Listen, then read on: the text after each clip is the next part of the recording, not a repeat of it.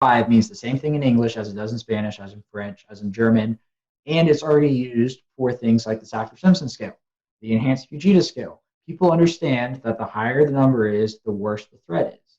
And just eliminating the words off the screen provides much more clarity for the general public, and I would encourage that to this day. Some folks are trying to go down the color line and trying to make colors represent the different severity. What's your thoughts on that? So I might get in trouble for this. A lot of meteorologists don't like the color scale, and I do. I think the green, yellow, orange, red, pink works. So within that, you have the built-in green, yellow, red, good, moderate, bad, and people are smart enough to derive that, okay, the orange between the yellow and the red is the intermediary, and if there's something after the red, it means it's probably worse. It doesn't matter what color it is, it's probably going to be that. And two other things I will add is no matter what colors you use, I still think people are going to translate the color to a number. If you show them two areas and you have, if you show them a green and a yellow area, and the yellow area is inside, and you've got a legend up top, and there's the 5 colors, they're going to translate with that. Okay, so it's the first 2 colors, and the yellow is the second worst. So, and there's the whole principle of a region within a region, right? You're not going to get a moderate area that is surrounded by a marginal area directly. You're always going to have a leveled marginal, slight, enhanced, moderate, high, as it stands now, with that area. And I think people are smart enough to be able to derive that if there's a region within another region, the higher threat is in that smaller region that is entirely contained. And I'm not sure if y'all have had Castle Williams on in the past. He's from University of Georgia. He did his dissertation on something similar to this, but he focused on some of the colors and the overall communication of it.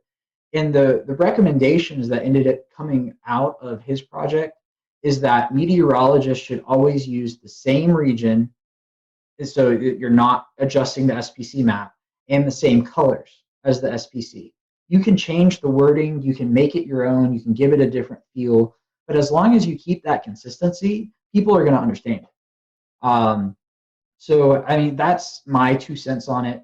Again, I'm a senior meteorology student at Mississippi State. I am in no position to be making that type of decision whether or not to change something, but I think it works. And I think a lot of the confusion comes from the words and not the colors. So, Alex, was there anything in the research that we kind of haven't covered or that surprised you that you still want to go over before we kind of start to wind the show down? Yeah, so there's an interesting idea that was, or everybody's gut reaction to my findings was, okay, we need to change the word order. And I don't think you can do that because there is already an existing order. And if you change it, you're just going to confuse more people. Because what happens when, Sally down the road doesn't know that it changed, and all of a sudden a moderate is now at level 3 and she's freaking out because it used to be a level 4, and that's a noticeable difference. The other piece of data I would put to back that up is that, sure, even though 50.4% of people, a majority of people saw slight as number 1, 49.6% of people did not. The biggest disparity was that was the biggest disparity. That 61.9% of people saw moderate as a level 3. 38.1% of people did not see moderate as a level 3. So even if you reconfigure the words, you're still going to have a problem. And I think those numbers would go up because you would just cause more confusion with a change. So that's why I advocate for an entirely number-based scale. I think it works. Just dump the words completely. You will confuse far less people. I think it's a very interesting topic because, as you were saying, I think it's hard to change the names. But I love the idea of the numbers, and I hope I know SPC is looking at some stuff, and hopefully, with your research and the research that's going on out of Oklahoma, hopefully we can start to incorporate these number skills, because I do believe people relate well, or maybe even more better with numbers than compared to these words, because in my mind, enhanced and moderate automatically should be switched. That doesn't make sense to me. But I really do hope we can latch onto the number aspect, because I do think it conveys a more simple message. And when you're talking to people who are not weather savvy, they just want to know the information, and I think that helps get them the information they need to know. Yeah, and it helps them understand the threats better. You probably noticed in the beginning I had a little trouble describing the words, and I think everybody does, because the definition of them is percentage based. It's not based off of a certain type of storm that is expected, or a certain setup, or something along those lines. It's entirely arbitrary that people aren't going to understand. I mean, think about this. People don't understand chance of rain. All they do is formulate 50% is the halfway mark, and if it's below 50%, it's not going to rain. If it's above 50%, it's going to rain. That's literally what they do. I have asked people who are not meteorologists this question, and I have gotten that answer more often than not. So that's part of the issue, in that the groundwork for this is percentage based. But I would just circle back to one other thing, is that while the SPC cannot change their outlook with the flip of a switch, a chief meteorologist at a station can, as long as their news director is on board. I will use Atlanta as an example.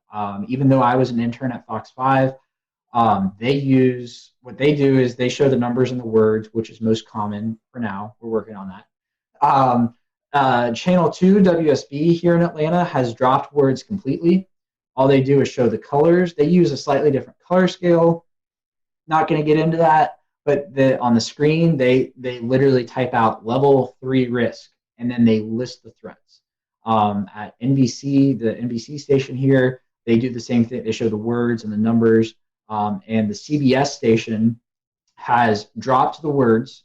They show the colors with the 1 through 5, and they bookend it with low and high, which could also work.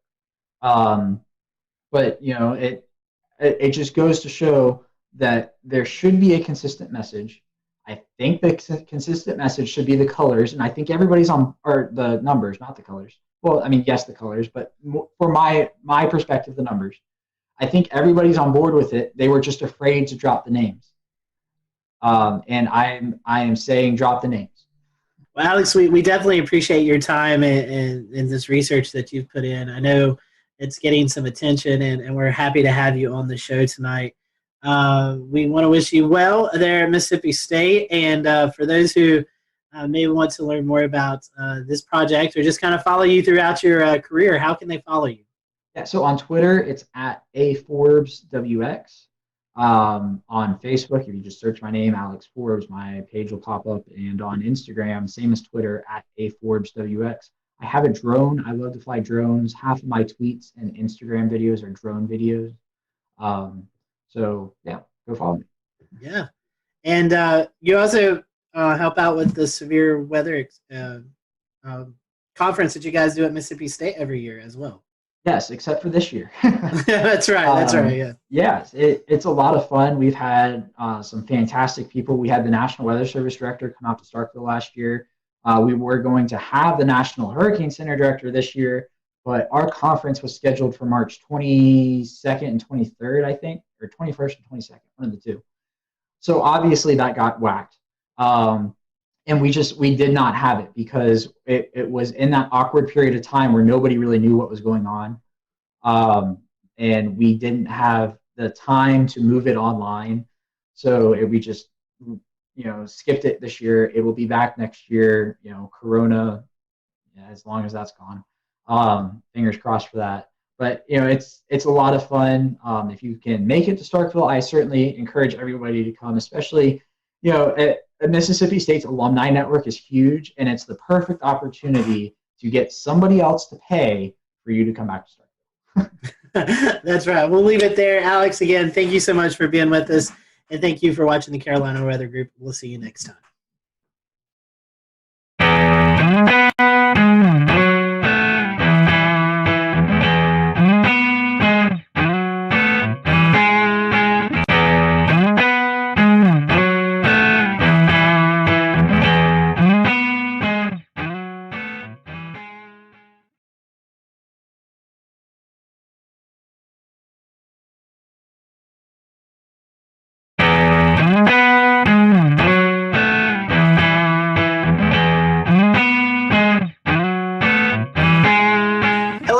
welcome to the Carolina Weather Group. We welcome you to our latest edition of our little podcast, Weather Live Stream, and we're going to be talking about an interesting project tonight, the Snow Impact Project. You may have heard about this project just recently released out on social media. NOAA and NASA and a lot of different entities working on better forecasting winter storms, and especially along the East Coast here where we live. That will be helpful because we know a variation in just a few miles can mean all the difference in snowfall forecasting. Tonight we have with us Lynn McMurdy. She's kind of leading up this research project. She is a associate professor at the Department of Atmospheric Science from the University of Washington. So, you know, last year on our 300 show, we were talking about the states that we've not had guests from. So we can mark Washington off that list. So now we're down to, I think, 6 states that we've not had any guests from. So, Lynn, welcome to the show tonight. Definitely happy to have you. And I know it's a busy time as we're in the midst of this research project. So tell us a little bit about the project and maybe how it got us started and how you guys came together to get this idea and get the ball rolling. Sure, happy to do that. I'm excited to be able to tell you all about it. So as you know, being a NASA project, our name of our project is an acronym because everything is acronyms with NASA. And the name is called IMPACTS, and it stands for the Investigation of Microphysics and Precipitation for Atlantic Coast Threatening Snowstorms. So in its name, it tells you a little bit about what we're doing. So I'm leading this project with I don't even know how many people I'm working with, probably hundreds. It's funded by NASA. It's a very large program that's a 5-year project. In the middle 3 years, we'll be gathering data and gathering cases to study. And it's part of their Earth Venture Suborbital call for projects. And this means instead of NASA funding somebody's idea about satellites, this is using aircraft. So suborbital means below the orbit of the Earth. So the main way that we are performing our investigation is through aircraft observations. So what we're trying to do is, as you well know, snowstorms, which occur all winter in this part of the country, are pretty difficult to forecast. They're fairly complex systems. They consist of large cloud shields that can be as far as Florida, way up into Canada. And within those big complex cloud parts of the storm, there's narrow bands of more intense snowfall. We call them snow bands. And it's that those smaller scale features, usually near the low center of the storm itself, that we are specifically trying to investigate. We're trying to understand the processes that form the snow bands, that make how they change as a storm evolves, and why some storms have a lot of snow bands and others have like absolutely none, yet they both are producing snow. So that's kind of the science focus of it. And our observational strategy involves primarily 2 aircraft. One of them will fly high above the clouds. It's NASA's ER2. It can fly at 20 kilometers elevation, which is 68,000 feet, or twice as high as a commercial aircraft. And it has equipped with remote sensing instrumentation. So everybody's probably familiar with weather radars. This airplane has 4 different radars, all different wavelengths. So they're sensitive to different portions of the storm. There's one that's a cloud radar, so it can see the small cloud-sized drops, and others are more rain and snow radars. They see the bigger drops. It also has microwave radiometers, and those are types of instruments that we often fly on satellites to measure precipitation from space. So that ER2 flies above the clouds way up high and looking at the storm remotely. And underneath, in coordination, observing the same portion of the storm, is the NASA's P3 Orion, and it flies inside the clouds, and it has a multitude of instrumentation, and the major ones are these cloud and precipitation probes, which actually essentially take pictures and count the sizes and the pictures of the snowflakes as they form. We fly it at different levels, so you see where the beautiful dendrites form, where the needles form, and then fly underneath, and they aggregate into large, big blobs of snow that eventually falls on the ground. We also have some ground instrumentation specifically for this project, and that includes a whole array of different radars and other snow measuring equipment, mostly on Long Island with my colleagues at Stony Brook. So one of the things you asked me to mention is like who's involved. So obviously I have a large crew of people involved with NASA, but the National Weather Service is also involved. They are sending up extra rainwind sondes, so we measure the profile of the atmosphere more frequently during these snowstorms. We just request them to, can you please put up some more at Albany and at their usual places. They'll add more rainwind sonde launches when we're flying, at the time periods that we're interested in. So they've been really helpful, and they're also been extremely helpful with helping my student and grad student and postdoc forecasters, trying to give them some local expertise. Flying in a winter type of storm, does it present any additional challenges versus like the hurricane hunters who fly in warm core systems?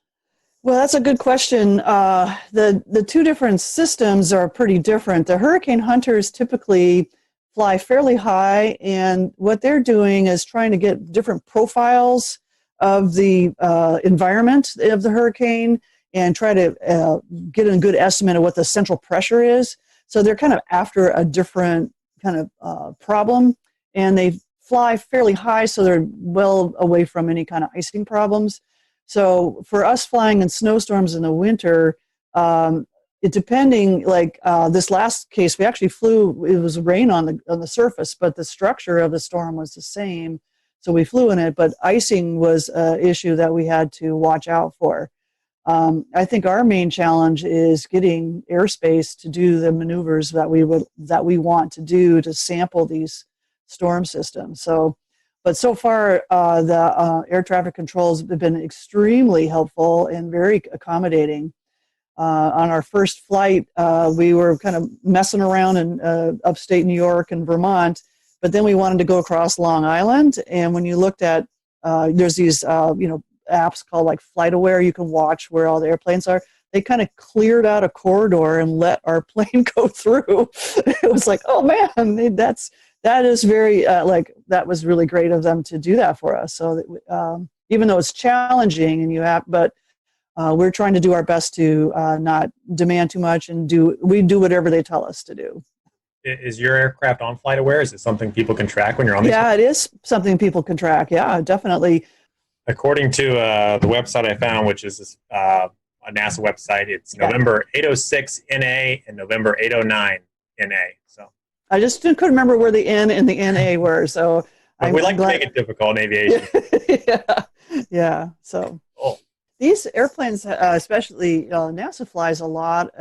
So does NOAA, and my colleagues who get National Science Foundation funds can also request the NOAA or NASA flights. And so they're very experienced crew in field campaigns like this. And each one has its unique way of doing operations. I think we're not doing anything really clever, fancy, different, and never been done before. And a lot of our instrumentation has been used in many other projects. And in some ways that's good. It's kind of less risky. And we'll get good data right away. And so it's, banking on the experience from other campaigns. I know specifically the focus of this project is for snow bands, but does some of this data also feed into freezing rain and sleet forecasts as well? It might, yes. I think what we're doing at this stage is we're first looking for any storm we can find. The banded structures can result in different things at the surface. The bands form aloft. So at those levels, that's always below freezing. And then the structure at the very lowest levels, the airplanes can't, observe because you're going to crash them because you're flying so close to the surface. So if it happens to be a situation where there's pre-existing cold air down at the surface, and that happens to turn into freezing rain instead of snow because it's warmer aloft, then yes, we will inform that. So I've told others that snow bands are our wish list, are the main thing we want to get for. But if the storm happens to be warmer than your usual winter storm, the structures are similar and we can still learn the science of what makes those structures. Why does it organize in these narrow bands that are maybe related to the low pressure center deepening or maybe not. There's different hypotheses that we're testing, and we can test them with a variety of storms, including ones that have freezing rain and things like that. Lynn, just off the cusp thinking, this may, correct me if I'm wrong, may be able to help predict or maybe forecast where we could actually see those intense bands set up where we see thunder snow. Is that? Oh, that would be, thanks for mentioning the thunder snow, because for this year on the ER2, we do have an instrument that measures the electric field, which then relates to lightning. So if thunder snow happens to occur, we will actually learn some really fascinating stuff. They've never flown this instrument in situations where in winter storms. So you're correct that one of the applications of the data that we're collecting should help us improve forecasting in a variety of ways. The first way is, we will understand the processes much better. So the science will elevate our knowledge base. But then the direct measurements of those snow crystals and the environment they're forming in, and what the liquid water content, the temperature, all these other parameters, these are things that our numerical models are also predicting, but we have to do that what we call using microphysical schemes. It's kind of like an algorithm that figures out how to do this. And they're invariably wrong, so that we don't have that portion of our numerical model very well constrained. And by having these direct measurements, we can see which one of these variety of microphysical schemes that you have a choice to use when you run a forecast model, which one is the most correct for these kinds of storms. They make assumptions like how much is made into snowflakes, how much is made into solid ice, how much remains in cloud liquid water. There's those things are assumed in the numerical models, but we will measure those so we can tell the models, no, you're wrong. I don't care how much snowfall comes out of that model, you're still not getting it right for the right reason. So that's one of our key applications, is hopefully down the road making improvements in our numerical models. What's it like? I mean, this has got to be probably the most difficult part of the research. Yes, it is. Where it takes us all week to figure out, like, how would we fly this forecast that's 85 hours out.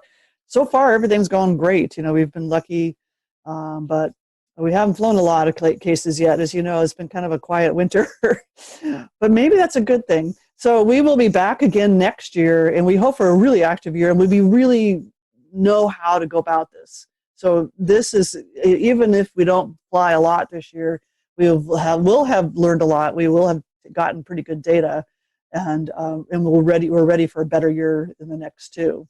Some of these, ideal winter storms can be quite massive and stretch all the way from the southeast to the northeast. Right. Mm-hmm. Is it possible for the planes to cover the southeast on day one and then get to the northeast in time for the deepening low pressure? We would love to do that. The trouble is that these storms kind of move a little too fast.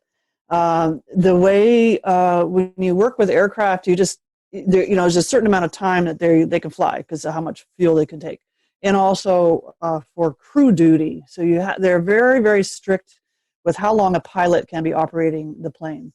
The ER2, the one that flies really up here. We'll return to Best of the Carolina Weather Group in a moment. Now your Carolina weather forecast. Here are today's forecast high temperatures for North Carolina. Here are the forecast lows for tonight for North Carolina.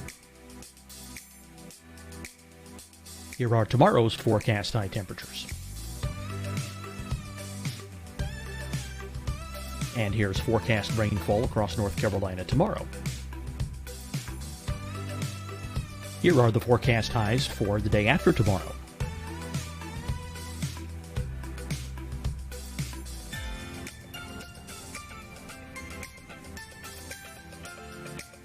And here's the forecast rainfall across North Carolina for the day after tomorrow.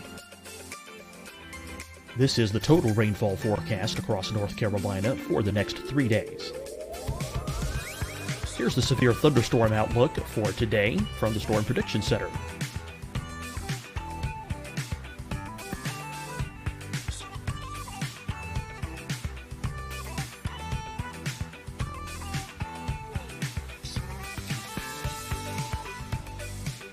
Here are the forecast high temperatures for today for South Carolina.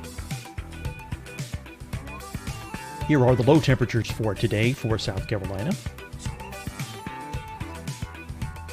Here's the probability of precipitation forecast across South Carolina today. And here are the rain chances across South Carolina tonight. Here are tomorrow's forecast highs across South Carolina. Here are the forecast low temperatures for tomorrow for South Carolina. And here is the probability of precipitation across South Carolina tomorrow. Here's the precipitation chances across South Carolina tomorrow night. Here are the forecast highs for the day after tomorrow in South Carolina. Here are the forecast low temperatures across South Carolina for the day after tomorrow. And here are the rain chances across South Carolina for the day after tomorrow. And South Carolina's probability of precipitation for that night. Here's the Storm Prediction Center's severe thunderstorm outlook across South Carolina for today through tonight. Here's the Storm Prediction Center's severe thunderstorm outlook across South Carolina for tomorrow and tomorrow night. And here's the Storm Prediction Center's severe thunderstorm outlook across South Carolina for the day after tomorrow through that night. Here's the severe thunderstorm outlook for today from the Storm Prediction Center.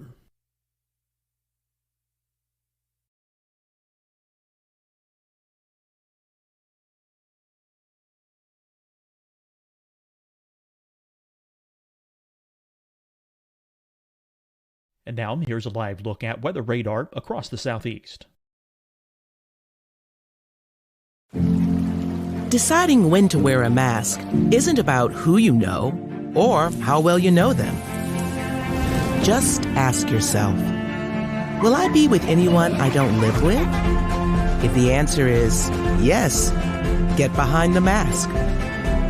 Help slow the spread of COVID-19. Get behind the mask.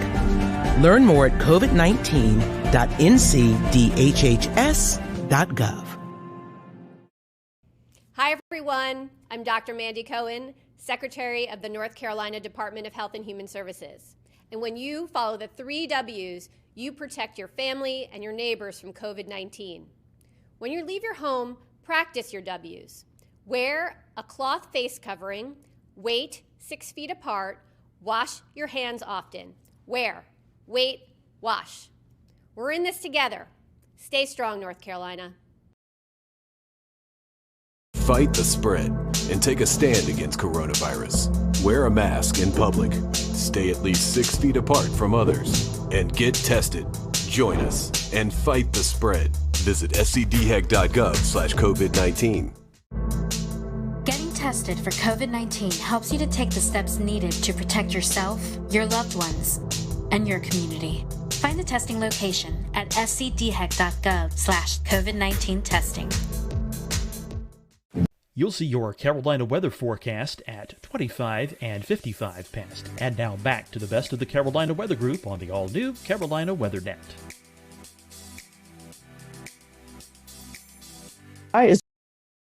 There's only one person on the plane, and that's the pilot. So, and he wears a spacesuit. He's almost beyond the atmosphere. He's so high up. So he has to, we have to be sure that that person is within the safe range.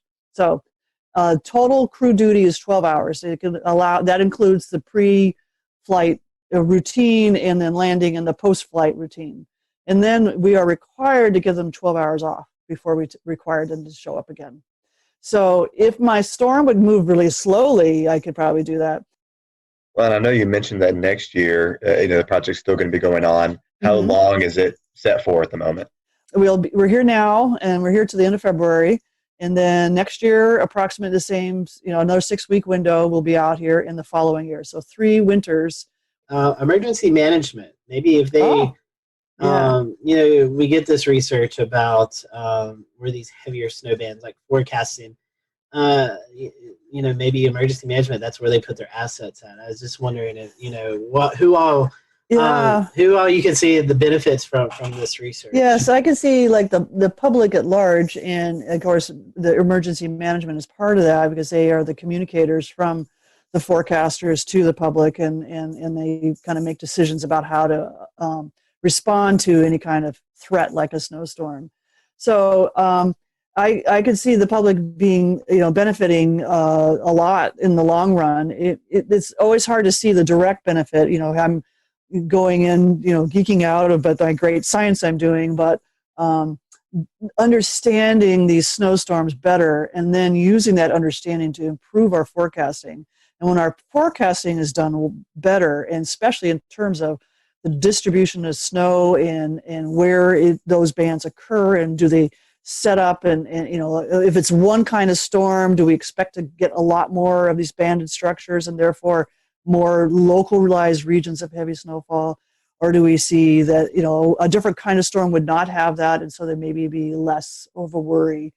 So yes, indeed, that'll eventually benefit the public, our understanding, and then applying that understanding to better forecasting, and better forecasting will help the managers be able to react in a timely manner to inform the public. I know it's kind of early into the project, but what's the feedback been like so far? Thumbs up, it's great, we love it. We have, when the type of instruments we fly on the P3 are kind of finicky and difficult instruments, so some of them have not been operating at the top as they could be, so that's some of the feedback. We're trying to correct some problems or fix an instrument or two. The data that I've been looking at looks really good, I think. What you kind of is exciting is you look at it and go, I don't know what's going on. When you have that kind of reaction, that's actually a good thing because it means you're going to learn something new. So I'm excited about that. So far, I think everything we've collected really high quality data. We haven't lost anything. Like sometimes, your biggest worry is like somebody forgot to flip the switch and it didn't record. Like, oh no, don't do that. So far, everybody knows what to do. They got all the switches turned on. Everything's good. And so far it looks great. So we just need more storms. That's all I need. Well, we need some more storms too. We're hoping. I know. We all need more storms. We need some more storms too. Well, Lynn, it's been a fantastic discussion. I'm going to go ahead and close out. So everyone, thanks for watching the Carolina Weather Group. We hope you've enjoyed this discussion. Lynn, I want to ask you, if you don't mind, if people want to follow along with the project, I know you have some social media platforms they can follow. How can they do that? Boy, I should have wrote this down. So the one I know for sure is our Twitter account, which is at Snow with a capital S and then Impacts, IMPACTS. Awesome. We follow here on the Carolina Weather Group, and I personally follow the Snow Impacts on Twitter. So get some great information there. You get some behind the scenes photos and things like that. So Lynn, thanks so much for joining us. We want to thank you for watching the Carolina Weather Group, and we will see you on our next episode.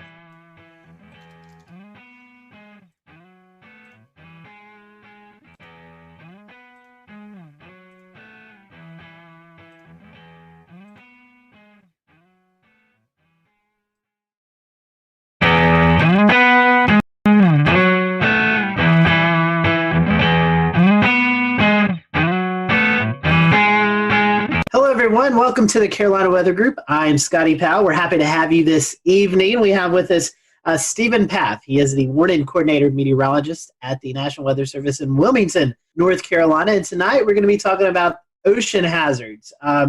The Coastal Weather Service offices issue several advisories and hazards and programs like that other weather offices don't. So when you find yourself on vacation or visiting the beach or something like that, you may hear something that's not familiar with you. So tonight we're going to kind of dive into that and kind of go through all of these unique and different advisories and program and hazard programs that we see along the coast. And Stephen, working in the Wilmington office, is the perfect person to go to that. He does a lot of outreach events. So happy to have Stephen on with us tonight. As always, if you are watching and you have any questions, feel free to drop them in the comment section. We'll be monitoring those throughout the show, and we'll direct you. If we don't know the answer, we'll direct you in a place that hopefully you can get the answer. So we, again, appreciate you watching tonight. We're going to be focusing on ocean hazards and the different programs that the Coastal Weather Service offices use throughout this vacation season that's coming up. So, Stephen, welcome to the show.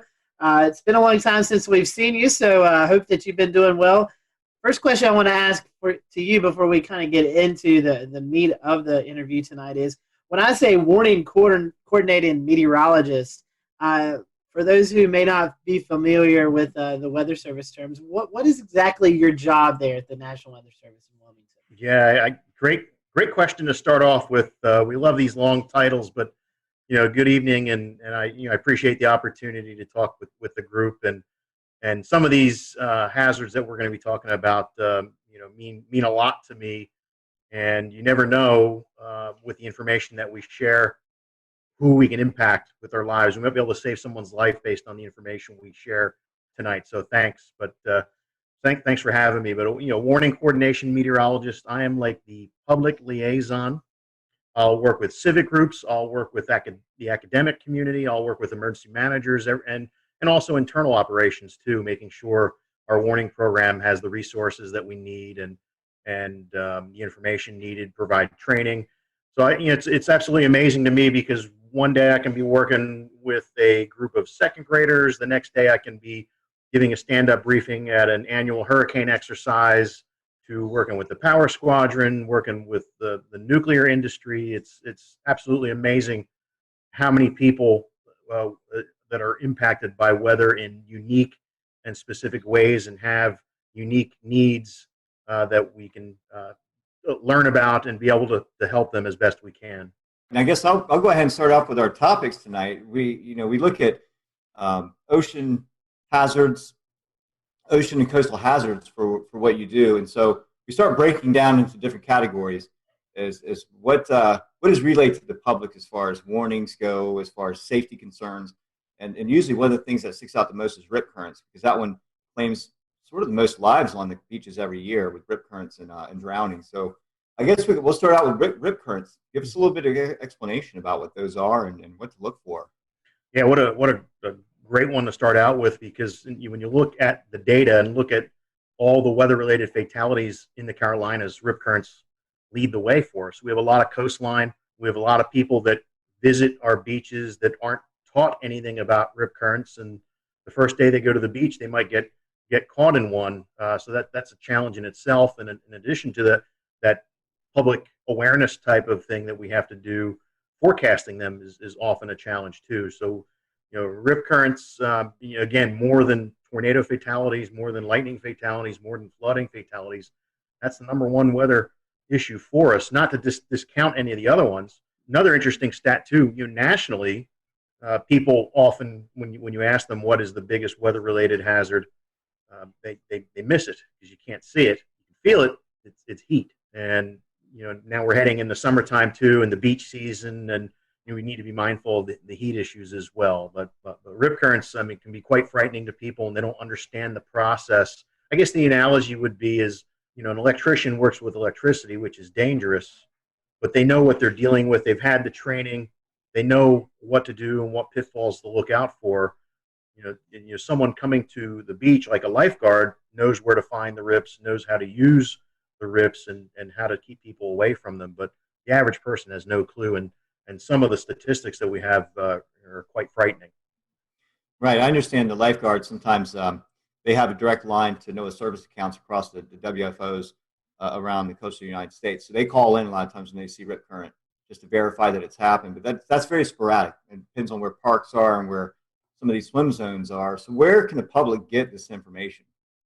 Yeah, the best way to get the information, of course, all of our media partners have access and share that as well. But we have rip current threat graphics on our web pages. All the weather offices up and down the coast have them. But social media has been a great way for us to push information out as well about them. And we saw a case last year though, because we feel there's deficiencies. Last year we had Hurricane Lorenzo. The closest approach to the United States was 2,200 miles. Yet that hurricane led to more hurricane deaths compared to the other storms that year on the East Coast, and it was 2,200 miles away. So we're thinking we need to start treating these big rip current outbreaks, these huge events, maybe like we do with severe weather outbreaks. Tell us a little bit about the risk levels that are involved with rip current forecasting. Yeah, when we look at the forecast and we're looking at wave data, we're looking at the synoptic pattern as well. But anything that can pile water up into the beaches is one of the big keys. So it could be persistent onshore flow, like that southerly flow wrapping around the Bermuda High that goes right into our south-facing beaches, where you have mass moving into the beach.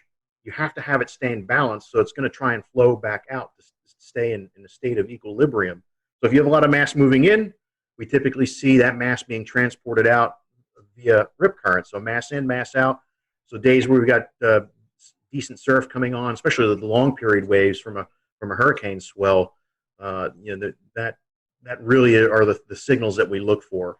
And when you think about the longer the wave period, the farther offshore that wave is feeling bottom. So in particular, hurricane swell is very dangerous because now your surf zone, instead of maybe being 20 yards, these longer period waves are feeling the bottom 40, 50 yards out. So if a rip current forms in that surf, it's going to be, it could be as long as a football field, the rip current length. So there's a lot of things that we have to consider when we deal with these events. What about the stats? What do the stats tell us, on, like, say, demographically, where might these occur more around the United States? The Weather Service maintains statistics like you wouldn't believe about tornadoes and the EF rating and microbursts and all sorts of different things, because it's so important what you can learn from them. And with rip currents in the Carolinas, we've kept statistics since 2000. So we've got a pretty healthy database, unfortunately, a healthy database.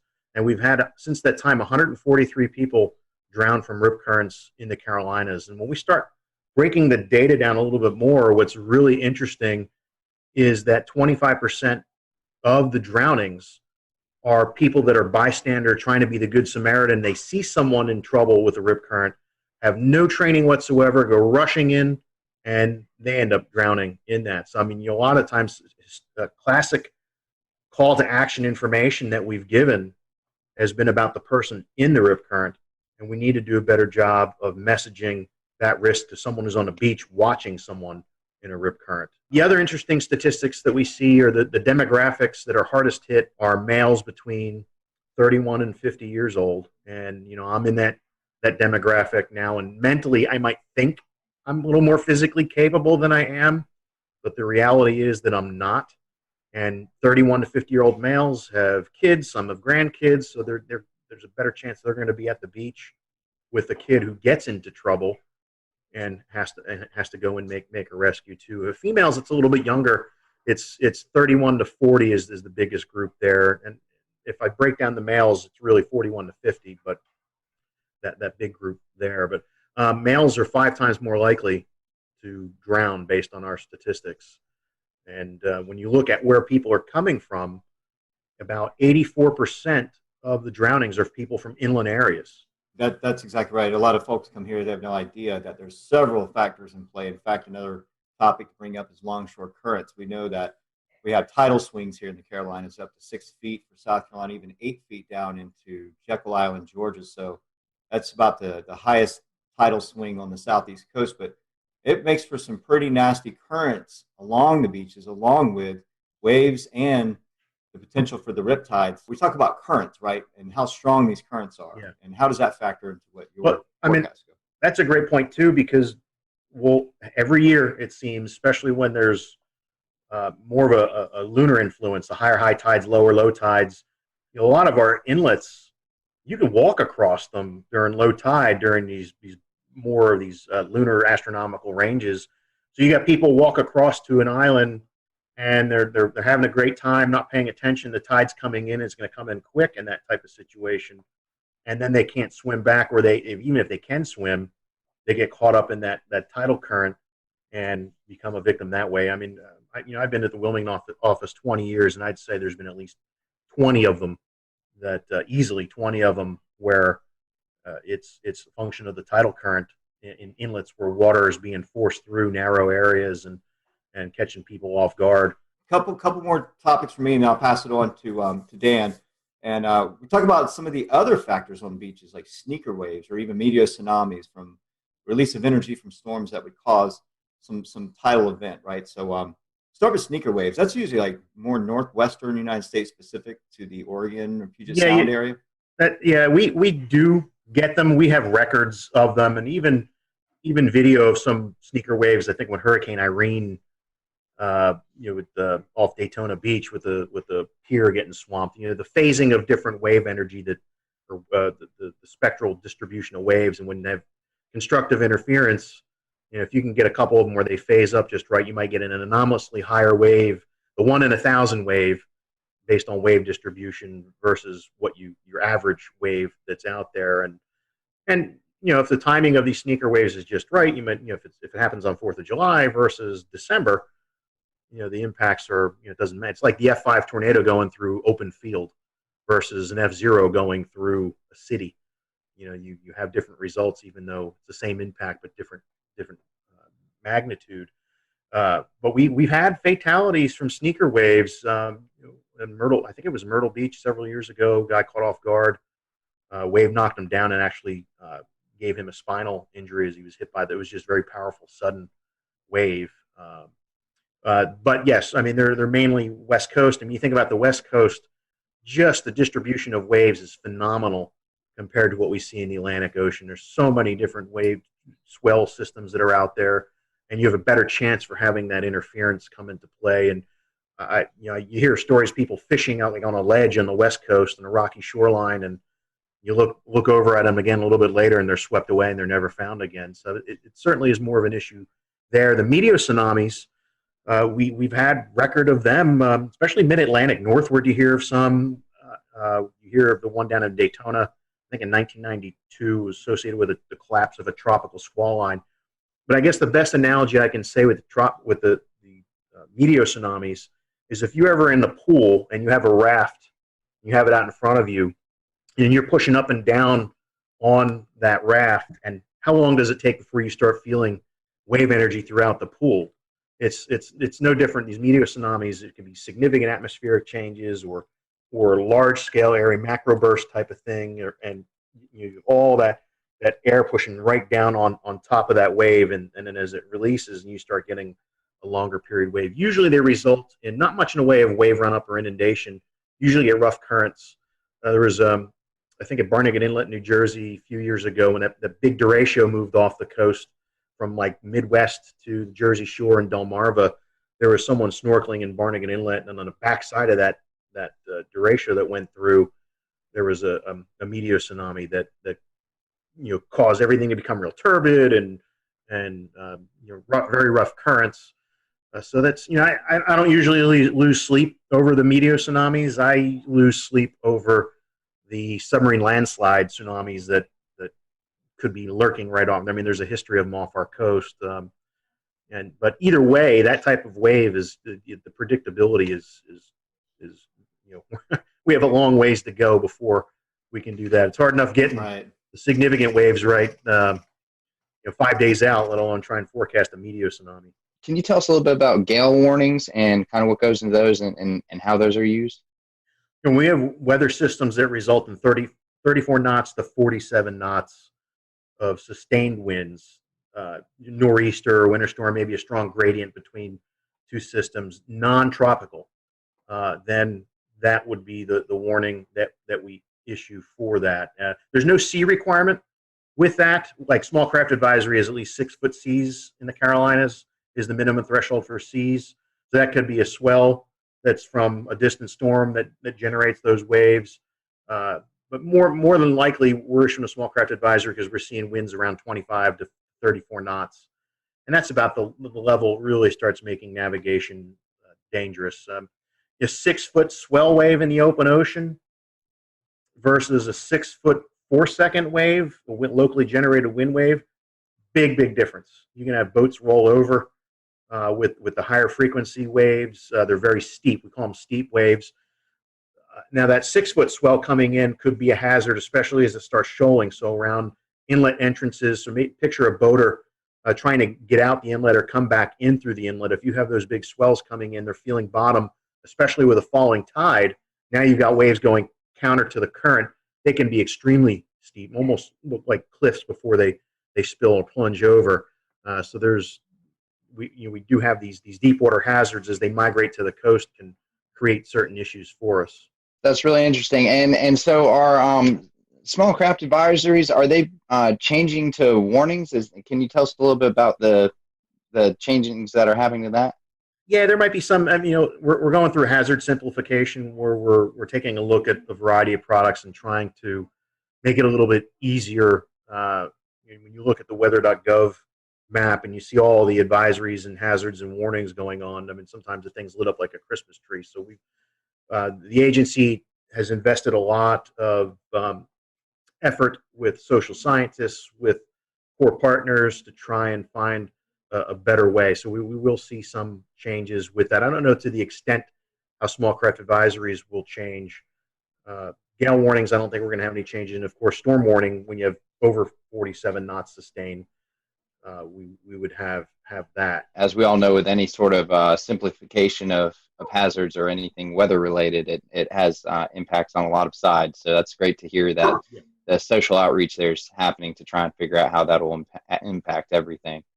One more thing that I have to talk about as far as open water hazards are concerned, as far as the special marine warnings,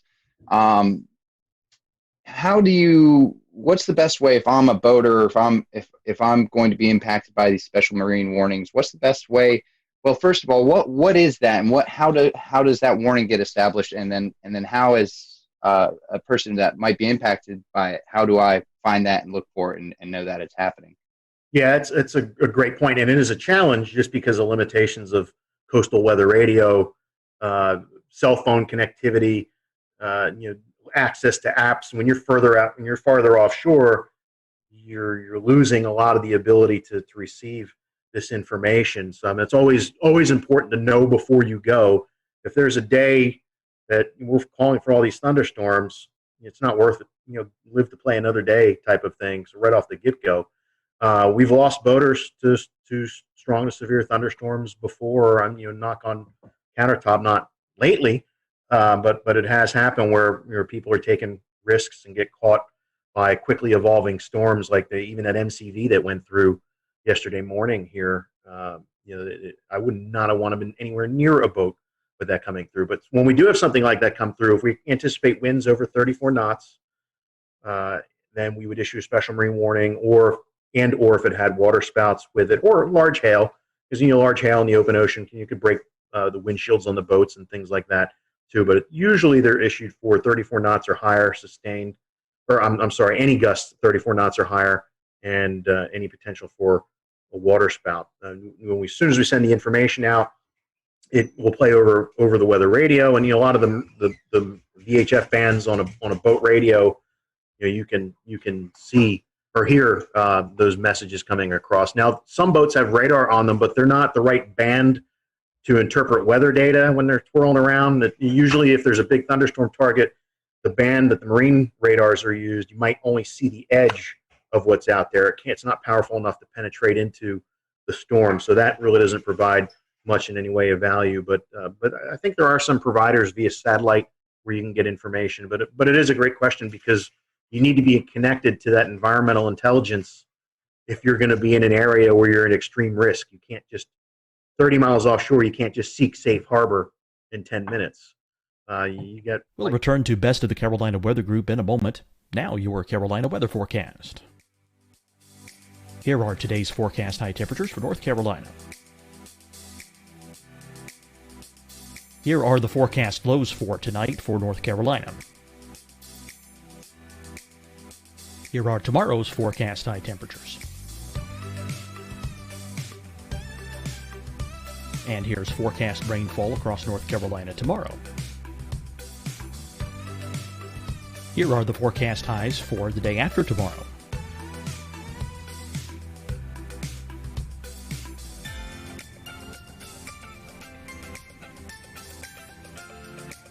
And here's the forecast rainfall across North Carolina for the day after tomorrow. This is the total rainfall forecast across North Carolina for the next 3 days. Here's the severe thunderstorm outlook for today from the Storm Prediction Center.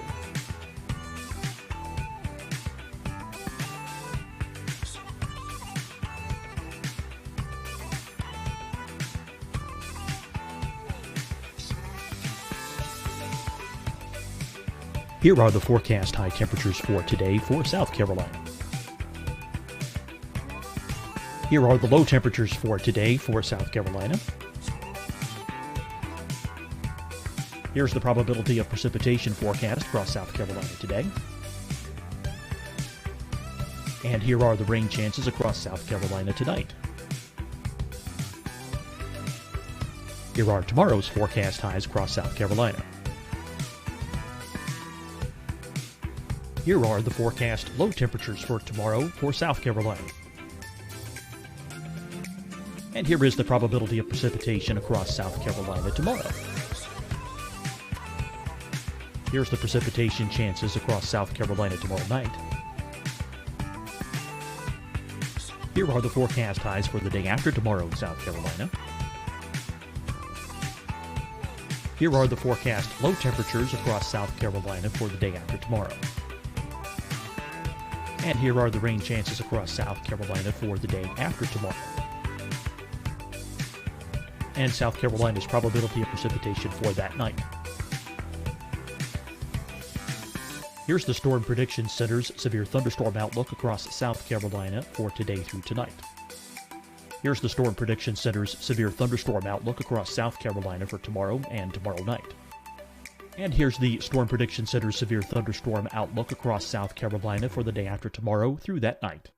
Here's the severe thunderstorm outlook for today from the Storm Prediction Center.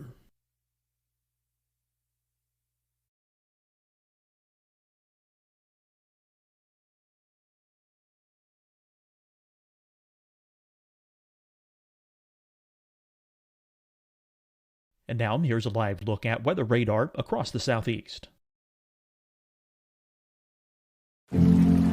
Deciding when to wear a mask isn't about who you know or how well you know them. Just ask yourself, will I be with anyone I don't live with? If the answer is yes, get behind the mask. Help slow the spread of COVID-19. Get behind the mask. Learn more at covid19.ncdhhs.gov. Hi, everyone. I'm Dr. Mandy Cohen, Secretary of the North Carolina Department of Health and Human Services. And when you follow the 3 W's, you protect your family and your neighbors from COVID-19. When you leave your home, practice your W's. Wear a cloth face covering, wait 6 feet apart, wash your hands often. Wear, wait, wash. We're in this together. Stay strong, North Carolina. Fight the spread and take a stand against coronavirus. Wear a mask in public. Stay at least 6 feet apart from others. And get tested. Join us and fight the spread. Visit scdhec.gov/COVID-19. Getting tested for COVID-19 helps you to take the steps needed to protect yourself, your loved ones, and your community. Find the testing location at scdhec.gov/COVID-19 testing. You'll see your Carolina weather forecast at 25 and 55 past. And now back to the best of the Carolina Weather Group on the all-new Carolina Weather Net.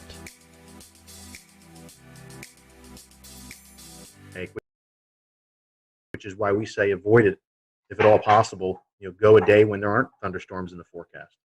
Stephen, a couple more advisories to cover with you, and one of them is one that we see almost monthly, pretty much in the Carolinas, with the lunar cycles and onshore winds and other factors. So the first one we'll talk about is coastal flood advisories. What exactly are they, and what should the public be looking for when they're issued? Yeah, that advisory, unfortunately, we're issuing more and more frequently, and there's a couple reasons for that. With sea level rise is one issue, but there are also parts along the Carolinas where there's actually subsidence going on. So the land is sinking. There's parts where the land is rising a little bit, and there's parts where it's sinking too. You can also have changes to the local hydrology, like they did a lot of dredging the Cape Fear River. So between the subsidence, sea level rise, and the dredging, our number of coastal flood advisories has gone up incredibly. Now, the thresholds for where we, before we decide to issue one or not, vary based on the datum that's related to that location. So you can't apply 5.5 feet mean low or low water at every coastal station because their datum varies. So what we have done, worked with a hydrologist, we've done coastal flood surveys, get out there when there is flooding going on and observe the impacts. We call that E19 data. It's mainly for rivers, but we do have E19 data for coastal locations as well. And once we know what the level is and what the impacts are, now we have a good database and we can put good information into a coastal flood advisory based on the levels that are predicted to occur. So moving on to the next advisory, and I think our last advisory for the night, high surf advisory. I think this is one that sometimes, especially for beach visitors, not necessarily residents, but someone who's coming from inland areas, it's easy to underestimate a big surf. 4 feet may not sound that big, but all of a sudden you get out in the water and 4 feet is a heavy wave. So tell us a little bit about how to be safe during the high surf advisory. Yeah, that, you mentioned the heavy wave. The heavy, you can feel the power on those days where it's really moving like a washing machine out there, and unless you really know what you're doing, that's something that should be avoided. Just between the plunging breakers, potential for spinal injuries, those sorts of things, and it makes you hard to see too. So you get into trouble, and you're in this rough surf or high surf, you might be hard to spot, or even hard to get someone's attention if you're in the perspective of being in the water. But some of the thresholds we use, I think, are about 6 to 8 feet breakers we get, depending on how clean the ocean is, depending on the wind. Surfers get excited when we do high surf advisory, especially if you get a light offshore wind and it cleans it up a little bit. It doesn't look like a washing machine, but it's still powerful and dangerous if you don't know what you're doing. The thresholds vary up and down the East Coast, but our wave climatology, it's not like Cape Hatteras, like Wrightsville Beach is we get decent waves there, but typically not like you see it at the Outer Banks. And then you get into Long Bay, Myrtle Beach, you got to get the wave energy coming in the right direction for us to issue a high surf advisory. The frying pan shoals block a lot of that easterly swell, where Wrightsville Beach might get it, but Myrtle Beach won't. So it's really unique to the shape of the coast as well, but it's a great point to talk about. Move to my last question before I hand it off to Scotty. Chemical and oil spills, I'm probably going to see this a little bit less frequently, but if you're out in the water, it's certainly still a hazard if it's ongoing. Where is this a problem? Is it a problem in the Carolinas? And if so, how can we be aware that it's happening?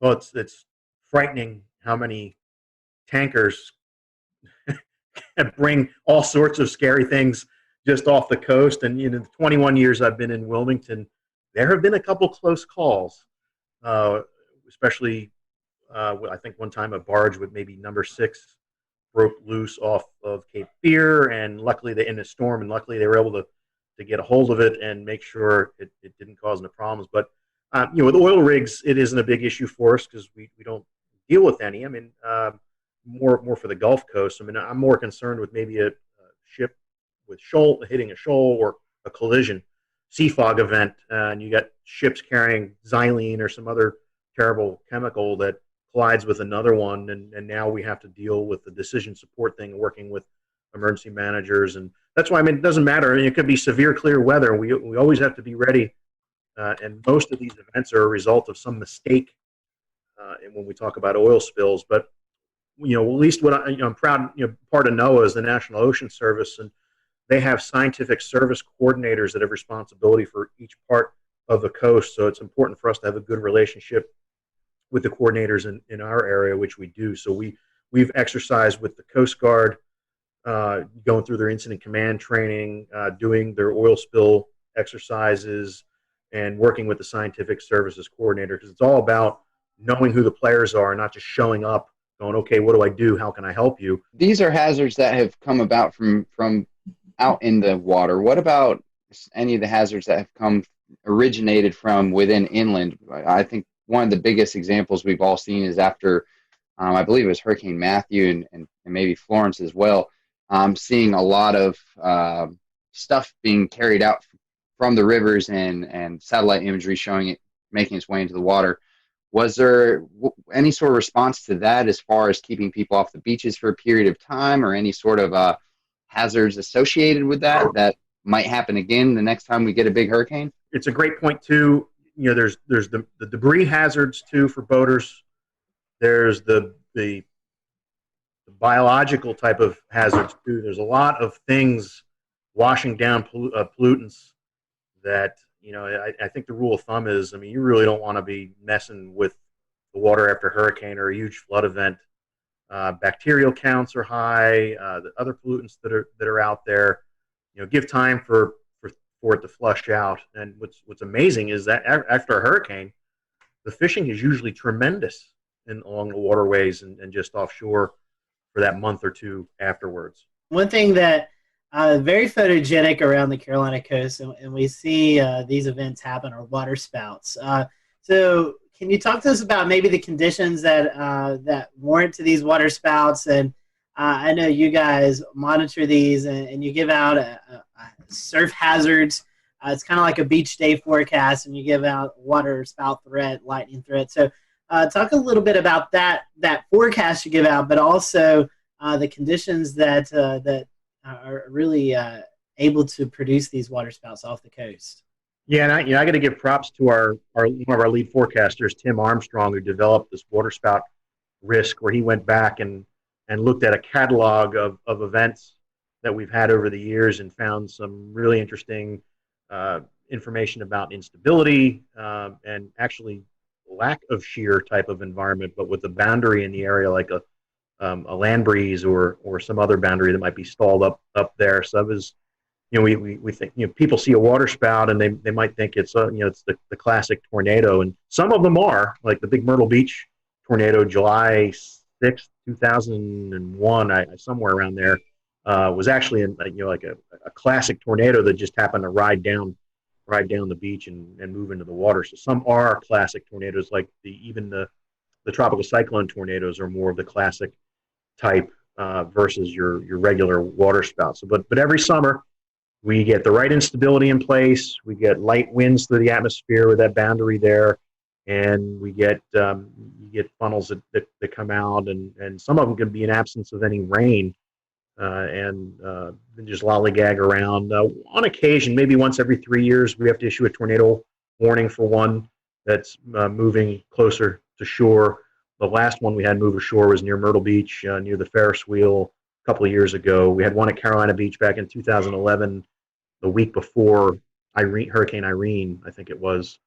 We had to do a tornado warning for that. And they don't show up on radar all that great. We use some products like Spectrum to really see some of that smaller scale turbulence that's going on associated with the funnels. They're usually very narrow, so with the beam spreading out from the radar after a distance, the circulations sometimes are too small and they don't get captured by the beam all that well. So it's important for us to have partnerships with the Coast Guard and the boating community and lifeguards as well to see them and get that information back to us so we can take action, unless it's a little bit bigger one that shows up on radar.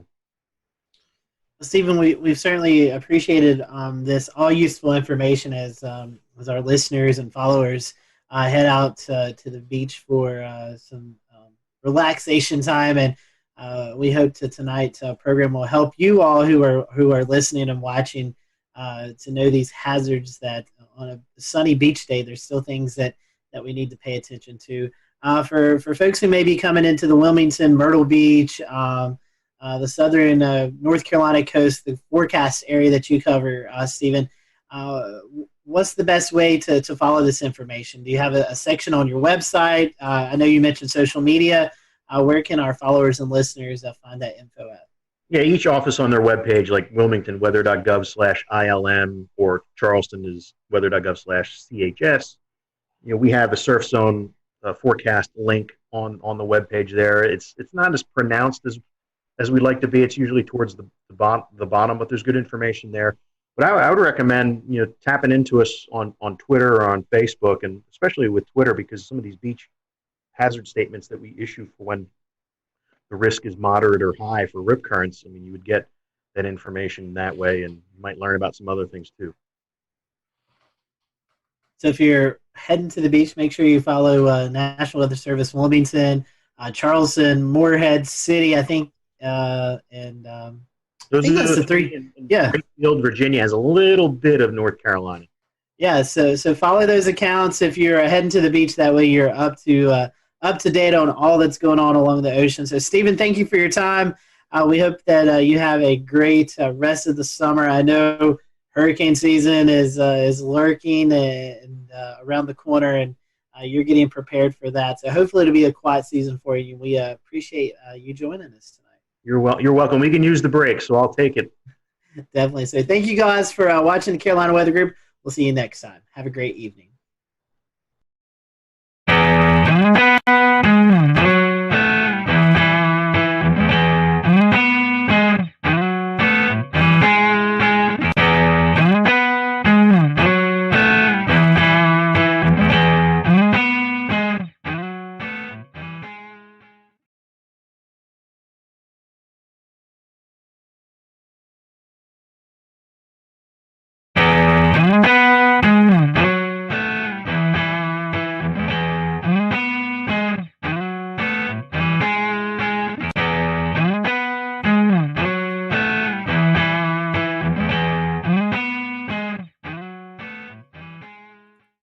And good evening from Charlotte. I'm James Brierton. It is Wednesday, November the 18th, 2020, and thanks for joining us for an all-new edition of the Carolina Weather Group. Now, this week on the Carolina Weather Group, we are dusting off a tape that has been sitting on our shelf for a little time now. We want to explain why. We're going to be talking about fire safety here in the Carolinas, and in March, we talked to the North Carolina Wildfire Service, Forest Service, and they gave us some great information about trying to keep your home safe, keep yourselves safe, and trying to keep our beautiful scenery here in the Carolinas safe.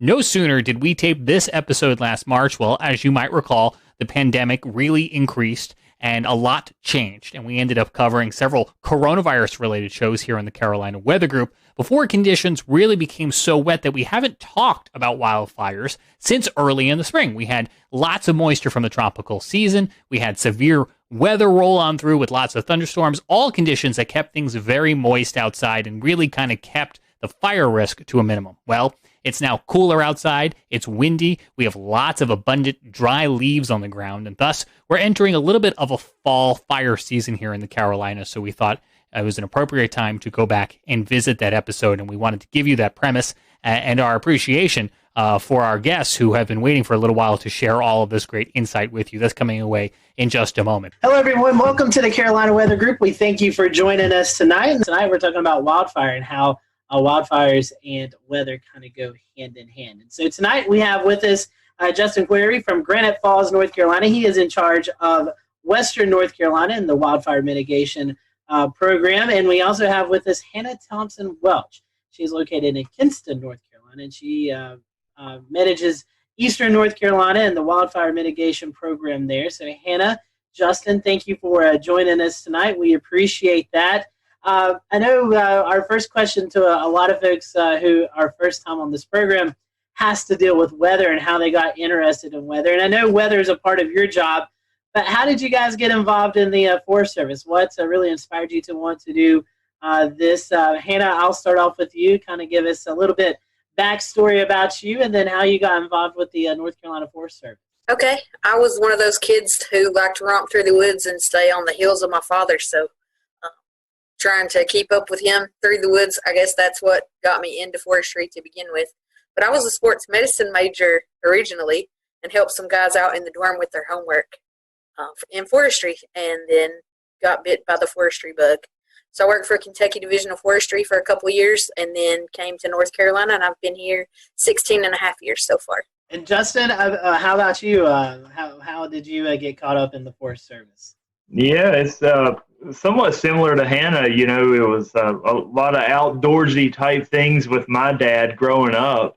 But then when I got to high school, we had a FFA department there, and they did a lot of stuff with forestry throughout that. And, you know, I realized it was something I really enjoyed and decided to go to school for it and pursue a career in it.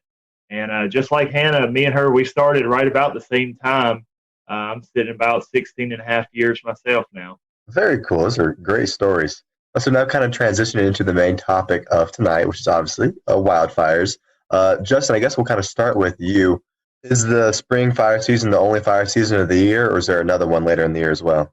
No, we'll typically have another one in the fall of the year, usually right around leaf fall.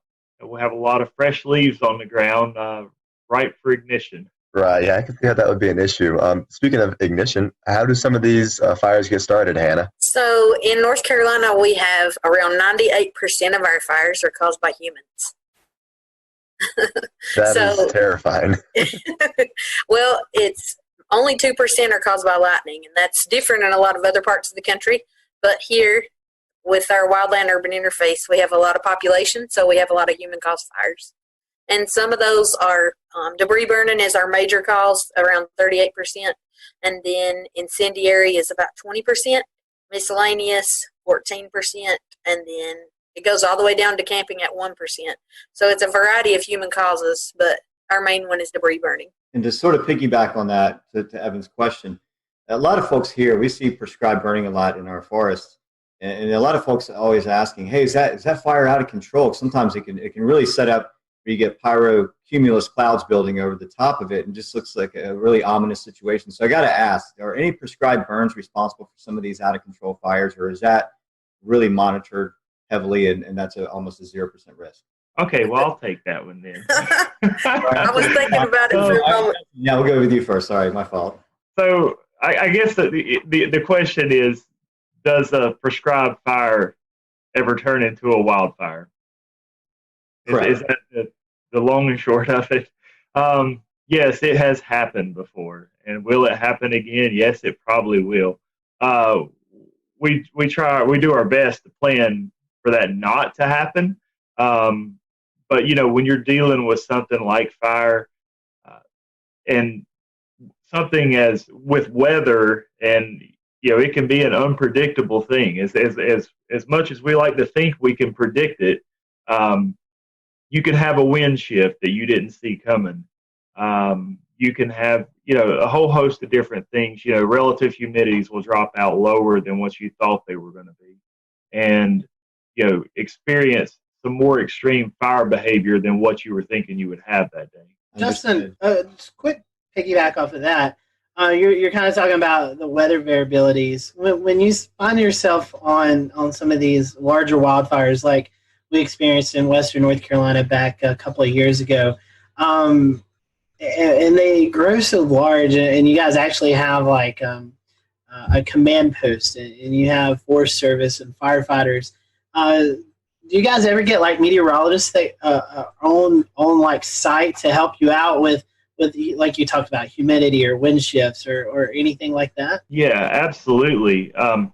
We'll get an incident meteorologist on most of our larger incidents, and then we'll also get some fire behavior analysis guys out there that will help to, you know, take those weather parameters, and they'll actually try to turn that into what will the fire actually do, you know, with the weather parameters that they're given. So yeah, we'll get incident meteorologists out there on our fires, our larger ones. Another piggyback where Evan was talking about causes. Something that comes to mind, which I don't think so. Evan, correct me if I'm wrong, because I know you follow Western North Carolina as much as I do. The flash drought that we had back last fall, where we had, I think, the whole month of September, we were very dry into October.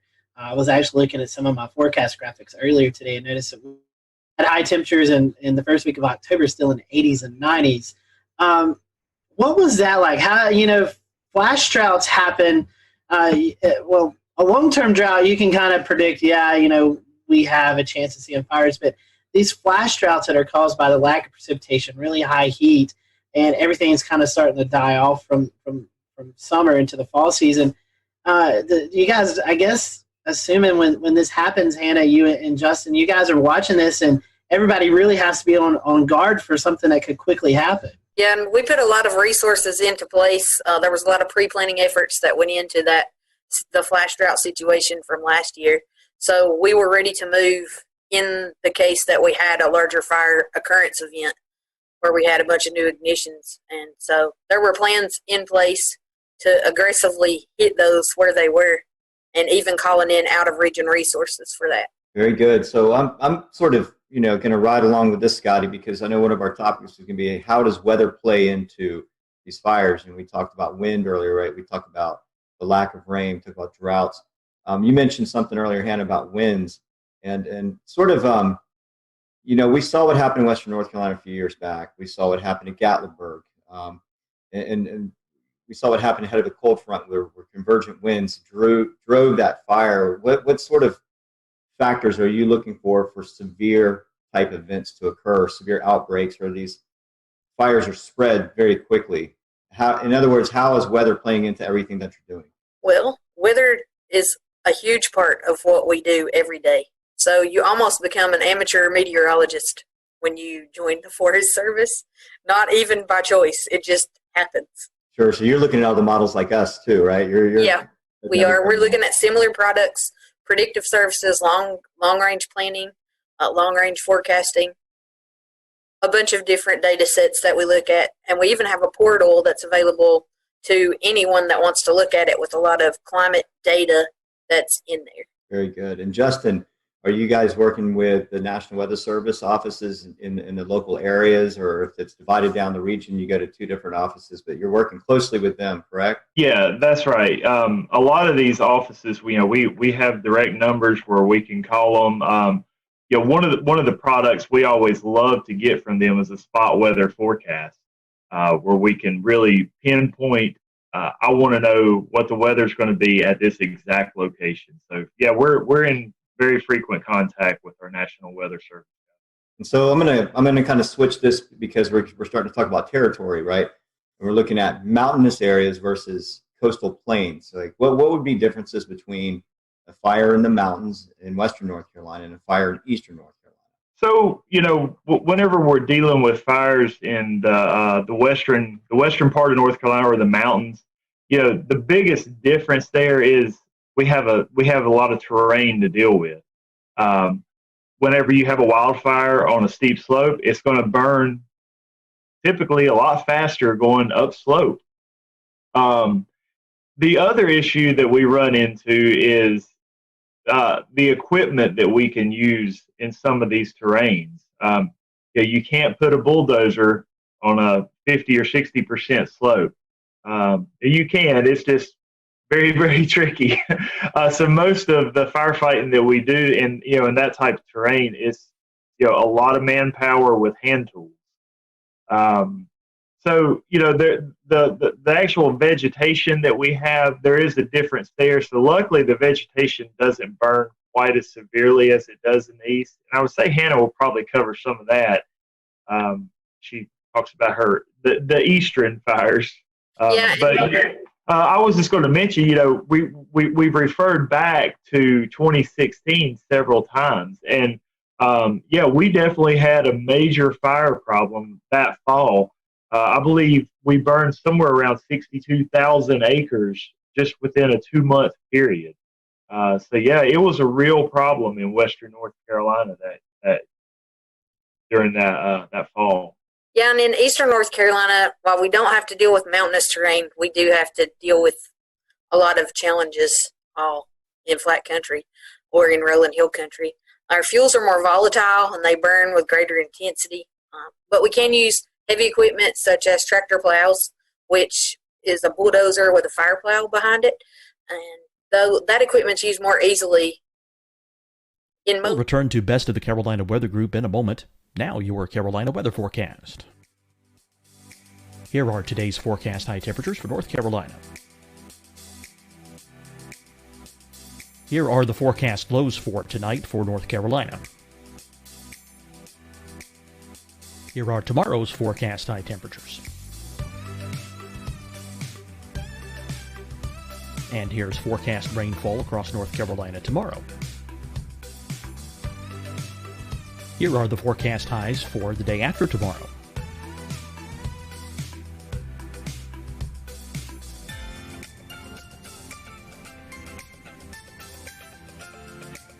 And here's the forecast rainfall across North Carolina for the day after tomorrow.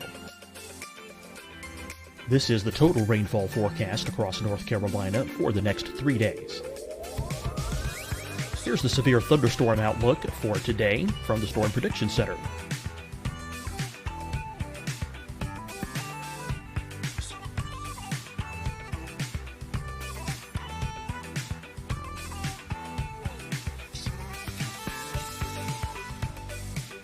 Here are the forecast high temperatures for today for South Carolina. Here are the low temperatures for today for South Carolina. Here's the probability of precipitation forecast across South Carolina today. And here are the rain chances across South Carolina tonight. Here are tomorrow's forecast highs across South Carolina. Here are the forecast low temperatures for tomorrow for South Carolina. And here is the probability of precipitation across South Carolina tomorrow. Here's the precipitation chances across South Carolina tomorrow night. Here are the forecast highs for the day after tomorrow in South Carolina. Here are the forecast low temperatures across South Carolina for the day after tomorrow. And here are the rain chances across South Carolina for the day after tomorrow. And South Carolina's probability of precipitation for that night. Here's the Storm Prediction Center's severe thunderstorm outlook across South Carolina for today through tonight. Here's the Storm Prediction Center's severe thunderstorm outlook across South Carolina for tomorrow and tomorrow night. And here's the Storm Prediction Center's severe thunderstorm outlook across South Carolina for the day after tomorrow through that night. Here's the severe thunderstorm outlook for today from the Storm Prediction Center.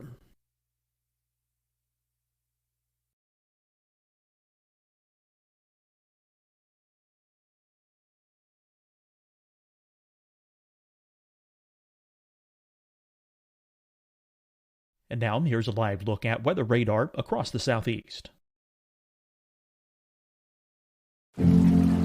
Deciding when to wear a mask isn't about who you know or how well you know them. Just ask yourself, will I be with anyone I don't live with? If the answer is yes, get behind the mask. Help slow the spread of COVID-19. Get behind the mask.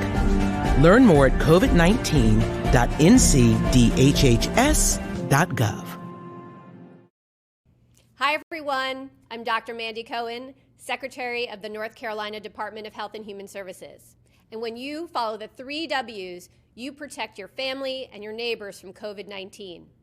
When you leave your home, practice your W's. Wear a cloth face covering, wait 6 feet apart, wash your hands often. Wear, wait, wash. We're in this together. Stay strong, North Carolina. Fight the spread and take a stand against coronavirus. Wear a mask in public. Stay at least 6 feet apart from others. And get tested. Join us and fight the spread. Visit scdhec.gov/COVID-19. Getting tested for COVID-19 helps you to take the steps needed to protect yourself, your loved ones, and your community. Find the testing location at scdhec.gov/COVID-19 testing.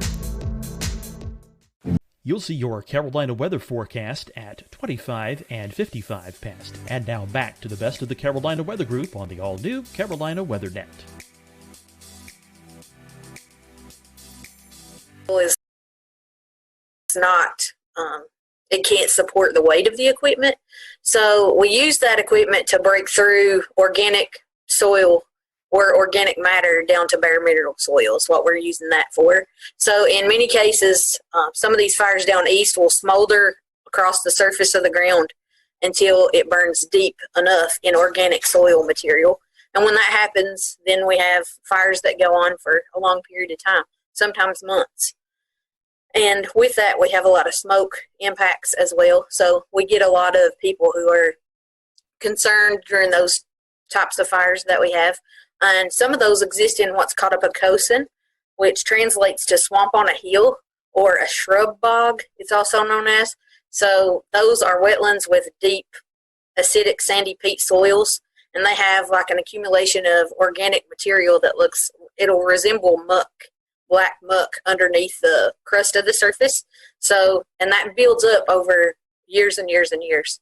But those are fire-adapted ecosystems, and in the east we are used to having to deal with that type of an ecosystem. I remember the fires, I'm trying to remember what year it was, where southeastern North Carolina, near the coast, and northern Myrtle Beach and the Grand Strand areas, they had a serious breakout up there. And smoke, we're going right into our next topic, which is going to be smoke management.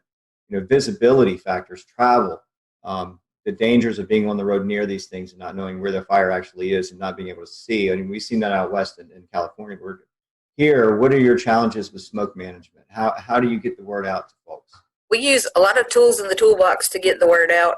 We always have public information officers on any fires that we have, and then we have public information officers with our agency, and we're constantly working to try to get the word out to the general public and any of our shareholders or stakeholders, cooperators that we need to advise on those types of issues. But it takes a broad toolbox full of tools to get the word out. So we use social media, we use email, we use all the traditional methods through news releases, and then we invite the news media out to some of our fires so they can get the word out for us as well.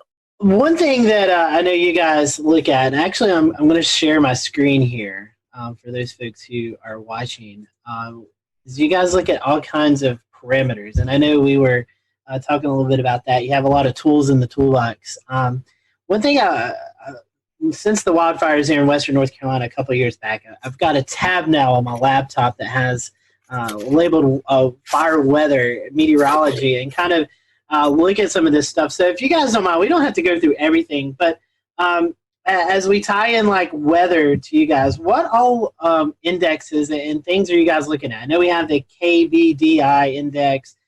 You guys look at kind of like the initiation point.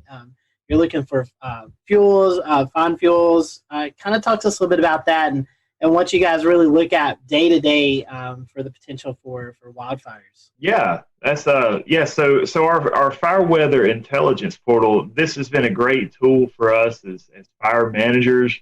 In the prescribed burn realm, but also for the wildfire realm here too. Because a lot of times when we're looking at wildfire, we're not just looking at one specific area or just one county. A lot of times we're looking at like an 8-county district, or possibly a 30-county region, or the whole state. So we may need to look at different indices crossing over the state. So some of your more obvious ones, temperature, relative humidity, wind speed and direction, precipitation over the past 24 hours. We like to look at some of that stuff, but some of the other things that we really like to look at are, let's say, the Keach-Byram Drought Index. That's one that can tell us, just how dry it actually is out there. The lower the number, the wetter it is. As we start going up closer, 500, that means we're starting to get into a pretty severe or significant drought situation. Some of our other parameters that we look at, you mentioned ignition component. That is one, pretty much tells us how easily a fire is going to ignite. Some of the other ones we're looking at, the energy release component right there. That's one that just tells us how intense that fire is going to burn. So there's a lot of different indices in there, and all of them are relative. It just it's just another tool in our toolbox, as Hannah mentioned earlier. Just different things we can look at that will help us as fire managers to determine how that fire will burn on any given day. And how are these values come up with? Like, is there like tools that you guys have that you go out and sample the soil? How do these values come up there? I mean, what all goes into that? So you'll notice they're kind of placed oddly across the state. There's actually a small weather station at each of those that are taken. We actually have small fuel sticks out there, and that takes some of our fuel moistures, and then a lot of your typical weather readings such as temperature, relative humidity, wind speed, precipitation. It also takes in solar radiation. Trying to think if there was anything else that I'm missing on those. But those are called remote automated weather stations. And another thing, Hannah, I'll bring you into this. This is another thing that I look at. It's the national, the NICC. It kind of gives you a seasonal outlook for wildfire. These outlooks are constantly in our minds. We do an annual refresher training every year, and at that meeting we go over these for the upcoming season, and that's getting us ready for the spring fire season, leading up to our work capacity test that we take annually so we can travel and help other like western states whenever they are having large fires as well. So we look at these and we brief on these throughout the months, even into the summer and into the fall. So we are looking at this way ahead of time. And as soon as this information is released, a lot of times you'll see it floating around social media pages and other things. So it's a hot topic of conversation for any wildland firefighter. And correct me if I'm wrong, but I believe as we went into last fall of 2019, it was above average for the Southeast just because of the flash drought.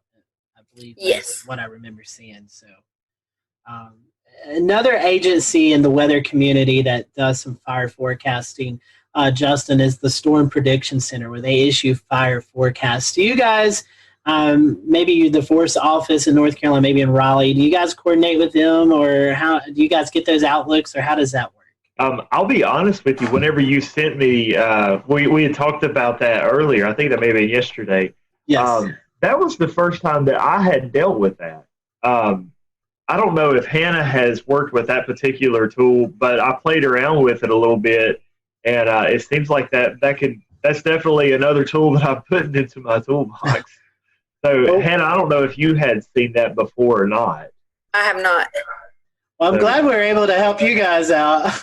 Yeah. For those who may be watching or listening to the podcast, we've had on Randy Bauer from National Weather Service in Norman, Oklahoma, who is also in with the Storm Prediction Center.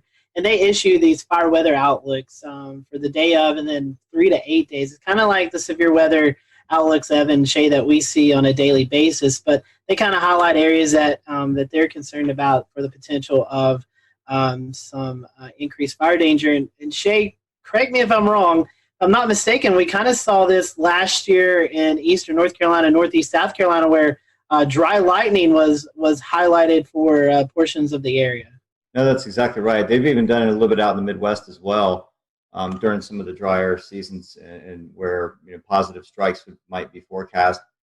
Anything of heat values where drought conditions, severe drought conditions are existing.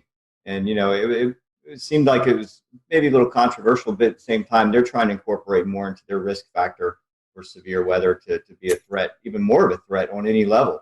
So they're working with the Forestry Department and others as well, from what I understand. I'd like to learn more about that this year because it is kind of new with them. So, yeah, I think to me, it's a good effort on their part. Definitely so. Justin, Hannah, one reason that we wanted to invite you guys on tonight is the North Carolina Forest Service is really putting a big campaign out about being ready and prepared for fires. But one thing I wanted to talk about before we do that was the idea of prescribed burning and how that kind of helps you guys get ready for the wildfire season. So could you briefly kind of talk about the purpose of prescribed burnings, and then we can kind of go into the wildfire mitigation, what you need to do as we get into the fire weather season? I'll go ahead and grab that one. So our prescribed burns, we're going to do those anytime that we we have a forest stand out here that we want to reduce the hazard in. If you don't have a fire in there, the leaf litter, the pine litter just continues falling to the ground year after year after year, and it accumulates more and more and more. So the more it accumulates, the more of a hazard you have. Whenever you do have a wildfire come through, it's going to have a pretty extreme danger there. So what we do is we'll come through and we'll actually burn the understory and reduce that wildfire hazard.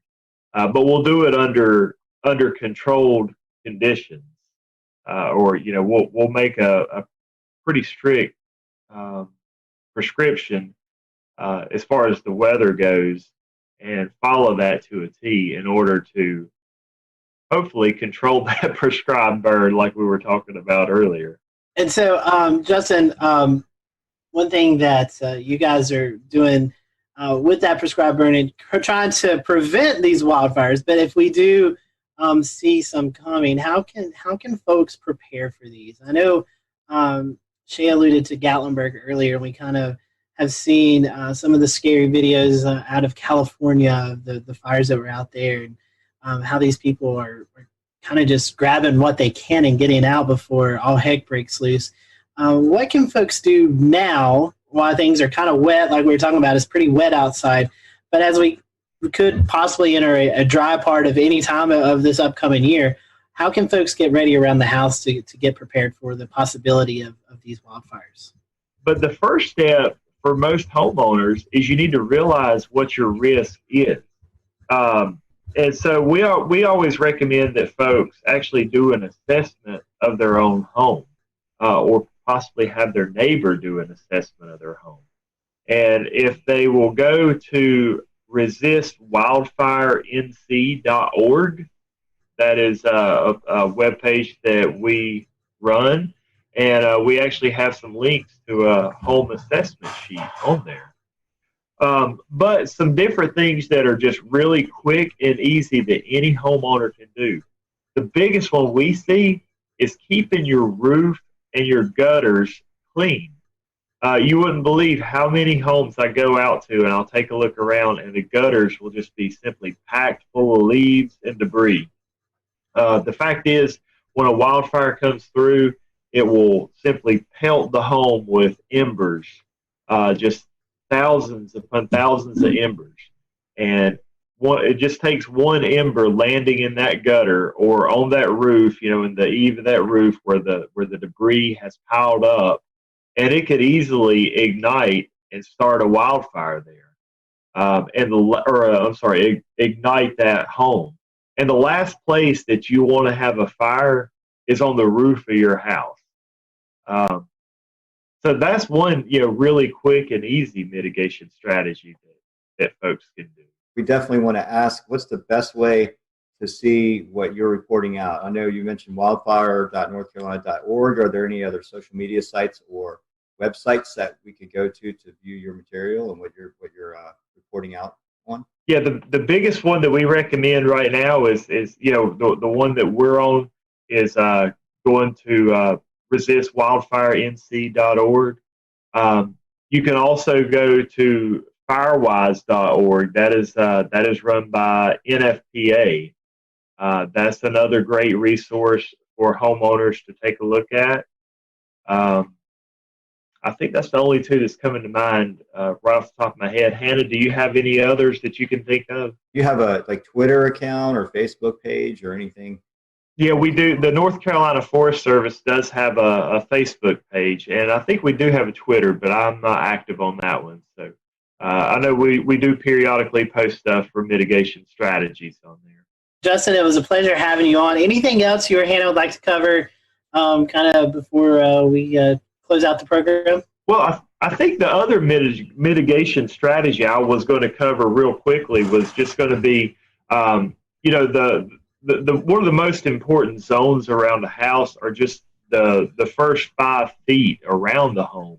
And that's typically where we have a lot of our flower beds, where we do a lot of our landscaping. So it's very important, the things that we put there, such as not putting highly flammable plants in that area, and then the mulch what we're putting down on the ground there is not using a flammable mulch, not using anything that's organic that can catch fire, such as pine needles or a shredded bark. Best thing we could recommend is like a hardscape, such as a lava rock or a pea gravel, or possibly even a river rock. Hannah, any other ideas that you could give folks about how they could prepare for the upcoming wildfire season? It's important to work with your neighbors. It's important to recognize what type of situation you have right immediately around your house and take appropriate measures to reduce risk ahead of fire season approaching. So it's really important to work with those around you, because if they have risk, then likely their risk joins your risk. Because we talk about home ignition zones. So the zones around your house from 0 to 5 foot is your immediate zone, and then from 5 to 30 feet is your intermediate zone. And if those 30-foot circles, if you imagine a circle around your house at 30-foot distance, then if it touches another home's 30-foot zone, then if worst case scenario happened, there could be structure-to-structure ignition. So anything you can do to reduce the risk around your home, that's what you should be doing. Justin, Hannah, one other thing I think pops into my mind that you see a lot of people are out there when we get into these fire situations. They're trying to extinguish a fire with a garden hose that they have at their house, maybe when evacuations have been ordered. Would you guys suggest, hey, just get your stuff, follow the evacuation orders, let the firefighters, let you folks take care of the fire? Yes, absolutely. If evacuation orders have been made, by all means, go ahead and follow them. A garden hose is not going to do much for that fire. You're putting your life and your family, in harm's way by sticking around. Take these preparation tips and use them to your advantage. That way that you're prepared before the next fire. So we appreciate you guys joining us tonight here on the Carolina Weather Group. We hope you'll tune in next Wednesday for an all-new episode. Have a great evening, everyone.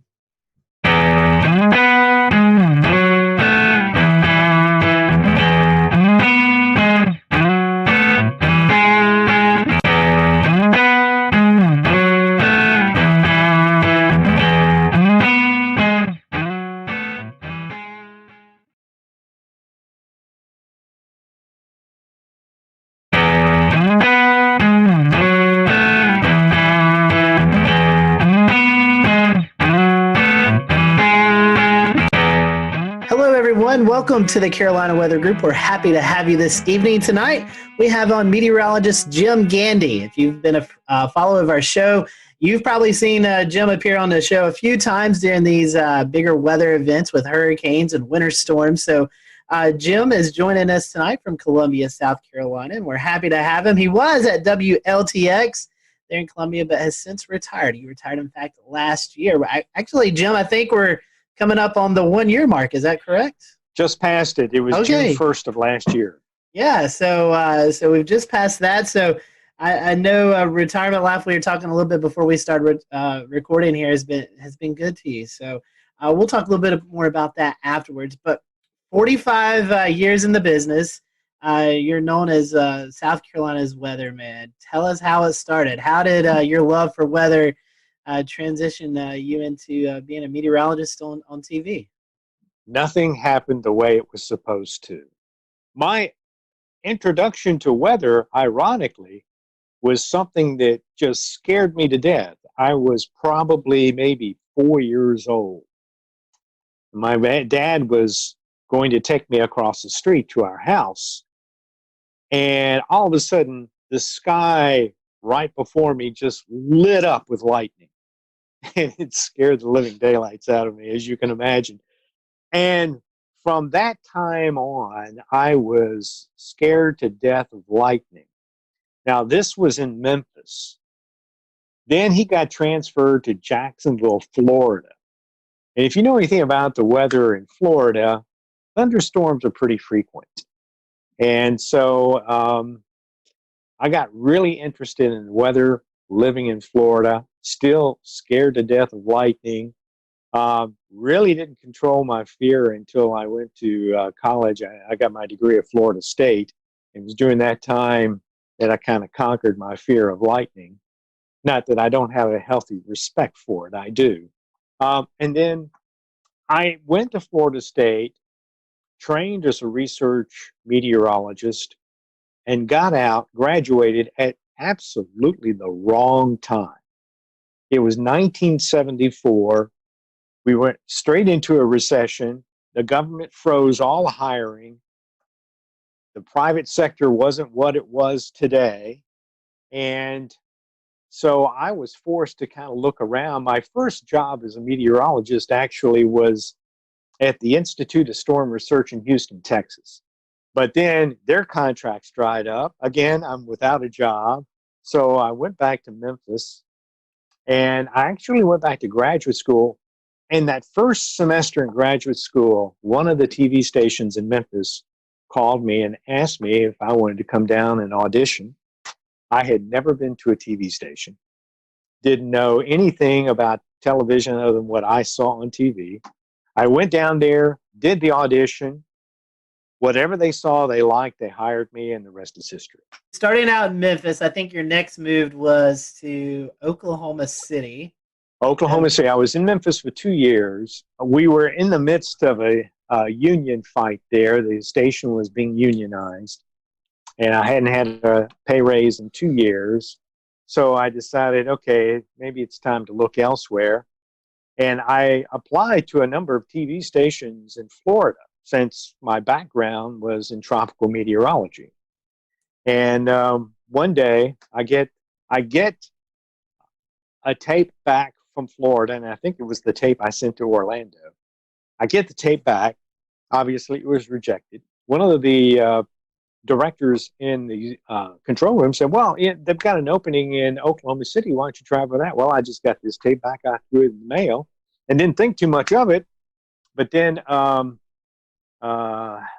would say just a few days later, I got a phone call from Jim Williams at KTVY, now K4 in Oklahoma City. And they flew me out there, and I did an audition right there on their set. I beat out everybody that was looking for the job. And so I spent almost 5 years in Oklahoma City. Then I went and spent 2 years with Mike Smith up in Wichita at the Kansas State Network.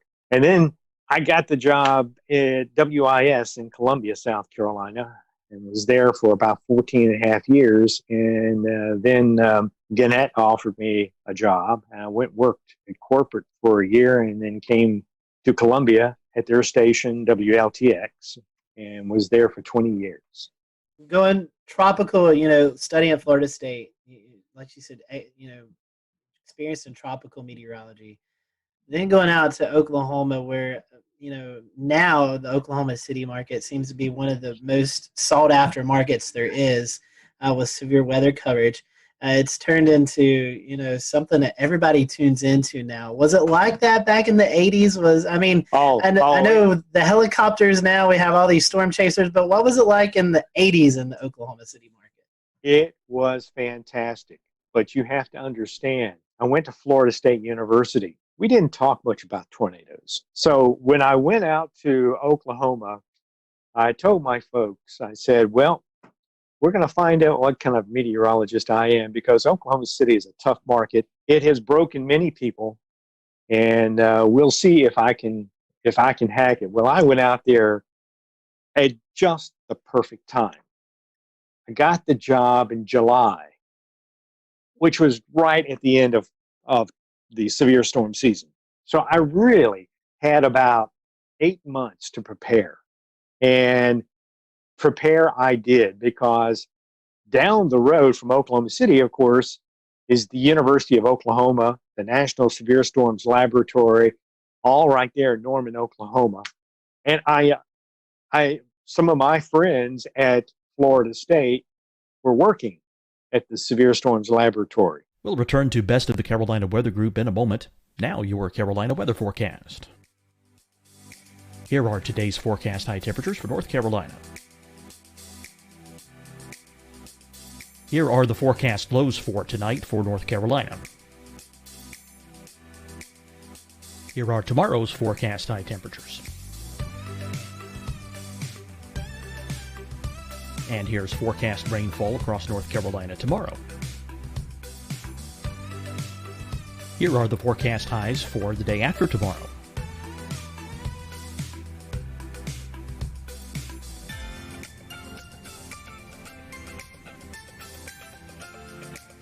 And here's the forecast rainfall across North Carolina for the day after tomorrow. This is the total rainfall forecast across North Carolina for the next 3 days.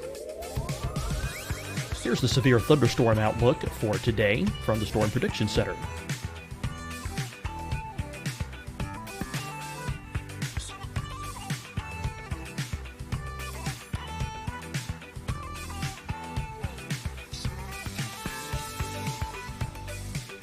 Here are the forecast high temperatures for today for South Carolina.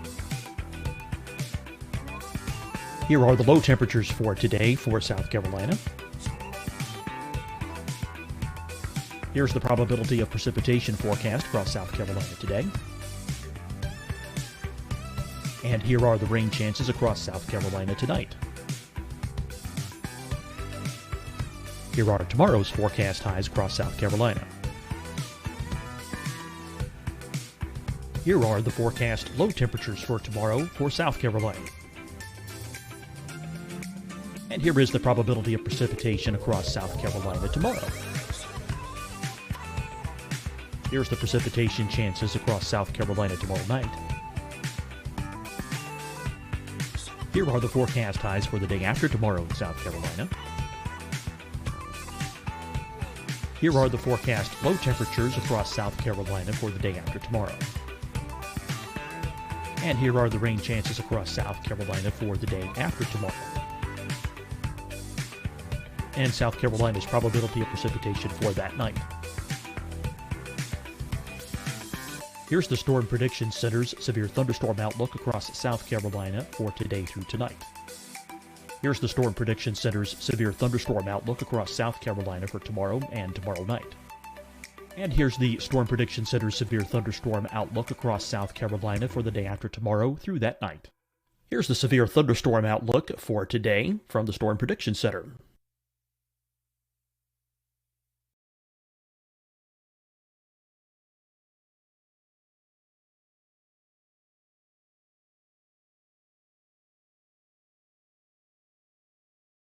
And now, here's a live look at weather radar across the southeast. Deciding when to wear a mask isn't about who you know or how well you know them.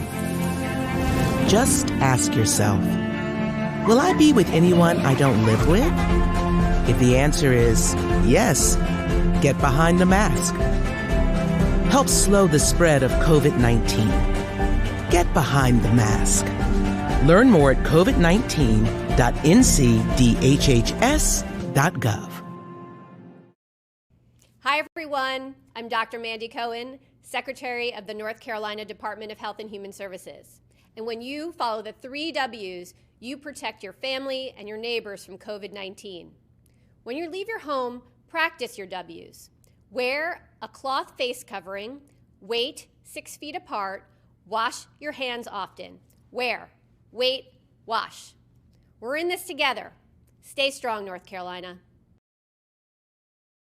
Fight the spread and take a stand against coronavirus. Wear a mask in public. Stay at least 6 feet apart from others. And get tested. Join us and fight the spread. Visit scdhec.gov/COVID-19. Getting tested for COVID-19 helps you to take the steps needed to protect yourself, your loved ones, and your community. Find the testing location at scdhec.gov/COVID-19 testing. You'll see your Carolina weather forecast at 25 and 55 past. And now back to the best of the Carolina Weather Group on the all-new Carolina Weather Net.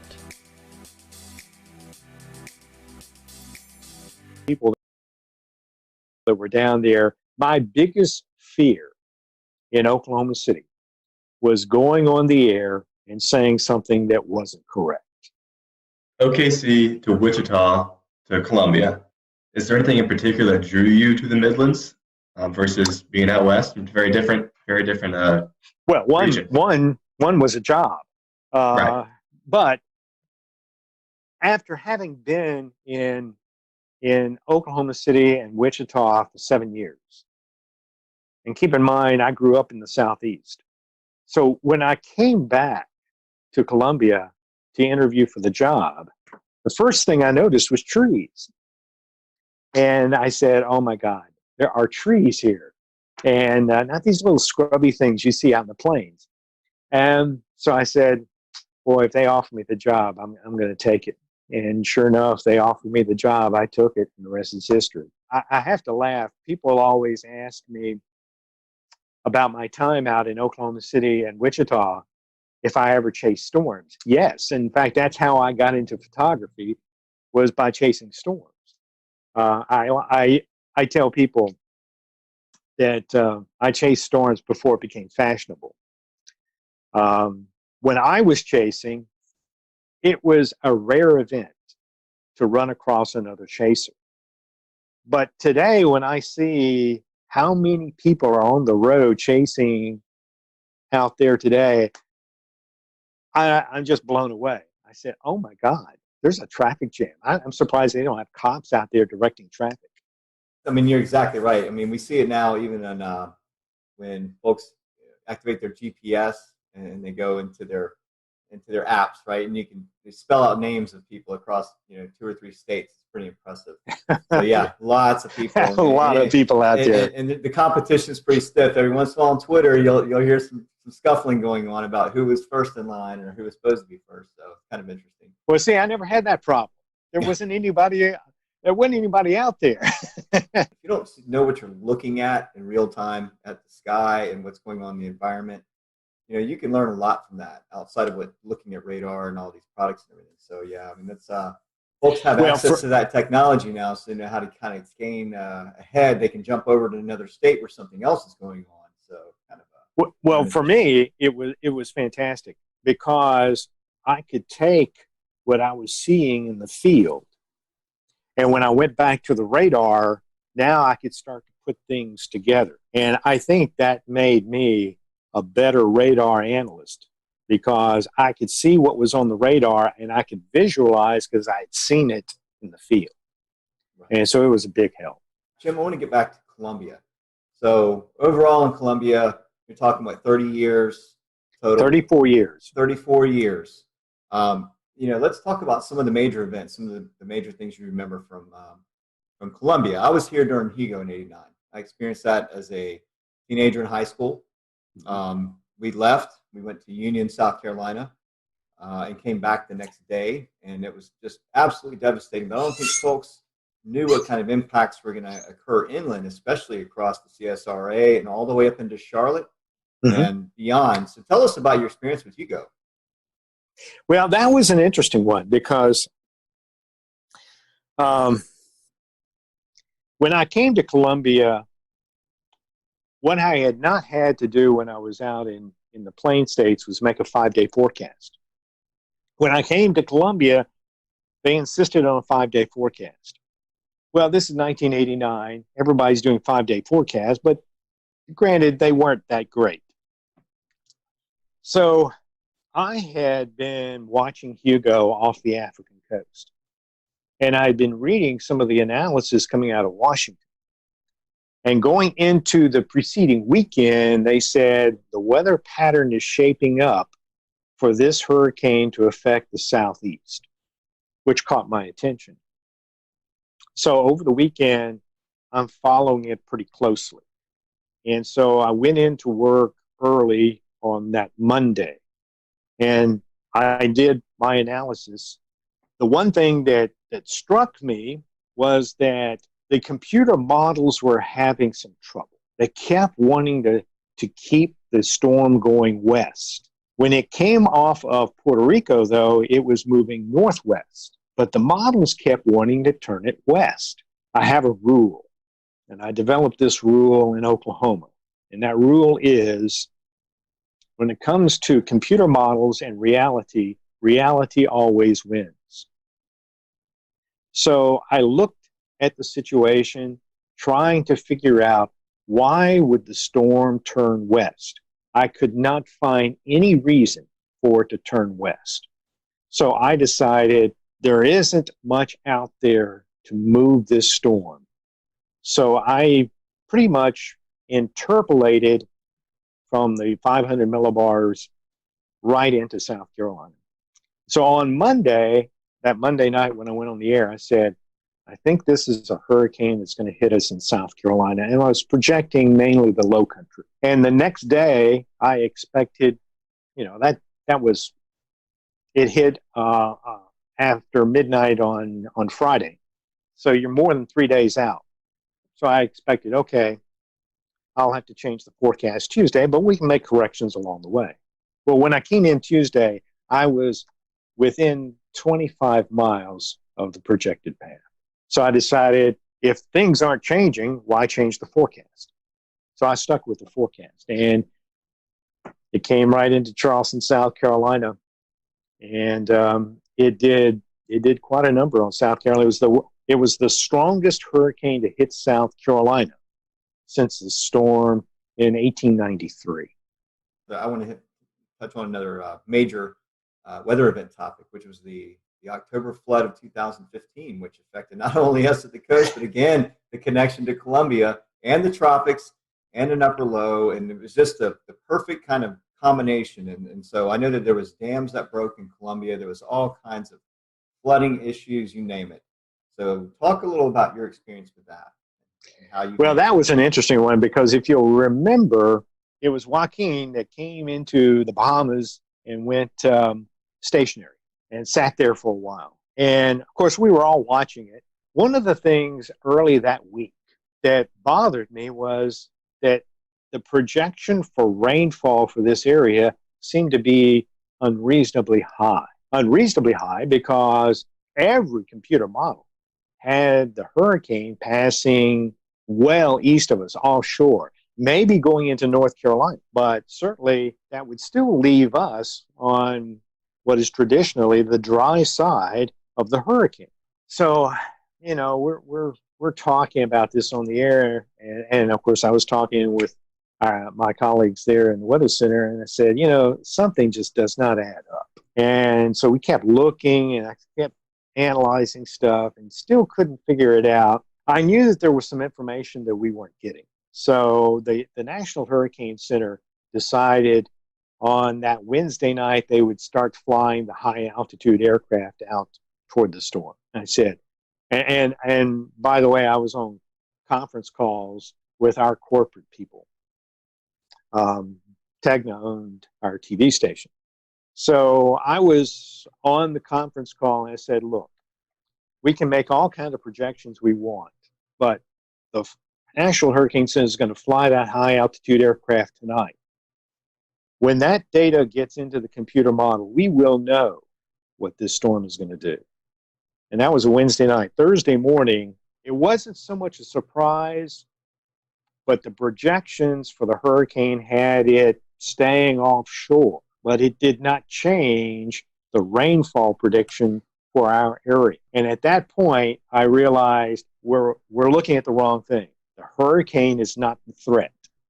It is the upper level low that is coming down through the Tennessee River Valley that's going to slow down, almost stall over the Florida Panhandle. It's going to tap a tropical atmospheric river, and it's going to direct it right into South Carolina. We've talked about hurricanes, snowstorms, and flooding. Were there perhaps any tornado events that you particularly recall from your years in Columbia? Oh, yeah. In fact, probably the most memorable one was from a tropical depression, 1994. And it was Hurricane or Tropical Storm Beulah. It hit along the Florida coast, came into Georgia, southwest Georgia, and was heading up toward the Athens area, the center. It happened that we were on the east side at just the right point in the heat of the afternoon. So I went in early to work in preparation for. I guess I got to the station around 11:30, and while Joe Penner, who was doing the weather for the midday show, as he was doing the weather, right after he got off, they issued a tornado warning, and it was for Barnwell County. I thought, tornado warning. Now, keep in mind, back then, the Weather Service had Doppler radar, but we did not. So I'm thinking, okay, so we went on and gave the warning and everything. And I'm looking at everything as best I can. And all of a sudden, they happened to say that there was circulation in Lexington County. It was down near Pelion, I think it was, or something like that. I went, oh my gosh.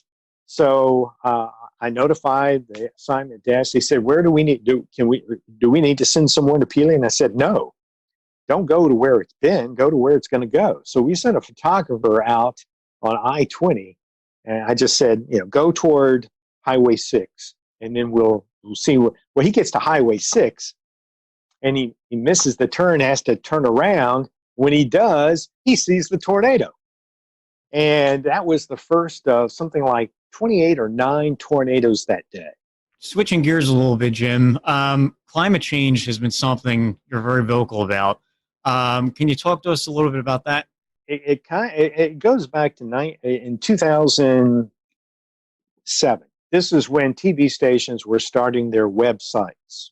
Everybody was kind of green back then, so we really didn't know what we were doing, what we wanted to accomplish. And I convinced the TV station. I said, let's do something. Let's start a science and technology page. But I was also at the time on the station's scientists committee. It just so happens that Joe Whitty, a meteorologist who was on the air in Washington, D.C., made a recommendation to Ed Mabeck at George Mason University. And they wanted to see about educating people about climate change. Joe sends a note to the chairman, who was Paul Gross at the time. And Paul then relayed that message to all of us on the committee. And I had just come inside from working out in the yard, and it said on there that they were looking for an advisor. I said, hey, this sounds kind of interesting. So I responded. But a friend of mine on the committee beat me to it. So when I talked to Joe, I said, well, if you need any help or anything like that, just let me know. A few days later, he calls back. He said, how would you like to be the test case? I got the TV station on board. They supported it. The National Science Foundation gave us the grant.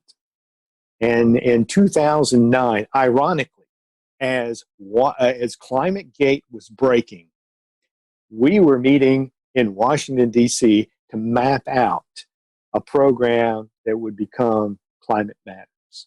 The whole focus of our work was to educate people about how the climate is changing and why it's changing and how it's going to affect them locally. We just wanted to give people the scientific information. What does Columbia, South Carolina mean to you? And then second part of that is, how is retirement life? I worked here for 34 years, so I consider it to be home. It's also a great place to be. The cost of living here in Columbia is really pretty low in comparison to other parts of the country. And actually, you can say that through a large part of the Carolinas. It's not just Columbia, but in this part of the country, the cost of living isn't that great. So it's a great place to live. So if you don't have a vast wealth, it's a great place to just kind of settle in. As it turns out, I picked the perfect time to retire. I mean, I was already 66, so it wasn't like I was retiring early. So I decided, okay, let's go ahead and retire. This is it. I'll retire, and we'll enjoy life, whatever it is. Last question, Jim. To wrap this up, what are your words of advice for any future meteorology student or anybody that's currently in the field? I read something the other day that kind of struck me. It was a young meteorology student who was struggling or had struggled at Florida State, had gone to another college, had some problems there, but was really passionate about weather. And I thought about it because I felt bad that she was struggling, but I sent her a tweet back, and I said, this might surprise you and will surprise some, but I'm not the sharpest tool in the shed. I struggled as well. I often joke that I enjoyed the course atmospheric radiation so much, I took it 3 times. And you just have to work hard and persevere. When I graduated, I wasn't at the top of my class.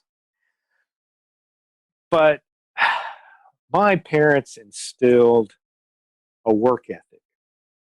If you want something, you got to work for it. So in many cases, I wasn't the best person on the air.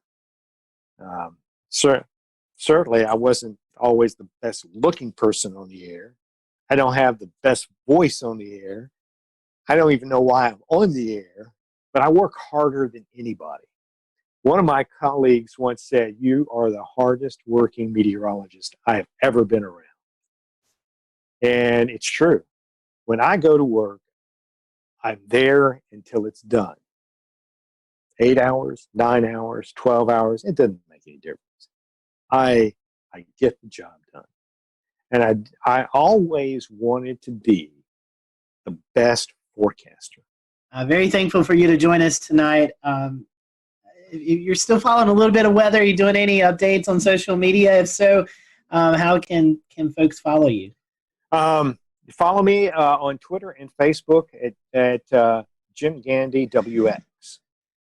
That's awesome. Well, Jim, we certainly appreciate it. We hope that you and your wife can get out and travel soon. Hopefully this pandemic mess will come to us soon or end soon, and you can get out there and enjoy the traveling. And we certainly appreciate you joining us tonight. And from all of us here at the Carolina Weather Group, thank you for your service that you've dedicated to the folks of South Carolina over the thank you. Years. Thank you for having me. You're welcome. Everyone, thanks for watching the Carolina Weather Group. We'll see you next time.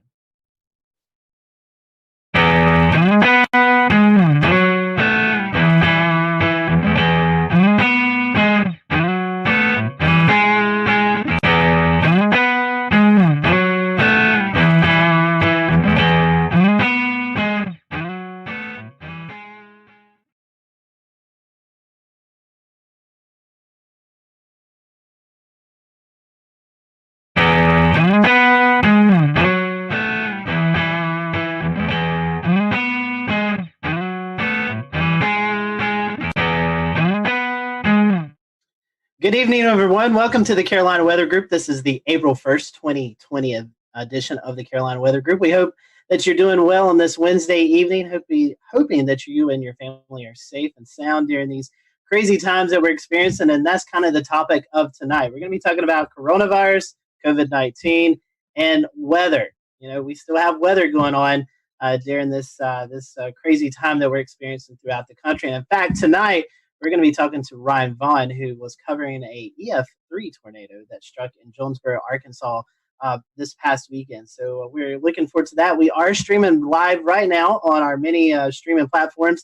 So if you'd like to interact with us tonight during the conversation, just drop a comment in the Facebook Live or the Twitch or Periscope link, and we will monitor those throughout the show. And James, I'm going to toss it off to you because you have been working from home for the past couple of weeks, and we're starting to see more and more people work from home, and so I know it's been a crazy time for you and everyone involved in TV media. You know, it's been a very interesting time indeed, Scotty, because everyone has kind of moved very quickly, whether they liked it or not, real fast into the cutting edge technology of 2020. Everyone suddenly knows what Zoom conference is. It wasn't but 3 weeks ago when we would be booking guests for the show saying, hey, we're going to send you a link to a Zoom conference, and then had to proceed to explain what Zoom conference is. We do not have to do that anymore with so many folks using Zoom conference or similar products. So we're going to be talking to Ryan here in just a moment about his experience this weekend with him and his team covering a very severe and significant incident in Jonesboro, Arkansas. We also have Brad Panovich on with us tonight from WCNC Charlotte, who is very comfortable in his home studio. You've seen his weather video blogs many a times, and now that is his TV space as well, too. And we're also going to be talking with somebody here in Mecklenburg County who does some paramedic work about what this means, the coronavirus means for their line of work, too, because as Scotty mentioned, the weather is still continuing to happen. We had a line of storms roll through South Carolina yesterday, prompted numerous severe thunderstorm warnings down in the Charleston area. Luckily, we didn't have any tornado warnings to account of, despite having a tornado watch, but it was a much different story this past weekend in Arkansas. Let's bring in Ryan. You were actually working from home, and you had your other meteorologists back in the station. Just bring everybody up to speed if they're not familiar with what took place this past weekend. Okay, so typically in a severe weather situation, we would all be in the studio. We were going into this, we were low wind severe weather threat. We knew tornadoes weren't out of the realm of possibility, but we were kind of thinking gusty winds, and I think everybody, even the Storm Prediction Center, kind of had northern Illinois pegged for the hot spot. Well, tornado warning comes out for one of our southern counties. And we had already kind of discussed that, okay, in the interest of social distancing, and we were already kind of playing that that role already was already kind of unfolding. I said, well, we've got a solid system here. How about I go here and you guys stay back there, and we wouldn't be there, and hopefully we wouldn't go into long form programming. And so the tornado warning came out for Woodruff County a little bit after 4 o'clock. And at that point, you could draw a line and see that there was a chance that this was going to come into Jonesboro. We have some video from your coverage. We're going to pop up here in a double box. Oh, man. Walk us through. This must be the moment that tornadic cell started producing in Jonesboro, if I'm correct. Hold on one second. I just now lost. There we go. I'm back, I think. Yeah, that's this is where it was producing here. So what was going on, Zach Holder is in front of the chroma key wall, and we had already at this point had a pretty large tornado out of Jackson County. So we were watching this one pretty close, and the meso was going right over town, and we really just started getting some indication that it was cycling. And sure enough, we were concerned that it was going to, if it cycled through and it produced a tornado, it would be right in the middle of Jonesboro. And you see what unfolds here. Now, for Zach, he's in his 20s. He hasn't covered a ton of, tornadic storms, especially like that in front of a weather camera. He did a spectacular Aaron Castleberry. If I'm not mistaken, I think that was his first severe weather event ever covering broadcast wise. So, it was hard to not get emotional. I've lived here almost 20 years, and outside of a couple of years, I lived in Alabama, and to watch that go through the town that you've forecast for and covered for so many years, it was tough to kind of hold the emotions back on that one. I want to ask you. Go ahead, Ricky. I was going to say, talk about having to work with the delay and the live view delay or the TVU delay, and being able to hear Zach and the folks in the studio at the same time. Yeah, that was tough. I learned some lessons. We had the delay, and stepping on each other and things like that was a little bit of an issue because when you're in severe weather coverage, you speak in half sentences. You can be sitting there talking about, okay, guys, this tornado is coming for, and you'll stop, and you're thinking they're done, and you step in. And so there was a little bit of an issue there. In the middle of that also, so while we're all going through that, Southwest Power Authority feeds Jonesboro and Paragould. So even though I was 19 miles to the north, when they started taking power hits, I started taking power hits. So I lost programming. I lost what they were seeing. And then also was losing access to Max. So I had Max 1 up in here. They were using Max 2. Then they lost. We'll return to Best of the Carolina Weather Group in a moment. Now your Carolina weather forecast. Here are today's forecast high temperatures for North Carolina. Here are the forecast lows for tonight for North Carolina. Here are tomorrow's forecast high temperatures. And here's forecast rainfall across North Carolina tomorrow. Here are the forecast highs for the day after tomorrow.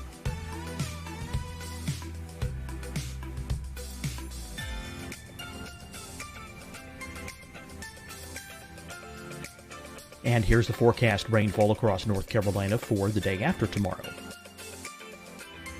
This is the total rainfall forecast across North Carolina for the next 3 days.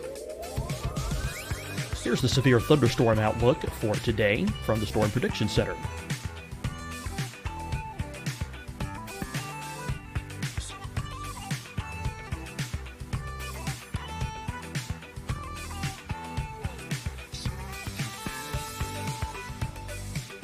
Here are the forecast high temperatures for today for South Carolina. Here are the low temperatures for today for South Carolina. Here's the probability of precipitation forecast across South Carolina today. And here are the rain chances across South Carolina tonight. Here are tomorrow's forecast highs across South Carolina. Here are the forecast low temperatures for tomorrow for South Carolina. And here is the probability of precipitation across South Carolina tomorrow. Here's the precipitation chances across South Carolina tomorrow night. Here are the forecast highs for the day after tomorrow in South Carolina. Here are the forecast low temperatures across South Carolina for the day after tomorrow. And here are the rain chances across South Carolina for the day after tomorrow.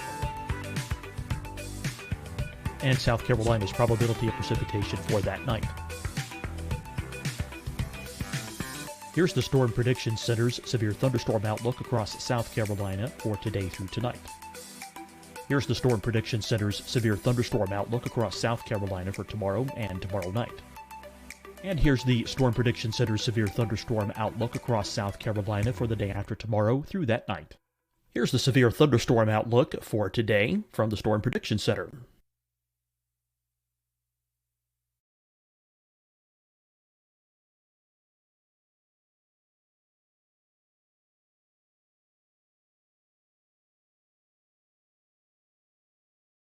And now here's a live look at weather radar across the southeast. Deciding when to wear a mask isn't about who you know or how well you know them. Just ask yourself, will I be with anyone I don't live with?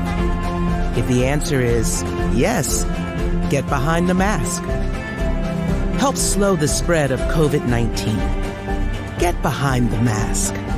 Learn more at covid19.ncdhhs.gov.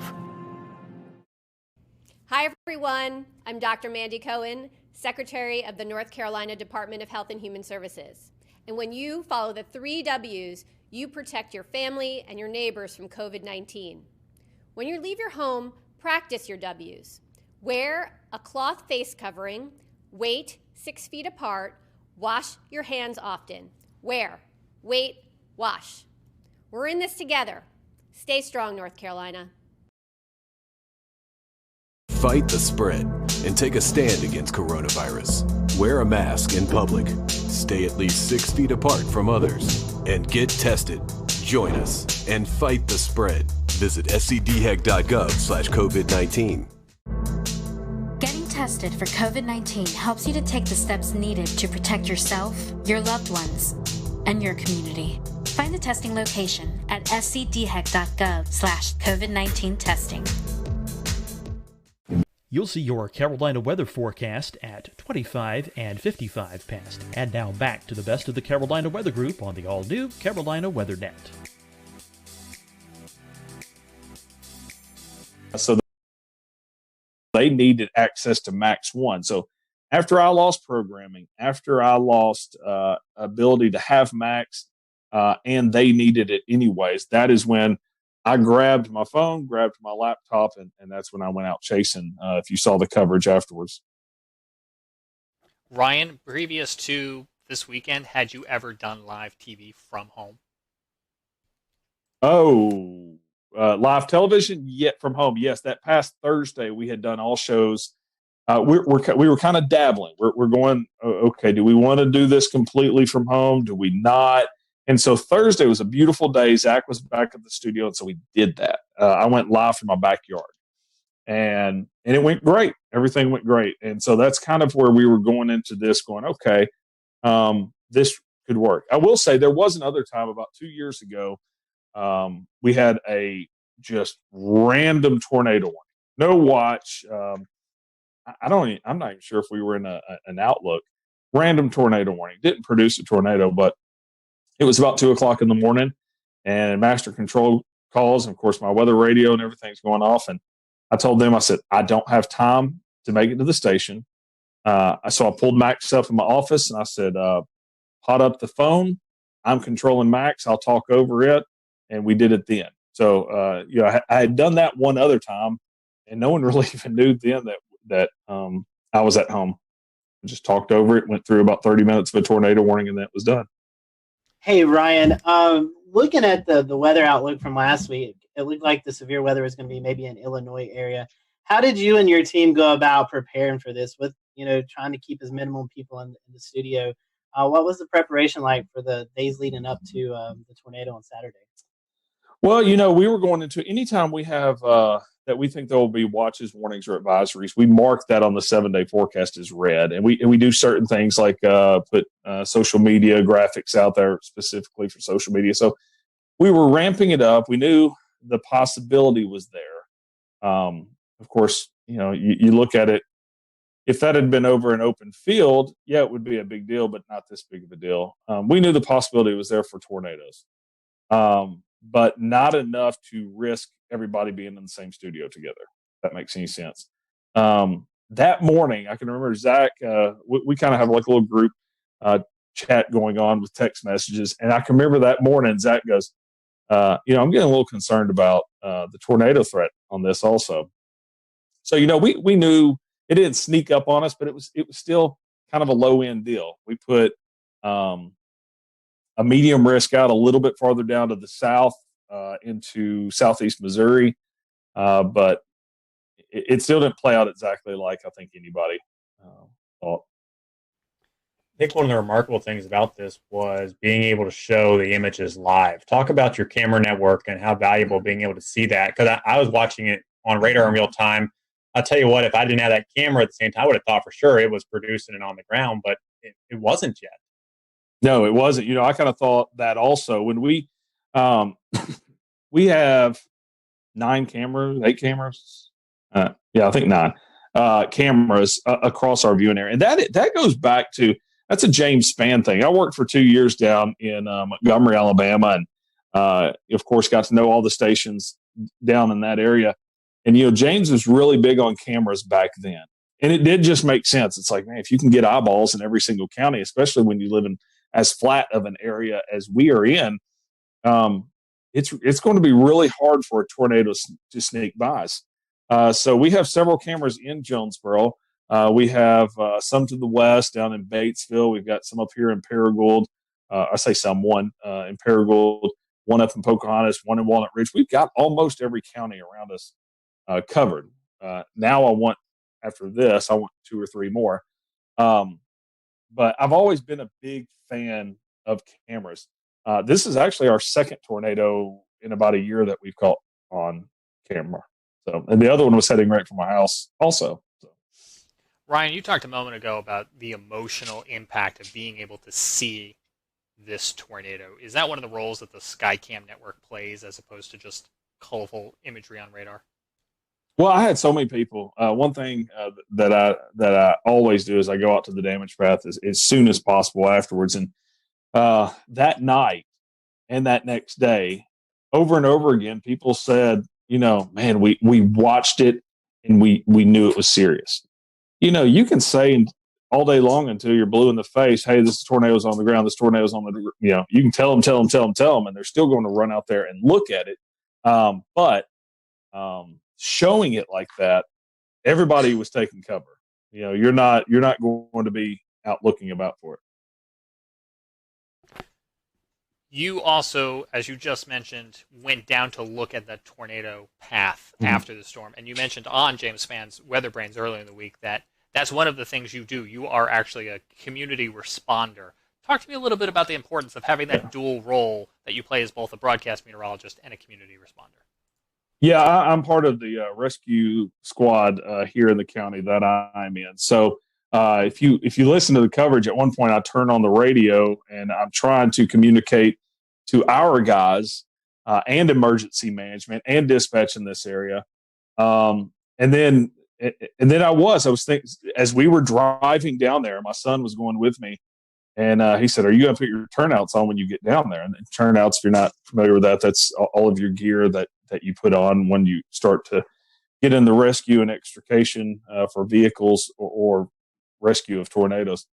And I really, for the first time, was thinking, I don't know. I don't know what I'm doing. Am I getting down here and I'm helping with rescue? Am I getting down here and telling the story of the tornado aftermath? Am I doing a little bit of both? So I was confused. It was one of those first times where I was thinking to myself, what are we going to be doing when we get down here? And of course, our news folks were already on the scene. Zach and Castleberry were continuing the coverage from a weather side of point of view. And I really did. I mean, you look at that, I thought we were going to be pulling dead bodies out all night. And we weren't. So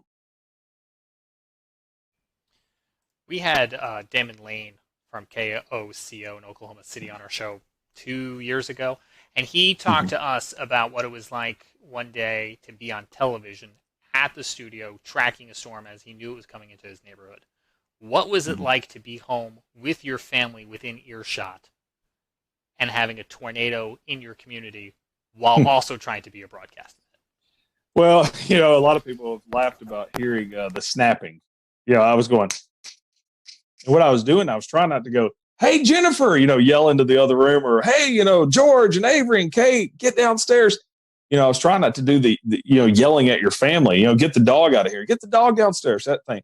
So I was kind of meaning get in here so I can, lip sync to your, and so Jennifer comes in here and I said, get downstairs.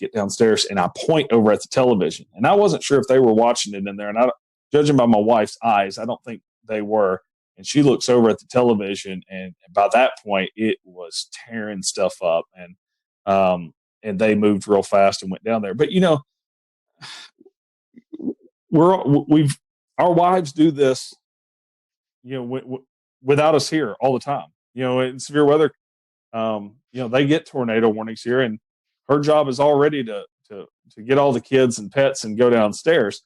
So I don't really know what I was doing, saying, hey, like I'm going to step in and be the leader of this, because they've done this in the past. And so I realized that after the fact. I'm like, you don't need me to tell you to go downstairs. You probably already knew.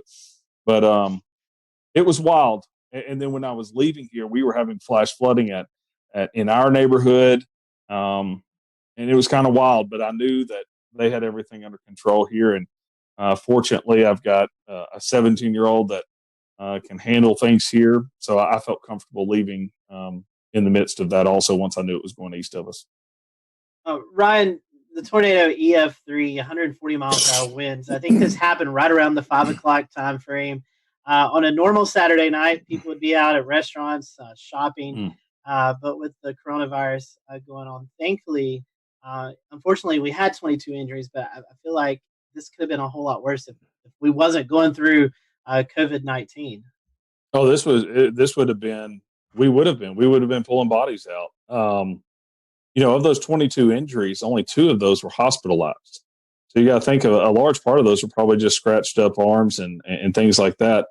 But I just think I had just left the mall about 2 hours earlier. We went and picked up a cake right beside the mall, right where it hit.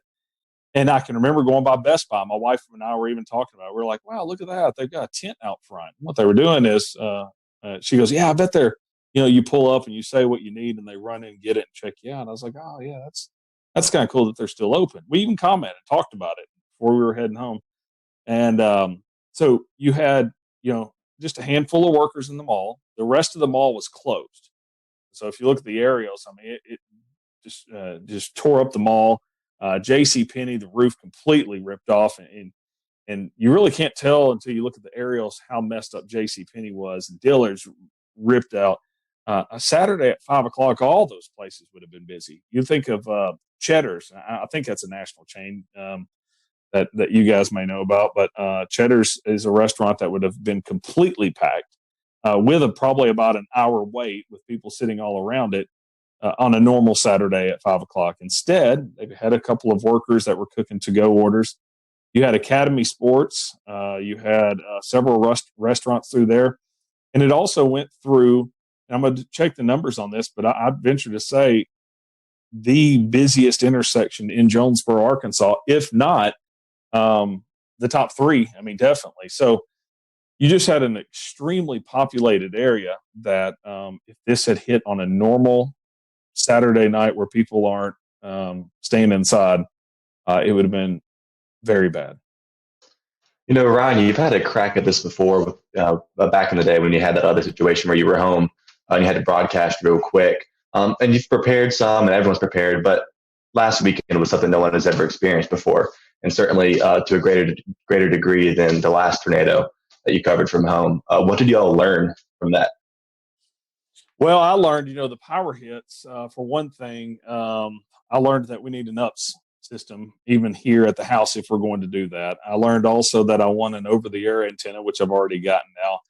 But more than likely, even doing all of that, there's going to come a time where we just all need to be in. I know we're trying to take the steps to be socially distant and things like that, but I think if we have another severe weather event like this, we probably just all need to be in studio. Ryan, talking about the coronavirus stuff for a second, what challenges did that present after the tornado with rescue crews, with the recovery aspect and things like that? The scary part of it is, and it's really part of the reason why I decided that I need to start broadcasting from home, is that everybody forgot about it. So Saturday night, we're sitting there handing off microphones to each other. We're 6 inches away from the mayor talking to him and the police chief, and we're just helping people. It was like there was no virus. Late that night, we start thinking about it a little bit, and start thinking of, okay, we need to stay a little farther apart. We need, things like that. And then the next day, you get out and you get into the damage. You start helping people and you start talking to people, and everybody's just hugging each other and just happy that everybody's alive. And, I had one lady come up and just give me a hug. And it was like, well, I'm not going to sit there and say, no, coronavirus. You're not going to say, well, I'm not going to go in this person's home and help them clean up because of the coronavirus. But later in the day, everybody just kind of starts thinking, well, this could be really bad. People coming in from out of state. We've got people that are older. We've got, just everything started coming around to where you slowly started seeing people taking more precautions. You slowly started, people are elbow bumping instead of hugging and crying and things. I did notice, in fact, Tim Marshall, I met up with him at the tire store, and that's the first time that I saw they were separating out the cleanup and rescue into groups of 10. They were telling all of them to stay 6 feet apart. So it took a while, but for a period, everyone forgot it. As I said, I'm on the rescue squad, and we 3 weeks back were handed masks, and we were supposed to be wearing masks and responding. Well, I wasn't rescuing people at that point, so I was just like, oh, I'm not doing that. So I don't have to follow any rules because I'm not doing that side of it, and I'm back on the media side of it. But I look back and I'm like, man, I hope 10 or 14 days from now we're not looking at this going, we all got a little too close. So, and that's it'll be very interesting to see how that goes. And you're right, it is weird. I mean, even me personally forecasting on a day-to-day basis, I've kind of had to tell myself, hey, this is still important, but it feels less important on a day-to-day basis with everything going on. So I want to bring in Corbin here real quick to kind of talk about maybe something that you guys experienced too, Ryan. And it was trying to shelter people during severe weather and with the whole coronavirus situation going around. And Corbin, you kind of work in the emergency management field a little bit. Talk about what scenarios would play out and what problems play out with sheltering people during severe weather events while this virus is going around. So obviously that's one of the things that we really want to look into. Is sheltering in general is never a good situation per se, especially in severe weather events. And we're all very aware that, life goes on even though the coronavirus is our main focus right now. So one of the main things obviously is social distancing. There are some guidelines out from FEMA as well as DHS or DHHS that say, basically each person needs anywhere from about 50 to 80 square feet. So that's going to limit how many people we can put in a building and create shelter for. And especially if we're looking, 6 feet apart, so we don't, sneeze and cough on each other to limit the coronavirus spread at this point. So that's some of the things we're thinking about and we're actively working through in the Emergency Operations Center.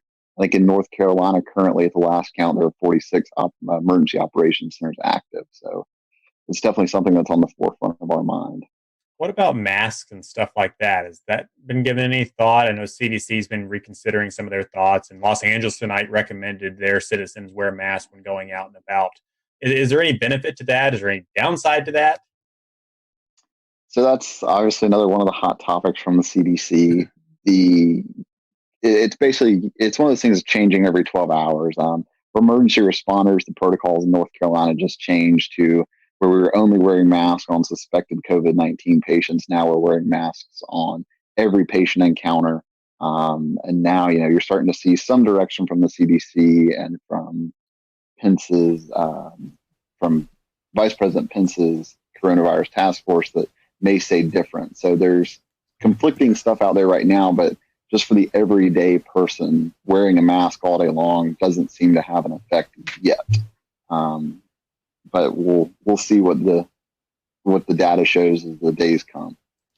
Corbin, we learned today that a paramedic with Medic tested positive for coronavirus. You mentioned a minute ago that more people might be wearing masks as they go out and tend to emergency responses. Did that decision to have everyone wearing masks as they're responding to calls come as a result of that positive coronavirus case, or more in line with the CDC updated guidelines? So just to clarify one thing, I'm a paramedic relief supervisor in Cabarrus County, but I did see the news about Medic's case in Mecklenburg County as well. And that was actually put out yesterday by the North Carolina Office of OEMS prior to, I'm assuming, that case testing positive. But you got to remember, so an N95 is to protect the provider. A surgical mask also protects the provider, but it's better to kind of put on the patient because it's going to prevent them from spreading their germs, just like a surgeon in surgery. Patty, I think you had something. Yeah, I was wanting to ask Corbin. I'll ask you and Ryan both. Ryan, you live in Tornado Alley per se, the Arkansas area, kind of prone to tornadoes, especially this time of the year. As the CDC and as we hear about the doctors, we're talking about we're going to continue to kind of see that spike happen over the next 2, 3, 4 weeks. Do you think this will become more of a concern, Ryan, when you're talking to your folks? I know I'm not sure about your particular area, but I know places like Kansas and Oklahoma, they have these public storm shelters. How do you think I don't want to say you guys have fear of tornadoes because you're more used to them than we are here in the Carolinas, But how do you think preparing for severe weather days, as well as dealing with the coronavirus, how do you think like the psyche is gonna play on people out in your area, Ryan? That's a great question because we have had some of the public shelters closed, and because a lot of them are, some of them are in basements of hospitals and stuff. And you say we're used to them. Saturday night has scared a lot of people, and the storm anxiety is going to be really, really high. And I don't really know how that's going to go. As far as public shelters, even some that are open, it'll be interesting to see. Or even, there's a lot of places where, like our house, we have a basement here. Not everyone around us has basements. So we've always just, hey, come on over, take shelter. Will we all continue to do that? I think in a tornadic situation, I think you throw it out. I know that may not be the right answer, and I'm sure my doctor friends may say, I don't know, but I don't know. Corbin, to you, you guys are dealing with the COVID-19. We're getting into the Carolina severe weather season where maybe not as many tornadoes, but we still have this threat of severe storms. And you're trying to message the threat of severe weather, but also trying to communicate about the COVID-19. So how are you guys in the emergency management spectrum are dealing with the preparation of severe weather and dealing with the ongoing virus? So one of the things we have set up in Mecklenburg County, the Emergency Operations Center there, is we have a decision support services line set up with the National Weather Service, which we set up in all of our special events and things like that. We do have the ability to have the National Weather Service in the EOC with us, just a phone call away, a request away. But it's something that our Joint Information Center that deals with all the public information is looking at as well as we progress into our summer season, our storm season per se. We're going to start messaging, obviously, coronavirus, COVID-19, but also our severe weather messages as well. Before the coronavirus hit, we did participate in the nationwide tornado drill day at fire headquarters and everything like that. So we're still trying to do our normal stuff as well as focus on COVID.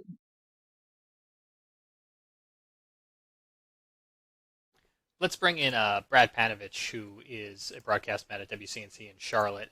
Brad, if you were to go to air tomorrow for a tornadic situation, do you have something in mind that you would tell people in the event they either needed to leave a manufactured home to go to a sturdy shelter, or even afterwards if their homes were damaged? I found it was interesting. I read the press release that I think the governor of Kansas sent out. I think it was yesterday or today, basically saying, you got to prioritize the threat. So if a tornado is coming, that's your most immediate threat. So you need to seek shelter. But if you are going to seek shelter in a community setting, try to do the social distancing the best you can. But it's one of those things. If there's a train coming at you, you get out of the way of the train first, okay? And then you worry about all these other things secondary. So I think that what I would tell people is, do the best you can, but please avoid the tornado because that's the most immediate threat and most likely going to cause you your life. But I was glad to see Ryan's work, which was spectacular because it kind of gave me a little relief that, hey, we could do this remotely from a broadcast standpoint as well. But just like Ryan, I think if we knew a couple days ahead of time that we might have a moderate threat day, that we probably are going to send one of us into the studio, likely me, and we'll keep everybody else out of there. But the fact that we can do this remotely with somebody in studio is great. The whole reason I had this monitor behind me was I was thinking ahead, like if I have to track storms at home, I wanted some kind of graphic behind me where I could be in front of it. So I think that potential is there as well. But it's the first time in a long time, as a meteorologist, I'm like, I hope we have a super quiet spring. I'm just like, I do not want to have the added worries of severe weather. And I've already been thinking about hurricane season as well. I don't want to have to deal with any hurricanes. I just want it to be quiet because I think it's the last thing people need to worry about right now. But we know, it's April. For us, April's the peak of severe weather season. hurricane season's around the corner. So at some point in the next couple months, we're going to be dealing with severe weather and coronavirus at the same time. And hopefully we'll be a little more prepared by then. Thing else to think about, guys, through all this is I wonder what the viewership numbers are, and I wonder what the connected people numbers are. Are people using Netflix more? Are people watching these streaming services more? And maybe not watching actual television. My cable box will override with the EAS if something happens. But We'll return to Best of the Carolina Weather Group in a moment. Now your Carolina weather forecast. Here are today's forecast high temperatures for North Carolina. Here are the forecast lows for tonight for North Carolina. Here are tomorrow's forecast high temperatures. And here's forecast rainfall across North Carolina tomorrow. Here are the forecast highs for the day after tomorrow.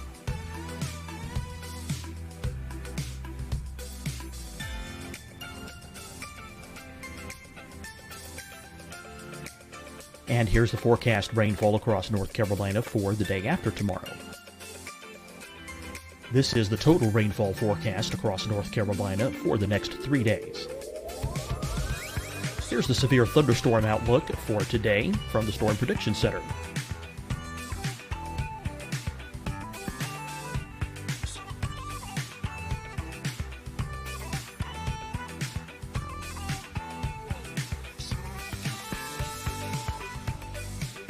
Here are the forecast high temperatures for today for South Carolina. Here are the low temperatures for today for South Carolina. Here's the probability of precipitation forecast across South Carolina today. And here are the rain chances across South Carolina tonight. Here are tomorrow's forecast highs across South Carolina. Here are the forecast low temperatures for tomorrow for South Carolina.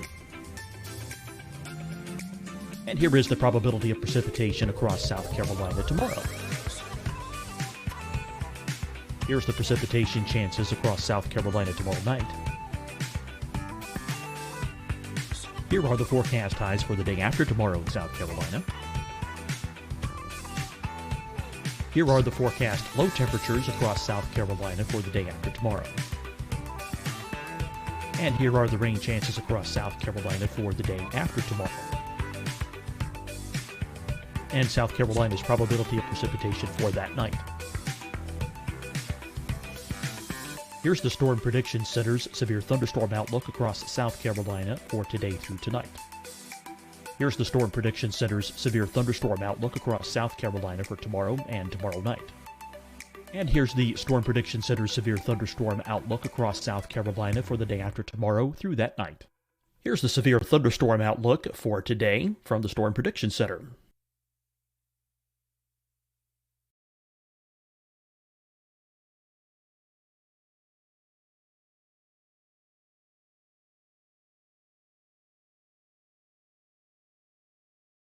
And now, here's a live look at weather radar across the southeast.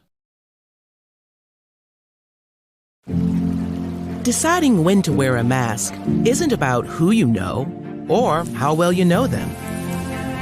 Just ask yourself, will I be with anyone I don't live with? If the answer is yes, get behind the mask. Help slow the spread of COVID-19. Get behind the mask. Learn more at covid19.ncdhhs.gov. Hi, everyone. I'm Dr. Mandy Cohen, Secretary of the North Carolina Department of Health and Human Services. And when you follow the 3 W's, you protect your family and your neighbors from COVID-19. When you leave your home, practice your W's. Wear a cloth face covering, wait 6 feet apart, wash your hands often. Wear, wait, wash. We're in this together. Stay strong, North Carolina. Fight the spread and take a stand against coronavirus. Wear a mask in public. Stay at least 6 feet apart from others. And get tested. Join us and fight the spread. Visit scdhec.gov/COVID-19. Getting tested for COVID-19 helps you to take the steps needed to protect yourself, your loved ones, and your community. Find the testing location at scdhec.gov/COVID-19 testing. You'll see your Carolina weather forecast at 25 and 55 past. And now back to the best of the Carolina Weather Group on the all-new Carolina Weather Net.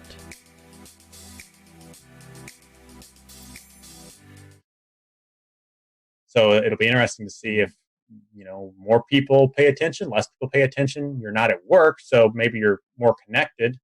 Well, it's a good point, Ricky, but I think one of the things, what happened in Jonesboro is a good example. I think the fact that everybody's in a home already is a good start. I mean, at least they're there. One of the things that I love what Ryan did during this event was, tell people to call people. I mean, the thing is, as a broadcast meteorologist, you can never assume everyone's watching you. They're not. So, but you can connect other people to the people that are watching you by telling them to call people, DM them, text them, do whatever, amplify your message, and that will wake people up and get them, away from Netflix and maybe flip on the broadcast network. But this is where digital and social media is really important to us as broadcast meds. It's a way for us to reach people when they're not watching us. And so hopefully they'll flip us around. The thing I worry about, Ricky, honestly, is that, and we've already seen this, our internet and digital systems overwhelmed with so many people at home. Are the WIAs going to be bogged down? Are the cell networks going to be clogged up? Are we going to be able to push out this information because there's so many people using all this bandwidth right now? Yep, good point. James, I think you had something to say. Yeah, I had a question for Ryan. And, so often in interviews, we end the interview by saying, what else did you want to share? What did we not ask you? And while that's exactly what I want to pose to you now, because we are trying to think of everything, but inevitably we're not. And unfortunately, you had a situation where you've now experienced one of these scenarios that we're still fearing. So let me ask you, what did you learn that we're not even thinking of? Well, two things. This wasn't my first time to have a tornado in front of us on live television, but it was the most populated. And you just have to remind yourself to keep your emotions in check. It's tough, and you can say it a million times. Oh, I would, but you really have to keep, stay calm, because it's going to continue moving forward. And so that's one thing that, for every broadcaster, as Brad said, telling people to call people. And that was huge. There was a lot of people I didn't run into anyone that said they didn't know it was coming. It was either I was watching you guys, your app went off, or my mother or sister or whoever called me and said it was coming. So nobody knew it wasn't coming, but you got to spread out the tentacles and get everybody working for you, more or less. But from the side of this whole new thing with social distancing and everything, is in the cleanup process. Even though we're all wanting to hug each other for all being alive and making it through it, we just got to be smart through this whole thing. Corbin, what about you guys from an emergency response paramedic scenario in your experience? Do you think if we got into a weather situation, the response might look slightly different, or the advice coming out from officials to the public might look slightly different? It may look slightly different, but obviously we're going to prioritize life and safety first before everything. So everything we do is to save life. And if that means, that we have to put people at risk of getting COVID-19, then it's probably something we're going to do in that situation. Whereas if it's a sheltering situation, it's a little different. We can, open more shelters per se for less people. Instead of a shelter we put 300 people in, we may just put 100 people in and then open 2 additional shelters, something to that effect. So it's something that, it's taken into consideration, but ultimately that life safety is the priority of every first response agency out there. Yeah, it's certainly a lot to weigh. Brad mentioned a minute ago an analogy with a train, and Ryan, you mentioned it as well too, in that, in some sort of silver lining, not having people out at the restaurants and the malls and the supermarkets may have done you guys some good. That is a huge lifesaver. Not having the people on the road. We still had people on the roads, but not having large numbers of people out there was it saved lives. What other agencies, we're talking a lot about weather and medical and first response, but the hospital systems as well too, I think could be a concern. Brad, what's on your mind, I guess, when you think of this strain on the entire system? Well, when you have so many people in the healthcare, emergency management, everybody working on this COVID-19 pandemic, if we have a mass casualty event or some kind of huge, you worry about how the resources are stretched so thin already. And I even think about it from a health standpoint. It's like, this is not the time to have a broken arm or leg, because you are not a priority at the hospital when you go in there. And in fact, going to the hospital puts you at more risk than, treating yourself maybe outside of the hospital. So that's what I worry about. If we have a big event in a populated area, and I'm sure that's what Ryan was worried about on Saturday, is like, this thing's plowing through his main metro. It's like, man, how are we going to handle this with all this other stuff going on? So I think that's a big concern. And that's why I think just people in general have to be very cautious over the next couple of months. We don't need to have unneeded visits to the ER for things that, we could prevent. Like, I've even talked to my kids like, hey, let's not jump out of the tree, okay, for the next month or so. Let's not try to jump the bike over the rock, because we're probably not going to be able to get into the ER. So from a weather safety standpoint, don't take that added risk. If there's lightning outside, let's just go inside. We don't need someone to get hit. If there's severe weather, let's be overly precautious and safe in this situation, because we don't want to have to go to the hospital or the ER in this situation when they have a whole mess of another concern to worry about right now. Yeah, absolutely. And I think the trick there is going to be getting people to maintain that attitude for a prolonged period of time. Scotty read an interesting article today, and I'm going to go to him in a second to summarize it, talking about weather data and observation. And I feel like now is a good time to bring it in, because we're talking about the strain on the response system, but also the strain on that data system. Going back to what Brad was talking about could the systems be overwhelmed, the emergency alert systems, or even the data observations? Scotty, that was something that you were reading about today, right? Yeah, so the World Meteorological Organization, the WMO, came out with an article today talking about COVID-19 and how it could affect some of our weather modeling, weather forecasting. I can maybe toss this to Brad here in a little bit, and Ryan, maybe they can tell you a little bit more than I can. But basically, there's all kinds of observations. We run satellite radars. If you're familiar with the Carolinas, it seems like one of our radars is always down, and so it takes people to go out and fix those. And with the strain and the social distancing, the folks may not be there to get that. There's also another concern with the airplanes that are taking off, just everyday flights. A lot of these airplane companies have weather observations on them. They send temperature, humidity levels, wind speed, wind direction, and all that's kind of fed into our systems and kind of help us with our weather modeling and our weather forecasting. So with the less flights that are going out right now, with people not traveling from COVID-19, and just the strain on the staff to get out and fix these instruments that we use every day in the weather community, we could start to see some concerns with that as we get longer and longer into this COVID-19. Brad, I know you love to talk about weather models and how we get all that data in. I know you've actually done some weather school talks about that, which we'll talk about in just a little bit. But can you kind of tell the public a little bit about how we could start to see more inaccurate weather data as we get through this process? Yeah, so I actually posted some graphs the other day. This is called what we refer to as AMDARB data. It's basically aircraft data. And I'm going to try to share my screen here. I don't know if this is going to work, but we'll try to do this. You guys can see my screen. Oh, maybe it's not going to share. I'm going to share it here, hopefully. Not yet. Otherwise, is it something you tweeted? Like a double box? No, it's let me see if I can bring it up. It won't let me share it. But what it was is a chart basically showing the lack of upper air obs from aircraft. People don't realize that every commercial aircraft that takes off and lands collects, data for us. And so what has happened is that we have actually, let me see if I can share it. There we go. You guys see it? Yeah, we got it. So what you're looking at here is, I made it a little bigger. This is the GFS model, and that red line is the drop in observations from aircraft. going into the GFS model. You can see pre-COVID, which is earlier in the month, we were getting about 15 to 18,000 observations into the 12Z GFS. As of this morning's GFS, that is down to like 2,000.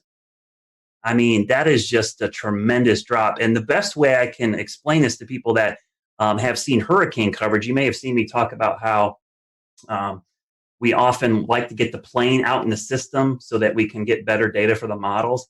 Well, this is what these planes are doing. When we have that lack of upper air data, some of the accuracy and the guidance can drop by 20% or so. And it's just not the US, that's just US data. That does include European data, Asian data. I mean, and that article you're referring to, Scotty, all those aircraft, I was amazed how much some of the European airlines added to this. It was crazy, the drop in upper air observation. So this is going to be a real task that we're going to have to watch and see how much this impacts severe weather. Day-to-day weather, it might not have an immediate impact on us, but I think for high impact events like severe weather outbreaks, tornadoes, flooding, this might have a pretty significant impact, because the difference between something being 20% more intense or less intense is pretty significant in the weather world.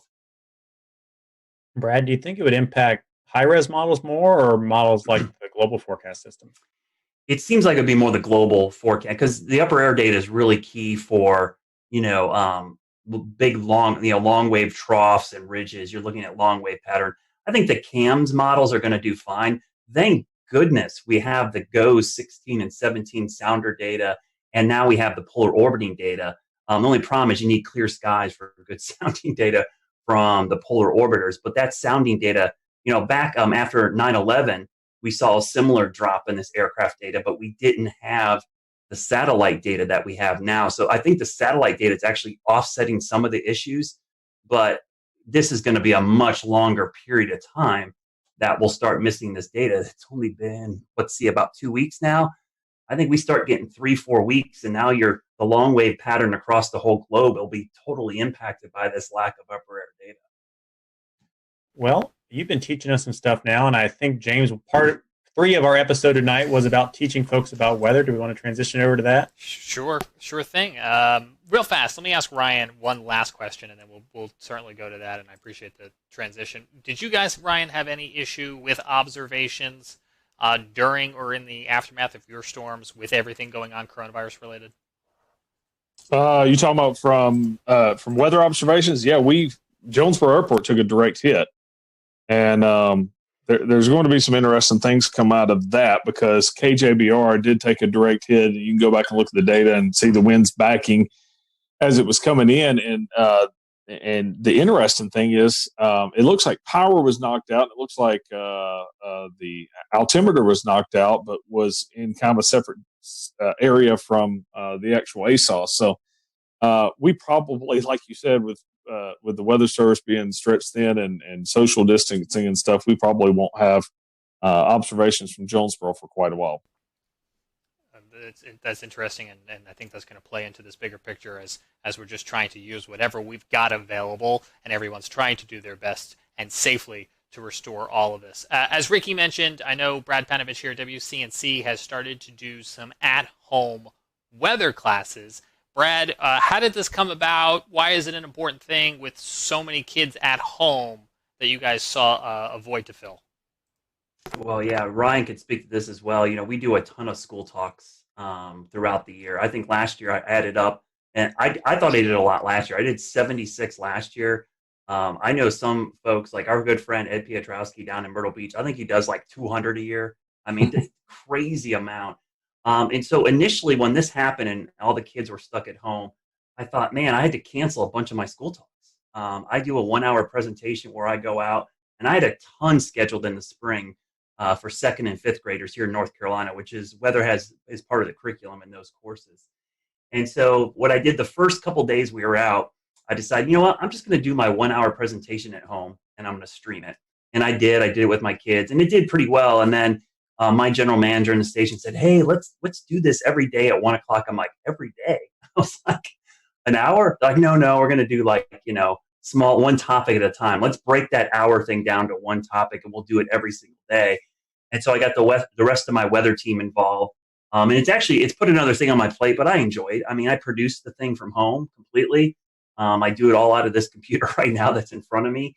And we send it out every day at 1 and on YouTube, Twitch, Periscope, Facebook, our app, and our website. And the cool thing is our YouTube page, we have a playlist built that James put together that archives all these. So if kids miss them or teachers miss them, they can go back and watch them again. And it's been a lot of fun. I think we created a monster, though. I have a bad feeling. When sales starts asking questions about it, I'm like, uh-oh. What did we do here? So we've already had that inquiry. I know nothing about this. Yeah, so you're like, oh, what did we do? Now it's going to have a sponsor, and we're going to have to do this every day for the rest of our lives. But I think it's really important because the cool thing about weather, I'm a weather geek. We're all weather geeks, right? We love it. But to me, it's one of the few sciences for a kid. It's just not something in a textbook.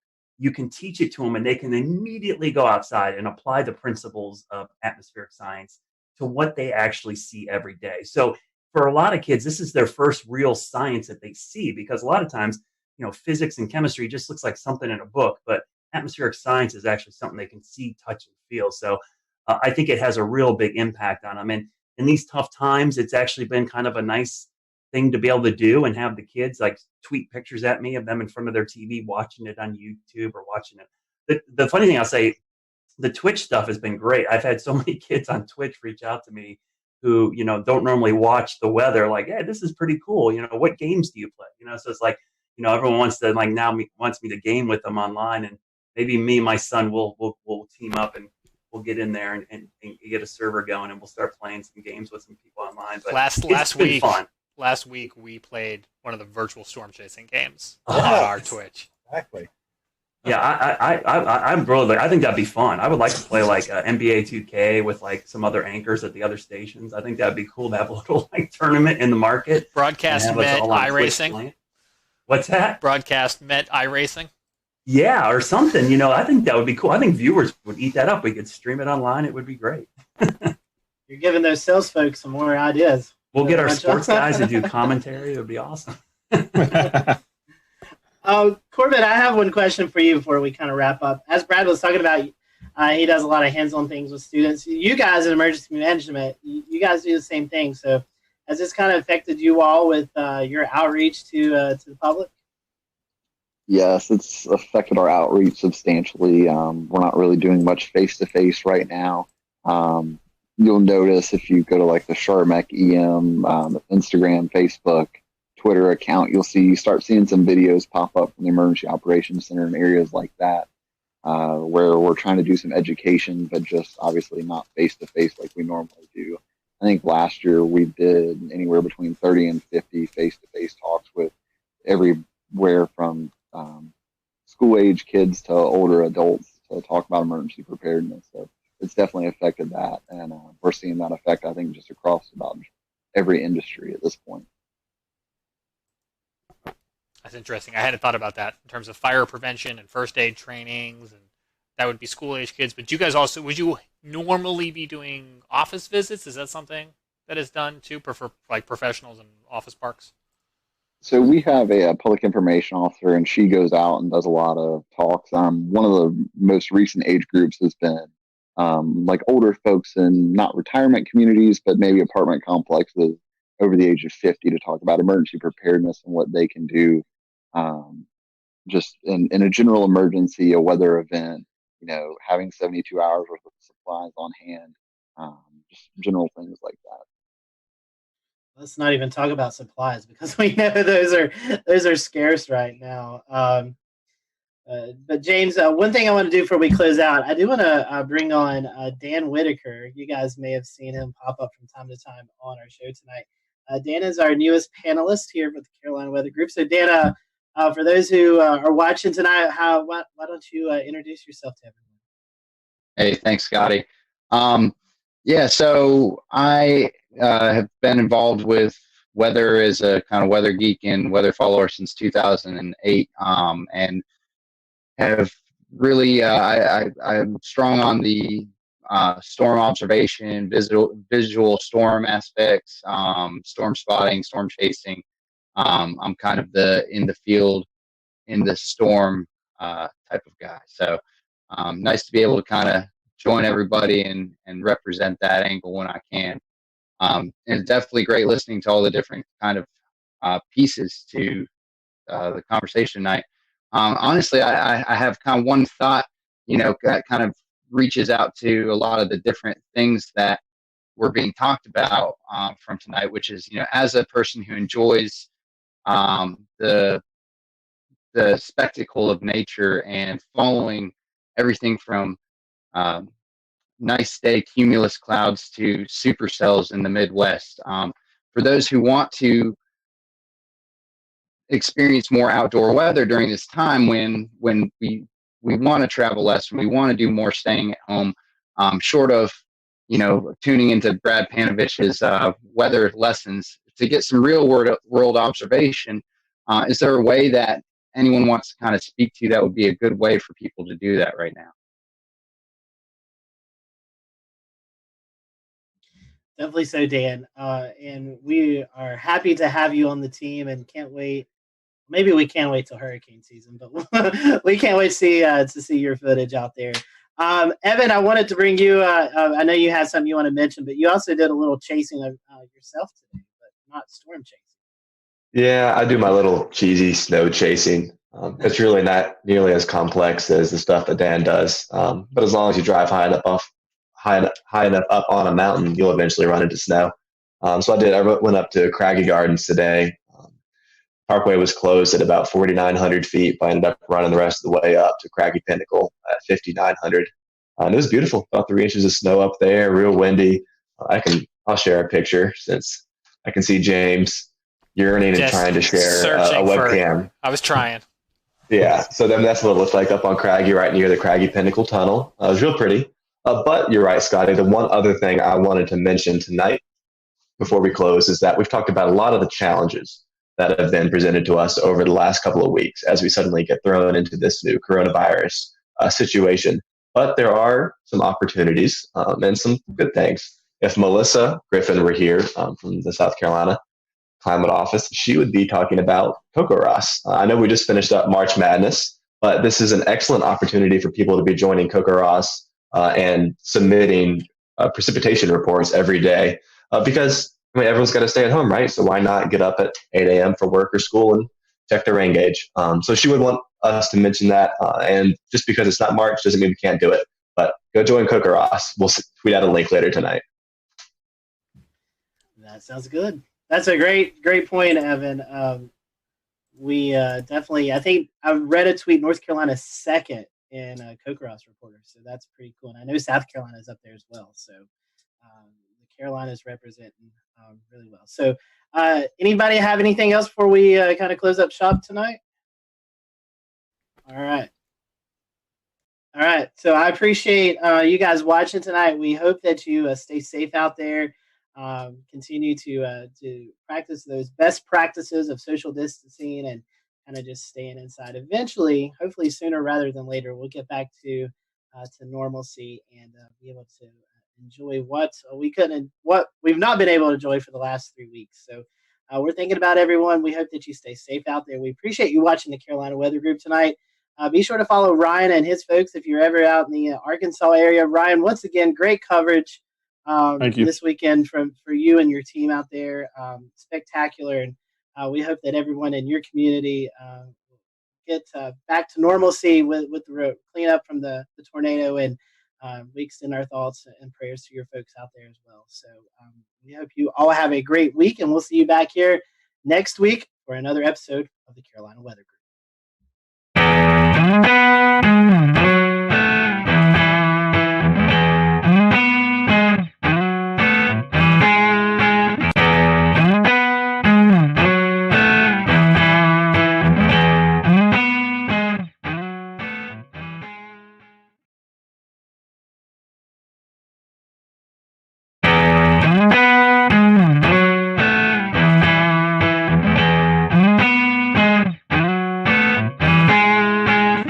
Welcome to the Carolina Weather Group. We're happy to have you this evening.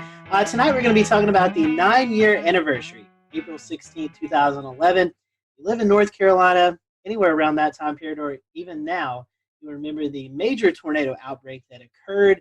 And tonight we're going to be looking back at that event. We have with us tonight Mike Mays, Chief Meteorologist at WRAL. We also have with us Dan Whitaker, Jeremy Gilchrist. They were out in the field chasing these tornadoes, and so we're going to get their perspective. Also with us we have Tim Buckley, who is the Chief Meteorologist at WFMY, but at the time was working in Wilmington, North Carolina at WWAY. And we have Gannon Medwick on with us, who is Chief Meteorologist at WECT in Wilmington, but at the time was working at WNCT in New Bern, North Carolina. And we have with us Jeff Orrock, and he We'll return to Best of the Carolina Weather Group in a moment. Now your Carolina weather forecast.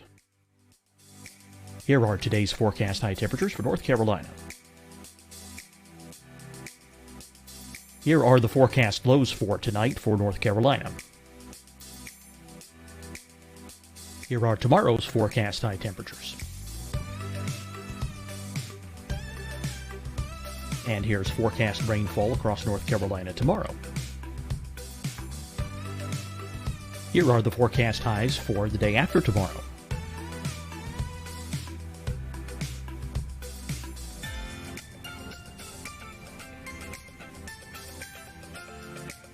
And here's the forecast rainfall across North Carolina for the day after tomorrow. This is the total rainfall forecast across North Carolina for the next 3 days. Here's the severe thunderstorm outlook for today from the Storm Prediction Center.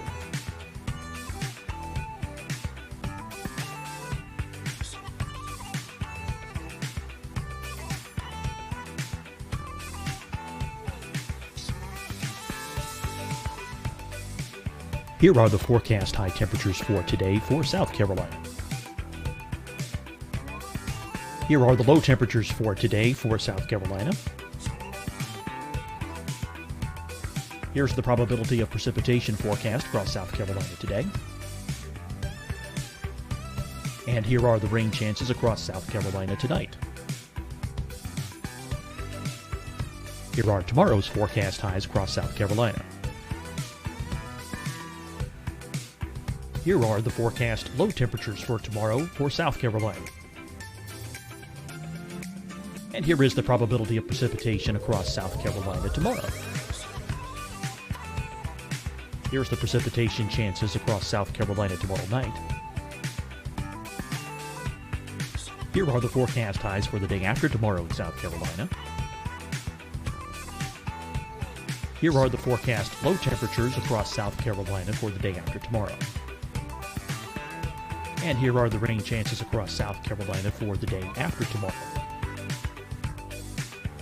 And South Carolina's probability of precipitation for that night.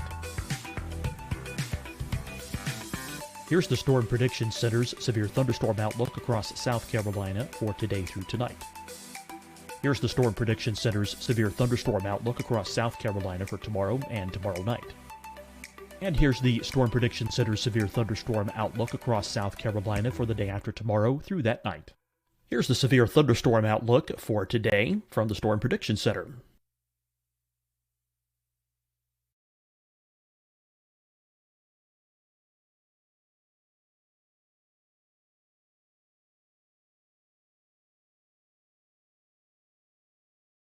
And now here's a live look at weather radar across the southeast. Deciding when to wear a mask isn't about who you know or how well you know them. Just ask yourself, will I be with anyone I don't live with? If the answer is yes, get behind the mask. Help slow the spread of COVID-19. Get behind the mask. Learn more at covid19.ncdhhs.gov. Hi, everyone. I'm Dr. Mandy Cohen, Secretary of the North Carolina Department of Health and Human Services. And when you follow the 3 W's, you protect your family and your neighbors from COVID-19. When you leave your home, practice your W's. Wear a cloth face covering, wait 6 feet apart, wash your hands often. Wear, wait, wash. We're in this together. Stay strong, North Carolina. Fight the spread. and take a stand against coronavirus. Wear a mask in public. Stay at least 6 feet apart from others. And get tested. Join us and fight the spread. Visit scdhec.gov/COVID-19. Getting tested for COVID-19 helps you to take the steps needed to protect yourself, your loved ones, and your community. Find the testing location at scdhec.gov/COVID-19 testing. You'll see your Carolina weather forecast at 25 and 55 past. And now back to the best of the Carolina Weather Group on the all-new Carolina WeatherNet. NWS office in Wakefield, Virginia, but at the time he was also working at the NWS in Raleigh. So we have a big group of guests with us tonight. So looking forward to each and everyone's perspective of this event. I do want to hand it off to Mike first, kind of let him give a brief background of his recall of this event, because he has to run and get some things done. So Mike, I want to kick it off to you first, and tell us a little bit about your perspective. I know you was on the air during the event, so kind of talk to us about the lead up to the event and any memories during covering the tornado that you remember. First off, I'll apologize. We got our cleaning crew coming into the studio, so it's probably going to get loud because he's pushing his garbage can around.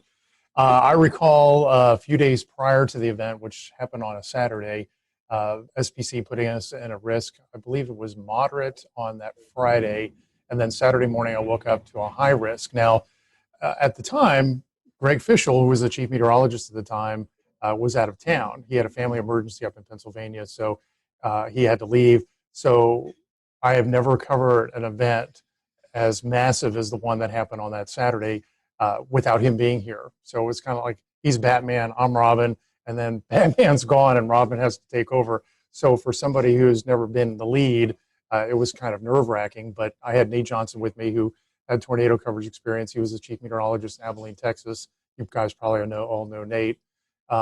So that morning, just the way the atmosphere felt, you could tell something was coming. And around lunchtime, 1 o'clock, we started having the tornadoes develop over the Sandhills.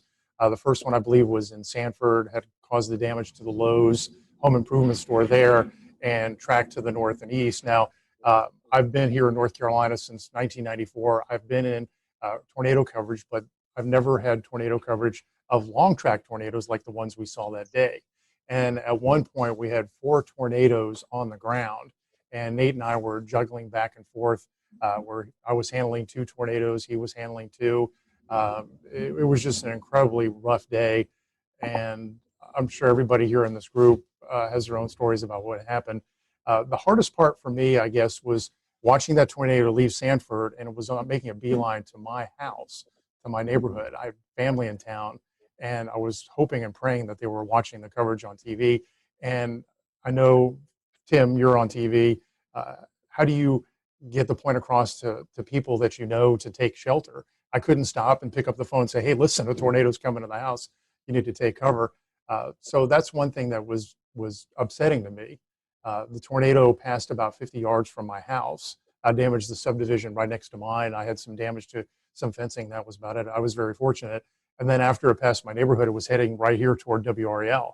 And I remember Nate Johnson yelling out loud to everybody in the studio, go to the basement, because it was at the time coming straight to the TV station, but at the last moment, it moved a little farther east and hit downtown instead of coming here. So it was a really, really rough day. And I thought after all was said and done, because we were on there from 2 in the afternoon to 11 o'clock at night nonstop. I mean, we had continuous coverage the whole time. And when it was done, I thought, okay, this is going to be the worst. This is the benchmark of the worst coverage of a storm that I'll have in my career. But then we had Florence, and it was just days upon days of coverage with that. But yeah, it was not the best.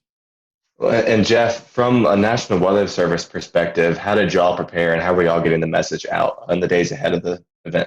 Yeah, I mean, the fact that we had the moderate risk the day before, and we already had a feeling we were headed into a high risk, to be honest with you. So, we were already heavily staffed for that day. We already had a pretty good game plan. And I want to say by the time the storm started to move in from the west and really get going, I want to say we had at least a dozen people in the weather office, and we sectorized warning operations so that we could have 3 or 4 different folks issuing tornado warnings simultaneously, and at the same time, folks working with Skywarn. I was kind of helping lead operations and also doing a lot of phone calls to the emergency managers. There's a lot of spin up ahead of this. There was a lot of email traffic, a lot of email briefings the day before.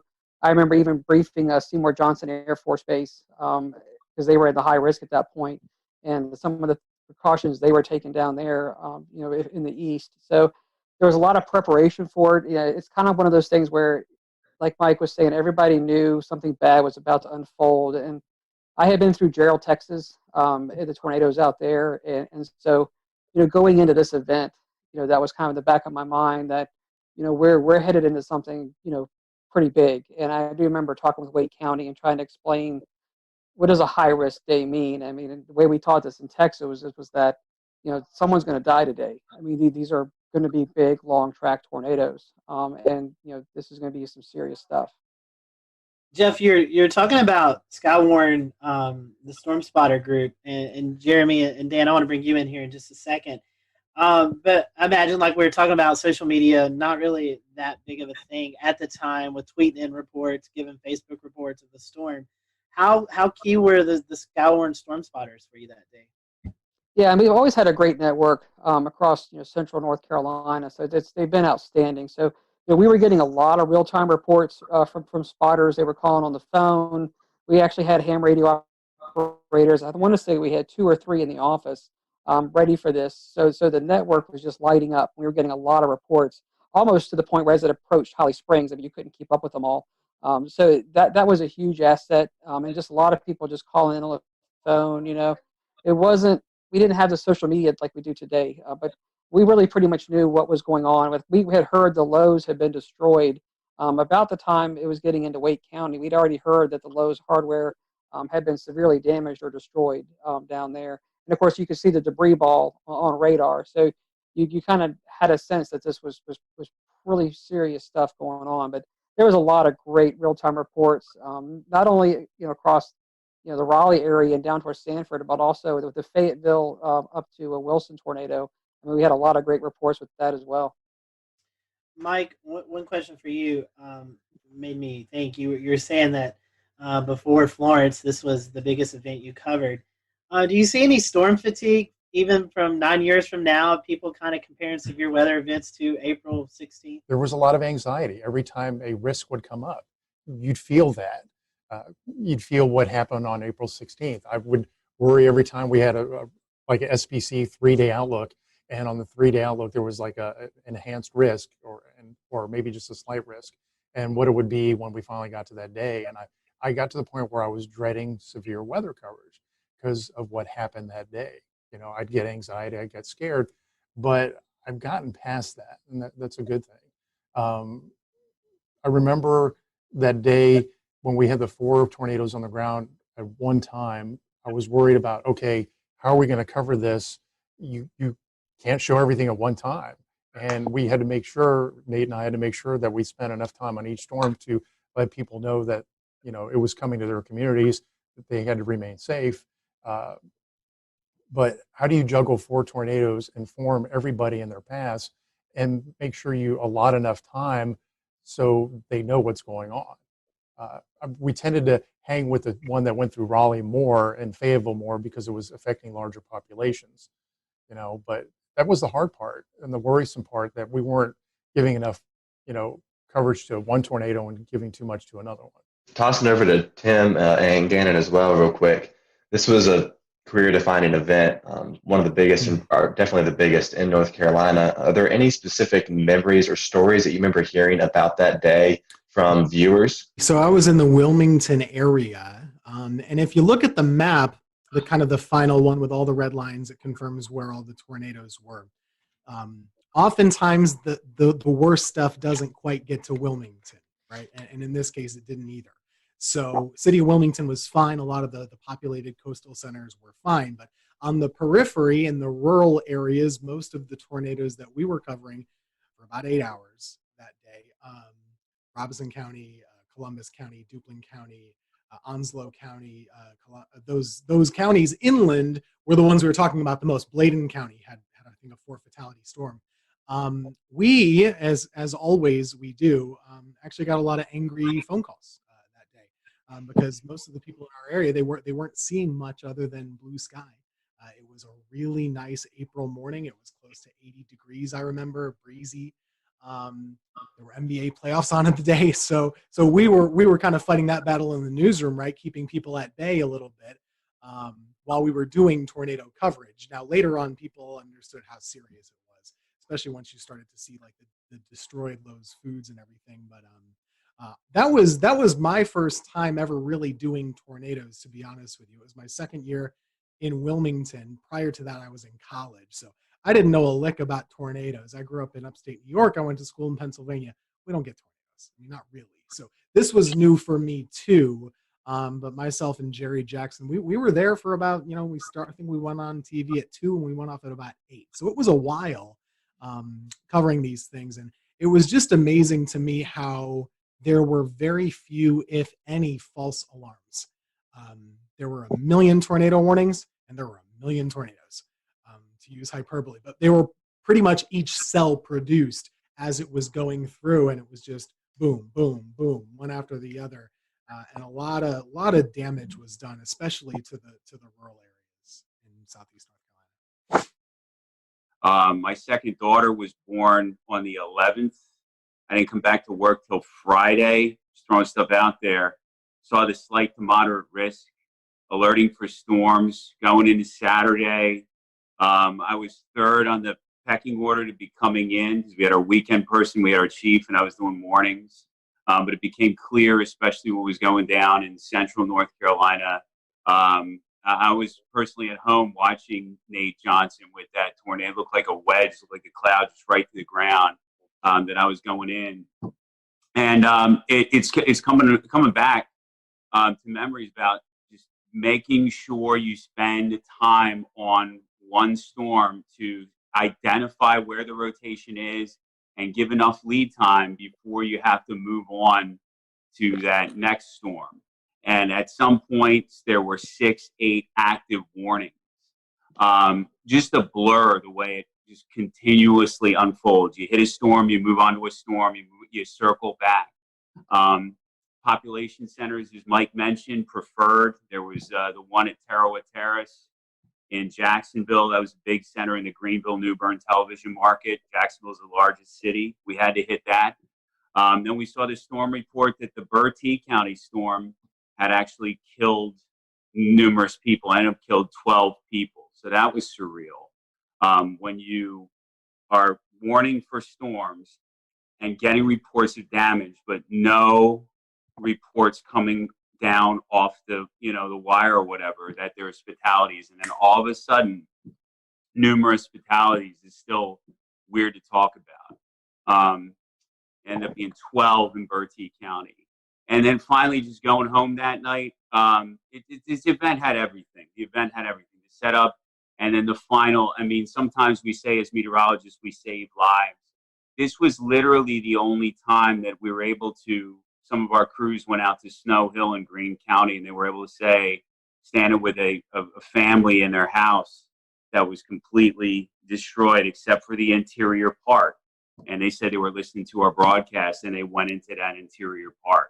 So just a surreal event that I never want to forget. And I wanted to, so thanks again to give me a chance to talk to you guys about it and share the similar experiences. Gannon, I think we've talked about this before off of this show, but this was also one of your one of your first tornado events, kind of bigger tornado events to cover, correct?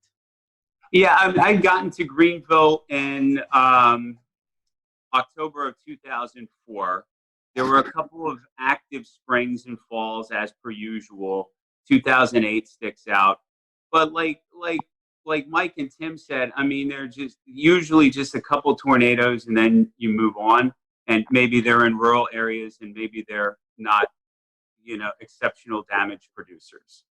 But then this one just is bold-faced, italicized, and underlined when you look back on it.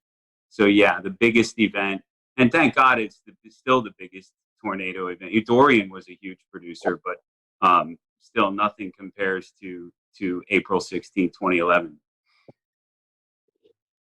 I've been to a few conferences and I've heard, Jeff, I'll send this to you.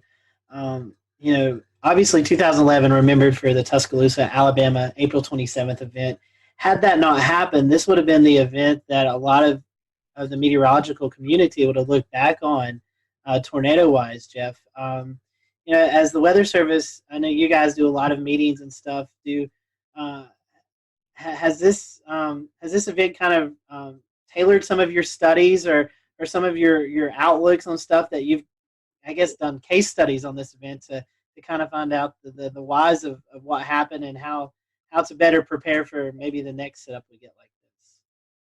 Yeah, I mean, there's no doubt this event, I mean, it still stands out, even though, like you're saying, the later event was even larger than this one. For our region, this is still, what our benchmark, storm. And, it even went up, not even just the Carolinas, eventually went up into Virginia and did a lot of damage up there too.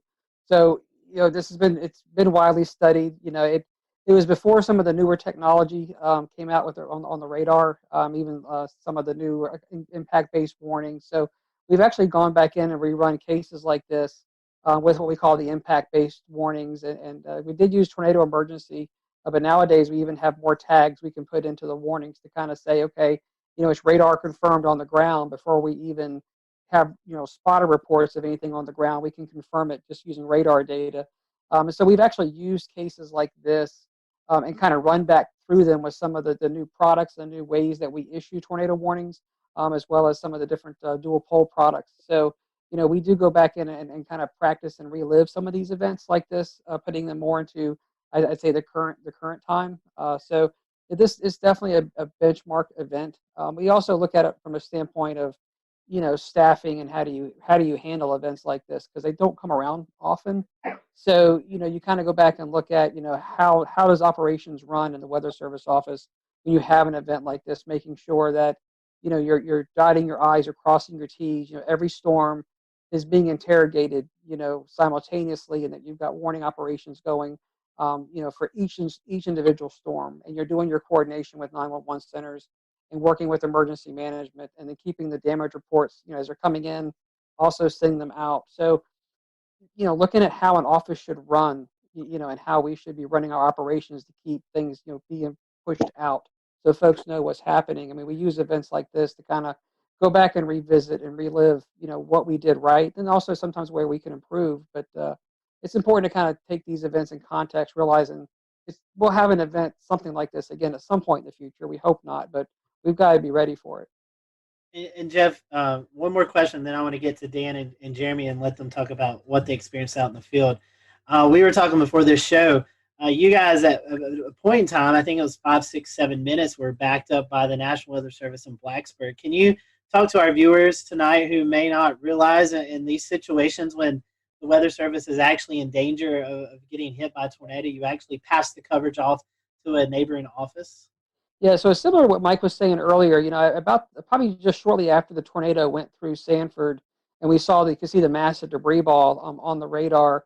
Before it got to Holly Springs, we realized that this thing was coming into most likely southern Wake and eventually the south side of Raleigh, where the Weather Service office was. So I remember I picked up the phone and talked to the Blacksburg office, so we're paired so that a neighboring Weather Service office can really kind of basically restart their computer system, and they can come up as if they're, the Raleigh Weather Service office. So we called them probably almost half an hour out and just said, hey, look, we may get to the point where we've got to be backed up if this thing gets too close, so be ready to go, giving them a chance to get the radar up and running, the warning system up and running, things that they would need. And I think we called them back, I want to say about probably 15 to 20 minutes later, and we basically said, okay, this thing may really come get us now. And so I basically remember saying, if you hear from us again, you've got it. And so then what we started doing is we had 12 people in operation. So as it got closer, we started funneling some folks downstairs into the lower part of the building.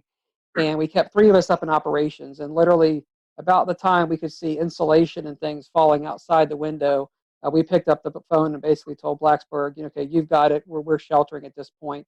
And we had already issued the tornado emergency for Raleigh. So the warnings were already out for Raleigh, and then we sheltered downstairs, like you're saying, for probably about 7 minutes, and then came up, and the tornado passed just to our east, going up South Saunders Street. Dan and Jeremy, y'all had a very different kind of experience. You guys were actually out in the field chasing these long track tornadoes. I guess, Dan, we'll start with you since you're the first on my screen. Kind of give us the firsthand perspective. What was it like actually being there within a mile of these monsters? One of the things that we had at the time that we still use that was very active was the NC Storm Chasers and Forecasters group on Facebook. And fortunately, there's a lot of information coming in through there being funneled in as well. And I remember I was in Alabama, I caught the storm, and all of a sudden there started being people kind of looking at some of the parameters for the next day in North Carolina. This was when it was at a moderate, I guess, before it got pushed to a high risk.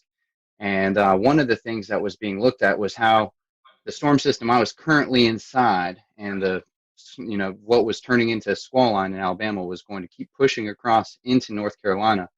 And they were seeing on the HRR runs how basically that squall line eventually was going to break apart into supercells, and that's when really the tornado potential would strengthen. And so when that started coming into play, I just hauled it right straight back towards North Carolina, drove all night long, and made it into Greensboro, Burlington area for the start of where the tornado warnings really kind of got going. Followed the storm in front of it. I actually was able to bust through it because I was inside of it / behind it until about Charlotte to Greensboro, somewhere in there. I busted through the front of it and got in front of the squall line, and then was in front of it near Burlington to Raleigh, somewhere in between there, maybe kind of close to Durham. And that's kind of when it went tornado warned, and it started to kind of quickly overwhelm my vehicle and me and my ability to keep chasing it. There's a couple things that were very clear about this storm system and about these storms, which is one, they were very fast moving. I remember they were going about 60 to 80 miles an hour. Was what I was trying to keep up with and stay in front of, and position myself in hook echoes so that I could try and get a good visual of these, for the most part, pretty rain-wrapped, low nature storms that were just hard to spot. I had had great luck in Alabama the day before. I actually found myself up on a hill is kind of how I was able to see that tornado so well for such a long period of time. But this day it seemed, in North Carolina, a lot more heavy rain, a lot more heavy wind. I basically ended up inside of some severe winds going, just at a guesstimate, 50 to 70 miles an hour at the very least, sideways blowing rain. Once I got out of that, I tried to get back in position, ended up in that again. Eventually just kind of the whole storm inside of that tornado warning just overwhelmed me and got in front of me right as it got into Raleigh. And just waiting for this line, and we're sitting there going, "Oh man, this thing is not breaking up. There's no supercells. What's happening?" All of a sudden, obviously, within a few frames, it started to go. And so we're in Newton Grove still, and which was the right area to be. We just got a little impatient and saw the first one. By then, it was already hitting Sanford and the lows, and we decided to speed on towards Raleigh to try to get it there. And I do remember, as Mike May said earlier, the broadcast. Kevin had his ham radio with us. He had a ham radio in the car because he was doing the storm spotting. But I do remember that specific broadcast said, "Do not approach Raleigh. Stop where you are," and all this stuff. And one thing I do remember about that whole day is just a surreal feeling that I can't even describe in the atmosphere. And the winds, even outside the thunderstorms, are blowing 40 to 50 miles an hour. Lots of inflow into these supercells from a long distance away, blowing dust and all of that. But when we got to Raleigh, as it was said, it went up South Saunders Street. We were not far from there, coming onto the Beltline, and it was. I remember specifically seeing the power flashes just to my left as we were coming in. And we stopped right there because we knew it was rain wrapped. We couldn't see it, and we looked for an exit after that. And then we were trying to decide: do we, for about a couple of minutes, do we try to keep up with this one? We all knew that the storms, as Dan said, were doing forward speeds of 60 to 80 miles an hour. We're already behind it. We're in a metro area. We're like, no, let's get out of here. Let's go for the next one down the line. That was the Wilson storm. And interestingly enough, that storm hit Fayetteville first, that next cell down the line. And I have a friend there who was in contact with me pretty much before we were chasing the Raleigh one, saying, do I need to take shelter? Is this the real deal? And I looked, and the couplet was almost on top of him, and I'm like, We'll return to Best of the Carolina Weather Group in a moment. Now your Carolina weather forecast. Here are today's forecast high temperatures for North Carolina. Here are the forecast lows for tonight for North Carolina. Here are tomorrow's forecast high temperatures. And here's forecast rainfall across North Carolina tomorrow. Here are the forecast highs for the day after tomorrow.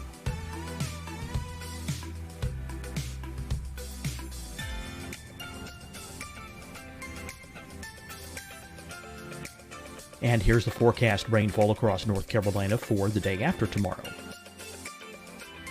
This is the total rainfall forecast across North Carolina for the next 3 days. Here's the severe thunderstorm outlook for today from the Storm Prediction Center.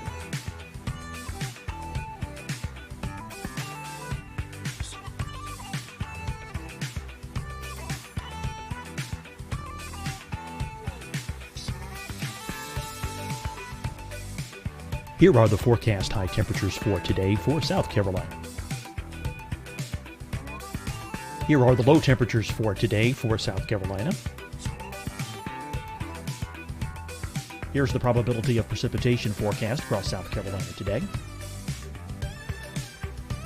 And here are the rain chances across South Carolina tonight. Here are tomorrow's forecast highs across South Carolina. Here are the forecast low temperatures for tomorrow for South Carolina. And here is the probability of precipitation across South Carolina tomorrow. Here's the precipitation chances across South Carolina tomorrow night. Here are the forecast highs for the day after tomorrow in South Carolina. Here are the forecast low temperatures across South Carolina for the day after tomorrow. And here are the rain chances across South Carolina for the day after tomorrow. And South Carolina's probability of precipitation for that night. Here's the Storm Prediction Center's severe thunderstorm outlook across South Carolina for today through tonight. Here's the Storm Prediction Center's severe thunderstorm outlook across South Carolina for tomorrow and tomorrow night. And here's the Storm Prediction Center's severe thunderstorm outlook across South Carolina for the day after tomorrow through that night. Here's the severe thunderstorm outlook for today from the Storm Prediction Center.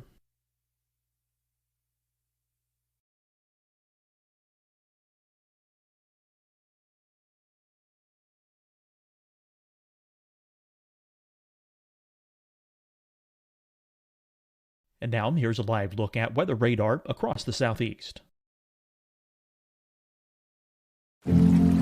Deciding when to wear a mask isn't about who you know or how well you know them. Just ask yourself, will I be with anyone I don't live with? If the answer is yes, get behind the mask. Help slow the spread of COVID-19. Get behind the mask. Learn more at covid19.ncdhhs.gov. Hi, everyone. I'm Dr. Mandy Cohen, Secretary of the North Carolina Department of Health and Human Services. And when you follow the 3 W's, you protect your family and your neighbors from COVID-19. When you leave your home, practice your W's. Wear a cloth face covering, wait 6 feet apart, wash your hands often. Wear, wait, wash. We're in this together. Stay strong, North Carolina. Fight the spread and take a stand against coronavirus. Wear a mask in public. Stay at least 6 feet apart from others. And get tested. Join us and fight the spread. Visit scdhec.gov/COVID-19. Getting tested for COVID-19 helps you to take the steps needed to protect yourself, your loved ones, and your community. Find the testing location at scdhec.gov/COVID-19 testing. You'll see your Carolina weather forecast at 25 and 55 past. And now back to the best of the Carolina Weather Group on the all-new Carolina Weather Net.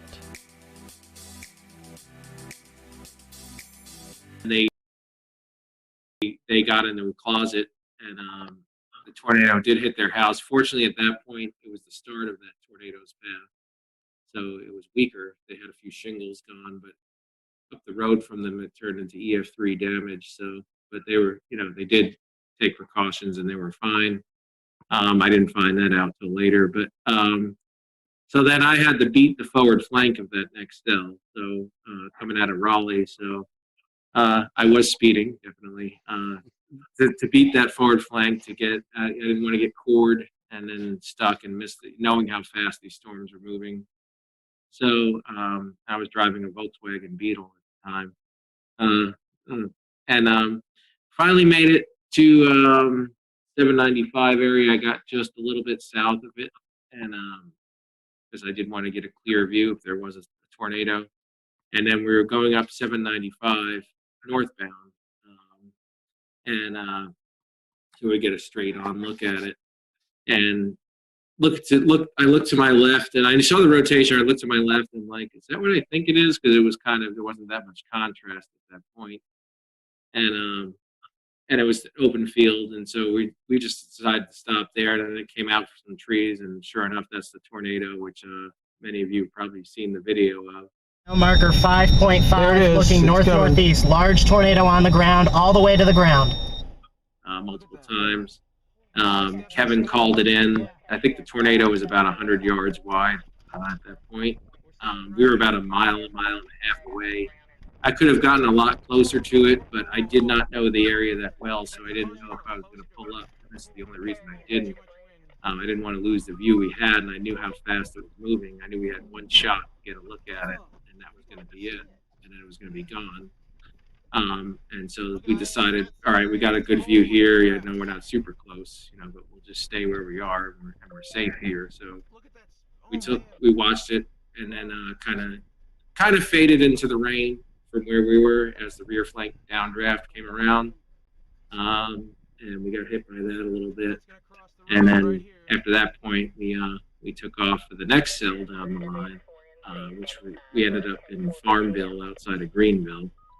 And we just missed it. We weren't fast enough. These storms were moving way too quickly. So we just had to find we actually had to use an escape route and go into the rain and hail so we'd get away from the couplet and let it pass because we weren't going to be able to see it from where we were. And then so we did, and then we went into Farmville, and we saw the damage there. It just happened, but immediately, amazingly, the emergency crews were there. They were probably there within a minute or two after the storm passed. And so we took a look for a minute, and I remember letting, again, cell phone. I mean, smartphones were relatively new, but I did have one, Pickle 3. And I remember just letting a guy whose house got damaged use it to call his family. And then we wanted to get out of the way of the emergency services as quickly as we could. So then that was it. And then there was a squall line behind that. That was it. And then we went home after that. And then the last thing I remember is going to the NC State Library to upload my footage to YouTube since I had a super fast connection as quickly as I could. And I think I remember emailing Mike Mays and sending him the link or something like that right away. And then Ariel, I know, put it up. And then it actually ended up in a few things like a National Geographic did a special on that whole spring because, as Dan said, there were a number of outbreaks that spring. Everybody remembers Tuscaloosa and all that. this was one of three, I think, major outbreaks that they covered in that series, and so it ended up kind of spreading from there. And I think it is still my most viewed video to this date. But and that was about it. That was about the general summary of my day right there. Were you guys able to, after this event, in the days to come, to go out and survey some of the damage? If so, what kind of stuck out to you guys? Our biggest storm was in Bladen County, in Elizabethtown specifically.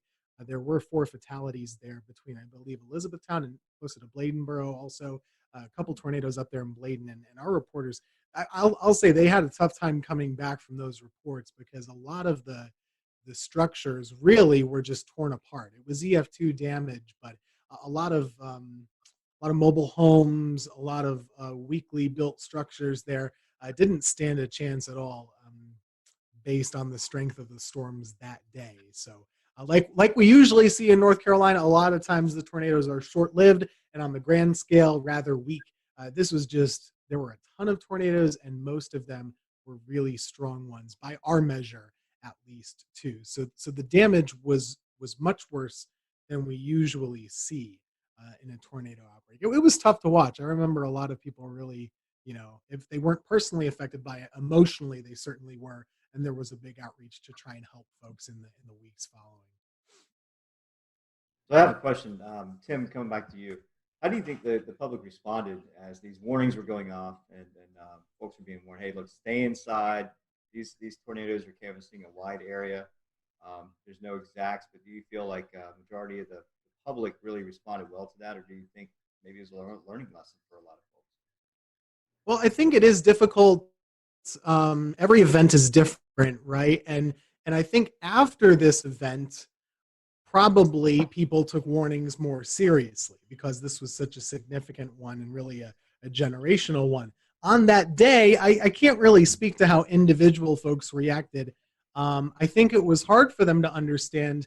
It was such a beautiful, bright, and sunny day in most of the areas until those storms got right up on top of you. So it was almost difficult to understand to the layperson how serious the weather really was. So a lot of these tornado warnings, like Dan was saying earlier, these storms are going 60, 80 miles per hour. The polygons were pretty big to account for that size, and you might have the warning going off and you're still in the sunshine, right? So that's not a typical response where you're going to shelter right away. You might take your time. So I do think that there was, number one, a challenge with it being a midday on a Saturday, a little harder for folks to maybe be paying attention normally. I guess it was always a case-by-case basis, but you look at the fatalities, there were a lot. There were just a lot. So I do think it was a learning lesson for a lot of folks. After all these storms had passed and the days following the event, you guys had to go out and conduct storm surveys. What did that look like, and how busy were y'all? Because that was a lot of tornadoes to cover. And so within the first day, we knew we needed to get the fatal tornadoes that were long track. We needed to get those really well defined. And so we got those done.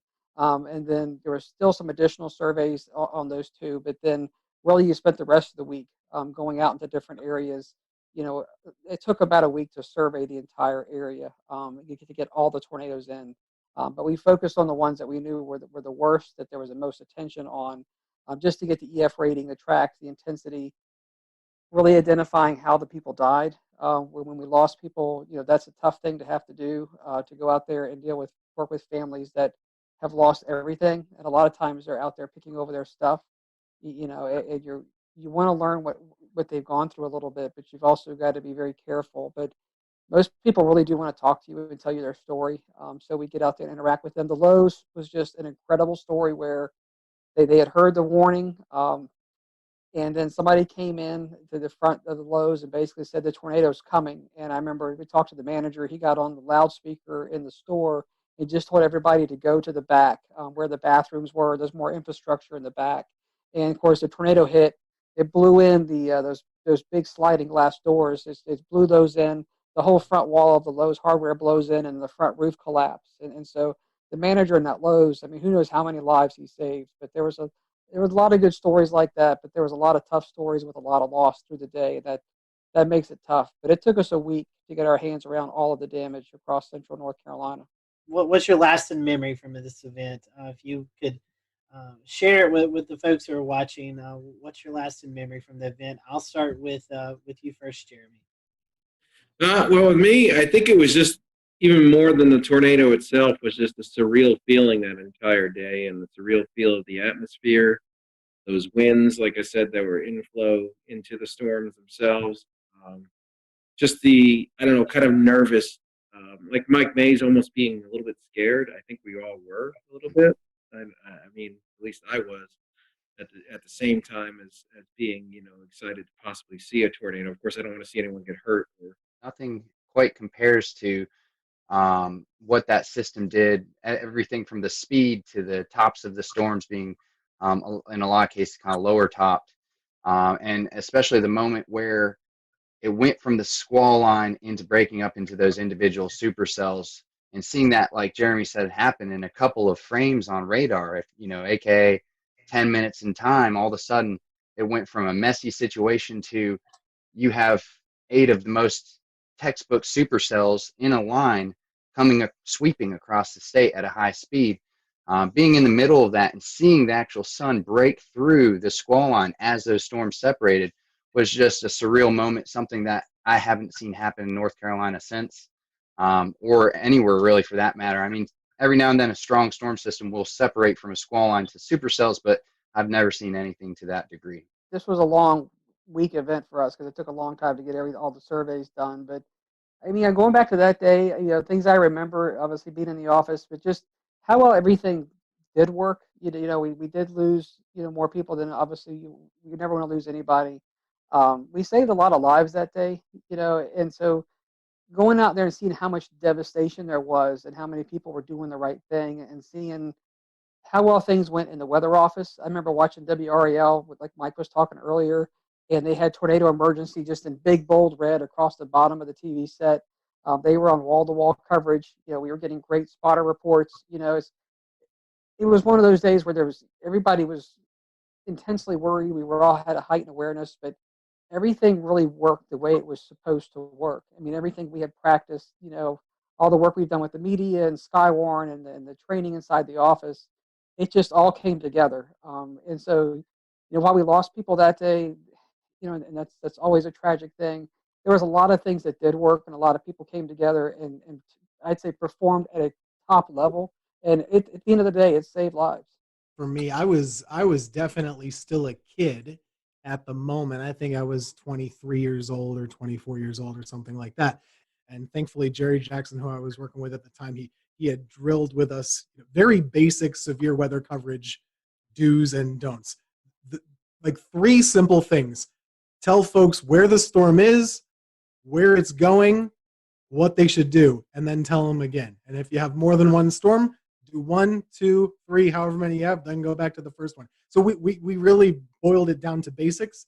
I think we did a pretty good job that day.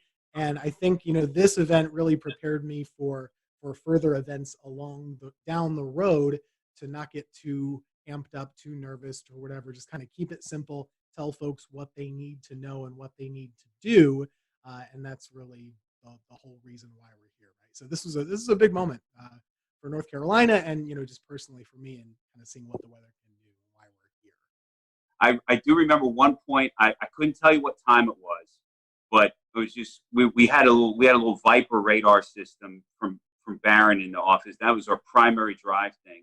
And I remember we would go out and expand and zoom into like Kansas or Oklahoma when they would be having their events, and we would see what the radar would look like.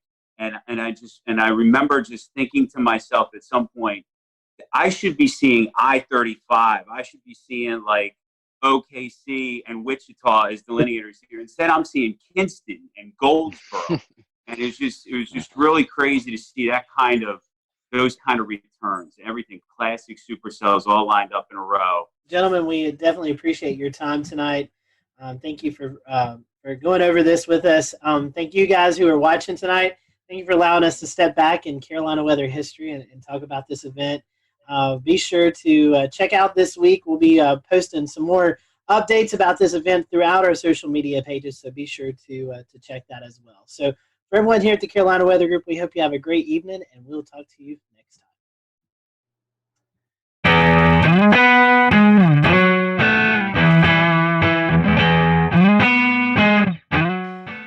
everyone. Welcome. We are here with the WFMY weather team. We have on with us Tim Buckley, Christian Morgan, and Teran Kirksey. And we're going to be getting to know them over the next few minutes. This is a new segment that we are rolling out and hope to do, but we're going to spend a little time just getting to know our local meteorologist, and everyone has been kind enough to donate some time. So we're just going to do a few quick hitting questions. These are just, you guys can elaborate if you want, or you can just give a quick answer. So our first one is Twitter or Facebook? Which do you prefer more, Twitter or Facebook? I'll start with Tim. Twitter, as long as it's not bad Twitter. But I like weather Twitter. Okay. Christian? Definitely Twitter. Facebook has the ability to take something you posted 3 days ago and highlight it 3 days later, which makes the information very much out of date. So I feel like Twitter, if you can't say it in 140 characters, then you're saying too much. All right, here's one. I don't know if you guys have dabbled in these as much. TikTok or Snapchat? Oh, boy. I'm old. I can't have a TikTok. I don't even think that's allowed. So I do have a Snapchat, but it's not something I post weather stuff on. Yeah, I have Snapchat too, and I can't dance, so I'm not even going to adventure into the world of TikTok because it will be horrible. And I'll just let everybody else share the TikTok videos on Twitter, and then I'll watch them that way. You don't want to be lip syncing? No. They both confuse me. I think I'm like, I'm older. I have an older spirit. So usually I just put my phone down when I get home. I don't want to know what's going on. I watch TV, and then when I wake up the next morning, people tell me what I missed, and I'm cool with it. I'm fine with it. Keeping on the theme of technology and stuff, what about weather model websites? There's tons of them out there, and I know you guys may have some special software, so you don't have to go to all of these websites that us normal people have to use. But do you have one? We have so much special software, and we pay all this money for all the great stuff. And I still love the Penn State e-wall the most. Oh, you're biased. Undecipherable. No one understands what it is.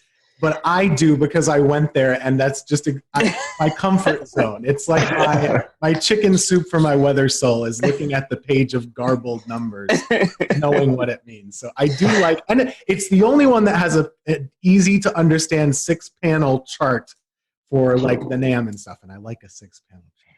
Okay. I've used that website for like 15 years, and I'm still confused by it. but it was the first website I used a lot, though. Now I use Pivotal Weather a lot, and occasionally I look at some other ones if it's like hurricane season or something like that too.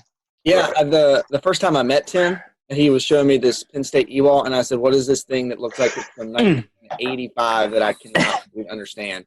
And I laughed at him for it, but he's like, "Oh, it's got all these charts and things on it." And I was like, "Okay, I'm gonna find a different website." And then I took my weather classes and stuff through Penn State, and I was like, "Oh man, I really love the e-wall now." It's fun to actually sit and work side by side with Tim, because we actually understand the Penn State e-wall and how great it actually is. But also, like, we do have it's something you have to pay for, but WeatherBell has some good maps on it. But I really like to use Pivotal Weather, especially when we look at severe weather parameters.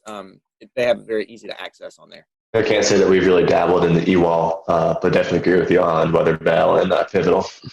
I think I'd have to throw in Tropical Tidbits just because that's where I started, and so nice having those easy savvets. Keep on this topic. Do you think that weather data is too easily available? Yes, but there's nothing we can do about it. Okay. I have two opinions on this. Number one, I don't think it should be that easy. I don't think it should be easily available to people that aren't seeking it out. So what I mean is, like, if you want to like really be able to look at a weather model, of course I agree that's a good thing to be able to do. But I don't like that it gets out there to people that aren't wanting to see it. So it gets posted to Facebook, and then my grandma gets it and says, "Oh gosh, this is really bad." That's the bad part that we all know about. So in a perfect world, it's 1995 and only the weather folks have the weather models, but you can't put the toothpaste back in the tube. I think with it being so accessible, yes, it's public knowledge, it's out there, so why can't you access it? But at the same time, you know, you get a lot of these hype weather sites and, you know, people who think they're weather gurus and don't really understand it. And they like to, you know, screenshot things and then post hype weather stories based on looking at one model. You know, people don't really take the time to actually dive into the models and try to find the consistencies in them. And a lot of people don't even know like the biases of the models and typically how they run. So having it so accessible is kind of doing, you know, the weather folks a disservice. So we actually kind of have to kind of take a step back and say, what you're seeing is not really accurate, but here's what we're looking at. So we almost have to kind of be careful where we step to make sure we cover the bases of what people are really seeing on Facebook and Twitter and what they're, you know, sharing out at a mass rate. Yeah, because 90% of the time when something looks bad 5 or 7 days out, it doesn't happen. So I know my forecasting philosophy is usually like, okay, that looks like 10 days out. Oh, it looks horrible, but I'm not going to say anything. You know, we'll just kind of pay attention to it. And then once we get into, you know, okay, it's 4 days out to 5 days out. If it looks really bad, okay, let me start kind of sprinkling this in. And then 3 days or less is when I'm, you know, more so like, okay, this is probably going to happen. But since it is out there and, you know, the way that the models are visualized, some of the websites where it looks really, the color tables are really good, you know, but you see something that looks terrible and then somebody will just like, you know, Christian and Tim were saying, they'll see it and they'll put it out there and then it explodes and you have to do damage control the whole time. And then when it doesn't happen, people will say, well, you guys didn't know what you were doing. So that's the way it goes. Yeah, exactly. Karan has lobbied for us to change our 7-day forecast to a 3-day forecast.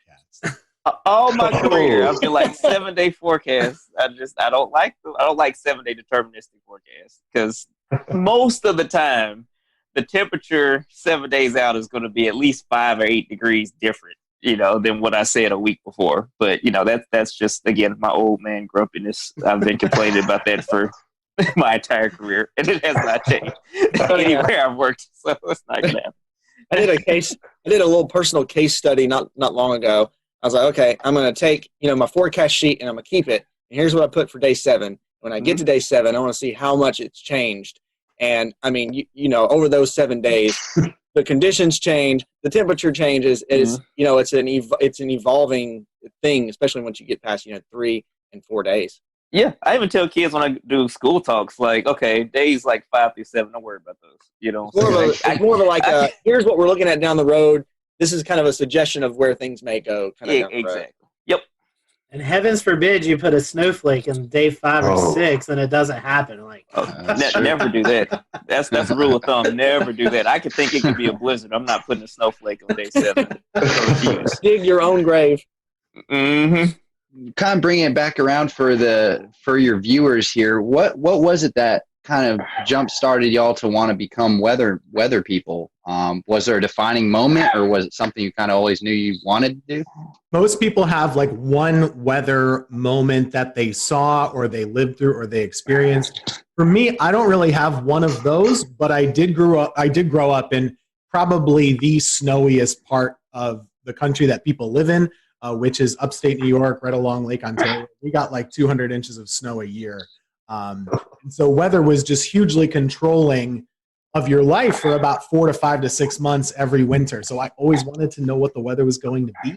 I always watched the Weather Channel and told my mom what they were saying, even if she didn't care.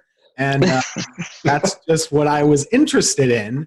And the TV thing just kind of followed suit. I didn't know that was exactly what I wanted, but that kind of just worked itself out. So that was my spark, were snowflakes. And I hate snow, by the way. So it's just, maybe that's why. Yeah, I'm going to catch heat for this from Tim and Taran. I really like snow. And see, look. They've unclaimed me. So always, you know, that was my thing. And my birthday is in January. And there, for a while, there was a couple of years where it always snowed on my birthday or within a couple of days of my birthday.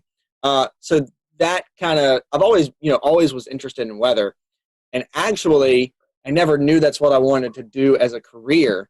I always wanted to do broadcasting, radio or TV of some sort, and work in radio for a while and then try to get my foot into TV and a couple different avenues. And then the weather thing, like, just kind of popped up. That's where I was able to kind of get my foot in the door. and I knew I enjoyed it, and kind of got my foot in the door. And actually, kudos to Tim for helping me, and helping me learn a lot, and teaching me, and kind of really growing that passion for weather that I had. So much so that it sparked my interest to actually go back to school and get my meteorology certifications and stuff. And so here we are. It all kind of came full circle at one time. For me, I'm from the deep South. I'm from Alabama originally, and so I grew up with a bunch of tornado events, and one time I saw one, and that just kind of locked it in for me. And so that just made me interested because, when you're a little kid and you have tornado warnings, you get a little scared, and that fear made me want to learn more about them. And we'll return to Best of the Carolina Weather Group in a moment. Now your Carolina weather forecast. Here are today's forecast high temperatures for North Carolina. Here are the forecast lows for tonight for North Carolina. Here are tomorrow's forecast high temperatures. And here's forecast rainfall across North Carolina tomorrow. Here are the forecast highs for the day after tomorrow.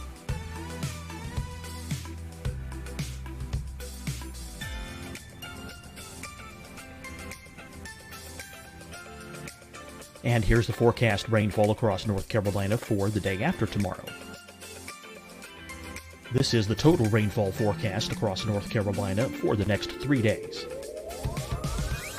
Here's the severe thunderstorm outlook for today from the Storm Prediction Center.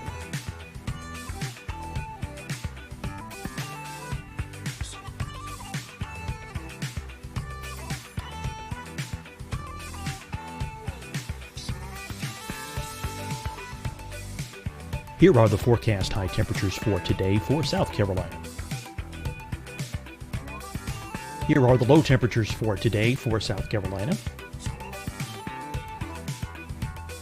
Here's the probability of precipitation forecast across South Carolina today.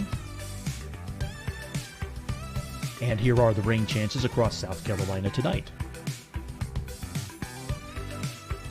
Here are tomorrow's forecast highs across South Carolina. Here are the forecast low temperatures for tomorrow for South Carolina. And here is the probability of precipitation across South Carolina tomorrow. Here's the precipitation chances across South Carolina tomorrow night. Here are the forecast highs for the day after tomorrow in South Carolina. Here are the forecast low temperatures across South Carolina for the day after tomorrow. And here are the rain chances across South Carolina for the day after tomorrow. And South Carolina's probability of precipitation for that night. Here's the Storm Prediction Center's severe thunderstorm outlook across South Carolina for today through tonight. Here's the Storm Prediction Center's severe thunderstorm outlook across South Carolina for tomorrow and tomorrow night. And here's the Storm Prediction Center's severe thunderstorm outlook across South Carolina for the day after tomorrow through that night. Here's the severe thunderstorm outlook for today from the Storm Prediction Center.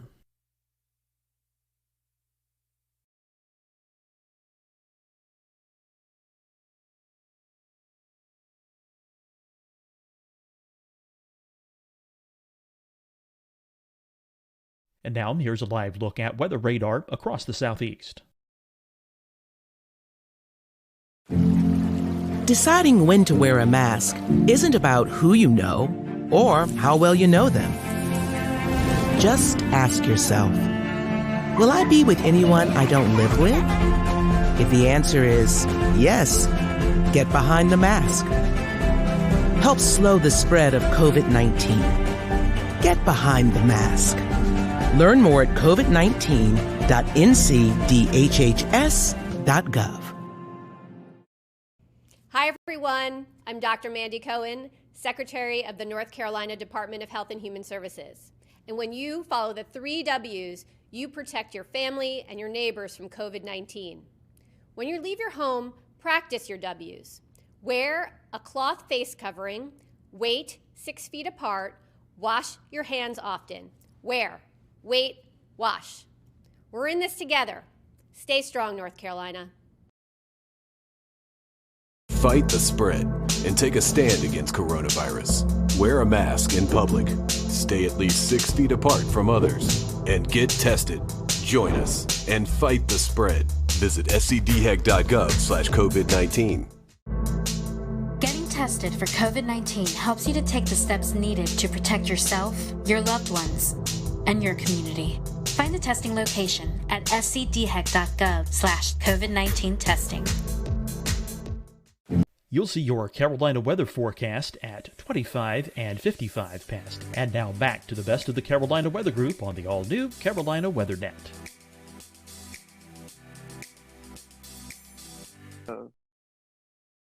That led me to kind of pursue meteorology as a career. When I was in college, I was somewhat interested in broadcast, but probably more into research. The broadcast thing just kind of happened, and I've just been doing that ever since. But I do want to say I do not like snow. Snow is terrible. I hate tornadoes too, because tornadoes are bad, as we've seen. So I just like I think I like more so the challenge of forecasting as opposed to certain weather events, weather phenomena. Yeah, that's a word. Yeah, I said it right. Phenomenal. My short career so far that I've had, I've already learned that weather is a very humbling thing. Forecasting weather is a very humbling thing, because you have this period of time where you're on it. You're like, man, I'm accurate. This is, it's working out. And then something falls in your lap, and it's, you're like, okay, come on back down to earth now. But yeah, so the challenge is fun. And also, weather is one of those things, like, you think about it now, we've got everything going on with the coronavirus, but weather doesn't stop. Like, it's something that never changes, and it's something that's always happening, no matter what's going on. And people are always, no matter what they're doing, whether they're staying at home or whether this is a normal period in time where people are going to work and kind of coming and going as they please, weather affects everybody in some way, shape, or form. And to be able to, be one of the folks who's actually looking at that and helping you kind of plan your day, providing that service for you, I think is something that internally, and in my mind, I really, really enjoy. I have a running joke with Turan. I guess you've been here about 3 years or so, man, like that. Mm-hmm. And when he was on his interview, he's asking, what's the weather really like in the Carolinas? And he's been in Oklahoma and Mississippi, and I say, you know what, man, we don't get that much severe weather. Every now and then we get a tornado. Every now and then we get some hurricanes, but they're mainly at the coast. We're in the Piedmont. And every once a year or so we get some snow, and sometimes it's big, but it's not much. And then weather just happened all the time, and we had lots of tornadoes. We had a Greensboro tornado. We had all these hurricanes that came right into the Piedmont, all this crazy snow. So it's transformed. So it is. Is it following you, Turan? Clearly, it must be. I'm sorry. I apologize to everyone. So now I'm connecting the dots, because first we blamed it on Grant Gilmore when he left. And so now it's actually Tim's fault, because he said we don't really get, and ever since then, all heck's broken. Jinxed us. Yeah. That's right. Everything was quiet when Grant was here. When he left, it just went crazy. Note to self, no claims about North Carolina weather at all. A quick follow-up there, Turan. The tornado that you saw, you were younger and you had a clear kind of visible of that. What kind of happened in that experience? There was I remember the day. I was in Huntsville, Alabama at the time, in North Alabama, and there was a tornado warning, and the meteorologist was saying, hey, it's headed towards this part of Madison County, which is maybe about 5 or so miles north of where we are. Then the power kind of flickered or went out, and of course, we looked outside, so you're not supposed to do that. And we were looking north, and you can barely see it, in the distance, but I could see it, and I was like, oh my gosh, that's wow. This is it.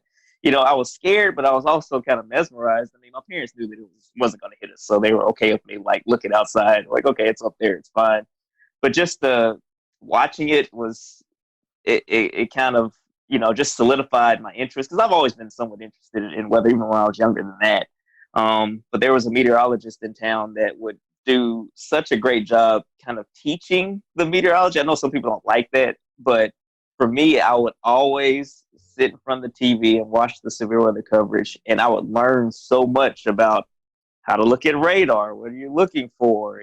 These are different, variables that, you can look at using the radar. And again, this is in the 90s. And so there's been a huge explosion of different things now, but it made me more and more interested. And then, obviously, I reached out when I got in high school, and he was gracious enough to let me, intern from when I got in college, but to let me shadow him when I was in high school. And it just kind of went from there. Give us a name. Come on. Who It was Dan Satterfield. Okay. I know that's a name that, yeah, some people had different opinions, but yeah, he was awesome. And even to this day, just so gracious, if I ever have a question or anything, or, he has always been one of those people that I could, like, hey, I don't understand this, I don't understand that. And he's one of the big reasons I ended up going to Oklahoma. He started telling me about, oh yeah, a lot of tornadoes out there, you can learn a lot. I'm like, okay, sure, I'll try it. So yeah. Well, that's great. I think you're reading right off our question sheet. One of the next ones I was going to ask is, do you guys have a weather role model? So, Rand, we just got your answer. Tim, Christian, a weather role model? I wasn't that active. I mean, it was hard. It seemed crazy back, when I was growing up, which is not that long ago in the 90s. It seemed crazy that you would actually be able to reach out and talk to your meteorologist locally. That is so accessible now with social media. So I didn't really have any interaction with any of my local meteorologists, but there's a guy by the name of Dave Eichhorn up in central New York who was on Syracuse television for a long time. And I would always watch him and Dave Longley and Jim Teskey. Two of them are still there. And they really geeked out about the weather. And I wouldn't say they got excited about the weather when it was bad, but they really did have a professorial approach and really explained it a lot. And I liked that. And I thought that was really interesting. And they would really tell you, if this lake effect band isn't here and it's there's a reason why. We're not able to predict it that precisely. And so those were definitely the folks that inspired me, even though I didn't really interact with them much. The funny part about now being in the position that I am and having social media is we interact a lot on social media together now, just chatting about local weather, and they know I'm from my little small town that they cover and all that stuff. So it's cool. That's neat. Yeah, for me, so I actually grew up in this market. So I was very in tune with all of the weather folks in the market at the time. And so there was one person that I won't name because we're with, a competing station right now, but I watched them all the time. And that's just kind of, I would always, that would always be the thing. And when they were calling for snow, that's what I wanted to know about. That's who I wanted to see. And I wanted to learn, why it was happening, and also more so to know how much we were going to get. But at that point, Tim, like Tim said, I never really thought that, when I was in middle school, that you could actually reach out to those folks and actually, have a conversation with them. And, some folks, that I've learned over the years, some folks are more gracious of giving their time than others are.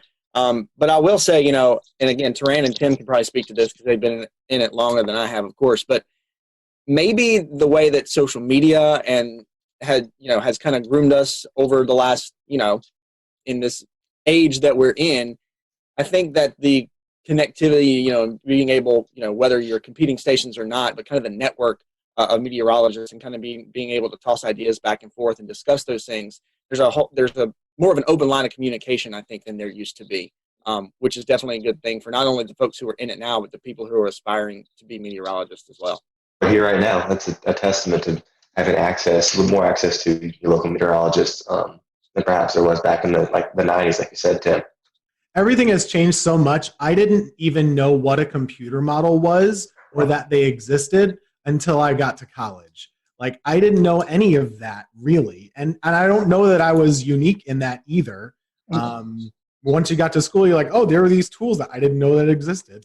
Here's how we use them. And then I kind of, learned it very quickly. But before that, I mean, the amount of information that 12-year-olds know now that are weather enthusiasts is about the same as what I had as a sophomore in college. It's amazing. It really is. Oh yeah, same for me. I mean, the first time I saw a forecast model was when I shadowed that time, and they had the DIFAX maps or whatever. It's like, oh, okay, this is printing out. So this is how you all figure out the forecast weather. Okay, cool. Before that, I had no idea.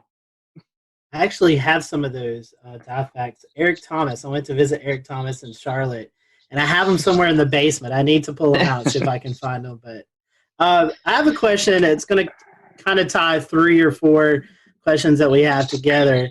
It's kind of the future of meteorology, working from home, and the role of social media, which we all 3 are experiencing right now in the COVID-19 pandemic. So what are your thoughts on the future? Do you see working at home maybe more of a thing to come and doing a lot more via social media? I think that, I mean, obviously, kind of hate the reasons why, we've gotten to this point, well, where a lot of people are working from home, hate that there's, the virus is kind of causing all this disruption. But with that said, a lot of friends I've been talking to over the past, well, somewhat talking to, I'm kind of introverted. Occasionally I'll ask them a question. I got to have one conversation a week with friends. But basically we were talking about, hey, it's 2020. The idea of going into an office every day in many industries is antiquated. If you're in sales or something like that, why do you have to go into an office building when you can just make your calls from home, or you can go and, drive to your different sales spots from home and work out of your home office and maybe go to the office once a week. I think a lot of employers are seeing that their employees can be just as productive or even more productive at home, depending on how they work or, what works best for different people. I know everybody's different though. So for extroverts, it's probably important that they, go into the office regularly to get that social interaction. For introverts, they might work better in solitude. So I think that as meteorologists, when you look at it, most weather days are fairly benign, fairly quiet. And I feel like on those days, working from home should be more of an option for all meteorologists. But you also have days where there's the threat of severe weather where that's not probably the best method.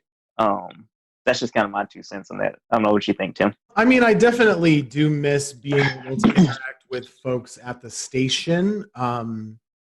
However, typically meteorologists aren't interacting with one another personally face-to-face because we're on different shifts.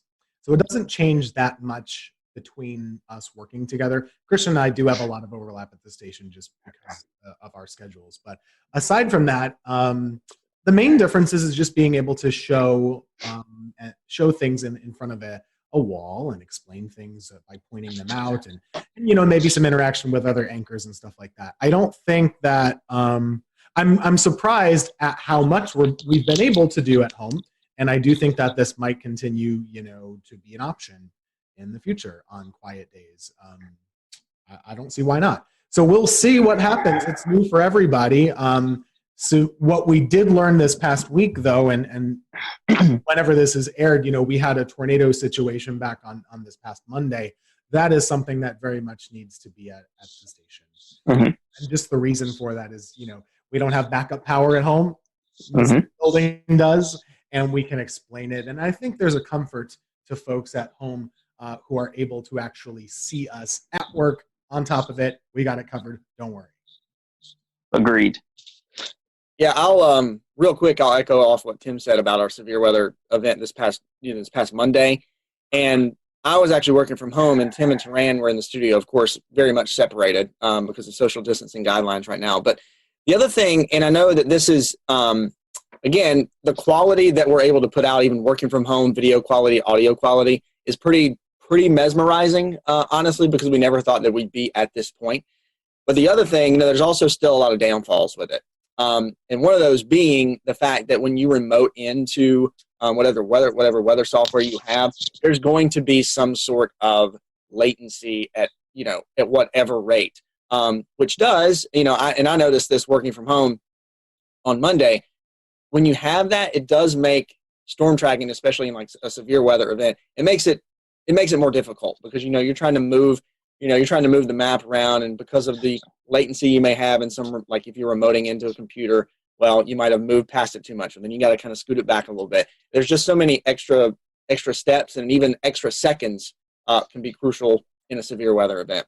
But taking an overall approach to it, working from home is interesting. I've always been one of those folks who, all right, I have to get up and get ready and then go out the door to kind of get my, kind of get my mind in the right place to do work. So working from home has been a challenge for me to kind of get into that groove. It's not so much a challenge anymore just because we've been doing it now, for a month at least. But having that interaction with folks in the building, even though, here's the weather center over here and here's the news people over here, and we come together at the newscast. Just kind of having that interaction. The lines of communication are, of course, a whole lot better. Tim and Taran, and if you've been in a newsroom, like this, like you can just scoot the chair back and you can yell something across the room or say something across the room. Now working from home, okay, got to send this email, or did I check this on the little chat, or did I send somebody a text message? So the communication line kind of is something you have to kind of double check yourself on. But I think there's something about, if the weather's nice, of course, we can forecast from anywhere. Yes, we have some tools at the station, but we can do a forecast from anywhere as long as we have internet. We can even look up stuff on our phone, if we need to do that. But working from home and putting the forecast together, is easy. But I think when things return to normal, if we are seeing more work from home situations, I think just being in the station, being in the studio, at least for the shows, has a value to it that you can't replace. No, absolutely. It's amazing all of the just how much we've seen this working from home thing develop over the last 2 months. Who would have thought that just about every single meteorologist in the nation would be broadcasting from their office with their cat in April. So it's just unreal. So we only have a few minutes left, y'all. So we're each going to ask you one kind of silly, lighthearted, fun question. So I guess, Tim, I'll start off with you and we'll go around. What is your favorite non-weather hobby? Favorite non-weather hobby? Getting outside and hiking and taking pictures. That's it. Great choice. And I know it's supposed to be fast, but I got this hobby, I think, by a product of working weather. And the reason is when I moved to Greensboro, I was working weekends. My days off were Wednesday and Thursday. No one in the world, let alone in our building, has days off on Wednesday, Thursday. So I had nothing to do. So I got in my car and I would drive to pretty places like Hanging Rock or the Blue Ridge Parkway or something like that. I would drive a long way and get to know the area. And then I got to know hiking. And at the time, I was just taking pictures on my iPhone. And then I kind of, started getting a better camera. I don't take as good pictures as Dan, but I try. He's my inspiration for good photos as well. So that's my hobby. Christian, Taran? Music for me. I'm a drummer in a 10-piece party and dance band that plays across the Southeast quite a bit. So music is my outlet. And then I love being outdoors. So even though I'm not that great at it, I love going golfing. And that's a nice thing from working from home. Like, even on these days, if I don't go in until the afternoon, the days working from home, I can just, walk out and go to the golf course and walk a couple holes, kind of get my fresh air for the day. And so, yeah, but music is my main hobby. Golf would be the second one. I like to spend time outside as well. Just kind of sitting outside is always nice. And I like to barbecue, which is a verb and a noun. Okay. It's a verb and a noun. Contrary to popular belief. Read the dictionary, it's a verb and noun. Sorry, anyway. That's true. But Southern thing. It is, yeah. It's a verb and a noun in Alabama, and it's a verb and a noun in North Carolina too. Do people up north not think that it's a verb? Well, there's they use it much differently. Yeah. I can run out the clock on this if you want to. Go for it. The actual thing that you cook with, the barbecue instead of the grill. So this is the whole, and the cookout up north is called a barbecue as well. Yes. I'm telling you, that's the way it is up there. Yeah, once all this social distancing stuff clears up, I'm waiting for some Taran ribs. Every Saturday I see a post of Taran cooking. I've had extra time on my hands. So, maybe our next lightning round will be in person. There you go. Taran, I got to ask you, vinegar or tomato-based sauce? Well, I mean, that's the big debate here in North Carolina. Man, she about to get me in trouble, man. All right, so again, I'm from Alabama, but I spent most of my life in North Alabama. So Memphis-style barbecue is what I'm used to. And then when I lived in Oklahoma, Texas-style barbecue is kind of, one of my big things too. I like more tomato-based barbecue sauce. Like, you have to put, for me, I do put like some apple cider vinegar as I'm cooking it, but I don't just like douse it in it. Like I just want a little bit of tang and then more sweetness. That's just what I prefer. Very nice. Very nice. We'll give that to you. Ran on that. I'm with Ran on that. Even though I'm from North Carolina, I don't want to eat barbecue and have my throat burn. All that vinegar. A good mix, a good middle of the road barbecue. Well, Christian, I didn't because we need the viewers to still like us after disparaging barbecue or whatever. And these are the fun questions. Christian, I didn't know you golf, so next time I'm in the air. We'll have to go hit the course. We'll do it, absolutely. All right, so one last, question before we wrap. Do you have a favorite weather or disaster themed movie? And if you all three say Twister, Yahtzee. Yeah, that was what I was gonna say. It's so bad, but it was so entertaining. And growing up, I was like, oh man, this is awesome. So, yeah. There was a volcano movie too that was really bad. What was the name of it? Was it Volcano? Dante's Peak? Yeah, in the Dante.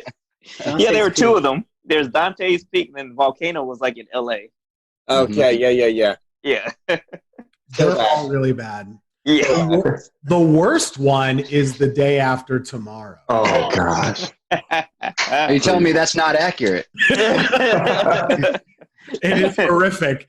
And I was in New York in January, and I went to the New York Public Library, which is a great free place to go. You should go sometime and check it out. It's beautiful. I took a picture in there and said, oh, it's a great place to visit. And everybody posted, this is where they filmed Day After Tomorrow. Jake Gyllenhaal is all over these places. I was like, oh, no, I'm reliving this horrible movie.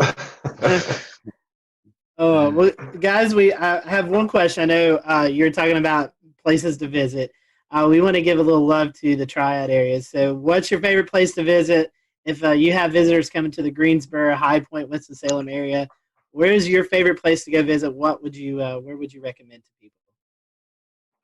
Could I vote for Hanging Rock, or is that too far away? I really like. That's great. I really like the parks.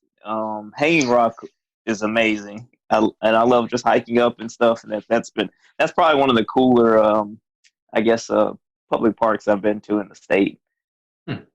Pilot Mountain's a great hike too. It's in the Triad, and it's probably, if we're talking Triad specific, that's probably my favorite. But if somebody's visiting the Triad, a couple, it's a quick shot up to the mountains and the Blue Ridge Parkway too. So we have a lot. We have a lot in our backyard. That's the nice thing about being in the Triad. We got a lot of great places here, but also a quick drive in a car, and you can take a quick day trip, whether beach, mountains, whatever it is. All those places are great. I will be like the ambassador. If you guys have any questions about where to eat, where to drink, where to go, outside, there are so many good parks here. Seriously, and just having lived in multiple states and multiple places, most places don't have as many parks as we do and as many good parks as we do. And I really appreciate the dedication to saving outdoor spaces. City of Greensboro, every lake, there's a trail around it at all points. That's crazy. And there's really great opportunity to get outside. We don't have traffic. We have good food, stuff. So come on down whenever you're allowed to, and we'll give you a good recommendation. I'm sold, Tim. Dan likes it here. Okay, good. We certainly appreciate your time today.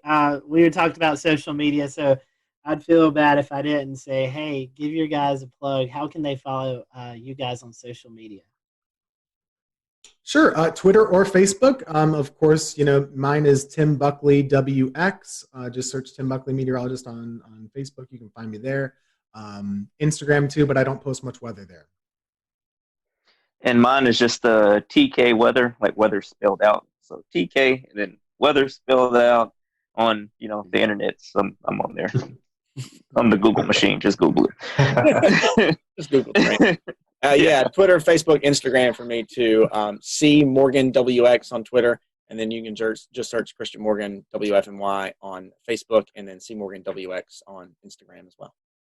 Awesome. Well, we appreciate your time. Thank you guys for watching. Hope you enjoyed it. We'll do another one of these soon. Thanks, guys. Thanks, y'all.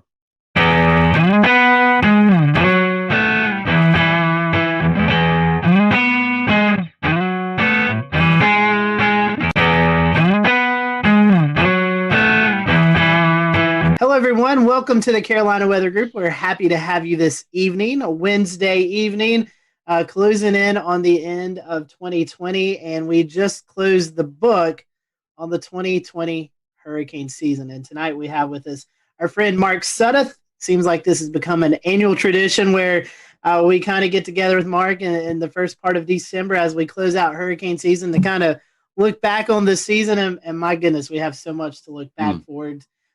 We were talking before this that we've got stuff up just because we can't remember all the storms right off the top of our heads. So we'll get into that. Mark, for those who may have not caught you on previous shows, tell us. We'll return to Best of the Carolina Weather Group in a moment. Now your Carolina weather forecast.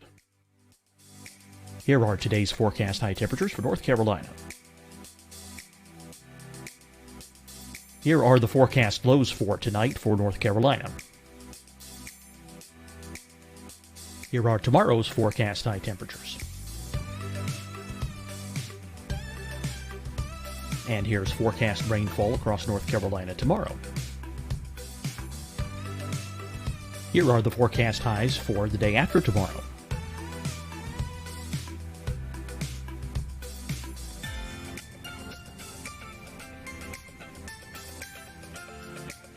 And here's the forecast rainfall across North Carolina for the day after tomorrow. This is the total rainfall forecast across North Carolina for the next 3 days. Here's the severe thunderstorm outlook for today from the Storm Prediction Center.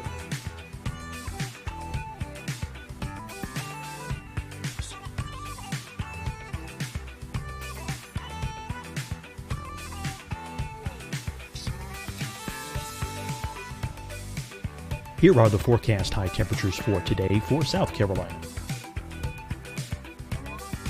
Here are the low temperatures for today for South Carolina. Here's the probability of precipitation forecast across South Carolina today. And here are the rain chances across South Carolina tonight. Here are tomorrow's forecast highs across South Carolina. Here are the forecast low temperatures for tomorrow for South Carolina. And here is the probability of precipitation across South Carolina tomorrow. Here's the precipitation chances across South Carolina tomorrow night. Here are the forecast highs for the day after tomorrow in South Carolina. Here are the forecast low temperatures across South Carolina for the day after tomorrow. And here are the rain chances across South Carolina for the day after tomorrow. And South Carolina's probability of precipitation for that night. Here's the Storm Prediction Center's severe thunderstorm outlook across South Carolina for today through tonight. Here's the Storm Prediction Center's severe thunderstorm outlook across South Carolina for tomorrow and tomorrow night. And here's the Storm Prediction Center's severe thunderstorm outlook across South Carolina for the day after tomorrow through that night. Here's the severe thunderstorm outlook for today from the Storm Prediction Center.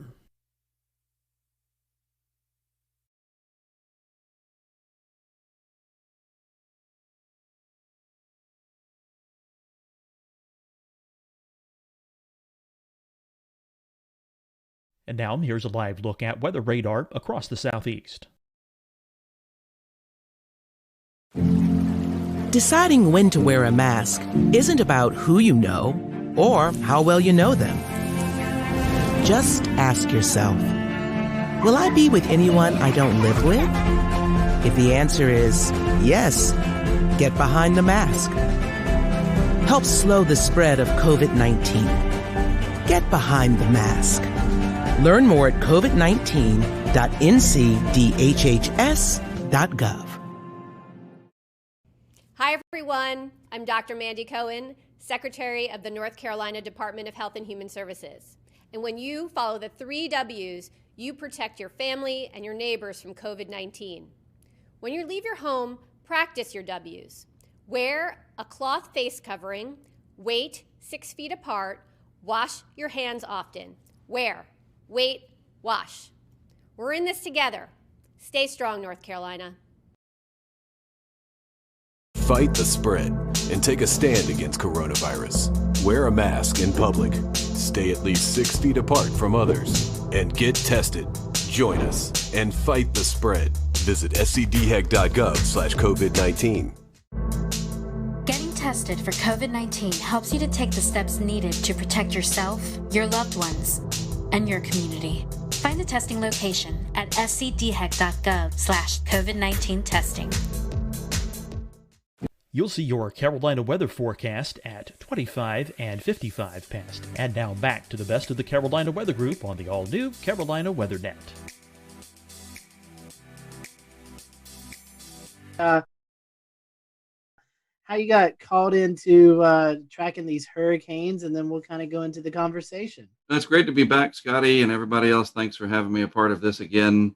I grew up in Eastern North Carolina, and when you grow up in the Carolinas, if you're not interested in the weather, and then I don't know what to tell you, because we have 4 distinct seasons, and we have a severe season, a winter season. The spring season gets kind of crazy sometimes, and then of course hurricane season, depending on the decade and how active it is, can be very much a part of your daily life. And as a kid, I just had this bug. I don't know where it comes from. I really don't. And so, long story short, 25-year career, I followed my passion, went to school for geography, studied weather and climate and statistics, and really focused on hurricanes. So they don't have a degree for hurricanologist. That's not a thing. But if there was a definition, that's what I do. I study hurricanes. I don't forecast them, so I'm not a meteorologist. I'm a geographer who studies hurricanes. So that's my degree. That's my area of expertise, my specialty. So since 1995, getting that degree from UNC by the Sea, UNCW down here in Wilmington, that's what I've done. And I blazed my own trail, started hurricanetrack.com in 1999, did a lot of different projects in awareness and computer animation back in the day, some awards from FEMA and different weather service offices for my work in hurricane awareness. And if you're going to be an expert in something, you can't just read about it in books, right? Eventually, you're going to go into medicine. You eventually work on the cadavers for real. You don't just read about it or hear about it in the lab. You eventually get your hands in there and you actually work on a real dead person and you become a doctor. So same thing with weather. You got to go out in it to really study it up close and personal. And that's what I started doing from the get-go. People call it hurricane chasing. That's fine. I call it hurricane intercepting because you don't really chase hurricanes. And I've had different ways of doing that, different vehicles. And now we're in the age of unmanned cameras and small boxes, and everything's tiny and easy to deploy. The age of crowdfunding is upon us, to where basically, whatever I want to do, people support it, because social media has allowed that to really grow.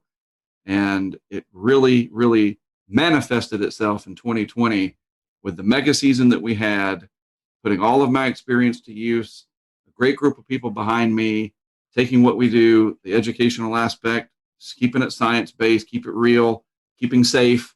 And we tackled one of the busiest seasons in history. So here we are. And Mark, a lot of work goes into it. And this year, a little bit more, I would say, as we start to look to hurricane season around March into April. That's when the seasonal predictions come out. Also, kind of buried in that was when COVID really started to hit the area. And so, I know as you're starting to get prepared for the season, then you had to where, look at the COVID aspect. But tell us a little bit about that, how maybe COVID, I don't know if it interfered with your job, but tell us a little bit about that, and also the preseason predictions that kind of came out at the same time, where you were talking about it looked like we were going to have a busy season anyway. Yes, it appeared as far back as February. Some of the long-range modeling was indicating the possibility of a favorable season ahead. And it's interesting regarding the COVID situation. At the end of February, as part of my off-season work that I'm able to do, I went up to my first lake effect snow event. This is kind of a little side story in Western New York. And I flew into Syracuse on like February 29th or somewhere around there. and was up there for a few days covering this big lake effect event. And by the way, I'm hooked. Lake effect snow is awesome. And I remember when I got to the Charlotte airport from Wilmington, it was like a last minute thing. I airlined a bunch of cameras with me, and I was like, I'm gonna go for it. So I flew into Charlotte, and it was packed, and which it usually is. And there was a few people wearing masks. And I remember I got off the plane from Wilmington and walked into the concourse there, packed concourse, whatever it was, probably came into concourse D from Wilmington. And on those big monitors at Charlotte Douglas, President Trump was coming out. And I thought, oh, this can't be good. This cannot be good. If he's going to come to the podium while I flew that 45-minute flight from Wilmington to Charlotte, something bad has either happened, internationally, or this COVID thing is finally going to break loose, because I had been watching it and learning about it. My wife's in the medical field, and that was it. And so I got back like March 3rd or 4th or something like that, and the world changed within 2 weeks. Basketball got canceled. Our lives turned upside down. And then coincidentally with that, this parallel universe began where the hurricane season forecasts, at least from the people that really track this stuff, Ben Knoll, Mike Ventris, Dr. Ventris, Eric Webb, myself, Levi Cowan, those of us that are really, I don't want to say obsessed, but we're watching this very closely. We saw it. It was like, oh man, the modeling showing this standing wave over the Indian Ocean in Africa, and the potential of La Nina and the warm Atlantic. I mean, just the signals were overwhelming. All the while, this COVID thing looked like it was just going to get out of control. And we were very worried that it would get so bad that we might not be allowed to travel interstate wise. And it's interesting, though, isn't it, that once we got to Memorial Day, it's kind of like the country threw up their hands and said, okay, Uncle, we had to deal with the economy. And that's a whole other thing. And as it turns out, we were able to travel just fine. Kind of get to the punchline here from the COVID side. We took precautions. We were smart. If we were in an area where they mandated masks, we wore them. I don't like it. I had to do an interview with a mask on with CBS this morning, and it was the weirdest thing in my entire career. I've got a hurricane track branded mask. At least I did that. In the interview, I think it was Omar. I can't remember his last name. Sorry. He's 6 feet away or more, and they got this big boom mic like they're shooting a movie, and everybody's wearing a mask, and we're outside. I was like, this is just screwed up. Like, I'm not used to this. You know what I mean? And it just became annoying. That anytime we took pictures or with any of, we were with Cantore during Laura, and we got a group shot with him and Charles Peak, and we all had to put our mask on because you can't put that. So the COVID thing was ever present, always there.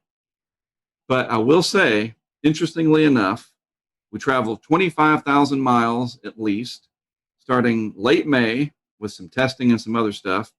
Tropical Storm Arthur all the way through Ada in Florida. And we had a team of about 5 of us, I think, and not a single one of us ever tested positive for COVID. We somehow were able to avoid it. Knock on plastic. That's spectacular. I mean, that's just the precautions and the worry and all that, and all that I know you have to do, and the people you have to interact with. Yeah, it's great to hear that that all of that turned out to be pretty good. So that was a big worry. You're absolutely right. It was a concern of ours, and it's a concern. I'll say this going into the winter, in terms of how bad things are going to probably get, that interstate travel may become difficult because I'm in the position to be able to cover winter storms like never before. But that's a story for another day. I think there's some ways to manage it with testing, and looks like I'm going to get a swab up the nose more times than I want to be able to cross into areas like New York. But if that's what I got to do to be able to still do my work, so be it. Maybe 2021 will be a different story 6 months from now. We're hoping so. We're hoping Indeed. so. Speaking of hurricane season, traditionally, and this is another show conversation we could have. It starts June 1st, but this year, I guess May kind of threw us a little hint of, hey, this is going to be a crazy season. We had 3 named tropical systems in May. In fact, one being Bertha, just off the coast of South Carolina there. you said you're trying to get out and test stuff, and these named storms starting early. So any recollection on that, where you're kind of in hurry up mode, trying to get everything tested out so you can get out in the Right. field? End of May, mid-May, really. I think it was like the 18th or so that Arthur formed, and it impacted the Outer Banks indirectly / directly. I mean, it's all in how you look at it. There were impacts there. And then at the end of May, the team and I went out to Texas to test our weather balloon project. We try to do that annually. And we also kind of dabbled in some severe weather ideas that we're going to put forth this coming May of 2021.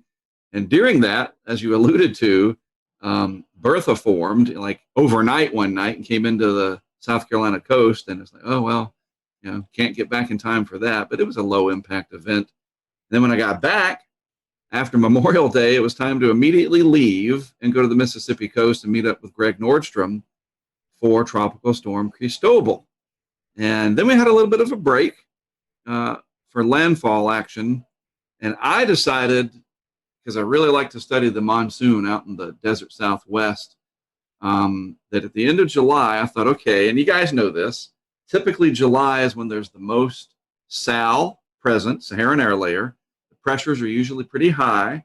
We hadn't had any big time main development region like 05 mirroring yet, right? Remember in 05 we had Dennis, early July, Emily, Cat 5. I mean, we didn't have that this year. So I thought, all right, people are starting to fly again. I'm going to take my chances. I took some equipment out there and I went out to the desert Southwest. And what happens? Hannah. And I'm like, I can't.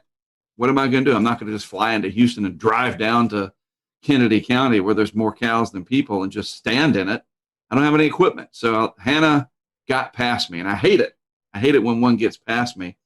But if there's anyone to miss, it was Hannah. Because look, it came into a county where the cow to people ratio is 1,000,000 to 1. We made it all the way to H, Hannah, and if we're going in alphabetical order, and my alphabet correctly, we're going to have Isaias next. That is the most prominent storm that affected the Carolinas this year. Could you go into just some kind of conversation about how that went for you and what you saw in the eastern half of the Carolinas? First of all, it was a challenge pronouncing it, and it's funny because now I can say it just fine. And I even had a friend of ours down in San Juan send me a video. And we are getting ready for Tropical Storm Isaias, and I couldn't say it. It was so annoying. And then, of course, after it made landfall, I was able to say it just fine. We thought, that was the end of July into early August, and kind of a little earlier than we expect them around here in terms of the peak. And it struggled and probably kind of left over in that unfavorable mid-level dryness left over from the big SAL events of earlier in the season.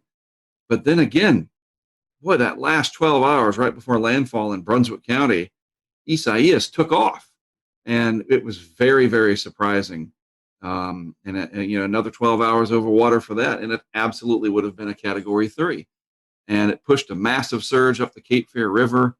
It's interesting because I could have just stayed here in Wilmington. I went down to Florida. It was another one of those ones like Dorian. And we all remember it looked like it was trying to do kind of a Dorian redo, right? And, it kind of got everybody spooked. But the models weren't as aggressive with it as they were for Dorian. So there was some doubt. But Isaias was impactful, massive surge up the Cape Fear River compared to, I think it was another record. The record before Matthew, I think it was Matthew, starting to get to be too many of them, was Hazel. And I think Matthew broke Hazel's surge record at the Cape Fear River in Wilmington, not Wrightsville Beach, not the Brunswick County beaches, but the actual Cape Fear River gauge. Matthew broke Hazel's record, Florence broke Matthew's record, and Isaias broke all of them. That is incredible. 1954 is Hazel, and then 16, 18, and 20, we broke that record again. That is insane. So we know that you place cameras around. We're seeing other chasers, or I should say interceptors, as you would say. Tim Reed, for instance, they're starting to bring they're bringing more gadgetry into the chase, right? So are you bringing anything else? Like they have the Surgeonator. Are you bringing like, water level meters or anything like, I know you have anemometers on hand. and cameras, but what else are you bringing for your equipment for these interceptions?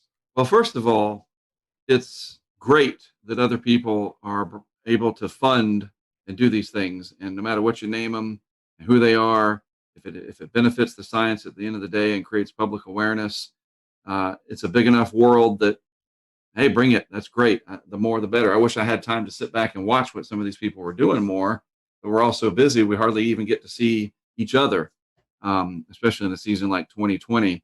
And so one of the things that we have really focused on is just more cameras, have as many of them out there as possible, and put them in areas that are going to capture the impacts in a way that we can see what's going on, that'll help the local officials, the local media, and then from there, regional and national interests, whether it's the Weather Channel or even the National Hurricane Center. We provide the feeds to them, obviously at no charge. I mean, even if you wanted to charge them, good luck with that. This coordination and camaraderie with all of us, it pays off because we're able to let them see their forecast verify in real time. And I've done it long enough that I know where to put them, where we can capture those impacts. And if it's surge that we're wanting to see, which is mostly what they're for, we've done a really good job of that, especially going back the last 5 years. But the answer is more, just more of them. And the crowdfunding through Patreon, it really exploded this year. And I cannot account for why. Maybe more people were at home. I don't know. I mean, I've had the ability to crowdfund what we've been doing for probably 15 years, but Patreon has been around only for a few years, so I really can't explain it. But all of a sudden, especially for Hurricane Laura, it really took off. But it's not just the funding from people becoming supporters and donating, if you will, $10 a month. People literally sent us equipment. We'd say, hey, look, we need more Nest cams. We need more drop sensors, these Kestrel sensors. We need cases. We need batteries. I'm not kidding, guys. And this is just wonderful. I would open my door and there'd be just stacks of boxes from Amazon or from B&H Photo, from people that sent stuff. And it was people from all over the world, not just the United States. And we would go put that equipment into place. And we'd literally hold the boxes of, hey, Pete, this is the box you sent. And that's amazing. So we had the funding to create more stuff than we've ever had before. And the only thing I would say, though, that stunk this year was that a majority of the landfalls were at night. Big thumbs down for that. Mother Nature owes us one. And that was really horrible, and that limits the ability to see the effects. Because here's what I say about the video. Video is data. And that's a real thing. It's called photogrammetry.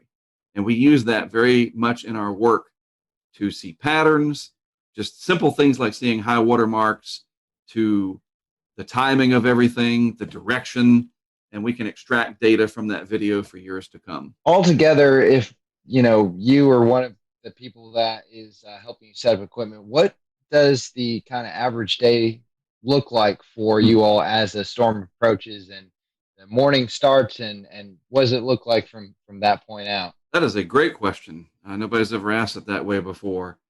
I'll say this year, it was the most well-oiled machine that we've ever had. And I owe that to the tremendous amount of support that we had through crowdfunding, that we were able to afford hotel rooms for each individual team member. Because, and you say, well, why is that important? Because sleep, or the lack thereof, is your biggest enemy. And you start making mistakes when you're sleep deprived. And that becomes a safety issue, and it becomes an operational issue that you can screw something up and you don't get another chance at it. But safety is the primary concern. So everybody gets a good night's sleep because everybody's got their own room. So you're not having, Brent over there, or Greg over there messing with his phone, or I'm trying to watch the latest Office episode on my iPad to take my mind off of things and I keep him awake or whatever. So when we get up, we all get together and we just kind of see what's happening. What's the latest track show? What's the latest from the Hurricane Center? We have people from the outside feeding us information. And it's just amazing, Dan, how laser focused we are.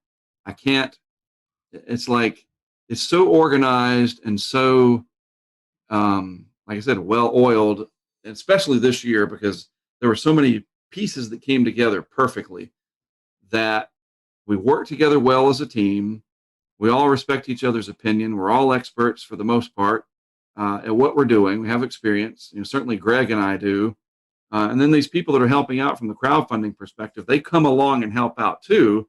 And they just go along. They trust us, and we just do it. And it's crazy because you're counting down to zero when landfall is coming. There is no timeout.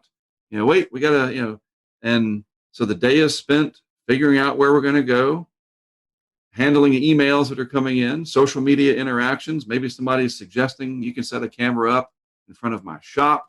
I have a condo you can use. We have this, the sheriff here wants to talk to you. He's going to help you. The weather service. We have producers now that feed us the best information.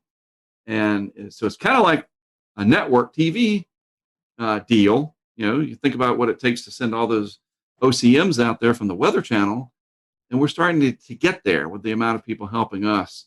And in a year like 2020, it just ran as smooth as it possibly could. And we work until dark, and then we usually try to find, if it's open, the nearest chain steakhouse, Texas Roadhouse, Longhorn, or whatever. And we go there, and we have a good meal, and we recap everything, and we get another good night's sleep.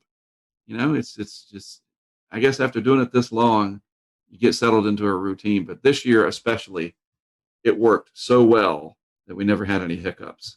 Mark, there were a lot of other storms that you chased during the season. I think you said 10 in total. We talked about Isaias and Laura and a couple others, but can you kind of give us a bit of a rundown on the rest of the season? There were other heavy hitters that you guys observed. So what were some of your biggest stories? So after Laura, we got back, and there was not much time to rest. The season just kept spitting them out. And of course, the next significant one for us was Sally.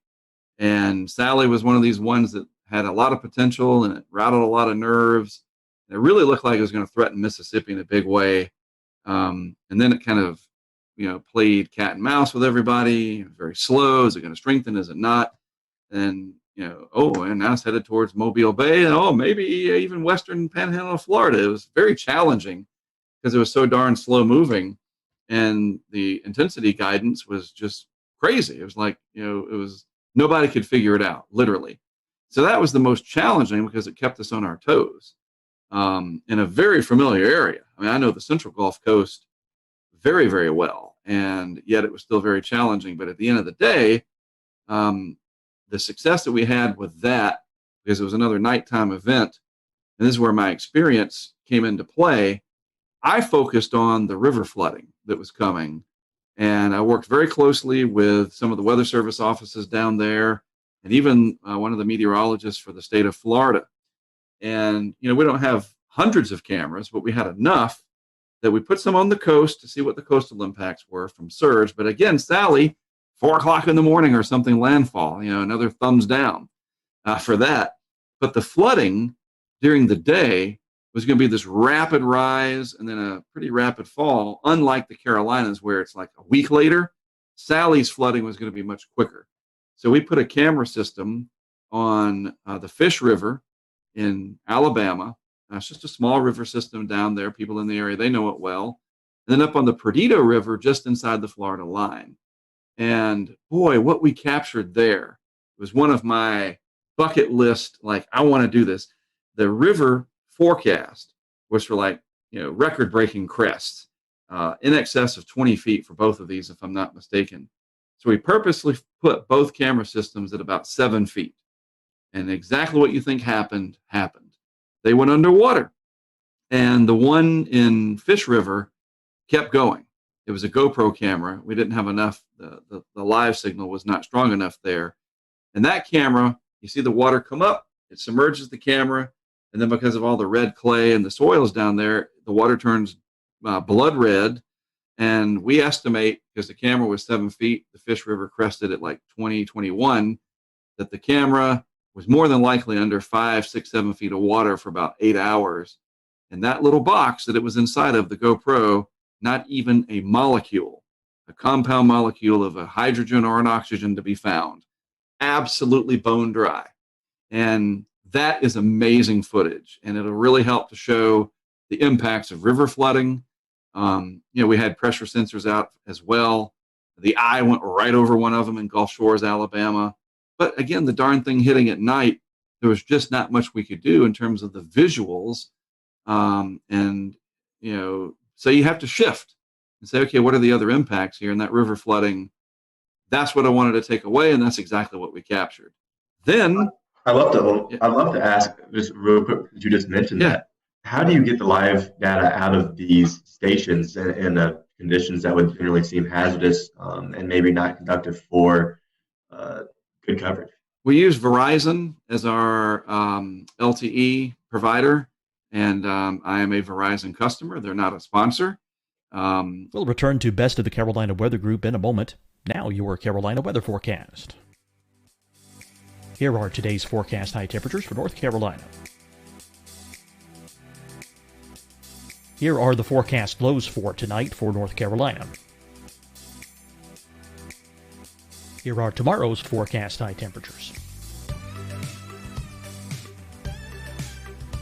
And here's forecast rainfall across North Carolina tomorrow. Here are the forecast highs for the day after tomorrow.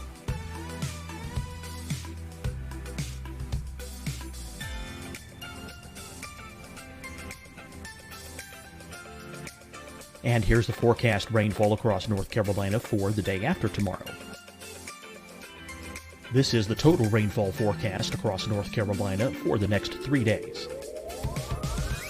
Here's the severe thunderstorm outlook for today from the Storm Prediction Center.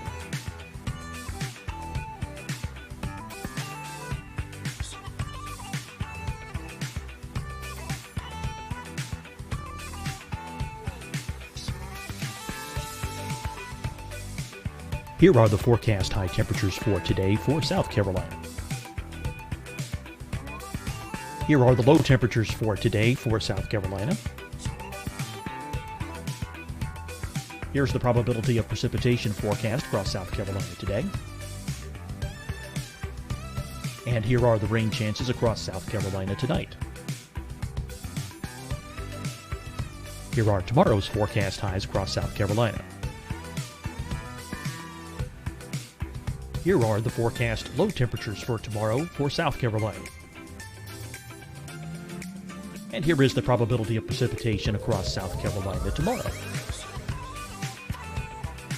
Here's the precipitation chances across South Carolina tomorrow night. Here are the forecast highs for the day after tomorrow in South Carolina. Here are the forecast low temperatures across South Carolina for the day after tomorrow. And here are the rain chances across South Carolina for the day after tomorrow. And South Carolina's probability of precipitation for that night. Here's the Storm Prediction Center's severe thunderstorm outlook across South Carolina for today through tonight. Here's the Storm Prediction Center's severe thunderstorm outlook across South Carolina for tomorrow and tomorrow night. And here's the Storm Prediction Center's severe thunderstorm outlook across South Carolina for the day after tomorrow through that night. Here's the severe thunderstorm outlook for today from the Storm Prediction Center.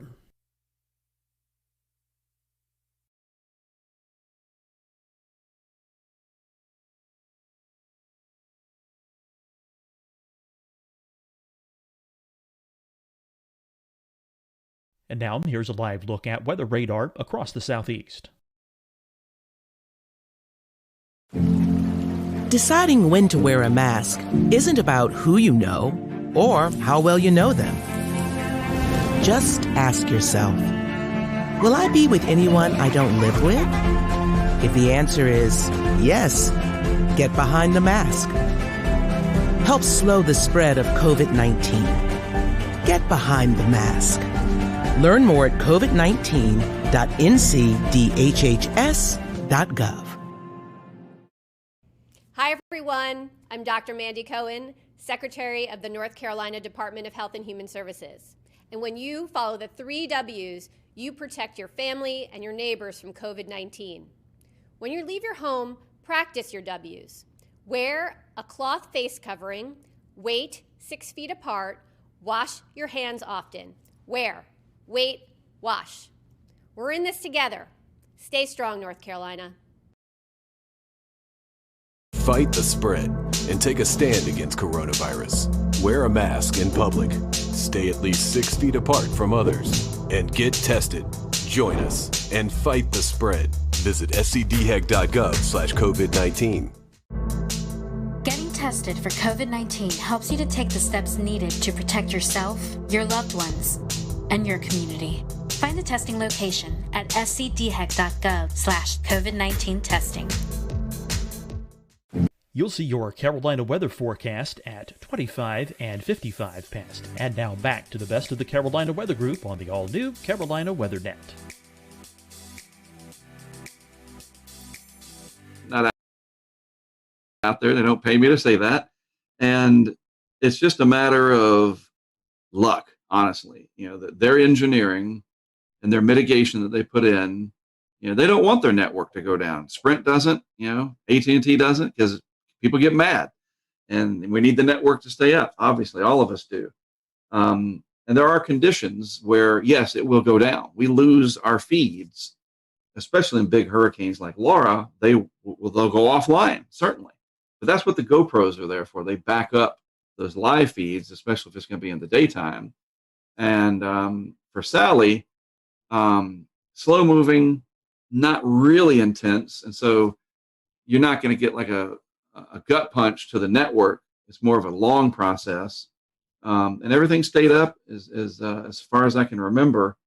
But that's what we do. Is we use Verizon LTE, and we will be investing, because of our strong support from crowdfunding, some of that money into even more technology for 2021 that'll give us hopefully double the bandwidth, if you will, or at least the range to pick up towers. Maybe the tower nearest our camera is out 5-10 miles away. We could pick that one up. We've got somebody from Washington State who's donating some equipment to make that possible.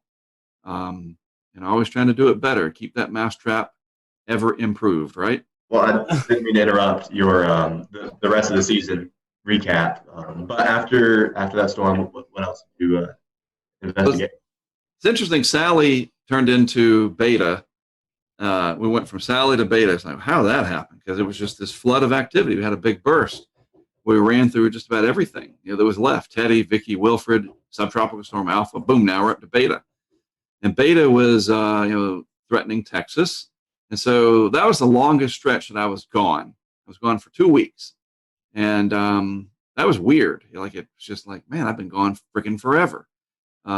Anyway, so I went over to Texas for beta, set up a lot of equipment. It is the cool part about beta, a little side story. I put one of the remote cameras on the piling of a house in Surfside Beach of one of the executives that works for the Weather Channel. He's a friend of mine, and it's no secret. His name is Tom Lee, and he's one of he's up there, right? And he has a house. His family has a house in Surfside Beach, and I was like, "Hey, you got a house down here? Where is it?" And I looked it up, and I was like, "Whoa!" I drove down there, and it was pretty exciting. They had some waves coming in, and I even flew the drone down there, and it was pretty remarkable. And I put a camera right on his piling. And it turned out it was a really good shot because the power didn't go out. And these Nest cameras do really well at night. And you could just watch the Gulf come in and out on the tides from one of the executives of the Weather Channel, right at his house. And he thought, hey, pretty good way to keep an eye on my house. And we met a lot of cool people down there, as we always do. And the people that we meet is remarkable. And we just started thinking, this is a Greek name. We're up to beta, and I can't remember what the date was. It's like late September, I guess. And we're already to the B of the Greeks. It's like, geez, where's this going to go?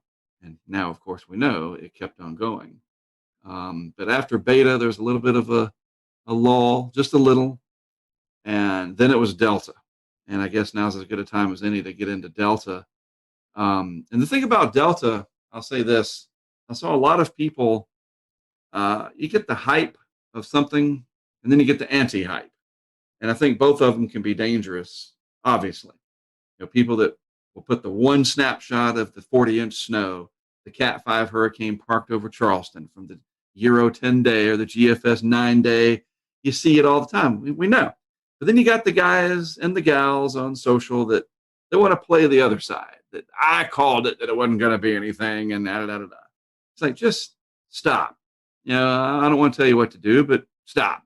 Just go down the middle and just look at the facts. And there were so many people saying that Delta was probably not going to amount to much because the Gulf had cooled. So we had those early cold fronts. But there was this research that I had looked into from one of the HRD people and other aspects that, and it wasn't like the 26 Celsius isotherm was 400 miles south of Creole, Louisiana. It was like 20 miles, man, you know, and there's other factors at play. You guys know this, that it's not just baroclinic stuff, but it's not all about sea surface temperatures and upper ocean heat content. There's more to it. If the atmosphere is primed, you're going to extract every bit of latent heat out of that Gulf that you can possibly do. And that's exactly what Delta did. And that thing exploded and became a very powerful hurricane for that part of October. And it was, you know, if it wasn't for Laura, Delta probably would have been the big story for Louisiana. As it stands, it came on top of Laura, which was weird. Like, you're driving around setting stuff up and you're like, there's still stuff wrecked from Laura. Debris piles 10, 12 feet high. And we're putting cameras up in the same place. And gosh, that was so bizarre. Delta came in right at dark. By the way, that was the closest that we came in 2020 to launching our weather balloon in the eye of a hurricane, was Delta. We were ready out in somewhere in south central Louisiana. It just, the eye kind of never calmed down for us where we were. It was filling, as I say, and it was never had the calm winds, and it was getting dark. Came close on Zeta too. We'll get to that. But Delta, like, the countdown was on. You're like, okay, let's do this, turn on the this, to that. We were ready to go through the checklist, and then it got dark, and it was still like 60, 70 mile per hour wind, even when there was no rain. It was weird. You know, when the backside gets hollowed out, they just tend to do that. Delta was amazing because when it was over and we went back to pick up our equipment the next day, they had no barricades, no police, no parish sheriffs, whatever they're called down there, nothing. You know, and that's just Louisiana. It's like, hey, you want to be dumb enough to go and get yourself killed? We're not going to stop you. And we went down and started picking up our stuff, and there was nobody down there. And I don't mean like, there's a few cars. There's nobody. Not a single living human being down there. They had all evacuated or they were already gone after Laura. And we went down to get our stuff. And that's one of those moments that there's just no way to describe it. It got dark. We had to get over to Creole and get the last camera from Creole. And when you say that the Milky Way came out, you know, because there was no lights on, that's an understatement. It's like the closest you'll ever get to primordial Louisiana in the Jurassic era is after a hurricane like Delta, which was on top of Laura, that just took the grid out. There's not a light within 50 miles. And it was remarkable. It was like a religious experience, to be honest with you. And there's alligators and raccoons and all kinds of wildlife down there. And we just felt like there's three of us, me, Brent, Greg. We felt like we were one with this weather universe. And I know it's a weird thing, but it was this amazing thing that I'm glad it happened, put it that way. And we safely retrieved our stuff. And it was one of the greatest adventures I've ever had. Couple more things, Mark. Zeta and Eta, I think I pronounced that right. Impacts here in the United States. But after that, we had a couple of storms, Theta and Iota, that just wreaked havoc on Central America. And I mean, these were strong hurricanes. So as we kind of round out the Greek alphabet, what's your? I mean, I know Eta and Theta, Eta and Zeta, you were able to be a part of, but not the last two. But what's your memories of those last four storms? Well, Zeta was a surprise because it overachieved. The Gulf was cooler by then, and yet, I mean, it came close to becoming a Category 3. Remarkable. And again, the atmosphere was just like, wow. And it intensified right up until landfall. And it had major impacts in Louisiana and Mississippi. Greg Nordstrom has damage to his house. You know, nothing significant, and it's all insured and so forth. But he became The Hunted, and we were in the eye of that one down in Slidell. That was amazing. Just the surge, though. That's the thing I'm trying to remember. The surge, even though Zeta came in at night, this came in right at dark. The storm surge in Mississippi was remarkable. And there's a couple of instances there where our cameras are going to provide some very telling data to the National Hurricane Center Storm Surge Unit as we work through that to turn the video into data where we can find still water elevations in that surge. And you know how we're going to do it, even though it got dark, we're going to use the transformer explosions and freeze frame that at some of these peak surge times and enhance the video and try to find the high water mark on a building that we can definitively go out and survey and say, oh, look. And as an example, we had a camera on the backside of the Hard Rock in Biloxi. There's a little marina back there. And that camera box was at 4 meters or 3 meters, 4 meters above the water. And the camera went underwater. And it actually took out the camera. And some of that was wave action. But in those waves, and Shay, all of you know this, you smooth it out. And you can get that high water mark from video, and we're really looking forward to helping the Hurricane Center Storm Surge Unit with that as we go forward. So Zeta was very successful, surprising again because it getting on. It was freaking 2 days before Halloween, right? And very strong hurricane into the Central Gulf Coast, and then Ada. Boy, what Ada did down in Central America, and I will be on record as saying that I am 100% in that they will upgrade Ada to a Cat 5 in the post-analysis, because you remember the recon planes were going down there and they had to turn around and come back, and we missed a lot of data. But then when they finally got in there, there was some to support. I just think in the off season when they do their analysis that the wind and the Doppler and the SFMR data will show that Ada was our second Cat 5 of 2020. I'm 99% sure of that. And then, it looked like it could come around and be a real big problem for Florida. Luckily for Florida, it was not a real big problem, but it gave me an excuse to go down to the Keys. So I did. And that was, honestly, I really wanted to go down and kind of know the lay of the land for a future event. I've never been to the Keys for a landfall, believe it or not, in my entire career. And so I went to the Keys. We dealt with it down there. Wasn't too big a deal. And then we went up to Tampa, St. Pete, another place that I haven't been to, and set up camera equipment around there, worked with some of the locals that knew the area really well.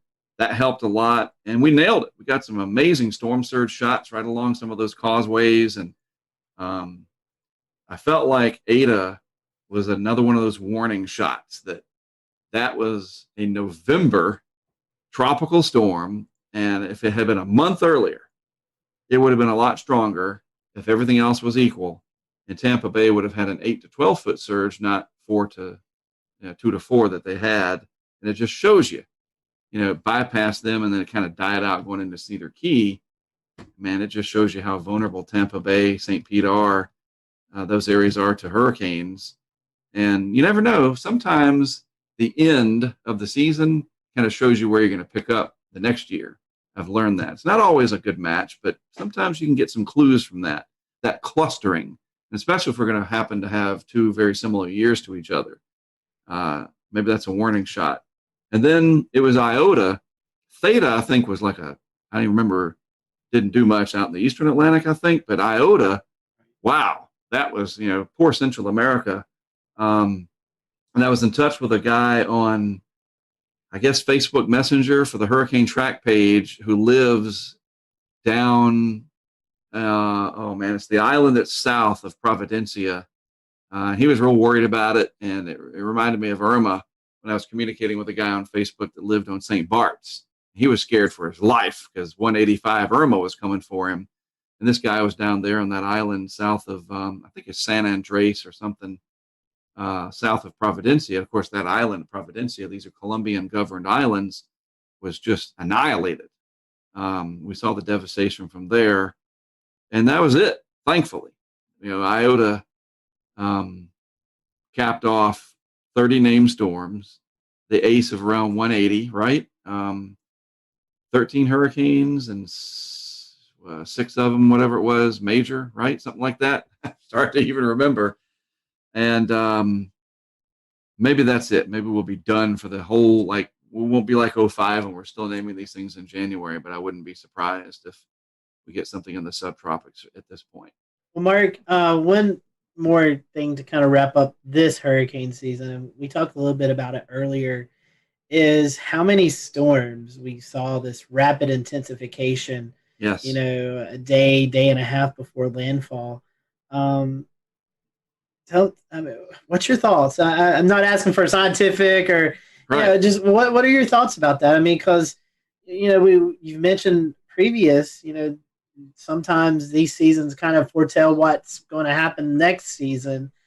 This is a scary trend, and it's a trend that really needs to be watched. Well, the simple answer is it's concerning because we look at the ACE, and some of that ACE, the accumulated cyclone energy, was generated. Like we look at Laura, it was a 150-mile-per-hour hurricane, but it did so in that last day before landfall.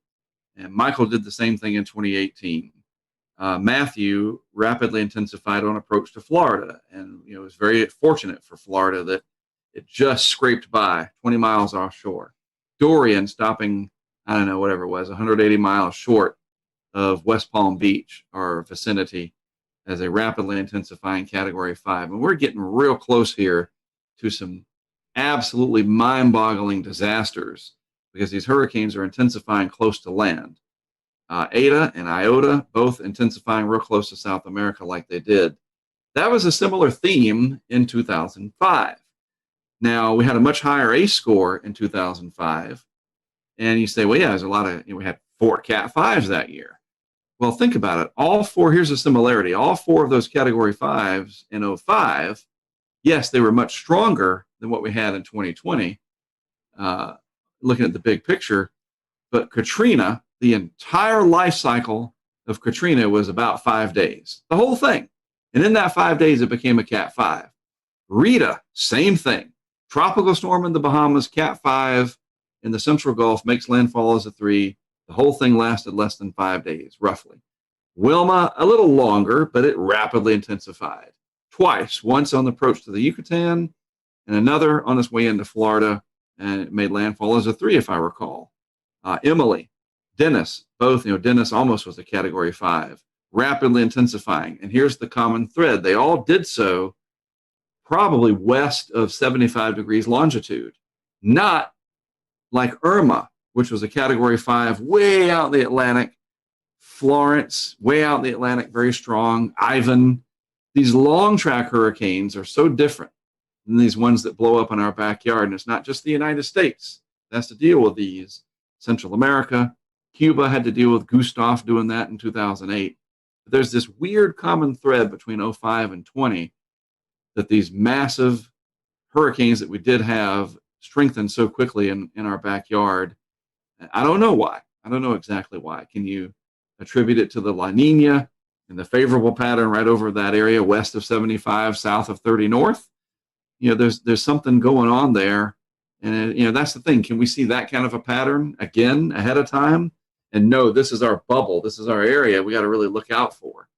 Maybe that's one of the next things that people like Dr. Klotzbach or Eric Webb or Levi Cowan, who works down at HRD now, maybe they can work on that. Pattern recognition for that favorable bubble that's going to give you those strong hurricanes. And if they're close to land, we really should know that. You kind of piggyback off that. We've had a few Twitter questions come in. Matthew Harding wanted to know, do you think we'll see something similar in 2021 that we've seen in 2020? I mean, I guess to kind of piggyback that, what is your outlook as we go into next year's tropical season? Well, I think and this is so easy to understand, it's highly dependent on the state of the ENSO, I think more than anything, the El Nino Southern Oscillation phenomenon. Right now, we are in at least a moderate La Nina. It's like negative 1.3 or higher or something. I mean, the index is pretty low. And so that La Nina sticking around or not, and basically it's the absence of El Nino. If there's no El Nino and the Atlantic is warmer than average, especially in the main development region, then you typically have an above average season. But a season like 2020, where it's hyperactive and mega active, hopefully those are 15 years apart, because this is just too much. But you look at '04, here's the interesting thing. '04 had, what, 15 named storms, something like that? And the ACE score was way higher than 2020's was in '04. And yet '05, almost doubled the amount of named storms of '04. Its ACE was a little higher, but they were back to back. You know what I'm saying? So I don't think you can look at that and say that 2020 is the '04 of the '04-'05 combo, that 2021 would have 35 named storms or 40. Maybe it's a little bit of a reverse, that next year we have 15 to 20 named storms, but some long trackers, that the overall pattern stays favorable. Maybe that bubble shifts back out towards the Southwest Atlantic, and maybe Florida and the Carolinas comes into play. There's just no way to know this early on. But the biggest thing to track, it's easy to do, is the anomaly data, the state of the INSO, how the Atlantic's doing. And if those two puzzle pieces, a negative INSO and a positive AMO, or just a warm Atlantic, doesn't even have to fit the classic anti-Atlantic multi-decadal oscillation. I know I'm throwing all these terms out. But if the Atlantic's warmer than the Pacific is, look out, generally speaking. We're basically going to need an El Nino to save us. And then that's going to have its own set of problems, because the globe will be like 5 degrees warmer than it should be on average, or some stupid stuff like that. We can't win. Yeah, you're right, Mark. I mean, I think the positive AMO definitely attributes to it, even positive NAO. Right. And then you add the Madden-Julian oscillation, which allows for the shearing effect to lessen across large portions of the Atlantic. And you get that combination. That's what we had this year. I mean, I can't count how many phase 8s we had, which basically it parks itself over us where there's less shear. Right. But there were several iterations of that, and even when there was not in that phase, there was still these rapid intensifications occurring. Even with shear, they would find these little pockets, and take advantage of that. But 2021 will probably be another active season, because I've never seen that we have an El Nino after a strong La Nina. I cannot recall the last time that happened. It's always a first. And we know that the Euro, we talked about this before going with the taping here, or the recording. Who tapes anymore, right? The Euro, I think, is always going to want to show an El Nino or a warming INSO. It's just the way it is. It's got a warm bias for that.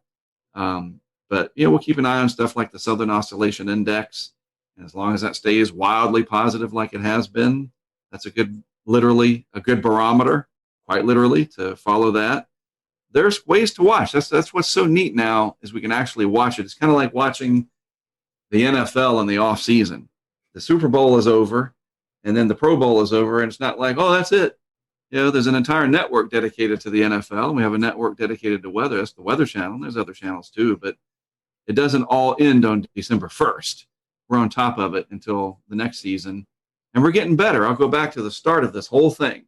We saw this coming in March and April. Not to this extent, and you can never get the details, but the overall pattern was very well telegraphed. I think the best in any of the modern age of numerical weather prediction. Yeah, I certainly agree. Speaking of 2021, hurricanetrack.com.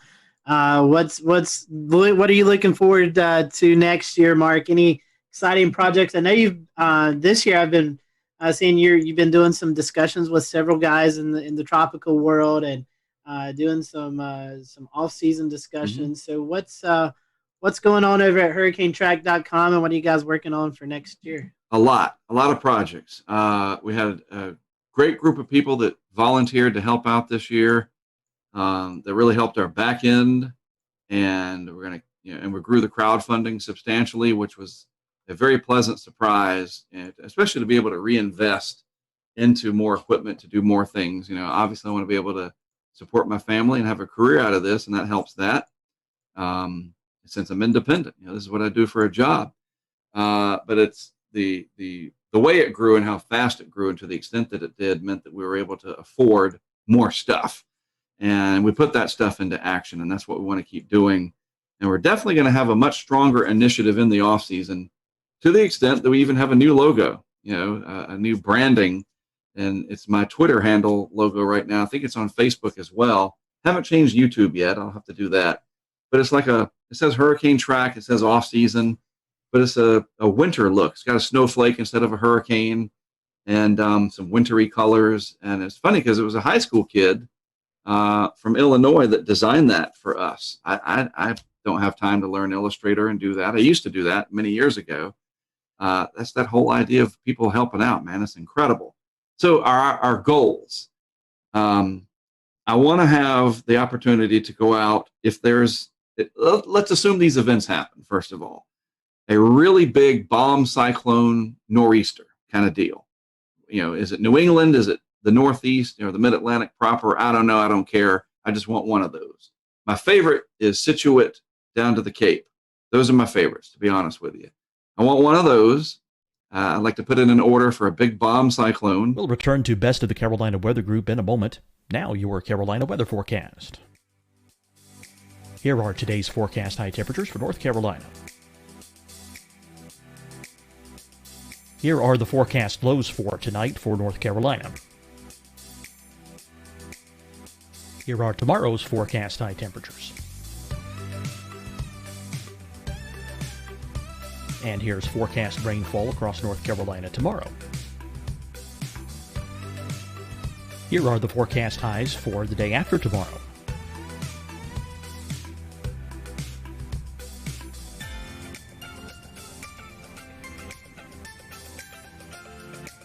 And here's the forecast rainfall across North Carolina for the day after tomorrow. This is the total rainfall forecast across North Carolina for the next 3 days. Here's the severe thunderstorm outlook for today from the Storm Prediction Center.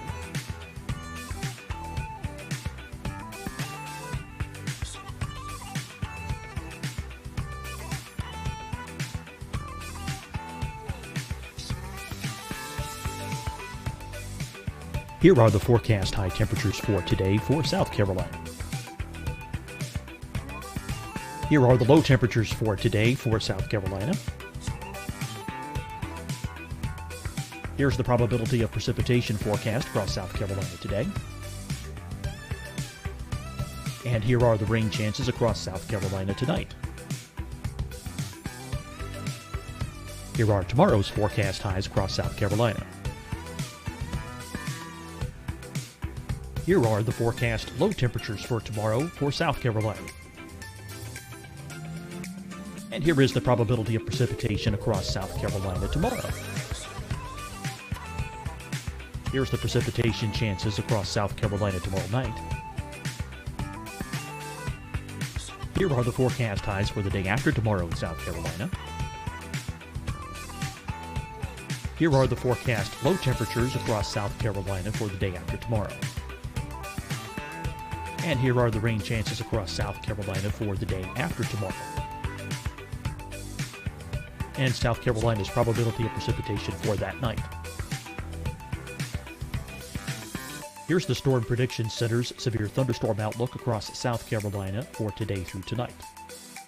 Here's the Storm Prediction Center's severe thunderstorm outlook across South Carolina for tomorrow and tomorrow night. And here's the Storm Prediction Center's severe thunderstorm outlook across South Carolina for the day after tomorrow through that night.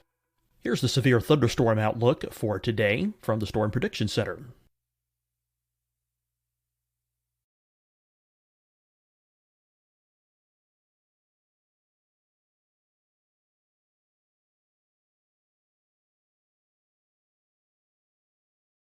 And now here's a live look at weather radar across the southeast. Deciding when to wear a mask isn't about who you know or how well you know them. Just ask yourself, will I be with anyone I don't live with? If the answer is yes, get behind the mask. Help slow the spread of COVID-19. Get behind the mask. Learn more at covid19.ncdhhs.gov. Hi, everyone. I'm Dr. Mandy Cohen, Secretary of the North Carolina Department of Health and Human Services. And when you follow the 3 W's, you protect your family and your neighbors from COVID-19. When you leave your home, Practice your W's. Wear a cloth face covering, wait 6 feet apart, wash your hands often. Wear, wait, wash. We're in this together. Stay strong, North Carolina. Fight the spread and take a stand against coronavirus. Wear a mask in public. Stay at least 6 feet apart from others. And get tested. Join us and fight the spread. Visit scdhec.gov/COVID-19. Getting tested for COVID-19 helps you to take the steps needed to protect yourself, your loved ones, and your community. Find the testing location at scdhec.gov/COVID-19 testing. You'll see your Carolina weather forecast at 25 and 55 past. And now back to the best of the Carolina Weather Group on the all-new Carolina Weather Net. In February, a big lake effect event in western New York, where I was last year from Syracuse up to Watertown through the Tug Hill Plateau. I know there's other areas, Cleveland, Buffalo, etc., but I really like that part of upstate New York. So I want a big lake effect event. Then a high plains blizzard, one of those bomb cyclones that moves out of the Front Range, 980 on the pressure, big comma shape out over the Great Plains. I got a good friend and colleague up in Sioux Falls, Derek Thompson, who's got a nice Mesonet truck. I'm going to send him some cameras. He's going to put them out. My goal is to fly into Denver, rent a vehicle, bring some cameras with me. We scatter them around South Dakota, out in the Black Hills. Nobody's ever done that. You got traffic cams and you got storm chasers, and again, they do great.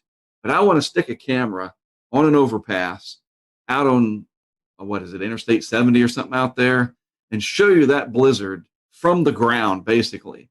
And then have these pressure sensors and temperature sensors attached with it that we're working on that feeds that information in real time. That's our next big project, is that every camera box will have a Kestrel with a Raspberry Pi that feeds that live weather data. The only thing we're going to be missing is wind.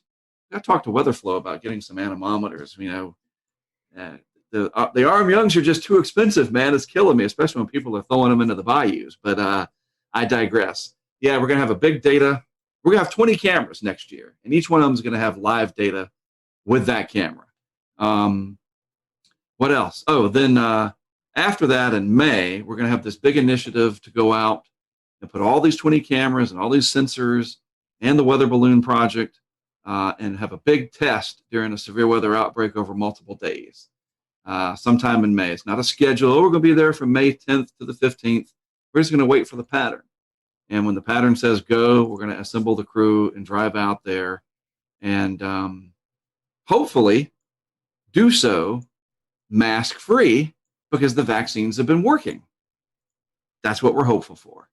To go back into that ugliness of the COVID, I mean, we can't escape that, but looking ahead to May, it actually might be a time of some big celebration. We can keep our fingers crossed that we can enjoy the weather and do so back more towards what I don't use that phrase, a new normal. I hate it. I call it the alternate universe. I want the alternate universe to be dissolved. Well, Mark, we appreciate that. Always appreciate your time with us, and we wish you the best on this off season.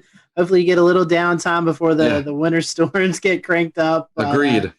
We always appreciate you joining us around this part of this time of the year and kind of recapping the tropic season. I don't know how you want this. Hopefully, it's not as active, or maybe you do want it active next year. But whatever you want, we hope you get it. Well, the way I look at it, if there's going to be hurricanes, I look at it like what Jack Nicholson said in A Few Good Men, and where he said, and I'll do the phrase without the cuss word, where he says, "You want me on that wall," right? You want me there. If there's hurricanes, you want us out there. You want me, and you want the others that do this to do what we do, and the support from the social media world and the crowdfunding world allows that to happen. And my passion for the hurricanes and the extreme weather doesn't mean that I don't have empathy for the people that are affected. I absolutely do. As long as they don't get mad at me for being passionate about what I do, you would never get angry with the firefighter who's headed off to put out the fire. Don't get angry with me that I happen to really enjoy being passionate about helping you in the end of the day, and that is to be aware, be educated, and be excited about the weather. You know what I mean? And the more excited we are, the easier it is to teach us.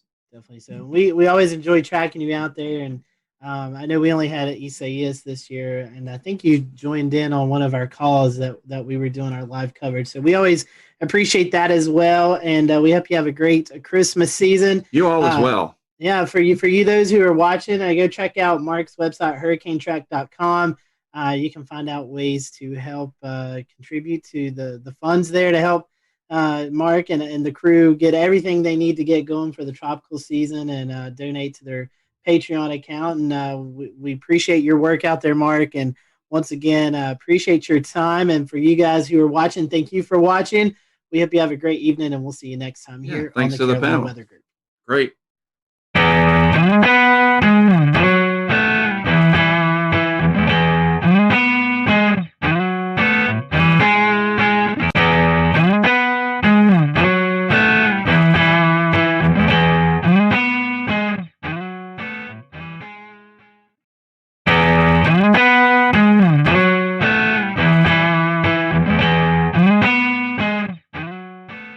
Hello, everyone. Welcome to the Carolina Weather Group. We're happy to have you this evening. We're going to be talking space with our good friend Tony Rice, NASA ambassador, also a contributor for WRAL in Raleigh. So Tony is our resident person that we go to, and we have space questions. There's some really cool things going on with this Mars launch. We also have some loon balloons. You may have seen some pictures floating around on social media over the last couple of days or weeks, and we're going to talk a little bit about that as well throughout the program. But Tony, we have this mission. I think originally this Mars mission was scheduled to go off June 20th, right around that date. It's since then been pushed back a few days. So can you tell us a bit about the mission itself? Well, what are we trying to accomplish as we head off to Mars? So this is was originally called the Mars 2020 rover, and it's a follow-on to the Mars rover you would know as Curiosity. So it's about the size of a minivan, a little bit smaller than that, and its purpose is to go out there and find basically what happened to Mars. It's going to work in concert with obviously Curiosity and all the other assets that are out there at Mars, the orbiters that are studying the atmosphere, that are taking those fantastic pictures that we see of Mars. But it's a very similar rover to Curiosity. It's using the same spacecraft bus. And that's the body of the spacecraft, the wheels, the mobility system, all the computers, all the communication systems. But the real exciting thing about these spacecraft and about these missions are the instruments. So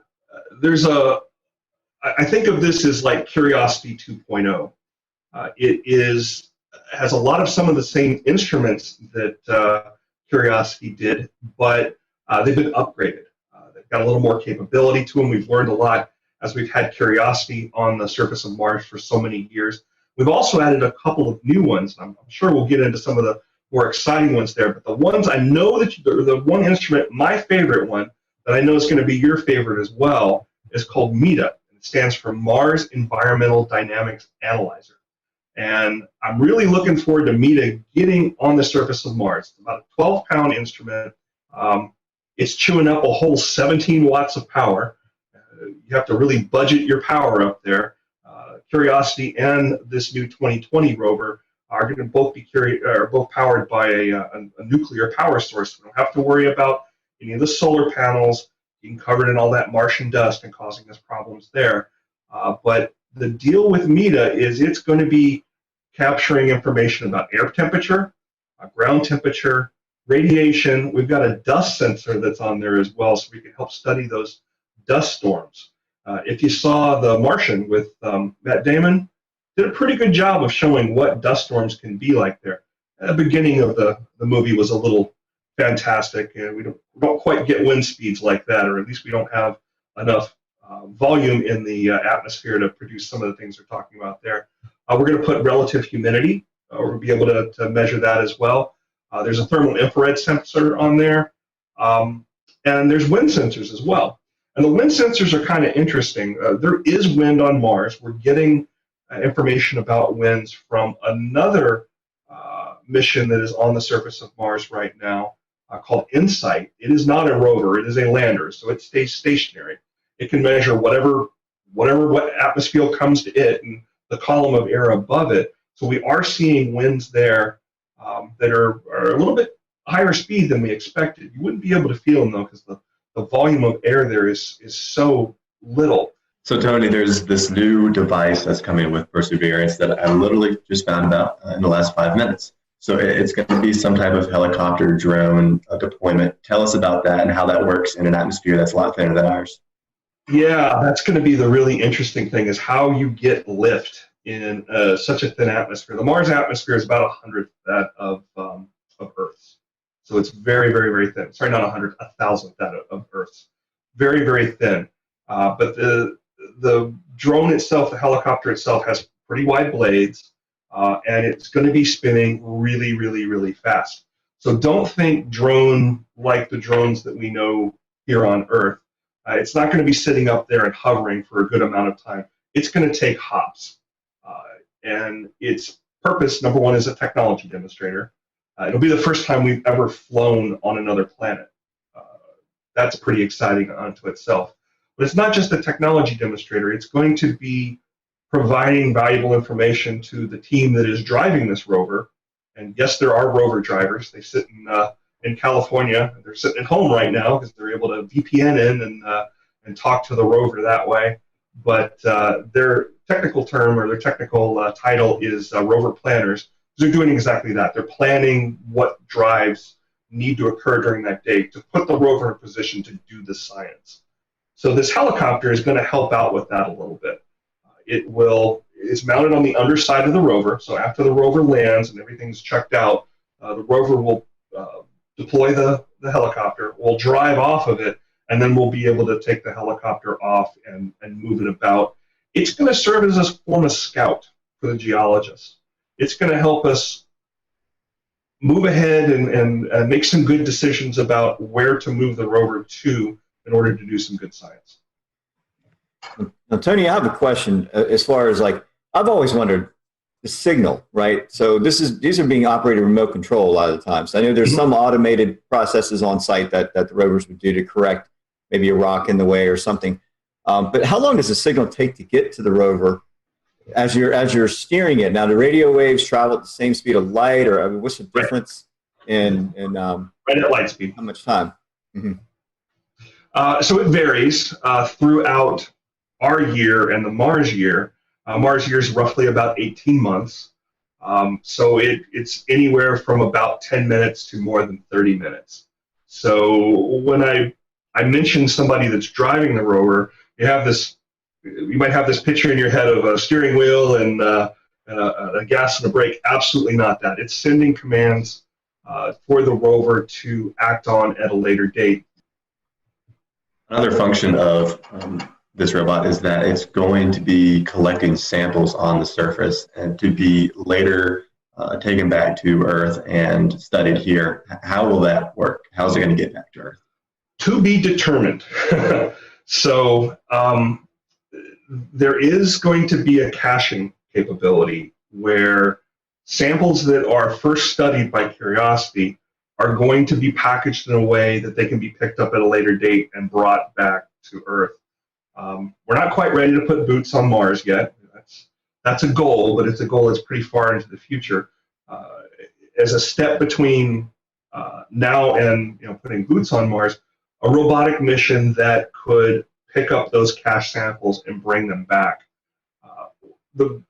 Why not just go and pick up random samples and bring them back? Why bring these that have been studied by the Perseverance rover, by the 2020 rover, to be able to do additional study on something that's already been studied by a robot is just going to give us a ton of information that we can apply to other studies that have been going on there for years and years. I mean, on back into the Viking days, back in the 70s.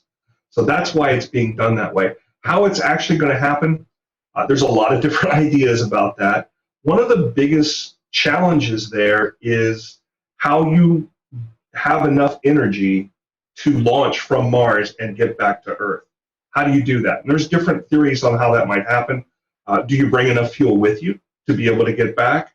Do you use the Martian soil as a source for energy and construct fuel that way? Lots of different ideas. It's being worked on, but step one is to gather those samples and leave them behind so that they can be returned. In our relentless pursuit for life on other planets, we look at water and potential for water. We've seen pictures of icing on the poles, a type of icing, not as we would know it, but what is the evidence for water on Mars, and maybe some of the past evidence that shows you there could have been water flowing? Has there been anything presented in some of the latest information? Yeah, that's a great question. And the icing that you're seeing on the poles happens every Martian winter. And you can actually see it with a backyard telescope if you look at the right time. We see it on both the North and the South Pole. What you're seeing there is actually CO2 ice. It's actually carbon dioxide. And the poles get, those ice caps on the poles, they get larger and they get smaller according to the season. And we can see that in Curiosity's air pressure sensors. As that carbon dioxide transfers from a solid phase into a gas phase, it adds to the atmosphere. And we'll see atmospheric pressure go up during the summer months. And then it precipitates down, actually snows, dry ice on the poles during the winter months when it gets colder. Mars has seasons because it has an axial tilt, just as Earth has an axial tilt. It's very, very similar. But as far as evidence for water is concerned, it's really in the geology. The geology is, it tells us the story of what happened in the past on Mars. Where we landed Curiosity was an area that was formerly the bottom of a large river system. It was at the bottom of an alluvial fan, and that's kind of a funnel-shaped pattern. If you've ever seen satellite photos, color satellite photos of the Mississippi River Delta as it dumps out into the Gulf of Mexico, you see that triangle. That's all that sediment that's been collected up along the Mississippi River. Well, that's the Martian version of, or we landed on the Martian version of that. It's all dry there now. We're not seeing evidence of liquid water, but we're seeing the geologic evidence of it. So one of the very first photos that came back from Curiosity after it landed was of these rounded pebbles. Those don't form round.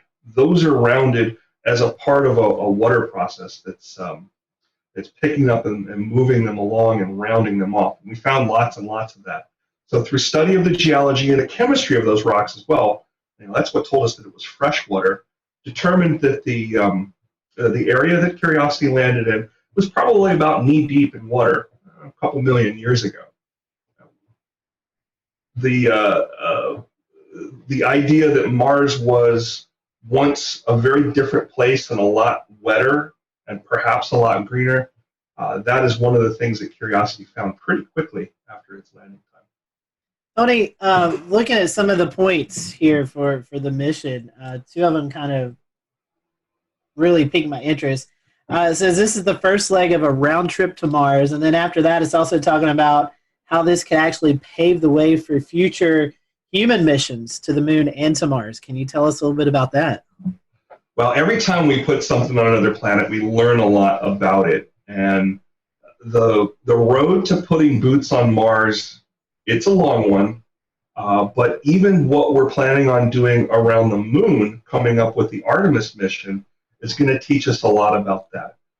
Being able to live potentially off some of the resources on the moon will teach us a lot about that. We got to really understand the chemistry and the makeup of the Martian surface to be able to have people live there. I think that's really interesting. You know, we've always heard about people going to Mars, but this actually could be some small steps for that. And I also seen there's going to be like 19 cameras on this that we're going to be able to kind of follow along with the mission. Yeah, there's a bunch of HD cameras on Curiosity. We got even more on Perseverance. I've mentioned the name a couple of times. I need to tell you the story about Perseverance. So for the longest time, it was called the Mars 2020 rover. NASA's really terrible at naming things. You give NASA engineers and scientists the opportunity to name something, and they're going to give it an acronym. They're going to give it something boring. You know, maybe it'll be a backronym that actually spells something that you can pronounce. But the cool names, those always come from the kids. So Curiosity was named by a little girl in Iowa, who by the time it launched, she was a lot older than that. She actually went on to be, I believe, an environmental scientist. So she got a lot out of that experience. Perseverance was named by a young man up in Northern Virginia. And I was on the team that helped review a lot of the submissions that came in. They had to come up with a name, and they had to come up with a couple of paragraphs about why they chose that. And I can't recall if I read so many of them. I can't recall if Perseverance was among that, but some of the ones I read were pretty out there. I'm glad they picked Perseverance. We tend to call it Percy, so if you hear talking about the Percy rover, that's what we're talking about. Speaking of Mars, I know you run a Mars weather page on Twitter. I know you kind of keep up with some of the stuff, so we thought it'd be kind of cool to tie in Mars weather, your Twitter page. What all you monitor, how you get that information, how do you provide a Mars weather forecast and observations? So we don't forecast yet. We're hoping to have enough data here one day that we can start having a forecasting product. We'll certainly need something like that once we get those boots on Mars. But right now it focuses on the InSight mission. It's pulling data down close to daily. There's a lot of data that has to come down, and unfortunately the weather data sometimes gets pushed to the back if there's images or things like that that the science team needs right away, especially when we were working with InSight trying to get a temperature probe to finally be pushed into the Martian soil there. I think everybody that's ever put a spade into the ground in the Carolinas knows what that clay's like. So it was dealing with some of that same problem up on Mars. Those images that were helping them understand that problem, those took precedent. But anyway, we do see data come down from InSight, and that is delivered through the same mechanism that all those pictures are delivered through. It's called the Deep Space Network. Generally, most of these, both the rovers and this InSight mission, have the ability to communicate straight back to Earth, but they don't tend to do that.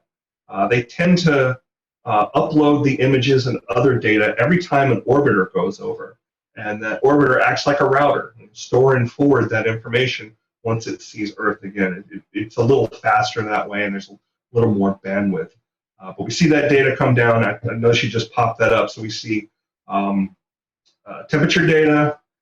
We see air pressure. I find air pressure to be some of the most interesting there. And then we see wind data as well. So the last one that came up was from Sol 566, and Sol is a day on Mars, and that equates back to the 29th of June. It's the last time we saw something from it.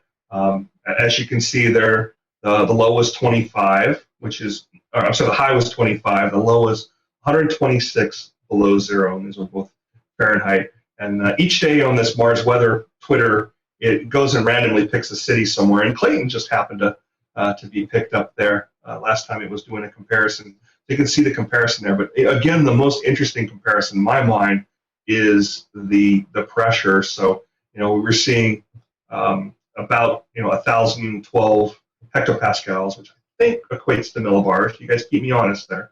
That's what y'all speak in. Yes. And that on Mars is about 7.7 hectopascals. That's one of our biggest challenges on Mars, is the lack of atmosphere. It's just really, really, really thin there, and it continues to be stripped away by the solar winds. And that's not something that we're going to be able to correct anytime soon, perhaps ever. So I guess there's really no wind chill there. I mean, I'm looking 25 degrees with 37 mile per hour wind gusts. That's not really a wind chill there then. Yeah, not too bad. We do see temperatures go above freezing there. It does happen. Yeah. So Tony, I mean, obviously you're not using trod-cup anemometers or RM Youngs. I mean, how is this? How is wind speed capture? Is it using like Venturi effect, or you're consolidating the air into a point, or how is that measured exactly? So the thing to look up is an instrument called a hot dice. It is a couple of basically electrodes that are exposed out there and are measuring differentials. They are without moving parts. That's really, really important. when you've got a robot out there that you can't go service. There is no Home Depot on Mars to go get spare parts. Well, you said one last thing. You kind of mentioned that it does get above freezing on Mars. I wonder if you could just real briefly speak to the general temperature range. How cold does it get in winter? How warm does it get in summer? Yeah, we're talking around -200 Fahrenheit with the lows. And during the summer, most of the time we're talking in the average temperature there is hovering around -80, -100. I just think it's cool. I just think it's cool you have a mesonet on Mars. We do. We got 2 of them now, about to put a 3rd. I've heard that there's a team already being picked to possibly go to Mars by as late as, 2028 or 2030? Is that correct? I will make no comments on when we're going to Mars. You're not going to trick me into that. I had to try. There's a lot that needs to be done, and each one of We'll return to Best of the Carolina Weather Group in a moment. Now your Carolina weather forecast. Here are today's forecast high temperatures for North Carolina. Here are the forecast lows for tonight for North Carolina. Here are tomorrow's forecast high temperatures. And here's forecast rainfall across North Carolina tomorrow. Here are the forecast highs for the day after tomorrow.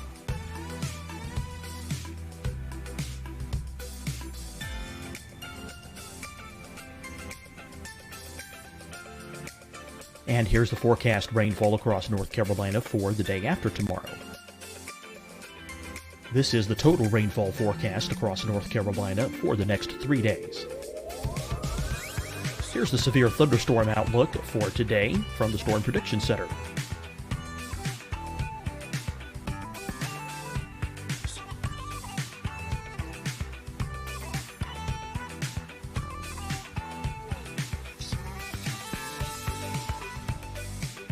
Here are the forecast high temperatures for today for South Carolina. Here are the low temperatures for today for South Carolina. Here's the probability of precipitation forecast across South Carolina today. And here are the rain chances across South Carolina tonight. Here are tomorrow's forecast highs across South Carolina. Here are the forecast low temperatures for tomorrow for South Carolina. And here is the probability of precipitation across South Carolina tomorrow. Here's the precipitation chances across South Carolina tomorrow night. Here are the forecast highs for the day after tomorrow in South Carolina. Here are the forecast low temperatures across South Carolina for the day after tomorrow. And here are the rain chances across South Carolina for the day after tomorrow. And South Carolina's probability of precipitation for that night. Here's the Storm Prediction Center's severe thunderstorm outlook across South Carolina for today through tonight. Here's the Storm Prediction Center's severe thunderstorm outlook across South Carolina for tomorrow and tomorrow night. And here's the Storm Prediction Center's severe thunderstorm outlook across South Carolina for the day after tomorrow through that night. Here's the severe thunderstorm outlook for today from the Storm Prediction Center.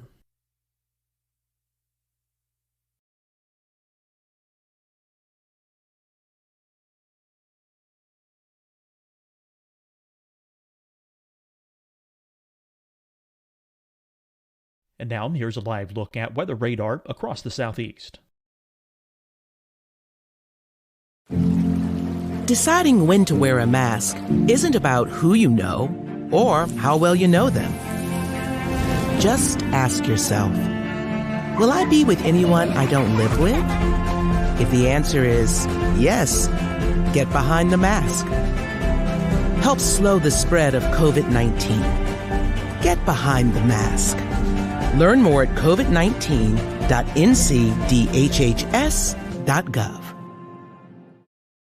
Hi, everyone. I'm Dr. Mandy Cohen, Secretary of the North Carolina Department of Health and Human Services. And when you follow the 3 W's, you protect your family and your neighbors from COVID-19. When you leave your home, practice your W's. Wear a cloth face covering, wait 6 feet apart, wash your hands often. Wear, wait, wash. We're in this together. Stay strong, North Carolina. Fight the spread and take a stand against coronavirus. Wear a mask in public. Stay at least 6 feet apart from others. And get tested. Join us and fight the spread. Visit scdhec.gov/COVID-19. Getting tested for COVID-19 helps you to take the steps needed to protect yourself, your loved ones, and your community. Find the testing location at scdhec.gov/COVID-19 testing. You'll see your Carolina weather forecast at 25 and 55 past. And now back to the best of the Carolina Weather Group on the all-new Carolina Weather Net.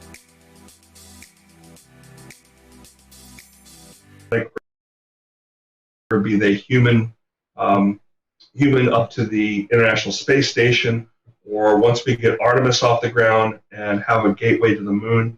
Each one of those, it may not seem like it's getting us closer to Mars, but we learn something from each one of them that can be applicable. And when that actually happens, I hope it happens soon, but it's a long road. Tony, shifting gears, one of the things that I spotted on Flight Tracker this week, and I think several of the people here in the Carolinas have, were alongside all of the little cute icons for airplanes, these circular balloon icons for the Loon Balloon Project. Tell us about it. I understand you're familiar with it, and I think it caught a lot of us flight trackers off guard maybe a little bit, but also people screaming UFOs in the sky as these things were passing overhead. There was a little bit of that, wasn't there? Yeah, it's something that I got to learn a little bit about the other night. So in addition to talking with you fine folks, I've got about 350 meteorologists around the country that I'm in contact with on a regular basis. I try to give them information about the what's visible in the sky, usually planets, usually comets, meteor showers, things like that. But I am perfectly happy to get a "what's this thing in the sky" question when it's something in our atmosphere. And that's what happened. I forget what day was it. Was it Tuesday night? Yeah, that sounds maybe Monday. I mean, depending on where you were, right? These things went right over Greensboro, down towards Fayetteville, then out towards Charleston. So it was kind of a separate day. I first got looking at these things. It was Tim Buckley at WFMY in Greensboro. I get a text from him and it says, "There's this white dot in the sky. What do you know about it?" What? And I looked at it and immediately thought it was a balloon. An unmoving white dot in the sky, especially that high up, is going to tend to be a balloon. It's so high up it doesn't appear to be moving at all. These balloons are operating with between 50,000 and 60,000 feet. So as you mentioned, as part of Project Loon, we came to understand, which is a project that is, I want to make sure I get the relationship correct here. Google and Loon are subsidiaries of the same parent company, which is called Alphabet. It's all business spin-off nonsense, but anyway, they're looking to provide, as I understand it, internet connectivity in areas that don't get it, which I think is great. I think they're pushing to have like 1 megabit ability. There's an antenna that you have to have outside, and it's going to be a network of balloons, not unlike SpaceX's Starlink project, that talk to each other and serve as an uplink downlink network. But as I understand it, they're in a testing phase. I think their launch site is up in northern Arizona somewhere. I'm sorry, northern Nevada. And these particular balloons that floated over the Carolinas, there was 4 that were visible here around the Triangle area, and up in the Triad around Greensboro, they were visible there as well. If you think about 50,000 feet, you think about that circle that you draw around something like that, it's visible for a good amount of space. So we dug into it. It's funny that you saw it on flight radar first, because everybody else saw it in the sky first. We go outside from time to time. We didn't get the direct overhead pass here in Charlotte. Yeah, you did have one float a little bit near you. There was one that went on out over Asheboro and Asheville, out over Cherokee, and ended up in Alabama the last time I saw it. The ones that we saw around Greensboro, as I understand them, they floated out directly south off the coast of Charleston and ultimately Jacksonville. But I went and looked just out of curiosity. Once I found out that they were trackable through flight radar, wrote a little script that went up to use one of the APIs of one of those radar tracking sites, or those flight tracking sites. I found 32 of them around the world. Wow. I found actually 33 over Australia, the Congo, Kenya, Zambia, Peru. I'm looking at my list here right now. There's a bunch out east of Madagascar and one off Peru. And then we had the couple here that had floated down from Canada, down across Ohio, West Virginia, and into the Carolinas. Right, they could be pretty scary if you don't know what they are. I had one other question, and then it sounds like Shay has one too. I'm curious, Tony, in your reading, besides the application of using them to provide internet to rural places that maybe aren't tethered on the ground, have you seen any discussion of an application to use them in storm response when a network might be wiped out due to a natural disaster? I believe they actually used them for that purpose after, I want to say it was in 2017, but with that pair of storms that went over Puerto Rico. They did some releases from Puerto Rico. If you go on one of the flight tracking websites, I think it might have been Flight Radar 24, don't quote me on that, but there's a blog post on there about them tracking many of these things during some of those storm responses. And providing that kind of connectivity to folks that, they may not have power, but they probably have a way to charge phones. To figure out how to do that, it takes a little while to get that infrastructure back up for cellular service. So being able to do that with a balloon is pretty incredible. Yeah, I would agree with that, Tony. I know that when some of our Mets at Weatherflow, we met and talked about it several years ago when Google was partnering with them. Now they're partnered with HAPS Mobile, and they provide LTE connectivity to these countries, these third world countries. There are other countries that lose connectivity during natural disasters. Peru, 2019 was a prime example of where Project Loon was utilized to get LTE connectivity for authorities to get their internet settings back up and for folks to get some LTE receptions on their phones and whatnot. So it's pretty interesting. I didn't know that there were that many balloons, but I know that they started this off back in 2013 where they did their first test flight around the world. So things have kind of progressed over time. Do you see this as being a permanent solution? I don't know. Not my area of expertise, but I think it's great that we're able to provide that kind of functionality there. One concern I've got, though, is that these things are helium-based. And helium is something that is in short supply right now. I mean, if you were to go to one of the party stores and try to get helium balloons, you probably couldn't do it. Helium is a very important gas in the space industry. It's used for cleanly purging cylinders and spheres and things like that. So we need it for lots of different things. I hope they can find another lifting gas other than helium, because it is a neat and useful project. But I hope they don't use up too much helium doing it. One other thought on it too is, while we're up there hanging around for days and days at a time at 50, 60,000 feet, sure would be nice to get some weather instruments up there too, some atmospheric instruments, and be able to send some of that data down from that close to the stratosphere.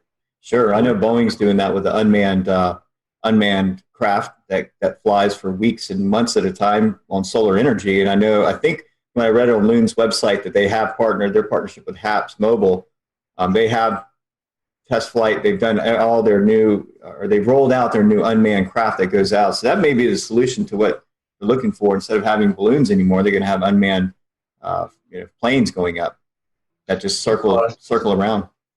We've lost a lot of data from the grounding of commercial airliners too during the COVID situation. It's amazing how much data we were getting from those. That's closer to 30,000 feet, but it really filled in a lot of those gaps the radio songs were providing. In the past, we've talked about the radio songs that you just mentioned. Could you maybe compare and contrast these Loon balloons with a typical weather balloon? Because they have very different lifetimes, obviously, and different purposes. Different lifetimes, quite a bit larger.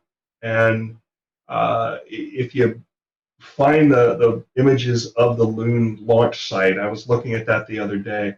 They got some permanent structures out there, and they're building some larger ones as well, just to be able to handle launching these things, because they are so significantly large. And they do get much bigger as they go up into the atmosphere and the air pressure goes down. So most folks that I saw report them or share pictures of them describe them as looking like big jellyfish. It's a kind of a silvery looking material, very, very large. It's not as spherical as a weather balloon looks. Those are, you guys are the experts here. I think they're made of some sort of a latex material, but it's very opaque.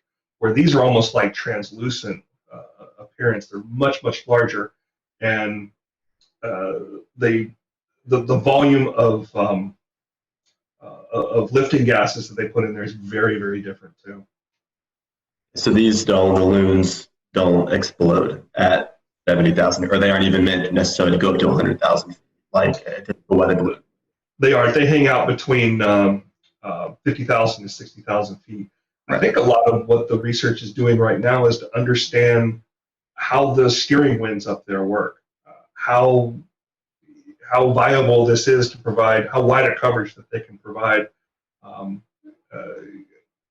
the jet stream, changes in the jet stream and other things like that are going to affect their coverage. It'll be interesting to see what comes out of it. And as you mentioned, we can go on these flight tracking websites and look at them. If you go in and you enter HBAL and a 3-digit number, you might just find one. Well, Tony, we certainly appreciate you being with us tonight to talk about the Mars mission and the Loon balloons, and we definitely appreciate your time. If folks want to follow you again on Twitter, how can they do that? So my personal account is RTP Hokie, Hokie, and if you are interested in Mars weather, the Mars WX report. You can also find you on WRAL as a contributor and the Weather Brains, right? You're still doing the recorded version? Still doing the recorded version. It's every Monday night we're putting that out, and I try to put something different out every week that's usually space related. Every once in a while we'll add in some other weathery stuff in there too.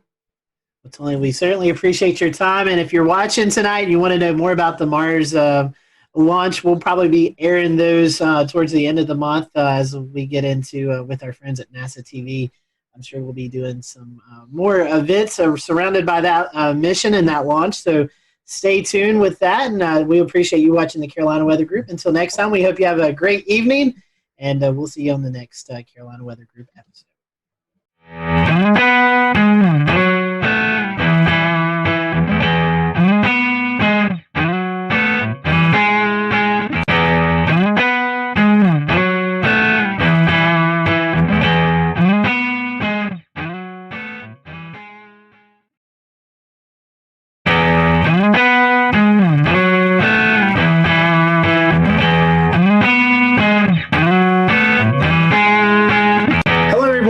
To the Carolina Weather Group, we continue looking back at some of the previous severe weather events that's not only affected the Carolinas but the Southeast. And this is the 10-year anniversary of the April 27, 2011 tornado outbreak, not only for the Southeast, including Mississippi and Alabama, but there's also some tornadoes in Georgia and South Carolina and North Carolina. So we want to focus our attention right now on the Alabama aspect of that. And we have with us Chief Meteorologist from ABC 3340, James Spann. James, appreciate you spending some time with us as we kind of look back at this. I think you categorize it as a generational tornado outbreak for the state of Alabama. A very well forecasted event leading into it. Take us behind the scenes as you there at the station are getting not only the viewers ready, but the reporters ready, the storm spotters ready. Take us back to what it was like a couple of days leading into the event. Well, it was a well forecast event, and one thing about it, I didn't know it was going to be that bad. I didn't know. I mean, could it be? Yes, but odds of an event like that are always not that high. So I didn't know we were going to have 62 tornadoes that day. I didn't know that the death toll would be so high. But having said that, it was a Wednesday event, and you could start to see it. about 5 days out, the Friday before the Wednesday, we started to mention it. And then after the weekend, we really hit it hard, Monday and Tuesday, with everything we had. And I think people were prepped, and I think people knew that it was coming. But despite that, the only number that matters to me, and I'm a numbers guy, is 252. That's the number of people that died that day. We had 251 names. And we had one infant that was delivered prematurely at 6 months. The infant did not have a name, and the infant didn't live.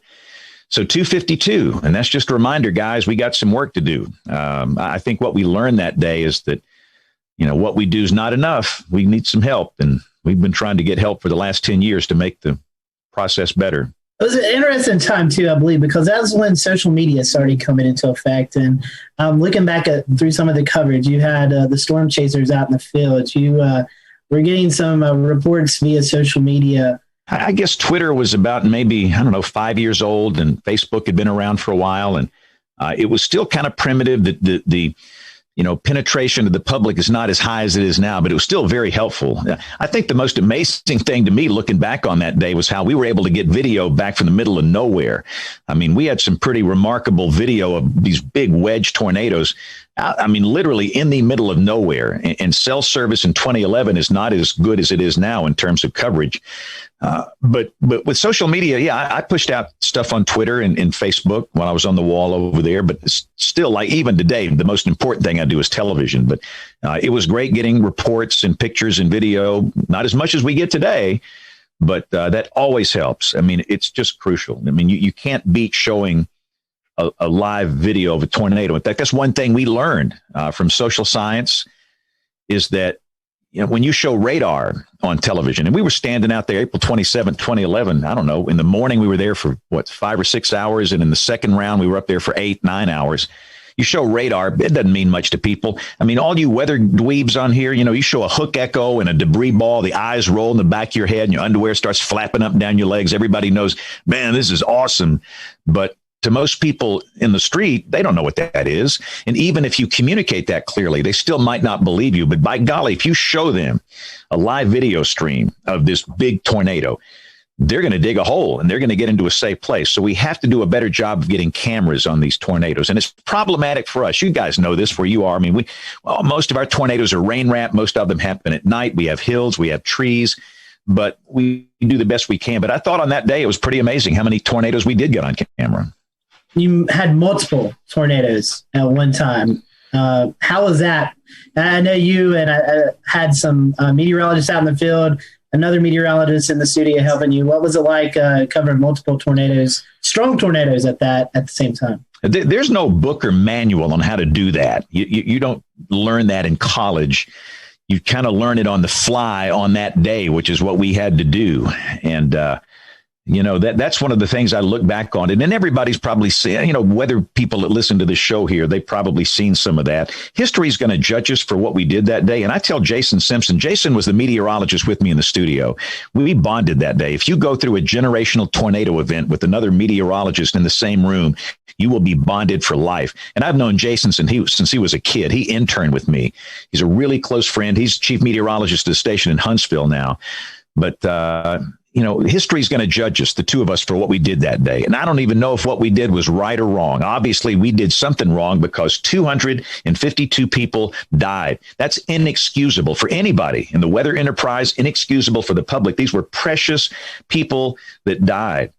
And I look back on it, I wonder, like the Tuscaloosa tornado. Everybody talks about the Tuscaloosa tornado. Well, what about the Cordova tornado? Tuscaloosa is a population center here. There's a big college there, University of Alabama, and everybody knows about that, and everybody knows what happened. It was a horrible tragedy. I'm not trying to lessen the magnitude of that, but what about the same EF4 that was down at the same time in Cordova in Walker County, where 2,000 people live at that many? Nobody talks about that. And did we focus too much on the Tuscaloosa tornado because we had that thing on camera and not focus enough on the Cordova tornado?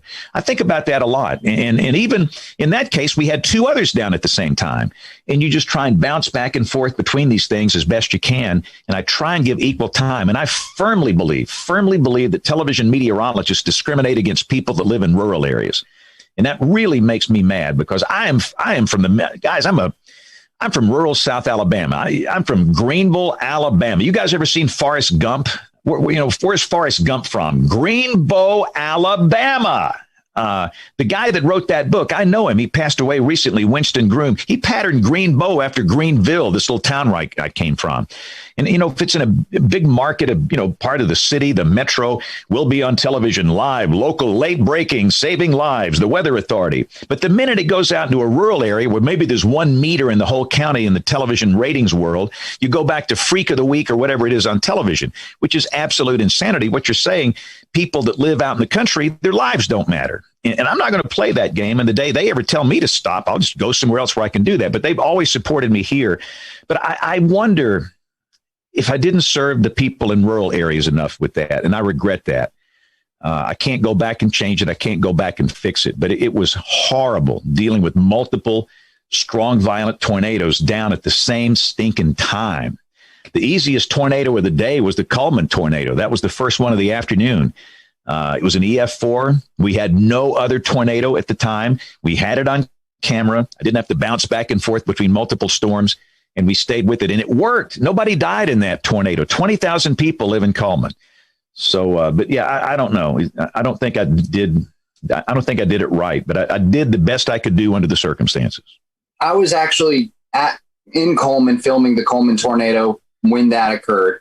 And I was live streaming it as well at that time to Chaser TV, which was the big Storm Chaser streaming platform back in the day. One of the things that was crazy is the communications actually kind of went down, cell communications and pretty much everything else. And people were kind of distraught and didn't know where to turn to get their information from. That was one of the biggest things that stuck out to me that day was how communications failed at the very end of everything and kind of in the middle of the outbreak. So can you talk to us a little bit about in a position of trying to communicate to the public how that was affected? I think one thing people forgot about too that day, we had a morning round of storms. It was basically a QLCS, and some pinhead named a squall line a QLCS a long time. I call them a squall line, quasi-linear convective system, whatever. It was linear. And we had a few embedded tornadoes and there was widespread wind damage. And that morning we had 250,000 people with no power before the big events started. And 5 people died in the morning storms. That in itself was a tragedy. And so we had a problem going into the afternoon with so many people without power. You had a lot of cell sites down. You had a lot of infrastructure damage. And our TV station, we had a lot of damage. We had cameras down. We had microwave paths that were down. We were crippled. I mean, all these engineers, we had a little break between the morning round and the afternoon round. And we got off the air for a little bit after the morning round. All these engineers, they came in there telling me everything that wasn't working. This doesn't work, and this is down. This is not working right now. And I finally said, guys, stop. I need to know what is working because we've got to get through the afternoon and prioritize how we're going to repair what we can in the next 2 hours. And they did a great job of getting things back, including that Coleman camera. That's one of the ones that went down. But yeah, there was clearly infrastructure problems with communication that afternoon. I think the one thing we learned is that some people have forgotten that good old radio and television is free. It is over the air. It has nothing to do with a cell network, and it's pretty darn reliable. And we often just blow past that these days. I'm going to watch it on my phone on YouTube TV, or I'm going to watch it on, whatever on a streaming platform. But what happens when all the cell sites go down? We're still on the air. These big 5 million watt blowtorch transmitters we have, not that many people watch them over the air now, but I think we have to remind people that with a, crappy $5 antenna from Walmart, you can pick up 60 channels, and you need to have that in your toolkit at your home in terms of severe weather. So I think that's the one thing we need to do. And goodness, local radio, people have forgotten about it. Everybody streams, their music on their phone, but they forget that we've got these local radio stations that are 100,000 watt blowtorch FMs and AMs, and they will simulcast our coverage. And they provided a lifeline that day. And I got to give a shout out to all those radio stations that just simulcast our coverage. If you listen to all those videos, those YouTube videos about like Tuscaloosa and these places, you could hear my voice. That was over the radio. So I think that's a thing we need to remind people of today is that TV is still free. It is still over the air, and you don't need a cell network to watch it. James, the thing I wanted to ask you is what has changed over the years since April 27th of 2011, and how do you do things differently today when you're on and involved in a situation like what happened back on March 17th of this year compared to the way you handled April of 2011. Well, here's the deal. After the event, I didn't talk about it for 6 months. I had nothing to say. And people that know me, that's an anomaly. I mean, I'm a bag of hot air, and I've always got something to say. In fact, the National Weather Association annual meeting was here in Birmingham that year.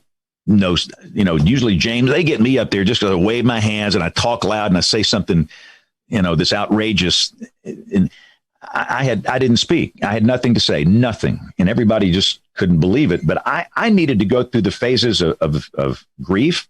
These people died on my watch, and I'm in the process of trying to memorize every name. I'm not there yet. I was hoping to be there in 10 years. 251 names, their stories.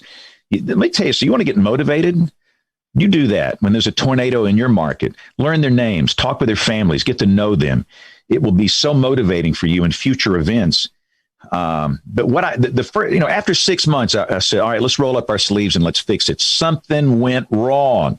There were 62 tornadoes in one day in the state, and there was a darn good warning. We'll return to Best of the Carolina Weather Group in a moment. Now your Carolina weather forecast. Here are today's forecast high temperatures for North Carolina. Here are the forecast lows for tonight for North Carolina. Here are tomorrow's forecast high temperatures. And here's forecast rainfall across North Carolina tomorrow. Here are the forecast highs for the day after tomorrow.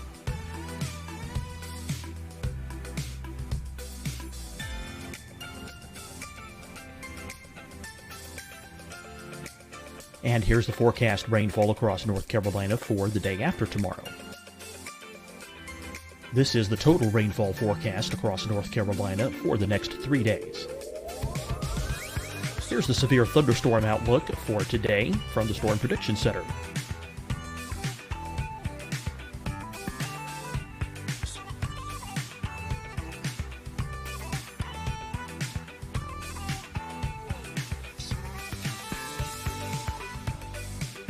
Here are the forecast high temperatures for today for South Carolina. Here are the low temperatures for today for South Carolina. Here's the probability of precipitation forecast across South Carolina today. And here are the rain chances across South Carolina tonight. Here are tomorrow's forecast highs across South Carolina. Here are the forecast low temperatures for tomorrow for South Carolina. And here is the probability of precipitation across South Carolina tomorrow. Here's the precipitation chances across South Carolina tomorrow night. Here are the forecast highs for the day after tomorrow in South Carolina. Here are the forecast low temperatures across South Carolina for the day after tomorrow. And here are the rain chances across South Carolina for the day after tomorrow. And South Carolina's probability of precipitation for that night. Here's the Storm Prediction Center's severe thunderstorm outlook across South Carolina for today through tonight. Here's the Storm Prediction Center's severe thunderstorm outlook across South Carolina for tomorrow and tomorrow night. And here's the Storm Prediction Center's severe thunderstorm outlook across South Carolina for the day after tomorrow through that night. Here's the severe thunderstorm outlook for today from the Storm Prediction Center.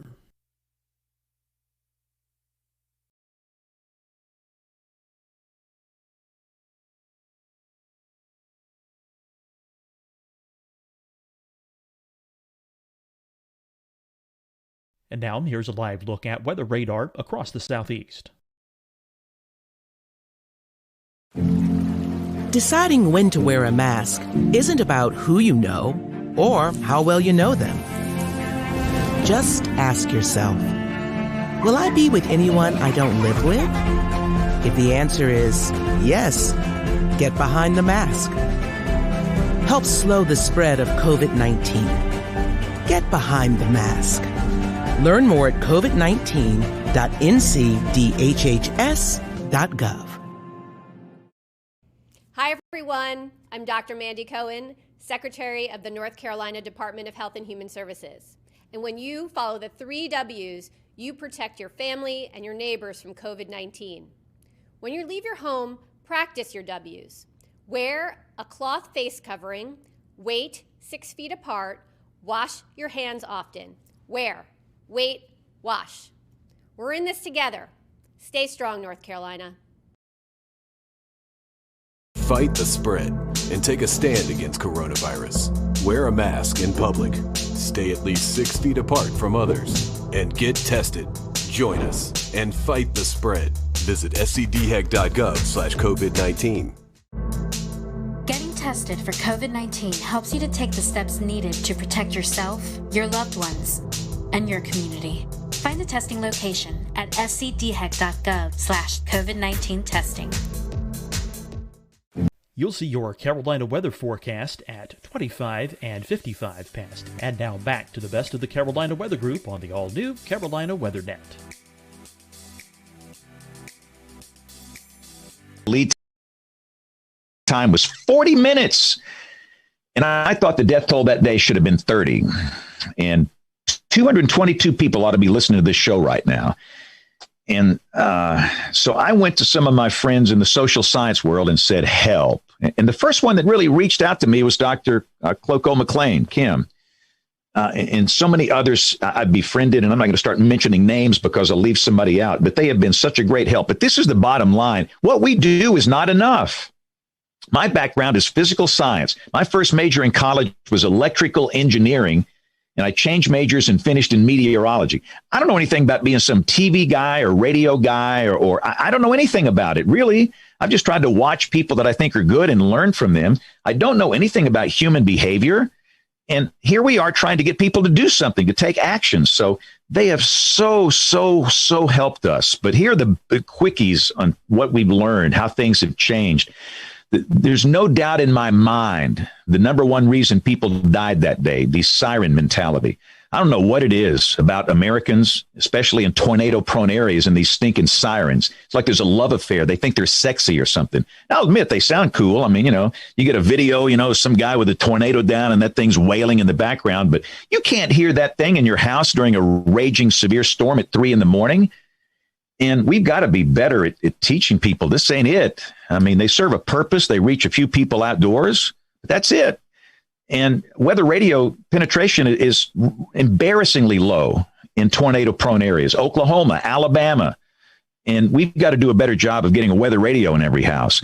And again, that doesn't work on cell technology. You guys know that, these big RF transmitters the Weather Service has, and, teach people about, your phone's not enough. You got to have 2 ways, because your phone's going to quit working, and WIA might not work, and your app might not work, and the weather radio. But if you do all this stuff together, you'll get the warning.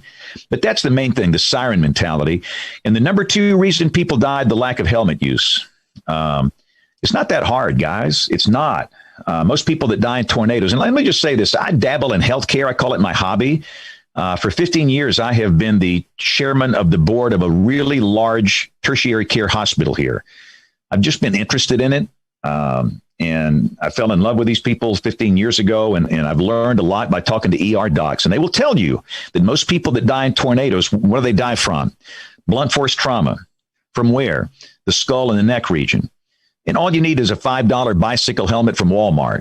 And probably over 50 people would be alive today. So it's messaging. It's messaging before the event. We've got an event Thursday, so I just messaged on television. What's the message? Have 2 ways of getting the warning, and it's not a siren. And you're going to have a helmet in your safe place for everybody. And that's not just for kids. And a lot of people go, well, it's nice for a kid. No. It's for everybody.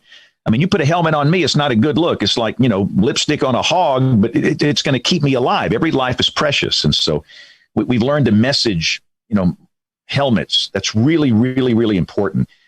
And, I could keep going, but one thing that we knew that we've screwed up on with the false alarm ratio was too high. It was over 80 in 2011. That's insane. Over 80% of tornado warnings were false alarms. We heard this in research all the time. I hear tornado warnings all the time and nothing ever happens. So the Weather Service in Birmingham went through a really comprehensive program going back to basic science. Kevin Laws is one of my heroes, the Sioux down here. They were issuing tornado warnings for, high-based storms, high LCLs. Never produced a tornado here, never. And they went back to the basic science and cut out all these bogus warnings, and the FAR is down in the 30s now. And all these things have added up to where it's a lot better now. We had, and I'll stop answering your question. I could talk all day on this, but we had an event last Wednesday, St. Patrick's Day. We had 25 tornadoes in one day in the state, 25 last Wednesday. Not one person was killed and not one single person was hurt. Let me tell you what, 10 years ago, it wouldn't be that way. So we've learned a lot, and I think the lessons learned have paid off. James, you hit on a couple things I want to get your expertise on. Social science, overwarning. National Weather Service right now is undertaking their initiative to simplify some of their communications, but also kind of introduce tiers for what goes to WIA and how the public then gets triggered. In your experience, is that going to be enough, you think, to help reach people and get them to understand? Or beyond what's already scoped, do we have more work that still needs to be done? Look, it's not that hard. Here's the problem. And I'm just as guilty as anybody else. I'm guilty as sin here at this. But we go to these conferences and we listen to these research papers and we talk with the social scientists and we gather up in these conference rooms and we do what we think it's best for us. Who cares about us? That's not who we're serving. We're serving real people out here in the real world. You know what we need to do more often is go hang out I bet you guys have never been in a Dollar General. I bet you guys have never been in a Dollar General. That's where real people are. You want to know what real life is like? Go to a Dollar General. They're sweet people. They will talk to you. They will tell you things. You don't need a $100,000 grant to get this information, and you listen to them. And they'll tell you, is the false alarm ratio too high? What do you need on your phone for wireless emergency alerts? Do you need to have severe thunderstorm warnings on there? Do you need to have only tornado emergencies? So I think that's part of our problem, is that we disconnected from the people that we serve. And all of this stuff, and I'm a big fan of HAZSIMP. We got to simplify this. I'll be honest with you guys. There's some messages the Weather Service sends. I don't even know what it means. I mean, what is an aerial flood warning and a flash flood warning and a flood warning? I mean, it's bewildering to people, all this stuff. So a lot of this stuff has got to be simplified. And they're on the road to doing that. But as we look at the transformation, in the warning process, in the next 10 years, we have to be careful to be sure we're not doing it for us. We're doing it for the people. Hey, James, this is Jordan McLeod. I sound cranky, don't I? I'm sorry. I sound too cranky tonight. Hey, now this is an engaging conversation here. Given how generational the April 27th outbreak was, it seems like we're hearing a lot of the use of the term bust today when it comes to outbreaks that don't quite measure up to April 27th. Now, I know this is a pet peeve Twitter post on this just the other day, because some people were calling last week's outbreak in Alabama a bust, even though there was, no loss of life and, tremendous success for the Weather Service. So can you talk a little bit about why that's become such a trend nowadays? Well, I think a lot of it has to do with the weather enthusiasts and these Facebook pages. And listen, I don't want to throw water on these guys. Most of them are high school kids and they love weather and they want to learn weather and they don't mean any harm. But they'll get on Facebook and they'll say, look at the STP. Look at these updraft helicity tracks. This is going to be worse than April 27, 2011. This is going to be a killer mega storm of the century. And people don't know it's a 15-year-old kid. And they're going to share it and share it and share it and share it and share it. And it just gets out of hand. And, I think that's part of the problem. And I don't even like that question when people ask me that. For example, we have a very high-end severe weather episode likely here Thursday. It's pretty common for episodes like this in March and April. This is the core of the spring segment of the tornado season. And the question is, will this be like April 27, 2011? I don't even like to answer that. That's a bad question. And of course, the answer is no. Just do a study of climatology. I love numbers. I love looking at history. I really do think if you study history and climatology, it's a valid way of looking at what might happen in the future. And where we are down here, our generational events prior to 2011, what's the one before that? You guys were not even alive when the other one happened. April 3rd and 4th, 1974. Okay, I was a senior in high school. That changed my life. That's a topic for another show. But prior to that, it was March 21st, 1932. Prior to that, it was February, 19th of 1884, the Enigma outbreak. So they happen every 40 years. And that's a generational, really a definition of a generational type storm to me. So the next time we have a day like April 27, 2011, I will be at the cemetery. But, so what? I mean, we had 25 tornadoes the other day. That's a big deal. And we didn't have all these, strong, violent tornadoes. It didn't produce that. And in a way, maybe you can, that's part of the criteria that I think was not met. But other than that, that was a big deal that day.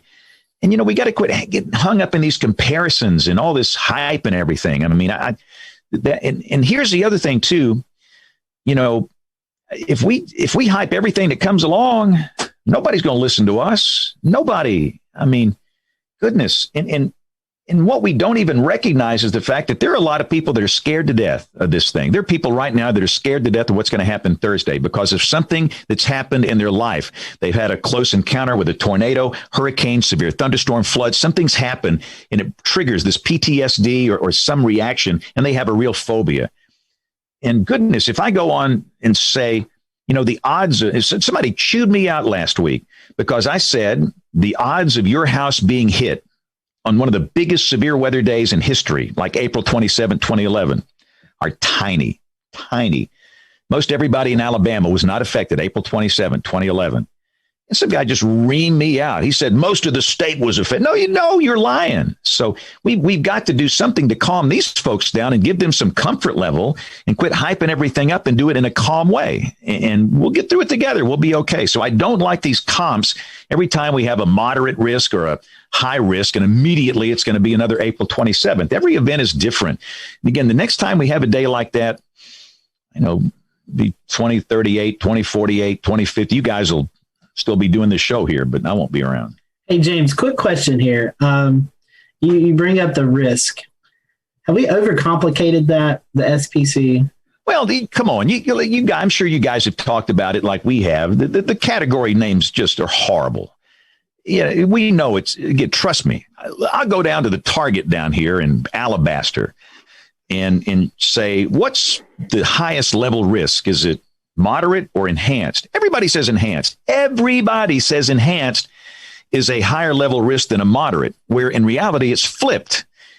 And, it's just not working. I mean, it works for people in the weather business. And when you talk with people in the weather service, they say, well, all the emergency managers have been used to those names and those criteria, and they're used to it. Well, so what? Are we here just to serve emergency managers or people that work for the weather service or broadcast meteorologists? We don't know. And so I really think we have to revisit that. And some TV meteorologists just don't even use it. Some good friends of mine don't use their words. They have different colors and different names. And I'm not so sure I'm a big fan of that because consistency is important to me. If one guy says one thing and some guy says something else, and who knows who you believe? I think we should be messaging the same thing. But I think we have to work together to fix that. And we need to bring in some of the SPC guys and have a long talk. And really, it's Rich Thompson, John Hart. These are my heroes. They got nothing to do with this. It's up there at NOAA headquarters where this kind of stuff is made. But the 5 levels don't bother me. And I mostly use numbers now. That's what I use. 1 out of 5, 2 out of 5, 3 out of 5. I'm kind of getting away from even using those words because it's just not working. Thank you, James. We appreciate your time tonight. Go follow James on social media. I'm sure you probably already are if you're watching our show. And just great to get around and hang out with James. And I promise you, we'll have him back. We've got a whole list of questions we didn't even get to tonight. So stick around. We'll make sure that James repays us another visit here real soon. So for the rest of everyone here on the panel, we hope you enjoyed the show. And we will see you back here next Wednesday night for another episode of the Carolina Weather Group.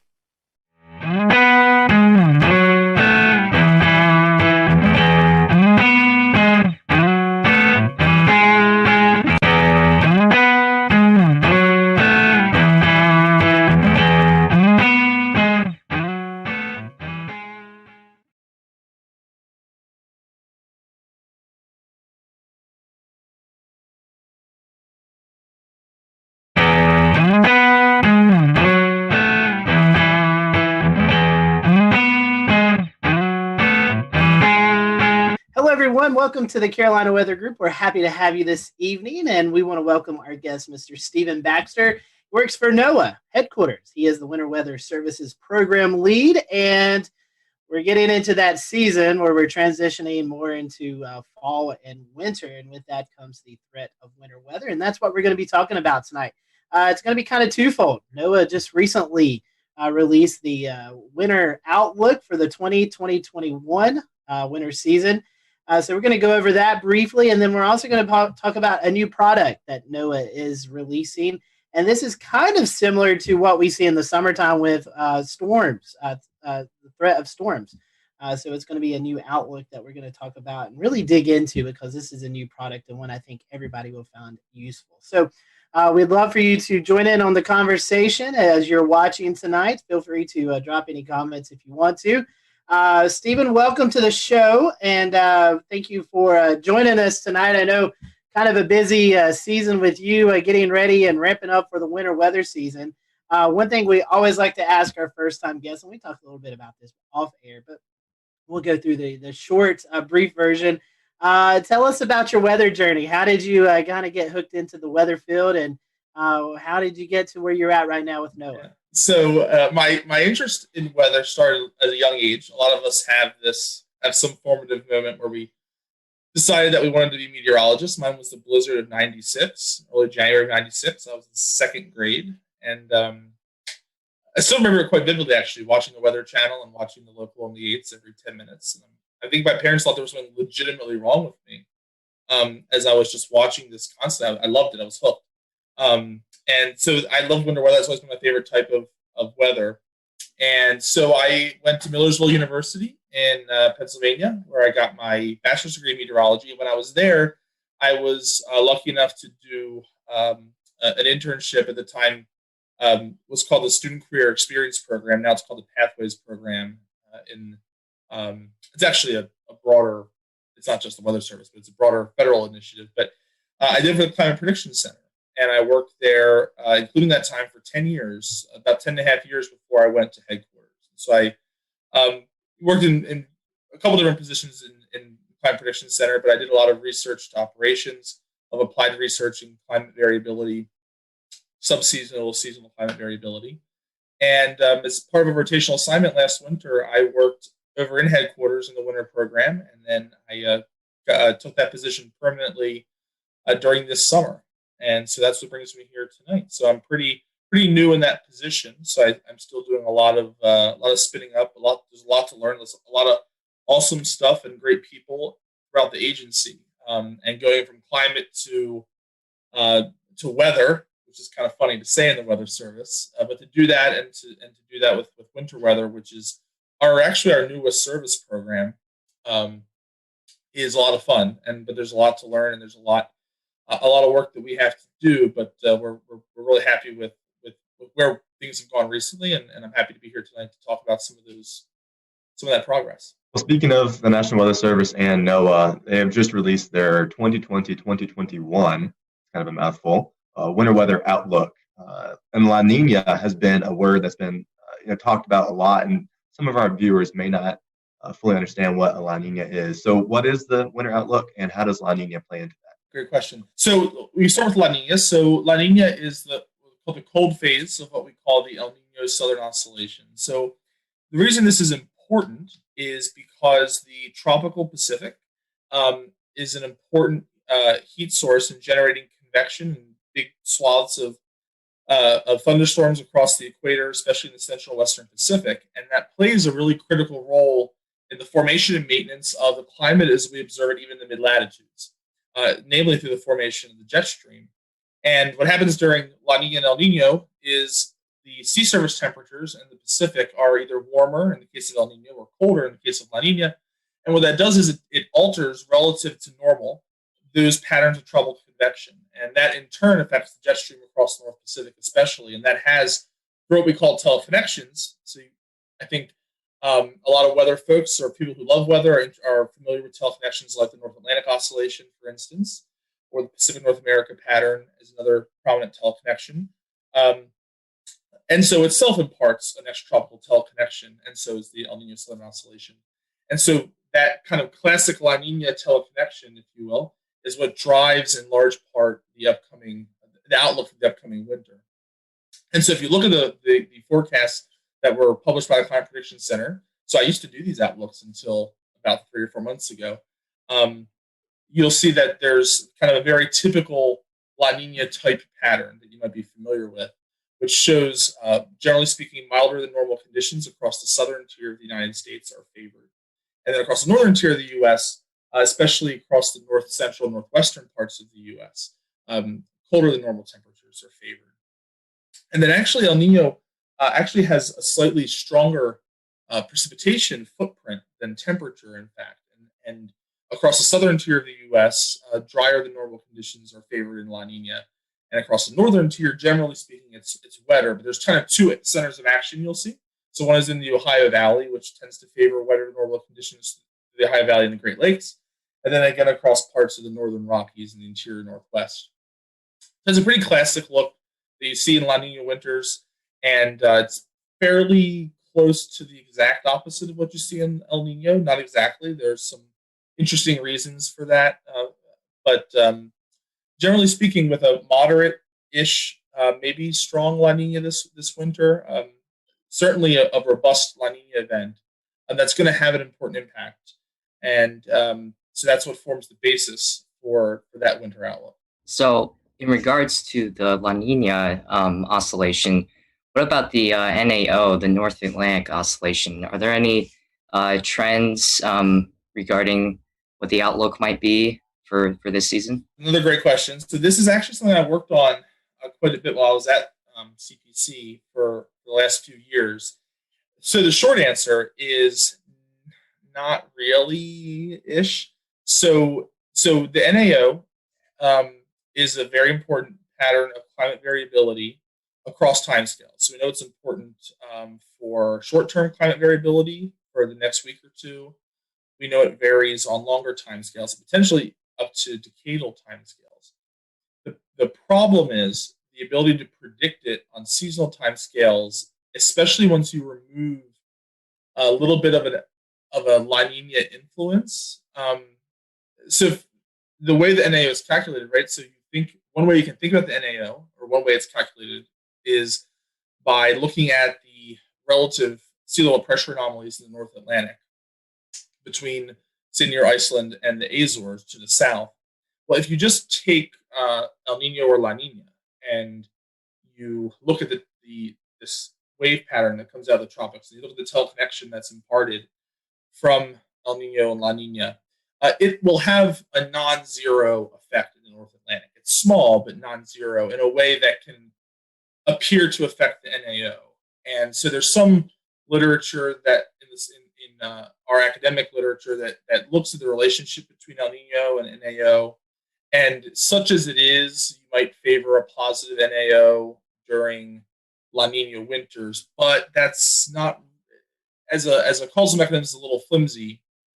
The example I just gave, quite famously, the 95-96 winter was such a winter where you had a La Nina, but you also actually had a predominance of the negative phase of NAO, and hence one of the snowier winters on record across much of the eastern U.S., including my part of the Mid-Atlantic. But there are some interesting areas of research related to identifying sources of prediction skill for the NAO, and so it's something that we don't have right now. But I'm hopeful that in coming years, we'll be able to talk more explicitly about the seasonal tendencies of the NAO, or sometimes it's couched in its sister oscillation called the Arctic oscillation, the AO, which is kind of more of a hemispheric look. They're just kind of derived slightly differently, but capture the same, in essence, the same phenomenon. So I'm hopeful that in future years we'll be able to say something more specific about these patterns of mid-latitude variability. Unfortunately, in this winter outlook, and what we're comfortable imparting in the current outlooks from the state of the science, wouldn't really support that quite yet.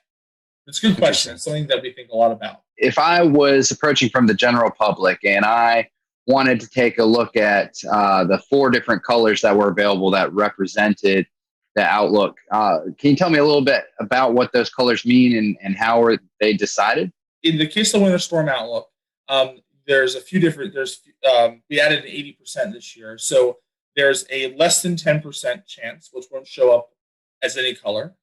There's 10 to 30, 30 to 50, and 50 to 80, and then there's in excess of 80%. And so that's the probability of exceeding that local watch warning criteria.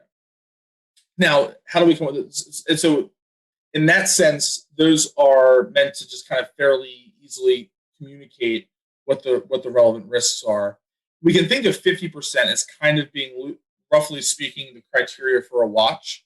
So if it's more likely than not, that would favor a watch. Now, also, it's important to mention that this doesn't take the place of or totally inform watches, because as we're moving towards consistent forecasts across the agency, the other aspect that we're working with is to also improve the impacts-based nature of watches and warnings. So while the probability of exceeding a certain snowfall threshold might say only be 30 or 40%, the local office could still issue a winter storm watch because they're expecting the impacts from that storm to be such. We'll return to Best of the Carolina Weather Group in a moment. Now your Carolina weather forecast. Here are today's forecast high temperatures for North Carolina. Here are the forecast lows for tonight for North Carolina. Here are tomorrow's forecast high temperatures. And here's forecast rainfall across North Carolina tomorrow. Here are the forecast highs for the day after tomorrow.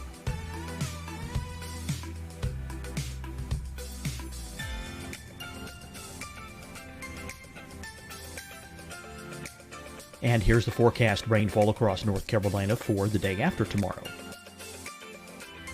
This is the total rainfall forecast across North Carolina for the next 3 days. Here's the severe thunderstorm outlook for today from the Storm Prediction Center.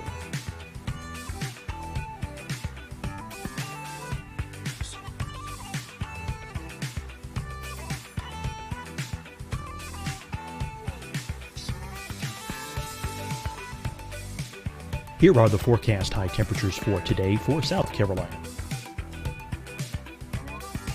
Here are the low temperatures for today for South Carolina. Here's the probability of precipitation forecast across South Carolina today. And here are the rain chances across South Carolina tonight. Here are tomorrow's forecast highs across South Carolina. Here are the forecast low temperatures for tomorrow for South Carolina. And here is the probability of precipitation across South Carolina tomorrow. Here's the precipitation chances across South Carolina tomorrow night. Here are the forecast highs for the day after tomorrow in South Carolina. Here are the forecast low temperatures across South Carolina for the day after tomorrow. And here are the rain chances across South Carolina for the day after tomorrow. And South Carolina's probability of precipitation for that night. Here's the Storm Prediction Center's severe thunderstorm outlook across South Carolina for today through tonight. Here's the Storm Prediction Center's severe thunderstorm outlook across South Carolina for tomorrow and tomorrow night. And here's the Storm Prediction Center's severe thunderstorm outlook across South Carolina for the day after tomorrow through that night. Here's the severe thunderstorm outlook for today from the Storm Prediction Center.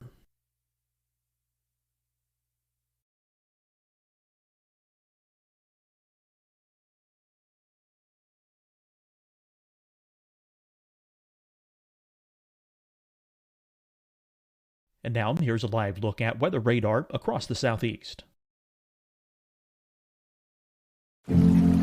Deciding when to wear a mask isn't about who you know or how well you know them. Just ask yourself, will I be with anyone I don't live with? If the answer is yes, get behind the mask. help slow the spread of COVID-19. Get behind the mask. Learn more at covid19.ncdhhs.gov. Hi, everyone. I'm Dr. Mandy Cohen, Secretary of the North Carolina Department of Health and Human Services.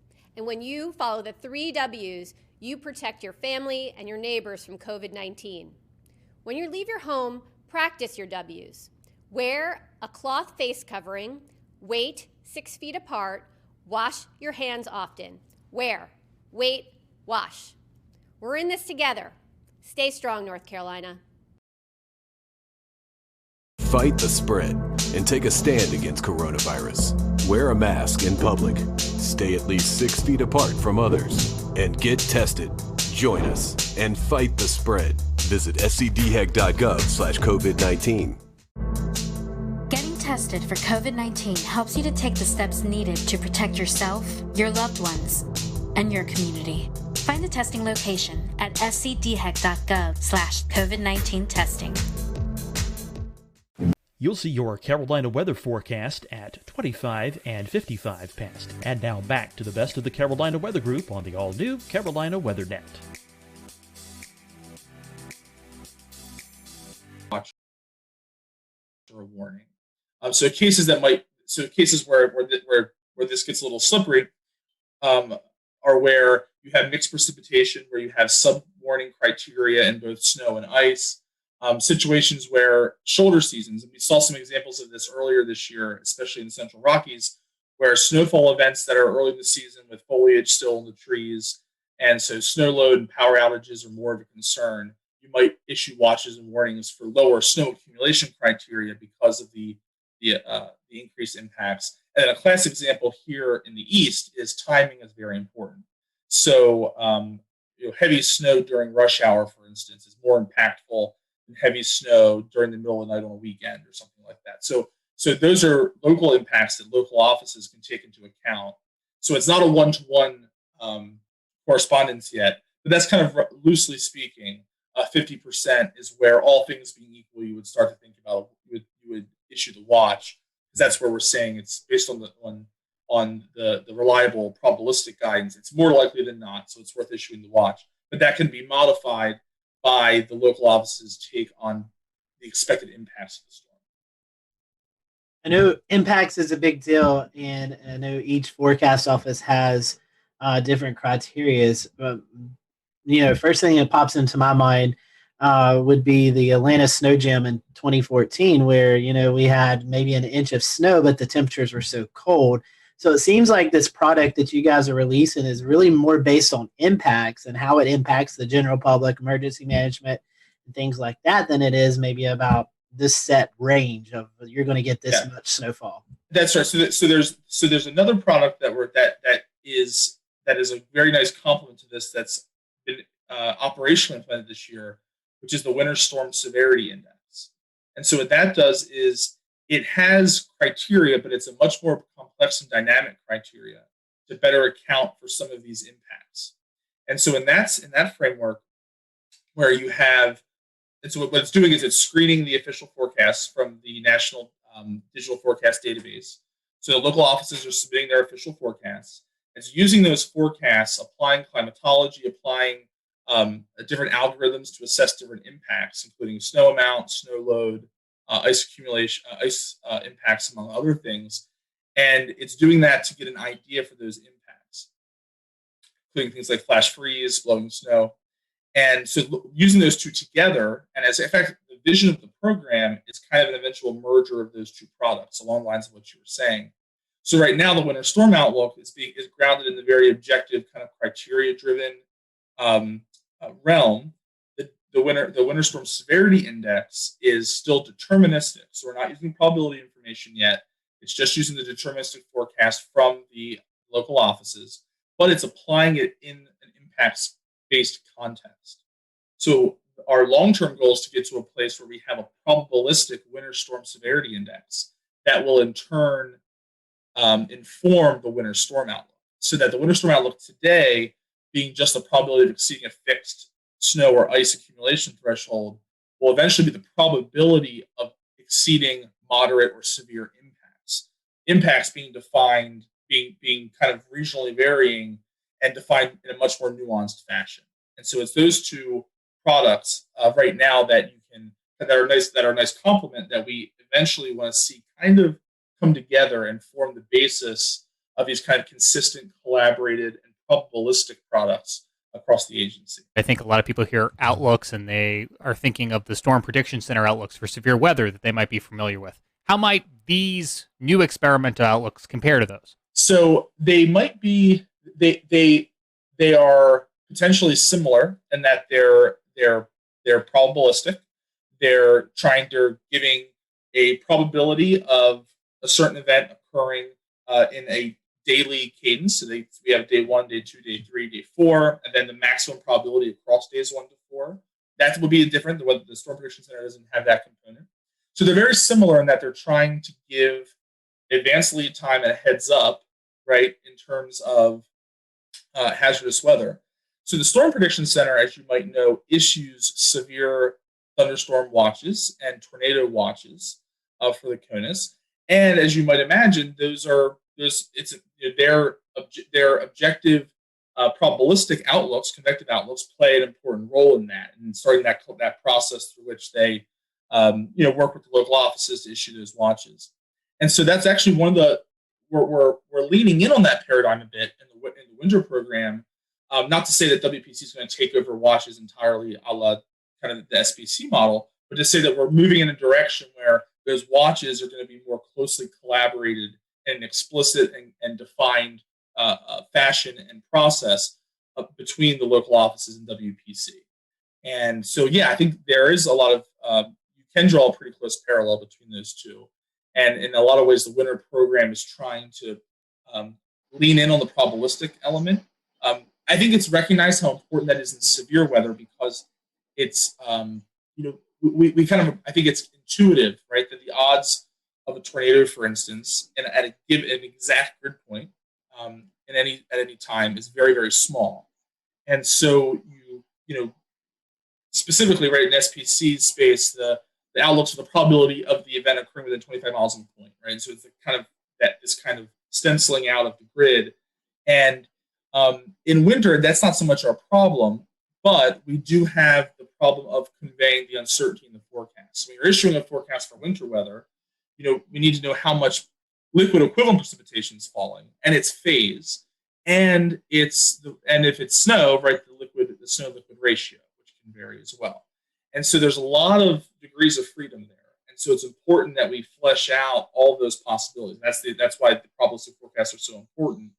And then once we have that suite of probabilistic forecasts, we can kind of take a slice through them and look for these cutoff points where the probability of exceeding a hazardous criteria is enough to warrant kind of these public messages, like a winter storm watch, for instance. As far as who this product's actually meant to kind of serve the best, on your product description document, it talks about emergency services, different kind of broadcast elements, and it also mentions the general public as well. Can you kind of elaborate a little more on that? So the product actually has its background in a watch collaborator tool that was an internal tool to help forecasters collaborate between the national centers and the local offices.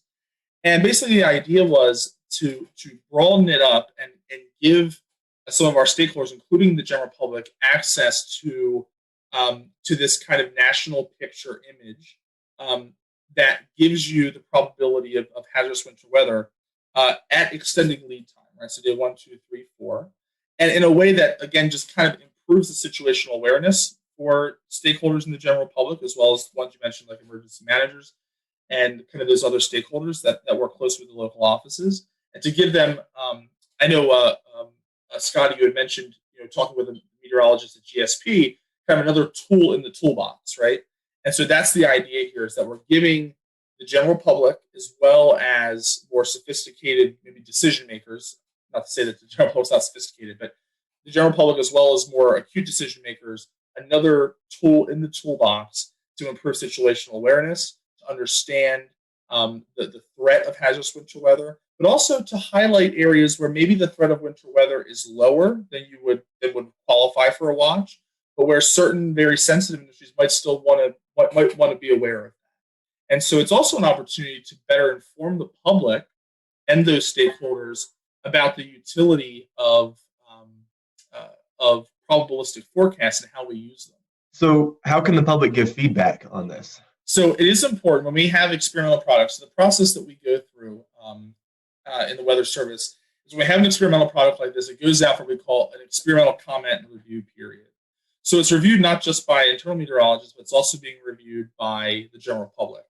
And so if you go to the Winter Storm Outlook website, which is hosted by the Weather Prediction Center, there's a link there at the top where you can provide feedback in a survey to give feedback on anything from there's a set list of questions, but it will include things like scientific integrity, the accuracy of the product, as well as the aesthetics of the product. Does the display make sense? Does the web page make sense?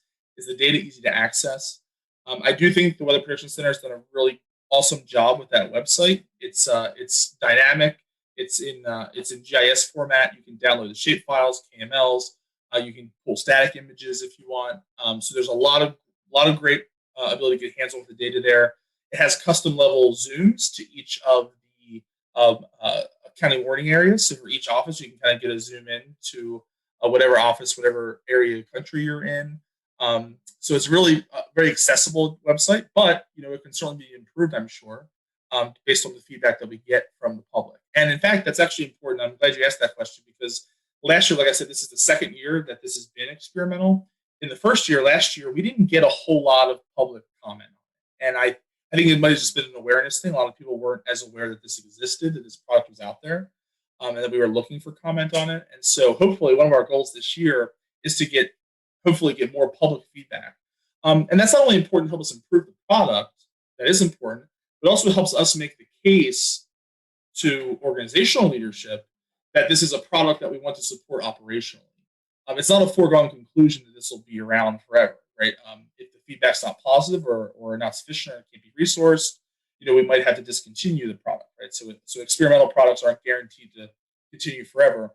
And so it helps us build that case to transition into operations or to make improvements and then transition to operations in a way that keeps our program and our programmatic goals moving forward. Well, speaking as a daily GIS user, that new user-friendly interface sounds awesome, and I'm really glad that opportunity is going to be there. Lastly, are there any other winter weather products that y'all are working on besides this winter weather outlook? So that's a great question. So the winter storm outlook, that's experimental right now. I did mention the winter storm severity index that's operational. Okay, that's that. So that went through this experimental process and has been implemented operationally this year. So a few key initiatives that we're working on, I'll just run over real quick. And they're kind of an experimental space or in development space, just things to look for. But these are just kind of general things that we're interested in from a programmatic perspective. I mentioned moving these products through the medium range. And so extending the winter storm severity index and the winter storm outlook through day 7 is an important priority. I touched on briefly the development of a probabilistic impact-based component. So a winter storm severity index that's in probability form. That's something that we're working toward. We're working with kind of the research arm of the Weather Service to help kind of move that along and get that into the operational pipeline eventually. And then lastly, one of the things that you might also be familiar with is there's the local probabilistic snow experiment. So at the local level, if you go to your weather.gov/3 digits like GSP, although I'm not certain that GSP is participating in the experiment, but supposing it is, if you do /winter, right, you get the main winter page, and one of them is the probabilistic snow forecast. So it shows the expected value and then the high end and low end amounts. And so those are the 10th and 90th percentiles respectively. And what we're working on there is that's been experimental for some time, and we're trying to get that on a path to operations and including probabilistic ice forecasts with that. That might be especially relevant in your part of the country where one of the parts of the country where you get a lot of interesting icing events. And so that's a complicated issue organizationally that we're working through. And, it's something that we're trying to make some progress on, but we're looking forward to there being some experimental changes and then getting that on a path to operations. And so as we kind of tying the kind of, what I kind of say like the synoptic scale evolution of the winter program is looking at a future in a few years where you have a probabilistic impacts-based guidance informing the winter storm outlook that's supporting consistent and collaborated winter storm watches around the country. And all of that is being undergirded by a consistent national to local suite of probabilistic snow and ice forecasts, and potentially extended all the way through day 7 across the board. And with that kind of, and that's kind of that, like I said, synoptic scale. And then longer term, one of the things that we know is important is being able to improve the storm scale side of winter weather forecasting. Heavy snow bands, snowfall rates, hourly snowfall rates, for instance. Those are things that are really important for impacts. We talk about impacts. Looking at a 6-hour accumulation, 3 inches of snow in 6 hours. That's nice. If that 3 inches occurs in 1 hour, that's very impactful. If it's a half inch an hour for 6 hours, that's less impactful in an acute sense, right? So those kinds of storm scale, micro-mesos type scale storm impacts is something that we're also working on as well. And so that's a little farther out in our planning process, something that we're really aware of as being an important issue that we need to tackle to keep making progress on all the kind of important aspects of winter weather. And for our Carolina viewers, I was just checking as Stephen explained that, and there, NWS GSP, along with potentially other offices across the Carolinas, do offer that winter weather experimental product to see the 10% and 90th percentiles. That's weather.gov /GSP /winter. Winter. It is there. Yeah. And you'll see it. It'll probabilistic snow. Yeah. Yeah. There's 70, I believe it's 76 offices around the country offer it. So it's not in every office.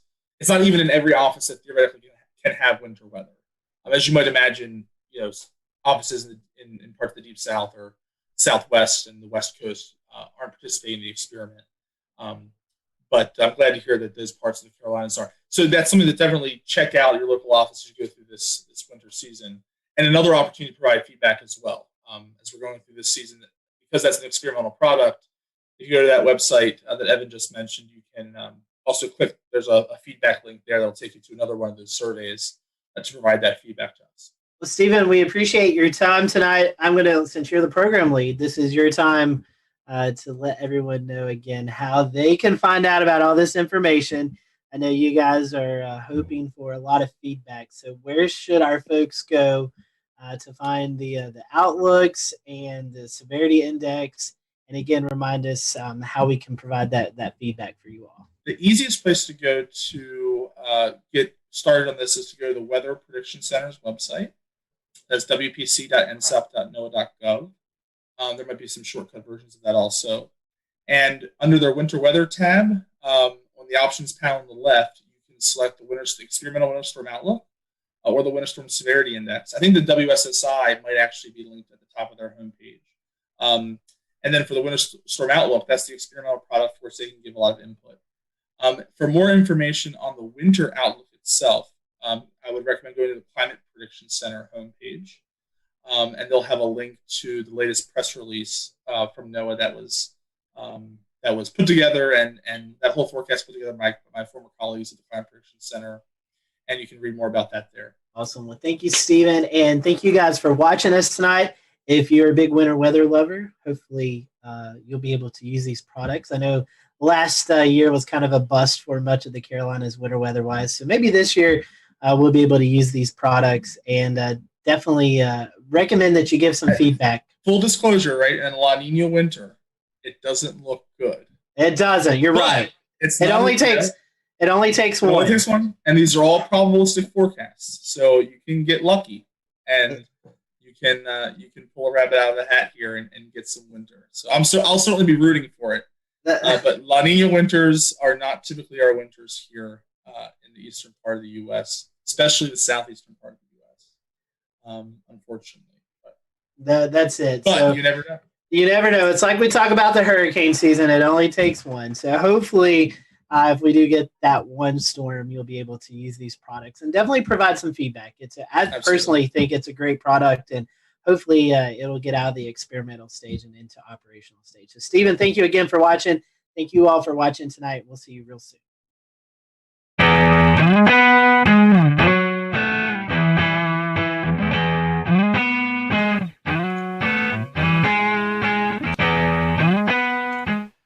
good evening from Charlotte. We are live with you on this Wednesday night. What a very busy day in the science and weather community here on May the 27th, 2020.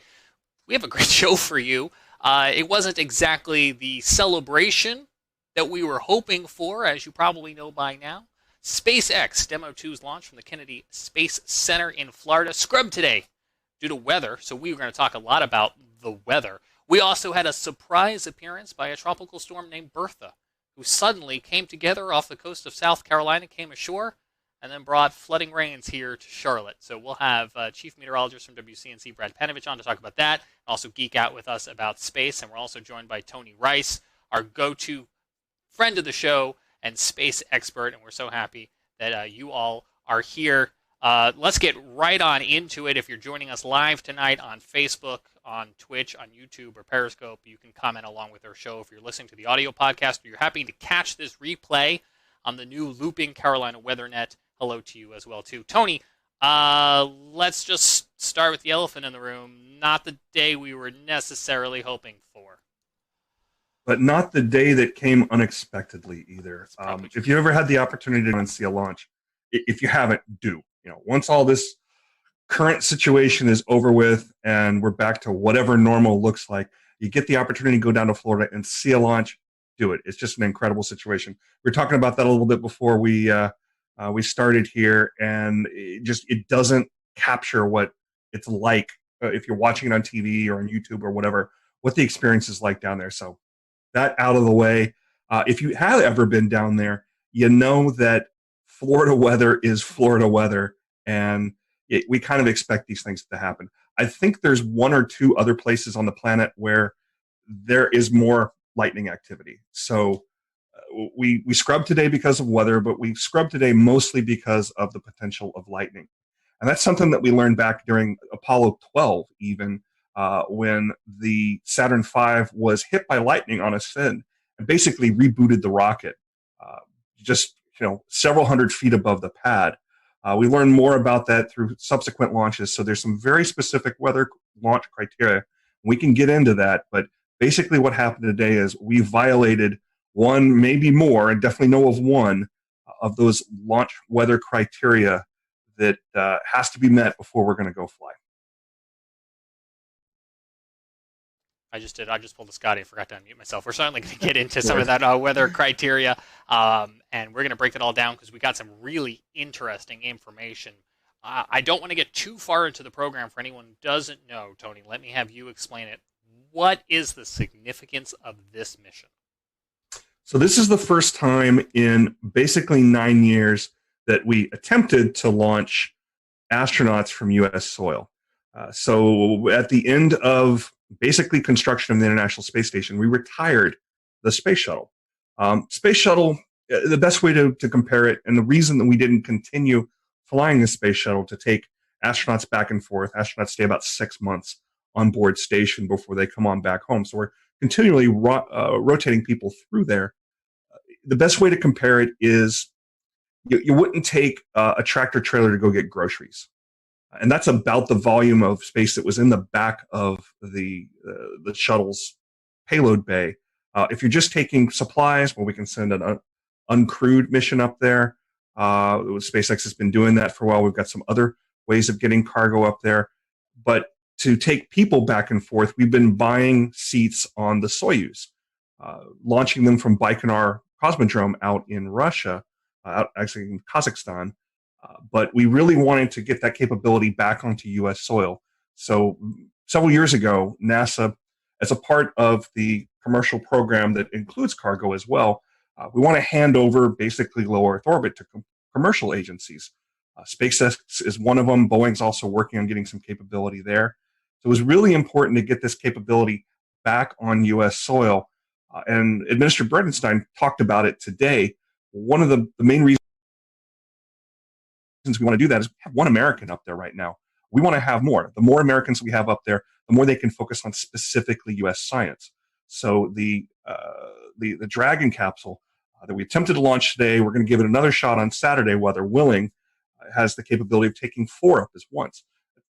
That's even a better option than using the Soyuz, because the Soyuz can only take up 3, and those are at most going to be 2 Americans, and it's generally only 1.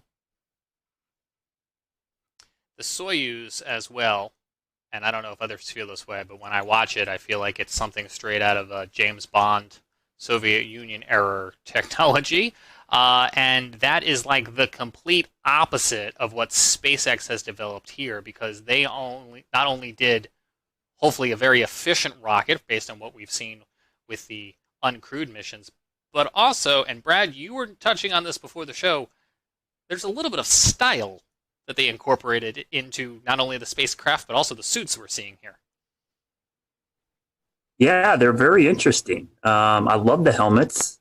The rest of it, I don't know. It almost looks like some kind of weird like leisure suit, and then they got like shrimping boots on or something. Those were actually designed by a Hollywood costume designer. Elon Musk went out and specifically got one of the costume designers that was working on Marvel films and said, you go sketch us up something. You tell us what these are supposed to look like. Then they handed it over to the geeks who actually made it work and made it functional so it can protect the astronauts. We'll return to Best of the Carolina Weather Group in a moment. Now your Carolina weather forecast. Here are today's forecast high temperatures for North Carolina. Here are the forecast lows for tonight for North Carolina.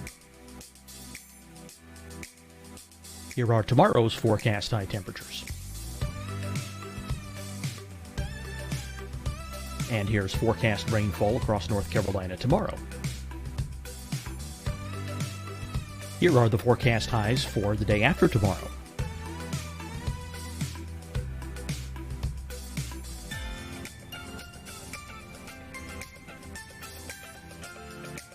And here's the forecast rainfall across North Carolina for the day after tomorrow. This is the total rainfall forecast across North Carolina for the next 3 days. Here's the severe thunderstorm outlook for today from the Storm Prediction Center.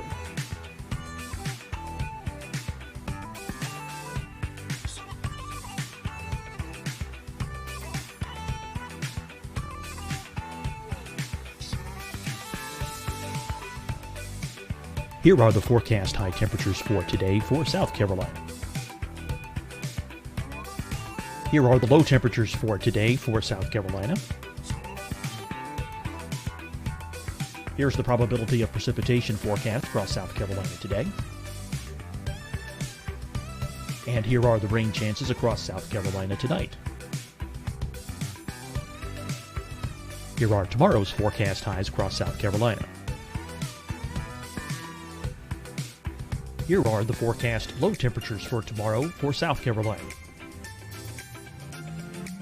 And here is the probability of precipitation across South Carolina tomorrow. Here's the precipitation chances across South Carolina tomorrow night. Here are the forecast highs for the day after tomorrow in South Carolina. Here are the forecast low temperatures across South Carolina for the day after tomorrow. And here are the rain chances across South Carolina for the day after tomorrow. And South Carolina's probability of precipitation for that night. Here's the Storm Prediction Center's severe thunderstorm outlook across South Carolina for today through tonight. Here's the Storm Prediction Center's severe thunderstorm outlook across South Carolina for tomorrow and tomorrow night. And here's the Storm Prediction Center's severe thunderstorm outlook across South Carolina for the day after tomorrow through that night. Here's the severe thunderstorm outlook for today from the Storm Prediction Center.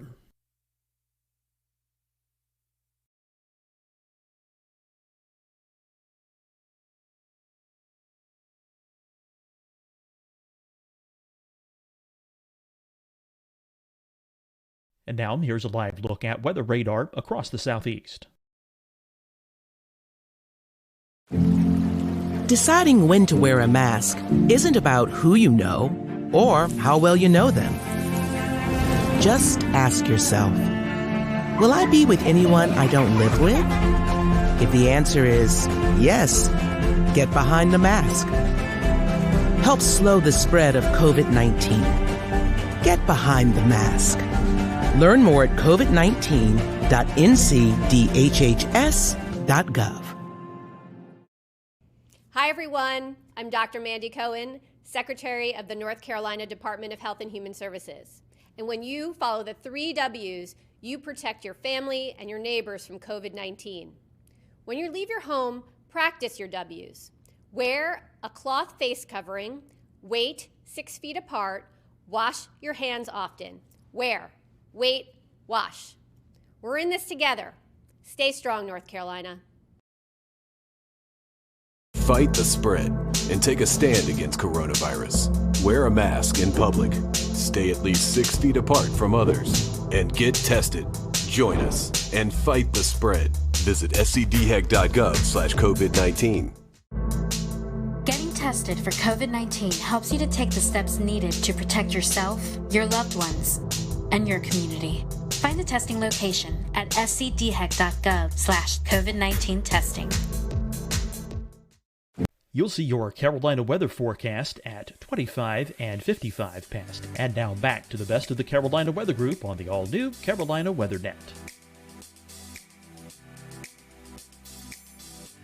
Yeah, the helmets are cool. Those cool helmets, I love. They do look pretty cool, don't they? I will say one thing about the Soyuz, though. If you've ever seen pictures of the outside of the space station, you can pick those Russian elements out really, really easy. They're bulbous. And the reason they're bulbous is because a sphere is a very strong thing and can hold pressure really well. But the thing about Soyuz and the thing about those older rockets and those older capsules is the thing that you really want to have underneath of you and around you when you're in space is something that is well tested. And those rockets have been around a long, long time and are very well worn and have had the bugs worked out of them. We had an incident a couple of years ago where one of the solid rocket motors that come off during ascent bumped into the capsule, and they ended up having to going into abort mode that they hadn't done in I don't know for how long. But previous to that, we really hadn't had any incidents with the Soyuz. The Soyuz is old-fashioned, and it doesn't look that great. It certainly isn't as sexy as what SpaceX is doing out there with their nice, clean cockpit and reverse lighting, much like you have over your shoulder there, Brad. You've got some style there as well. But it's very functional and it's very reliable. Can you talk to us? We know you've been following this SpaceX progress probably a lot closer than most. Can you talk to us about what SpaceX has had to overcome to get to be the first commercial operator to take astronauts back, and what are some of the challenges that they may still face as somebody who's not as well seasoned? Yeah, well, they're still going to have to face some challenges there, simply because you got to have the first flight sometime, and it's kind of a first flight, and it kind of isn't. It's on a well-proven rocket. The Falcon 9 has a pretty good safety record. We've really only lost a couple of them. But what they really have going for them is iterations. They've flown these things over and over and over, so they had an opportunity to perfect it. Does that mean that it's perfect? Certainly not. But it is sufficient to the point where not only SpaceX is comfortable with it, but if you listen to the NASA administrator and the folks that are involved in these kind of decisions, particularly during flight readiness reviews that have been going on for the last couple of weeks, they're confident. They have enough confidence to put those 2 astronauts on top of them. So what they have ahead of them is they'll learn something on this flight. Hopefully it'll go off without a hitch on Saturday. Hopefully the weather will cooperate. But they're going to learn some things. There's going to be something that didn't go quite right. There'll be something that can be improved upon. When you listen to the call during the launch, one of the last people you hear from is a flight test director. And that may seem a little odd that, we got 2 people on top of this rocket and we're about to send it off into orbit and we're still testing. But this is absolutely a test. The name of this mission is Demo 2. It's a follow-on Demo 1. Demo 1 was pretty much what you're going to see on Saturday, but without the astronauts. Every one of these things is a test, and it's a way to gather more data and to improve on things. The setback that SpaceX had, I don't even remember how long ago, it was sometime last year or maybe even the year before that, where they lost one of the Crew Dragon capsules on the pad because of some of the hypergolic fuels that that are used on orbit. They're fuels that basically, if you put part A and part B together, you create an explosion. You point that explosion in the right direction, you got thrust. There was, I believe it was a leak that they basically lost that capsule. That capsule was all but pulverized. So that was a bit of a setback to them because they didn't get as much data as they would have hoped from something like that. You learn more from your failures than you do from your successes. So this is some of the most instrumented spacecraft ever. They're gathering tons and tons of data from it. So once we do get this launch off, they're going to be gathering lots of information and improving things. So, Tony, what's the relationship between NASA and SpaceX? Who's kind of responsible for what? NASA is the customer. They put out the requirements, and SpaceX is the contractor fulfilling those requirements. It's kind of a similar relationship as the DoD would have with any of their contractors, if you're familiar with that world at all. That being said, though, there's a fair amount of oversight that NASA still has in this, particularly because of the human spaceflight aspect here. There are people on board this thing. There are former astronauts that are involved in all of those reviews.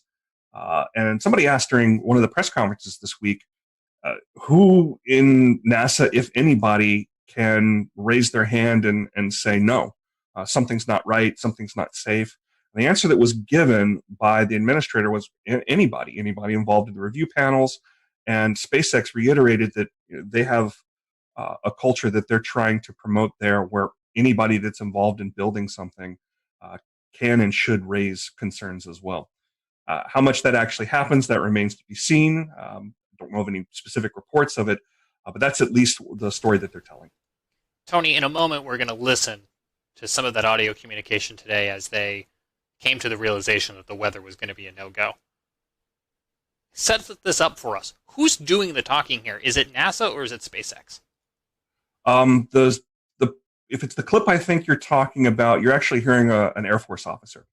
So there is a wing of a part of the 45th Space Wing down at the Cape Canaveral Air Force Station that is responsible for forecasting weather all along the Cape Canaveral Air Force Station, where there's additional launch pads. SpaceX is using one of the launch pads there in addition to the one that was in use today, the historic 39A launch pad. That's actually on the Kennedy Space Center side of things. They're responsible for forecasting weather involved in launches. They also provide weather forecast for the station itself whenever they're moving around equipment and want to know about things like winds and rain and that sort of thing. The person you were hearing there was called the launch weather officer, and they are on equal footing with anybody else that is giving the go, no go call during that final pull before they decide to actually light it or scrub and wait until the next opportunity. But they are someone who is speaking for a larger team of experts, and many of those experts are very focused on looking at things like lightning. And that's kind of how things shook out today. There was a lightning concern that we can get into. Yeah, let's listen to the audio here, and then we'll talk about that exact lightning concern. Unless you can give us another 10 minutes, I don't think we're going to get there with any of the rules today. I'm going to give you 10 minutes. I mean, another 10 minutes past T0. Oh, 16:45 local. I think we'll probably be clear on all the rules, but not quite going to make it for this. Okay. We're going to check back in with you in about 2 minutes, and then I'll call it up at about T-minus 17 minutes. Okay. Yeah, there's some of them are starting to count down, but we still have one above 2,000. So if that gets below... So Tony was talking there a little bit as we came back about some of the liquid oxygen. You can explain that to us as well, too. But Tony, what we were hearing there was about 20 minutes left in countdown, and they were so close, we think, to getting the weather rules all in agreement, and it just didn't come together. Yeah, it just didn't line up quite right. They were keeping an eye on some cells out towards Orlando and very excitedly noticing that the cells were starting to break up. I was watching them, live there as well. There's a rule that says several of the rules mention 10 nautical miles, which if you've ever been down in that area, runs out not quite to Titusville and I-95. So you're watching any of that weather between the Space Coast and Orlando to see if those cells are going to continue moving forward, going to continue building intensity, or are going to break up. And the positives were that it looked like they were breaking up, and they certainly were, but that's not the only consideration that they're making there. What they were mentioning was field mill generators, and they dot all around not just Air Force property and NASA property. As you're driving out along the beeline heading back towards Orlando, you might notice some very tall towers out in what look like swamps or farmers' field or something like that. These are more weather towers that exist further out towards Orlando because, as you can see, all the weather moves from the from the west to the east. So they're monitoring that as that goes along. These field mills, they're about the size of a large coffee can, and they have a spinning disc inside of them. And what they're doing is measuring the electric potential of the atmosphere, and they're measured in volts per meter. So there's everything has some level, some acceptable level, and it's about 1,000 to 1,500 volts per meter. There's that, and you can see all those circles with the plus sign through them. Those are all field mills. I don't know which ones particularly were violating, but there was enough of them violating where they were running up over 2,000 volts per meter. I heard on the weather loop that wasn't sufficient to clear in time. They did see that voltage potential going down, and they did say about, like they said, about 10 minutes after launch, conditions were right where they could have launched. So it's worth pointing out here too that this was an instantaneous launch. If that was a shuttle sitting on the pad and it had sufficient fuel, we might have been able to launch today because the shuttle had a wide enough window. It carried extra fuel. It had some additional steering capability that was not designed into the Falcon 9. The Falcon 9 was designed more for efficiency. We know that we can come back the next day and try to launch again. But the shuttle was designed in such a way that we could launch as far as up to 10 minutes after the planned launch time and still steer back into that plane. But the Falcon 9, you launch the second that you planned on launching, or you don't launch. It's not a matter of throttling up and catching back up to where you planned on being. Once you're in the wrong orbital plane, you'll never catch up with station. So that's why it was set up that way. So we've read through your tweet from earlier today, and it was kind of interesting seeing the different types of criteria needed to launch or to stop a launch. Mm-hmm. Do you want to kind of speak to more of some of these different conditions that can get in the way of a launch occurring, or what it takes to actually? If you don't mind, bring that graphic up, and you guys are the weather weenies here, so feel free to jump in on anything you see here that catches your eye. There's basically, we'll call it three things that they're looking at. Precipitation is one of them. We don't want to launch through precipitation. That's just a no-go. The other thing is clouds, and the clouds kind of go two ways. There's a thick cloud rule that's in place. We have launched other missions through clouds, uncrewed missions, and you see a really brightening of the cloud as the plume goes through it. But for a crewed mission where we want to keep eyes on the vehicle, particularly during a test like this, where the high definition video, they're basically shooting through telescopes that are on these, they look like old World War II guns that can elevate and follow the track of the vehicle as it goes up. We want to keep eyes on that. So that thick cloud rule is another one. But the rest of the cloud rules, when you really look at them in depth, they are all about lightning. Anvil clouds. Once a cumulus cloud has matured and a storm has matured to the point where you start seeing those overshooting tops as it's touching the bottom of the stratosphere, that's the kind of thing that it really worries a launch weather officer because it's got the potential to generate a lot of lightning. Lightning's very bad for rockets. I mentioned that earlier, how Apollo 12 was struck by lightning. Smoke in the area can trigger lightning. The rockets themselves can trigger lightning. That plume that is coming off the rocket can act as a bit of a grounding rod, and the lightning is drawn to the vehicle itself because it's trying to find that path to the ground, and the plume itself can create a path to the ground. So any potential for lightning in the area we want to avoid. A good percentage of those launch weather criteria that you see there is about avoiding lightning. Yeah, Tony, I was going to say the lightning is concerned, but I can see 2 or 3 other ones, especially the convective debris one and the within 10 nautical miles of an anvil. Those were all met as well. So it wasn't, and I think it wasn't just one storm. They had storms exiting and also storms coming in. They were kind of surrounded. It was just a bad situation. As soon as I was looking at the radar and saw the lightning, I was like, this did not look good. Yeah, the times when I'm down there, I definitely have radar on my phone out watching it, and you can watch the storms boil up. Little tiny cells boil up halfway between Orlando and the Space Coast. And it's that convective action as the sea breezes come on that really can create some of that. Didn't see a whole ton of that this afternoon, really did this morning. Saw those boil up, move across, dissipate. We're mostly seeing more organized storms move across, or cells I should say, move across central Florida. Hey, Tony, I have a question. What was the precise flight path? Was it to the northeast, southeast? What direction was it going to go? All these flights are going to go to the northeast, and they're following the same inclination that the International Space Station has. So when you're looking at an orbit, everything's relative to the equator, and you measure that angle between the equator and wherever your flight path is, and it's I have the exact number. It's 50-some degrees. So it kind of runs up the East Coast, almost parallel to it.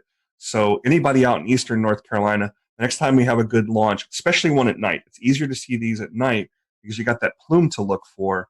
But we should be able to see them definitely out from the easternmost part of North Carolina. But I think you've actually seen them a time or two in Charlotte. Yeah, we got lucky with that sunrise launch because the sun was coming up and it illuminated the plume on the horizon, and it was spectacular. It freaked people out, but as soon as I saw it, I knew right away. I'm like, oh, this is awesome. It was just the perfect setup of lighting and angle and everything. Brad, Venus freaks people out, so. Well, Tony, I have a question. We're talking about the weather, and it kind of scrubbed this launch. So what happens now? I mean, what do you think the mindset of these astronauts are? I mean, now you get pumped up for this, and now it's kind of wait a few more days. I think this is a bit of muscle memory for them. It is not built up in their mind, maybe to the point where we think it might be, because they've done this so many times. There's a comment made on the broadcast today. Well, we got another good dry run. In their minds, that's probably what this was. A more organized dry run with more cameras and more attention. They saw this as a positive thing. This was another chance to check out the suits. This was another chance to check out, make sure those Teslas would make it to the launch pad without any problems there. I didn't see any superchargers on the launch pad, so I guess those things were fully charged before they popped the astronauts in there. It was another chance to see their families. They've been in quarantine for a good amount of time. That's normal. We always quarantine our astronauts before they go, something we learned back in the Apollo days. So they've done this so many times in simulations and dry runs and things like that, that this is kind of business as usual. This is their office. I'm sure they wanted to fly today, and they would have rather gone today than have to wait a couple more days. But it's another chance to do a little more study. It's another chance to work through some of these things in their heads. So in the end, it's a positive thing.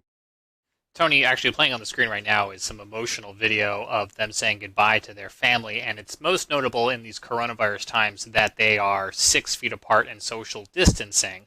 But I think you just hit upon it too, in that space is a very sterile environment, and there typically are some separation and some quarantine. Can you talk at all about, did coronavirus amplify that? Not really. The main thing that the main impact that it had on this launch was in the support personnel. The folks that are working directly with the astronauts, this is the operations checkout building. It's existed since I believe the Gemini days, or definitely during the Apollo days. This is where there's some small apartments the astronauts stay in. There's some dining facilities. There's, of course, a kitchen there. And there's folks that support that. So there's fewer people involved with that. And the people involved with that were in their own quarantine as well. But this, that distancing you saw there, there used to be when the astronauts would arrive from Houston into the Kennedy Space Center, near that landing strip where their aircraft would come in, there was this drainage ditch, that the families would be on one side and the astronauts would be on the other. And that was where they said their goodbyes. So it's very common for the families to be separated from the astronauts just for their safety. One thing that's worth noting in that great video where you saw the two boys, the similarities with these two astronauts are kind of fun. They both have two boys about the same age. Both the astronauts are about the same age. They joined NASA. They were accepted into the astronaut class of 2000. There's a similarity there. They're both test pilots. One was in the Air Force, one was in the Marine Corps. They both married astronauts as well. And both of their wives have PhDs. One's an oceanographer and the other is a mechanical engineer. But they're kind of similar in that regard. So it's really cool that they got to see their families here. And the one thing I really like about the Tesla is once those doors are shut and those guys are sealed in, the boys got to go up and wave goodbye to their fathers a little bit closer. You didn't get that in the Astra van. They just hopped on board and headed out there.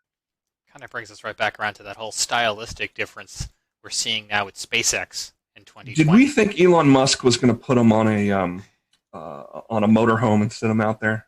No, he's going to send them out there like this. I did like the addition of the worm logo too, the old worm logo type.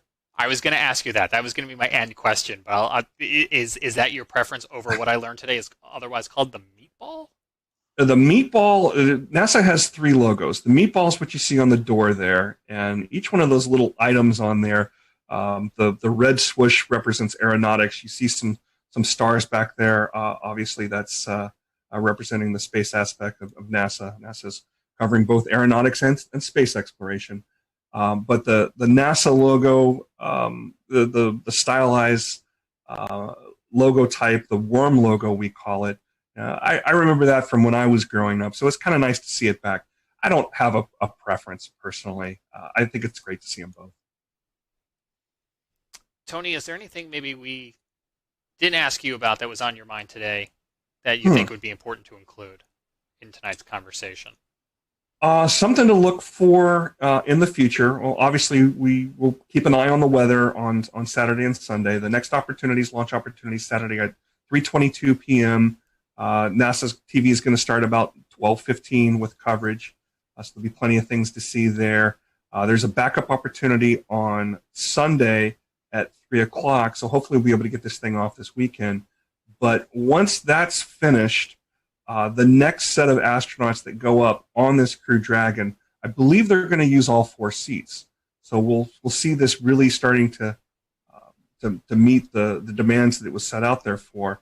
And keep in mind that this isn't the only commercial human spaceflight effort that is out there that NASA is partnering with a commercial entity. Next, we're going to see Boeing. And we don't have dates on when that's going to be, but Boeing has a Starliner, is what they call their capsule. And it's going to be on top of an Atlas rocket, which is put out by United Launch Alliance. SpaceX builds both their capsule and their vehicle, and the launch vehicle, the Falcon 9. But there's an additional partnership with United Launch Alliance, which NASA has a long, long history with. Just about every uncrewed mission, all the robotic missions through the Jet Propulsion Laboratory that are out there studying the sun, studying Mars. We're going to have a launch of the Curiosity rover's twin, Perseverance, here in July. That's going to be on a United Launch Alliance rocket as well. That's a very well-proven rocket, too. It's actually the rocket I've seen launch the most. The times I've gone down there mostly to see uncrewed launches. So keep an eye out for that as well. Is the plan here to get some commercialized versions of the International Space Station up there orbiting? That's one of the things that's being discussed. And It's certainly not going to be the last station up there. It is the most expensive, most complicated things humans have ever built. So I don't think SpaceX is going to be putting up their own version of this anytime soon. Are there commercial benefits to having an ability to do science and do manufacturing in low Earth orbit and taking advantage of the microgravity? Absolutely. We're doing things like we're even 3D printing human organs on station, something that you just can't do in the normal gravitational environment of Earth. You have to be up there in microgravity to do it. So there's applications. That's something that's going to happen. Is it going to happen in short order? Probably not. But there's definitely applications in space, and that's the direction things are going. Tony, we appreciate your time. Our fingers are crossed that we can get this off the ground this weekend and return United States astronauts to the space station from U.S. soil. Hopefully the weather cooperates. And I think you've got some TV obligations coming up there in the Raleigh area. And so we'll let folks in that area know they can catch you here in a little bit on TV. And we appreciate you squeezing us into your very busy day. Does anybody want to go on record and make weather predictions for Saturday? Or are we gonna launch on Saturday? It's Florida, like you said, Tony. Someone asked me, what's it look like? Hey, especially that. We'll return to Best of the Carolina Weather Group in a moment. Now your Carolina weather forecast. Here are today's forecast high temperatures for North Carolina. Here are the forecast lows for tonight for North Carolina. Here are tomorrow's forecast high temperatures. And here's forecast rainfall across North Carolina tomorrow. Here are the forecast highs for the day after tomorrow.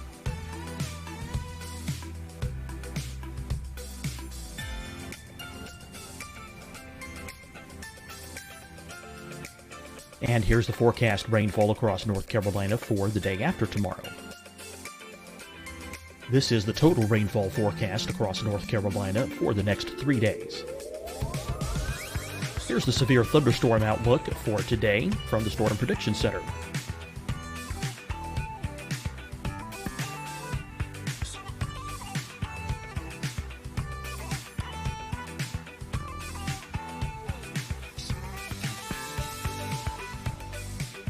Here are the forecast high temperatures for today for South Carolina.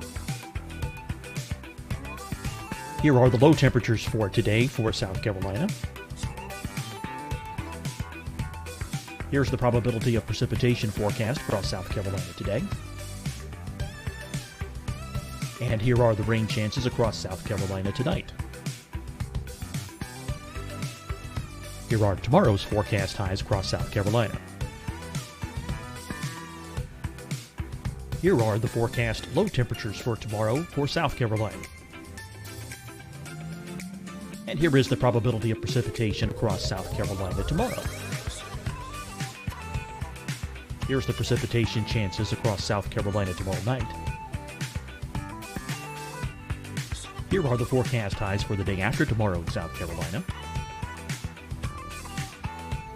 Here are the forecast low temperatures across South Carolina for the day after tomorrow. And here are the rain chances across South Carolina for the day after tomorrow. And South Carolina's probability of precipitation for that night. Here's the Storm Prediction Center's severe thunderstorm outlook across South Carolina for today through tonight. Here's the Storm Prediction Center's severe thunderstorm outlook across South Carolina for tomorrow and tomorrow night. And here's the Storm Prediction Center's severe thunderstorm outlook across South Carolina for the day after tomorrow through that night. Here's the severe thunderstorm outlook for today from the Storm Prediction Center.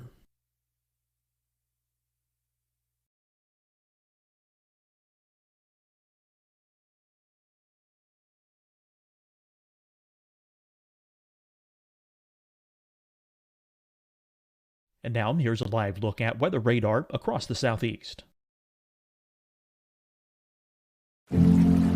Deciding when to wear a mask isn't about who you know or how well you know them. Just ask yourself, Will I be with anyone I don't live with? If the answer is yes, get behind the mask. Help slow the spread of COVID-19. Get behind the mask. Learn more at covid19.ncdhhs.gov. Hi, everyone. I'm Dr. Mandy Cohen, Secretary of the North Carolina Department of Health and Human Services. And when you follow the 3 W's, you protect your family and your neighbors from COVID-19. When you leave your home, practice your W's. Wear a cloth face covering, wait 6 feet apart, wash your hands often. Wear, wait, wash. We're in this together. Stay strong, North Carolina. Fight the spread and take a stand against coronavirus. Wear a mask in public. Stay at least 6 feet apart from others. And get tested. Join us and fight the spread. Visit scdhec.gov/COVID-19. Getting tested for COVID-19 helps you to take the steps needed to protect yourself, your loved ones, and your community. Find the testing location at scdhec.gov/COVID-19 testing. You'll see your Carolina weather forecast at 25 and 55 past. And now back to the best of the Carolina Weather Group on the all-new Carolina Weather Net.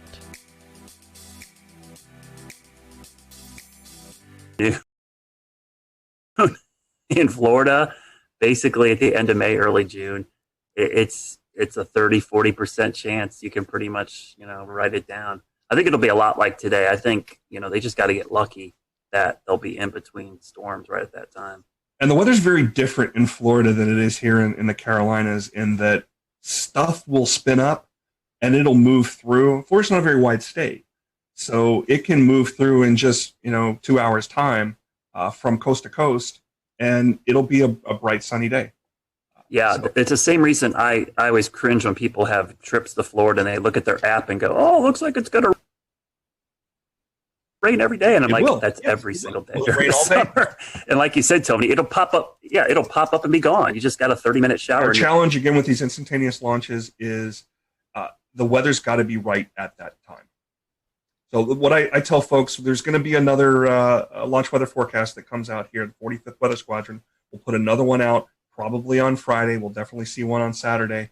And when you see that go no go percentage, follow me at RTP Hokie on Twitter. I always tweet these things out because they're a great source of information about what to look for.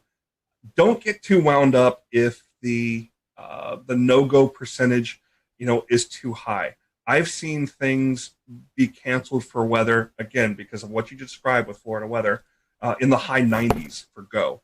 And I've seen things be canceled for exactly have the ability to launch with absolutely horrid looking conditions a day before or even the morning before. There's truly a 50-50 chance that we will launch on any given day, and it's either we go or we don't, and it's based on what the conditions are right then and there. Tony mentioned during our broadcast tonight the Air Force 45th Weather Squadron, who was watching the weather very carefully down there and providing not only real-time conditions but forecasts for this and many other launches. We had the opportunity to have them on this show on January of 2018. There's a whole episode where we talked to them about all sorts of things, but we pulled the soundbite about lightning, and Tony showed it earlier, all those different lightning detectors. Let's just roll a little bit of that clip so we can hear straight from some members of the 45th, at least at the time here when this was recorded, about how they go about tracking some of those weather conditions. And with the lightning, tell us about the threats that lightning would pose to a vehicle being struck on the pad, and then this may be something more for the active duty members, but tell us about the new lightning defense systems that are on the pads now.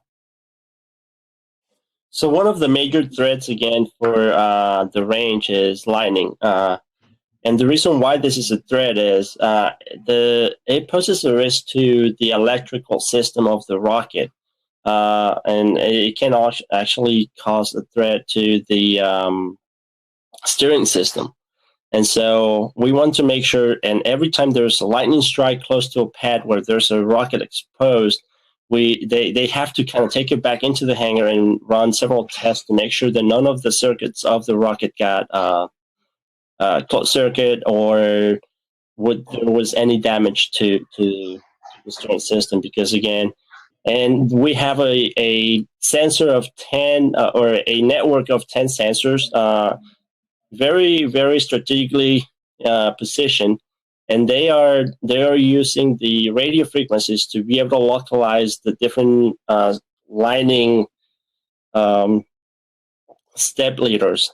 And so each step leader is sending out a signal, and via triangulation, we are locating that step leader. So with those sensors, we can start pinpointing cloud to cloud or cloud to ground lightning strikes. Right now, the resolution that we have is 50 meters. So we can localize, or we can pinpoint a lightning strike within 50 meters of the actual location where it struck. Some very interesting stuff. You can find that show in the Carolina Weather Group archive. We also have it looping this week if you're checking out our new nonstop Carolina Weather Net channel on YouTube and on Twitch. We want to switch gears now and talk a little bit about the surprise that was Tropical Storm Bertha today. We'll bring in Brad in a minute to talk about some of the lingering flooding concerns. It looks like we still have one of the 2 flash flood warnings right now at this 9 o'clock hour here in Charlotte, but I know Jared Smith in Charleston is on a tight time crunch as well, too. And Jared, you guys woke up in the, bullseye of this thing this morning. Yeah, it started as we knew that something was going to happen. So I think that's the most important thing to note, is that the surprise was the naming. It wasn't necessarily the fact that we were going to have heavy rain, that we were going to have gusty winds, that we were going to have a marginal tornado threat. All of those things, we went into this knowing that was a possibility. And we went into this knowing that there was a 20 to 30% chance that this thing could turn tropical. The Gulf Stream, much like you two, moves in mysterious ways. And so it was again this time. It just absolutely took off like a rocket. It started as a very strong velocity cup with the Weather Service in Charleston. It actually put out a special marine warning that ended up acting like a cone of uncertainty. Because during the time of that special marine warning, the National Hurricane Center bumped the probability up to 70%, and then by 8:30 they had classified it as Tropical Storm Bertha, just 30 miles offshore. And so we're like, oh, okay. So this is happening, and yeah, it came ashore. It was had some pretty good wind gusts. The buoy at the Edisto buoy went to 59 miles an hour, which was pretty good. 30, 40 mile an hour wind gusts, some scattered power outages, especially as you got into Myrtle Beach. Wasn't that bad. We've had way worse. We had tornadoes last week, right? And we had even heavier rain. Of course, we had flooding downtown, as we often do, but we had that even worse last week. So, again, we kind of knew that there was going to be something here. The fact that it got named when it did, was kind of like, okay. But you could see it. I mean, you could see it coming together on the radar. And that guy, it started developing a little eyes. Like, wait a second. You start to see that it's expanding out from being this water spout producing supercell to something a little bit more, a little bit broader. So, it was caught us by surprise a little bit as far as that development. But again, we knew that this was going to kind of be how it went. There was nothing really surprising about that part. No major problems here in Charleston aside from the flooding that we're used to. But now it's just going to go up the gut and send a bunch of rain up there. We did set a rainfall record at the airport today, 2.08 inches, new record. Breaks a record set in 1977 of 2 inches straight on the dot. So we got another pretty good deluge of rain after the bone dry start to May. So yeah, it was an interesting day. I'm still getting comments tonight on Twitter and Facebook saying, "Is like, oh wait, there was a tropical storm? What?" It's like I was too busy. My favorite one right here is I was too busy disinfecting everything to know that there was a tropical storm. So to give you a general idea of what kind of event Bertha was here, really wasn't that big. But did you say that we're up the gut? Because that's what I took away from what you just said. Yeah. Well, I mean, it's rather, you do a little football analogy here. We're just going right up. It's doing the old Hugo. God, the track parallels to Hugo were kind of fascinating, actually. And yeah. Fortunately, there were no parallels as far as intensity, so that was good. So that got some locals, buzzing a little bit as far as like, ooh, that looks that looks familiar. We've seen that before. But yeah, at landfall, the Hurricane Center said it had 50-mile-an-hour winds. Now, Shay Gibson, our panelist, he helps maintain a pretty dense mesonet of weather stations here, and really along the southeast and with weather flow, and they didn't see anything like that. So it'll be interesting to see kind of what the postmortem looks like on this. I'm going to be very interested to see how this goes. I know that, and I'll tell you what, it's like the local weather service had everything, nailed down and ready to go. And so to switch to tropical mode just on the fly like that, usually they have some time to prepare for that. Today, they had to just flip-flop into tropical operations, and kudos to the weather service in Charleston for making that just so seamless. They did such a wonderful job keeping everything flowing, keeping everybody informed. So not an easy day for anybody in weather, to put it mildly.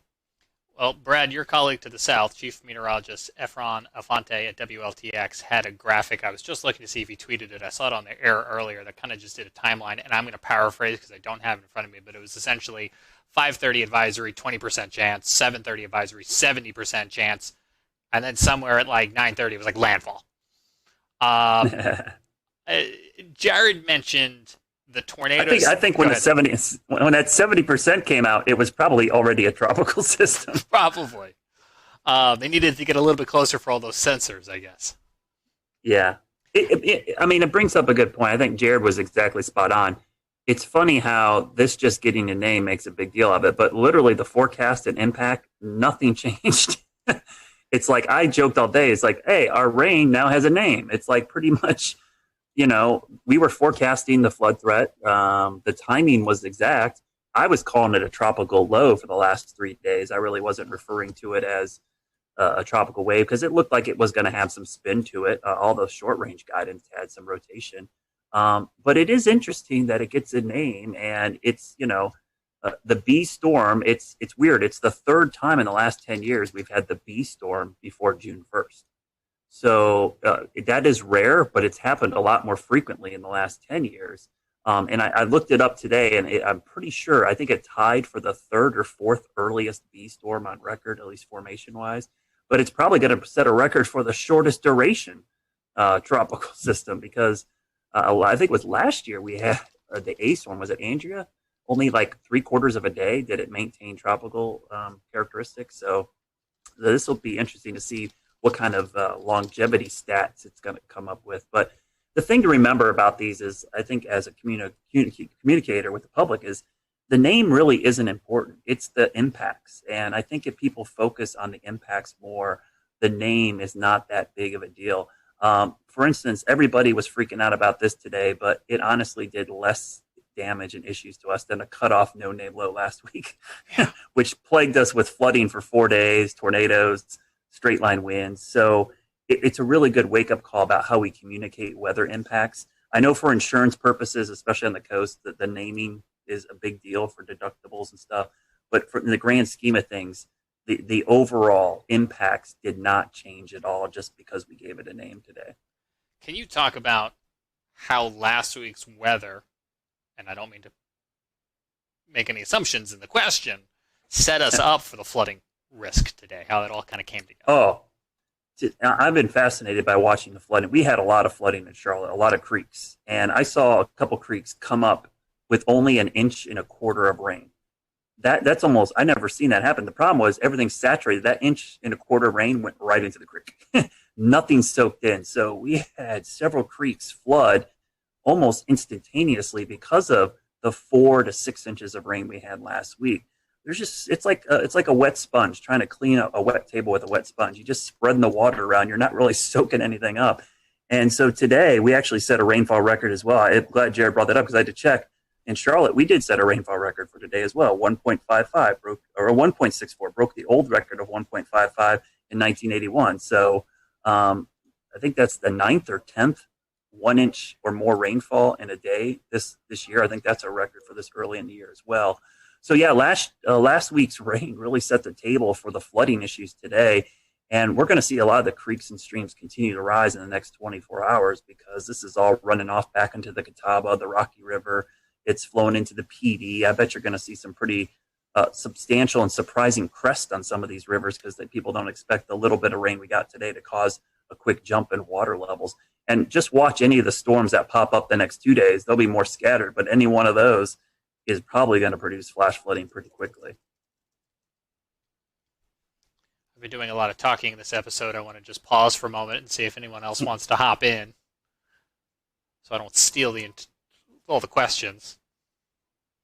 I'll just say, normally with these tropical systems, the foothills really, we really wring out the moisture, but it's not been too bad up this way. It's more like Brad said, along the 77 corridor onto the east where most of the flooding has been. Last week, it was a lot of rain as well, but we didn't see as much flooding because of the breaks and things that happened. We didn't see a lot of flash flooding. So we've got lucky, but like Brad said, I think it's time to dry out for a few days. It's been awful saturated. The good news too is this thing was moving. If it was 6 miles per hour slower, I think we would have major issues in the Charlotte area because we started seeing the water come up real quickly right at the tail end of that last rain band. If it stuck over us a little bit longer, I think we would have a lot of water rescues and a lot of issues in Charlotte. So I think we got pretty lucky with that forward speed, almost moving 25, 30 miles an hour by the time it got up our way. I think what's interesting is one of the comments I've been getting a lot today, and I think this is always one that's kind of the public sees these early storms and they go, uh-oh, looks like a bad season. And then honestly, it doesn't really mean a whole lot for the season. I mean, we might go 2 months now without seeing another tropical system, though. I don't know. Next week in the Gulf looks kind of interesting. But I think it's one of those things, these homegrown systems early in the season, stalled fronts, MCVs that are over water. This is kind of par for the course. This isn't really all that crazy. The only thing that would have me concerned, and Jared brought this up, is how warm the water is in the Gulf Stream and in the Gulf of Mexico. I think the sea surface temperatures are something I'll be watching a lot this hurricane season. But, if we have a busy season and they're all fish storms, nobody's going to say anything about these later on in the season. And we'll remind folks that last week the Hurricane Center came out with their outlook for the season, and it was kind of at or above normal range. Yeah, it looked a lot like last season. Honestly, when you look at the numbers, it's almost like a regurgitation of last season's exact numbers we got. So, those above the seasonal forecasts get a lot of publicity. And there is some skill in them. Some of the forecasters do an amazing job. But the thing I always caution the public is the number of storms does not mean anything to you. One storm hitting you is a bad season. So I always bring up 1992, Hurricane Andrew, first storm of the season, one of the worst storms in U.S. history, the A storm. I think we ended up with 7 total named storms the entire season. But everyone will remember that season for Andrew. They won't. No one's going to go, 1992 was a great hurricane season. We only had 7 storms, So the number isn't always important. It's the 2 or 3 that end up affecting you that really defines the season, in my opinion. Brad, let me ask you a non-hurricane question, a lifestyle question for Charlotte and I think beyond. It's been raining so much lately, I haven't been able to get out and cut my lawn, tend to the garden. Oh. When am I going to be able to do that? I think this weekend, this cold front, I think this, if we didn't have all this rain and all this other stuff going on, we'd be talking a lot about this cold front in early June. I mean, it's going to, Monday and Tuesday, we're going to be in the low to mid 70s in Charlotte, morning lows in the 50s. That's the first 2 days of June. And dew points in the 40s, that's like heaven. So it is interesting to see that after this rainy pattern, we're going to get this great treat of weather to kick off the meteorological summer. So people will get the chance to mow their lawn and let their yard dry out. I've been pretty happy because my lawn looks amazing this year. If you do say so yourself. Yeah, we got so warm so early. I was able to get the fescue like in shape, and then getting rain. I haven't turned my irrigation on once. It's been amazing. The problem is just getting out in the yard to work on it. It's just been so wet. And if you're trying to do a garden, it's been tough. Your plants are getting drowned out. So this weekend things dry out, and next week looks a lot better, and we get back to typical summer weather. It looks like by the end of next week. I think pools will start opening, and now that we're getting to phase 2 of the reopening as well, I think people kind of want it to warm up and dry out so they can enjoy some of those summer activities. Scotty, we had a big NASCAR race kick off this past weekend in Charlotte. They got in the Coca-Cola 600. It went to overtime after a long weather delay, but there's still some more races they're trying to get in, right? Can you give us a weather sports update? Can you see the bags under my eyes? I mean, it's been a long couple of days. Yeah, we had rain for the Coca-Cola 600, made it the longest race, 607 miles.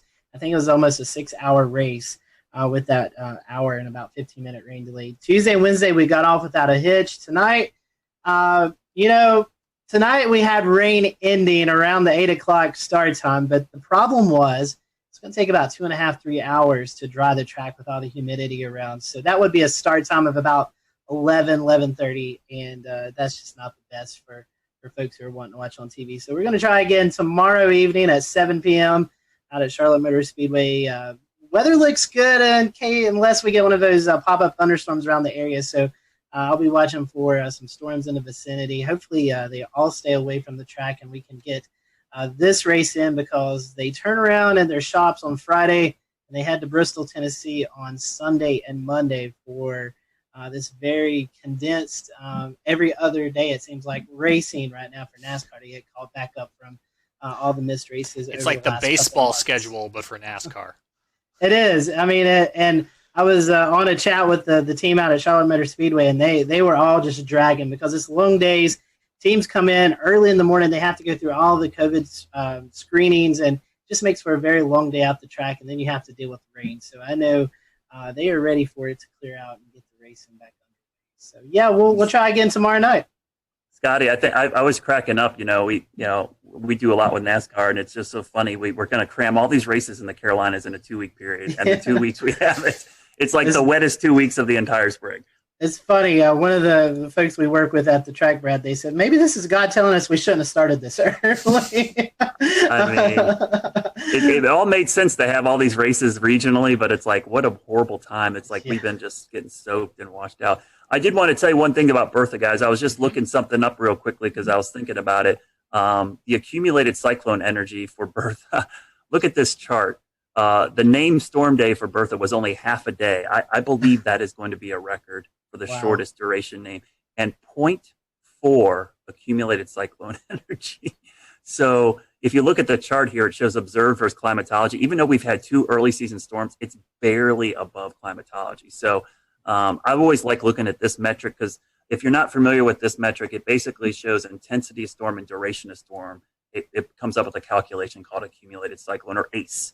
And I think it's a really good metric for trying to see how active a hurricane season is. So even though we've had 2 storms, you can see it's kind of accumulated cyclone energy of almost nothing. I was just looking because I had lost track of it, and I was like, is it still a depression? It is still a depression right now, because I was like, I wonder how long it's going to actually hold on to this Bertha name. But I guess yeah, one of the naming regimes for the Hurricane Center, once a storm is downgraded to a depression, it keeps the name even as a depression until it becomes a remnant low. So it will be Tropical Depression Bertha, and probably till at 2 a.m. I bet the 2 a.m. advisory tonight it'll get dumped, if not earlier, maybe 11. It's still in there. Let's see. Yeah, 2 a.m. Thursday, it's still a tropical cyclone as a depression. And then 2 p.m. Thursday, if we're just looking at the cone mile markers, it's post-tropical depression Bertha somewhere over Pennsylvania, just to keep us on our toes. So we'll see. Brad, thank you for your time. I know your day's been very busy. Your week's been very busy. One last plug for Weather School. You got a couple more days of that left, right? Yeah, 2 more days of Weather School. We will have, I believe if my numbers are correct, without our glitches, I think exactly 60 episodes of Weather School DVD since box the beginning set of March. That's pretty impressive that we've been able to do that every single day at 1 o'clock. We've done a weather segment online live and on YouTube. So 2 more days of the school year. I will be happy. I love doing them, but I'll be honest with you, it's made for some long days. Especially when you have to get up and start at 11 o'clock producing this thing and get your day rolling, and then try to teach 2 kids in your house their homeschooling as well. So it's been an interesting. I love it, but I love the fact that it's all online, James. That's the great thing about it, is that archive is there now, and people can go back and use these. They're evergreen. They're going to be able to go back, and that playlist is on the WCNC's YouTube channel, and you can go watch them and use them for lessons in the fall, next spring, whenever. They're always going to be there. So that's the cool thing about it. Absolutely. Do want to acknowledge you guys have been working real hard on those. You've been doing some long days because you've still got television due until 11:35 at night. But yeah, WCNC.com/weather school will take you over to that playlist, and they'll live there forever. And so a lot of hard work, and now you've got this great archive that folks can utilize at any point. We'll let folks know that, as always, you can check out the Carolina Weather Group podcast, the audio version of the podcast on Spotify or on Apple Podcasts. If you're on Apple Podcasts, we'd love for you to leave us a rating and a review. It certainly does help. You can always watch the show live when we do these roundtable discussions by joining into the conversation on YouTube, Facebook, Periscope, Twitch. And as I mentioned earlier, we're experimenting with a new nonstop channel called the Carolina Weather Net on YouTube. So you may see episodes just like this one repeating at a future time in a wheel. We will be back on all of our streaming platforms this weekend for the launch of SpaceX Demo 2. And we leave you tonight with some sound from astronaut Christina Cook. She spent almost a year aboard that International Space Station starting in 2019, and she is a graduate of NC State, and she had this to say about the mission, and she spoke earlier today with NASA TV. Thank you, Marina. I now have the distinct pleasure of being joined by one of NASA's record-setting astronauts and a recent resident aboard the International Space Station, Christina Cook. Christina, thanks for joining us. Great to be with you, Dan. Christina, we're coming up on 20 years of continuous human presence on the space station, and you were one of those humans. What's it like? We'll return to Best of the Carolina Weather Group in a moment. Now, your Carolina weather forecast. Here are today's forecast high temperatures for North Carolina. Here are the forecast lows for tonight for North Carolina. Here are tomorrow's forecast high temperatures. And here's forecast rainfall across North Carolina tomorrow. Here are the forecast highs for the day after tomorrow.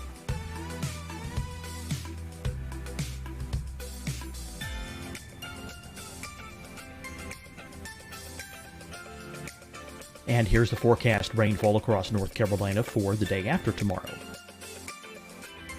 This is the total rainfall forecast across North Carolina for the next 3 days. Here's the severe thunderstorm outlook for today from the Storm Prediction Center.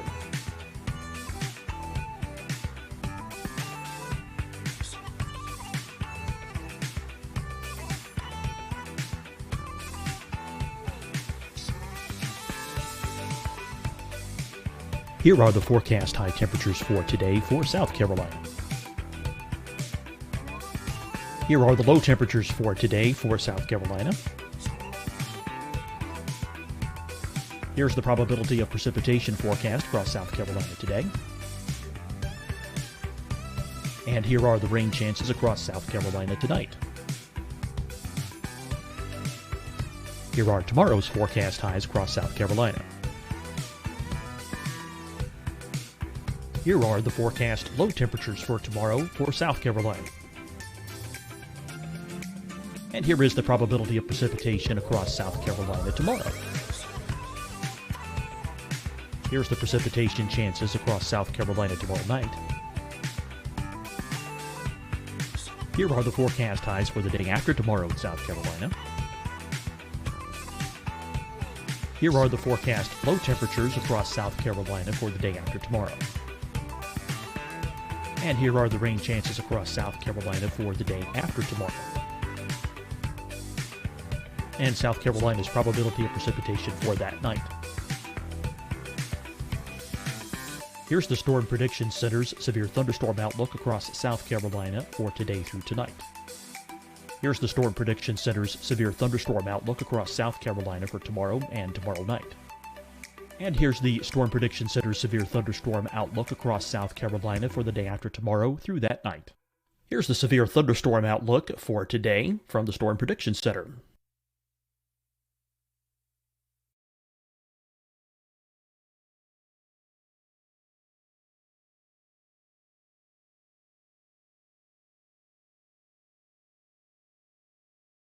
And now here's a live look at weather radar across the southeast. Deciding when to wear a mask isn't about who you know or how well you know them. Just ask yourself, will I be with anyone I don't live with? If the answer is yes, get behind the mask. Help slow the spread of COVID-19. Get behind the mask. Learn more at covid19.ncdhhs.gov. Hi, everyone. I'm Dr. Mandy Cohen, Secretary of the North Carolina Department of Health and Human Services. And when you follow the 3 W's, you protect your family and your neighbors from COVID-19. When you leave your home, practice your W's. Wear a cloth face covering, wait 6 feet apart, wash your hands often. Wear, wait, wash. We're in this together. Stay strong, North Carolina. Fight the spread and take a stand against coronavirus. Wear a mask in public. Stay at least 6 feet apart from others. And get tested. Join us and fight the spread. Visit scdhec.gov/COVID-19. Getting tested for COVID-19 helps you to take the steps needed to protect yourself, your loved ones, and your community. Find the testing location at scdhec.gov/COVID-19 testing. You'll see your Carolina weather forecast at 25 and 55 past. And now back to the best of the Carolina Weather Group on the all-new Carolina Weather Net.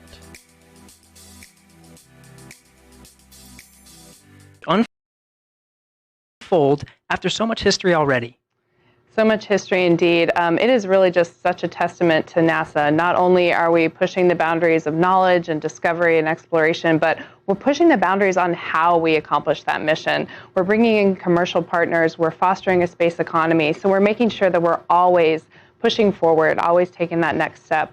I think it's such a privilege to be part of an organization that recognizes if we're not actually making steps and innovating every single time we do this, then we're not truly answering humanity's call to explore and to push those boundaries. Christina, I know Bob and Doug are veterans themselves, but what advice do you have for Bob and Doug, given your experience as a long-duration station crew member? Well, being able to live on board the International Space Station and work there is just such a privilege. You know, you're a steward of this amazing laboratory that's bringing so many benefits down to Earth and also learning how we can push farther into the universe. So it is quite an honor, and I think that's the main thing about how it feels to be up there for a long duration. You know, in terms of advice, Bob and Doug have been great mentors for me. They've given me advice for so many years. It's strange to be the one who could be in a position to offer them anything. But I would say that as, you know, shuttle flyers, they used to participate in missions that were really, really intense, go, go, go all the time. Long duration space flight is more of a marathon than a sprint. So I would tell them to take that moment, enjoy it, and, you know, really welcome the opportunity to have part of your mission be taking it all in and sharing that with the people that got you there. Thanks again, Christina. Always a pleasure to hear from you and fantastic words. Thank you for sharing. Thank you. My pleasure.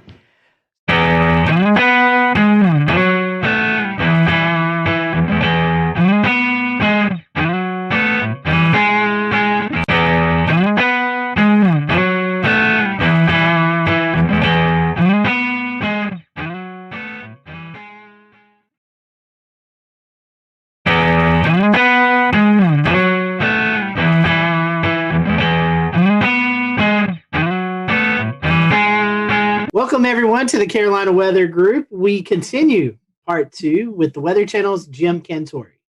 So I think to talk to you, Jim, and not bring up the famous commercial of you going to the beach and playing beach volleyball and going to different places, and the crowds run away from you, and you're like, "What? I'm just here to go to the beach," which, you know, is an amazing commercial. I think it's a fun kind of that was pretty brilliant. Time for all of us. So kind of in the sense of that commercial and kind of how we know you,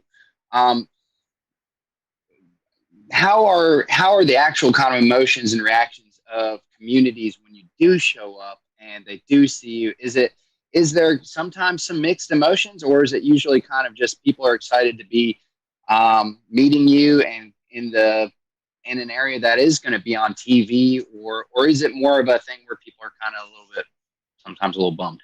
No, to me, it's both. To be honest with you, Dan, and it's really both because, I mean, obviously during hurricane season when I show up, it's not going to be good. I mean, the good news with Sally, I'm like, don't worry, I'm not going to be here. I'm going to be moving after my shots. We've been moving every day, so this is no different. Till we finally wound up in Pensacola, but some people are still excited to come out. Their town's getting some attention. I've been doing this a while now, so people have kind of grown up, just kind of getting used to, if there's going to be a big weather story, Jim's more than likely going to come to town. So if it like I've always said, if it creates the awareness and it has people react in a way that they protect themselves and their family, then great, mission accomplished. So I still kind of get both ends of the spectrum. I mean, I told you one time, I can't remember which storm it was, but I think I was going to North Carolina. I mean, this lady literally, she saw me on the plane. She hollered at me. She told me it was my fault. In front of everybody on the plane. I was just like, okay. But yeah, so you run the gamut. That was probably the most extreme right there. And there's whole, I'm sure you've probably seen them or heard, ran across them, but there's Facebook groups devoted to Where's Jim Cantore? I don't know if you've seen that, but there's a Facebook page, right? That's right. And they post pictures of what they think is you, what certain like storm chaser cars or weather channel cars. And they'll say, he's now been spotted at Sunset Beach. And then, it's got hundreds and thousands of members. So for the record, guys, do you know how many bald, short Italian men exist in this world?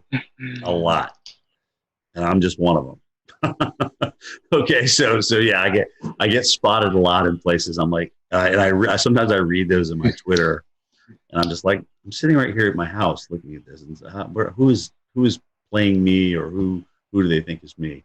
So it's cool. I mean, in a way, it's kind of cool because I never in my wildest dreams thought that a guy that just wanted to get the forecast right would be, somebody who developed a Facebook page for. So, I mean, it's kind of fun when I can play along, I will. But, like I said, at the end of the day, if it helps people get ready and creates an awareness, then mission accomplished. Mission accomplished. All the memes that come out of that. I'll read you one. I sent the memes. Oh, my God. Oh, man. The one that I thought was kind of funny, I sent this directly to you because it was right in the middle, right when everything, COVID was just, the fear was so high at one point. And I said, if Southerners don't seem too worried about this coronavirus deal, it's because we have been conditioned to believe that we likely don't need to be concerned unless or until this man shows up. And it has a picture of you. So. I mean, yeah, they seem to get better every year. So it's like I said, it's very humbling. It's nice to be a meme. I like your attitude.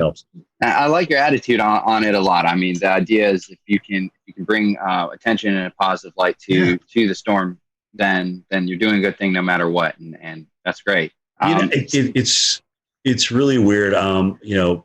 Bobby Labonte is a friend of mine, and I remember when he was telling me a story about the ESPYs, where he was in the back room with Tiger Woods, and he was, they were both just kind of like, "Are you here for this?" "Yeah, we're here for this." I mean, when you don't really want to be in the limelight. Sometimes when you're in the limelight, you don't really want to be in the limelight. It's not what you strive for. It's not. You don't wake up in the morning and say, "Oh gosh, what can I do to make myself more in the limelight today?" I mean, that's just really not. I mean, Bobby is a fantastic race car driver. He won a championship. That's all he wanted to do. Tiger is a phenomenal golfer. All he wants to do is play excellent golf. And now, as you saw from this weekend, his son can play pretty good as well. It's just I think that the true professionals, the notoriety that comes along with them is just kind of an after effect. But I do think you also have to embrace it. You can't ignore it. You have to embrace it, because I'll never forget the time as a kid I got a chance to meet Reggie Jackson. As you guys know, I'm a huge Yankees fan. And I got a chance to get an autograph from him. I stood in line just like everybody else. They used to have this big thing in Atlanta called the Super Show, which was everything and anything to do with sports. And I was like, oh my gosh, Reggie's signing for Upper Deck. I got to go get Reggie. So I had my baseball and I stood in line just like everybody else.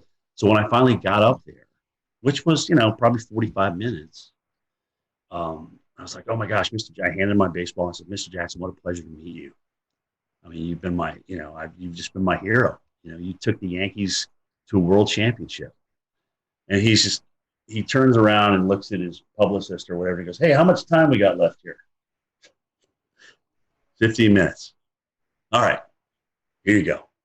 And he handed the ball to me. It was just kind of, I don't know. It just kind of left a sour taste in my mouth. I just never forgot it. And I'm not Reggie Jackson, but the people that want to meet you and want to come out and talk to you, I think you owe them a little bit of your time because you've been given this gift and it's there to share. And that's really how I feel about it. But I'll never forget that experience, and I always go back to it. And look at, you know, I can't say that Reggie didn't have another thing to do. I can't blame him for that, but I just never forgot that reaction, how disappointed I was.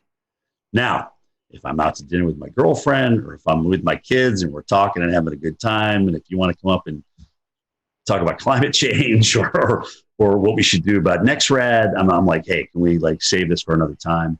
You know, pick your times when you approach people. That would be my best advice to other folks out there.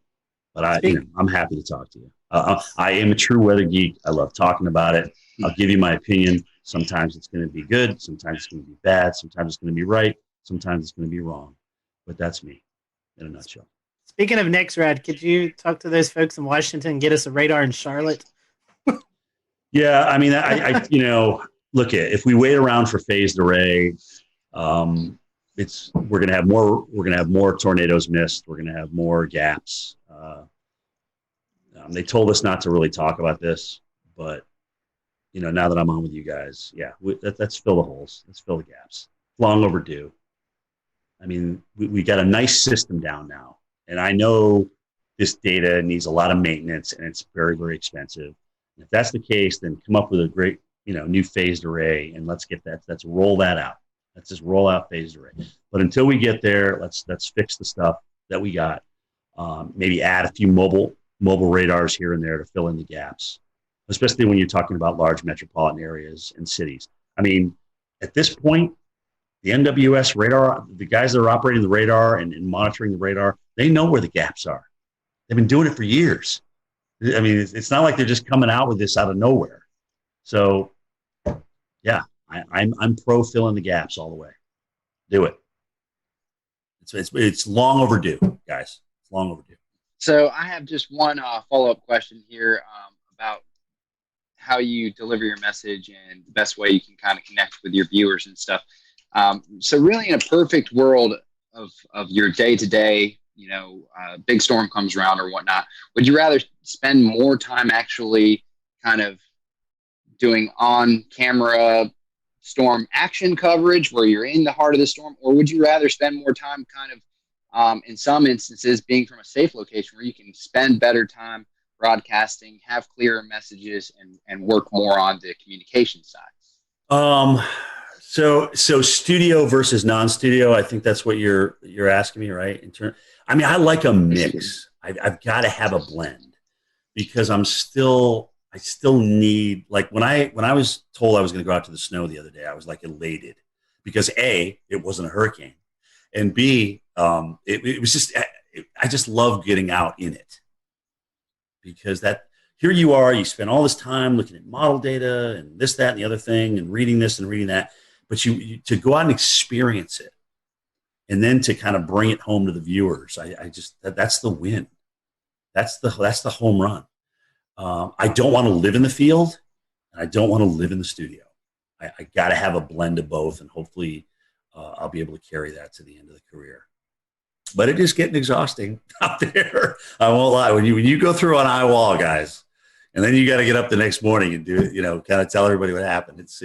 It's tiring. I mean, the adrenaline takes you through the event, and then after that, you know, the tiredness and the lack of adrenaline. I mean, you got to find it from somewhere else. But you still got to put together two words in a sentence. So that's how that's going. What's going on, Pete? Hey, what's going on, Jim? How you doing? Good, man. So, to kind of piggyback off of that question, take us through your workday at the Weather Channel, from when you wake up to when you leave the Weather Channel for the day. So AMHQ is the show I'm on, 7 to 10 in the morning.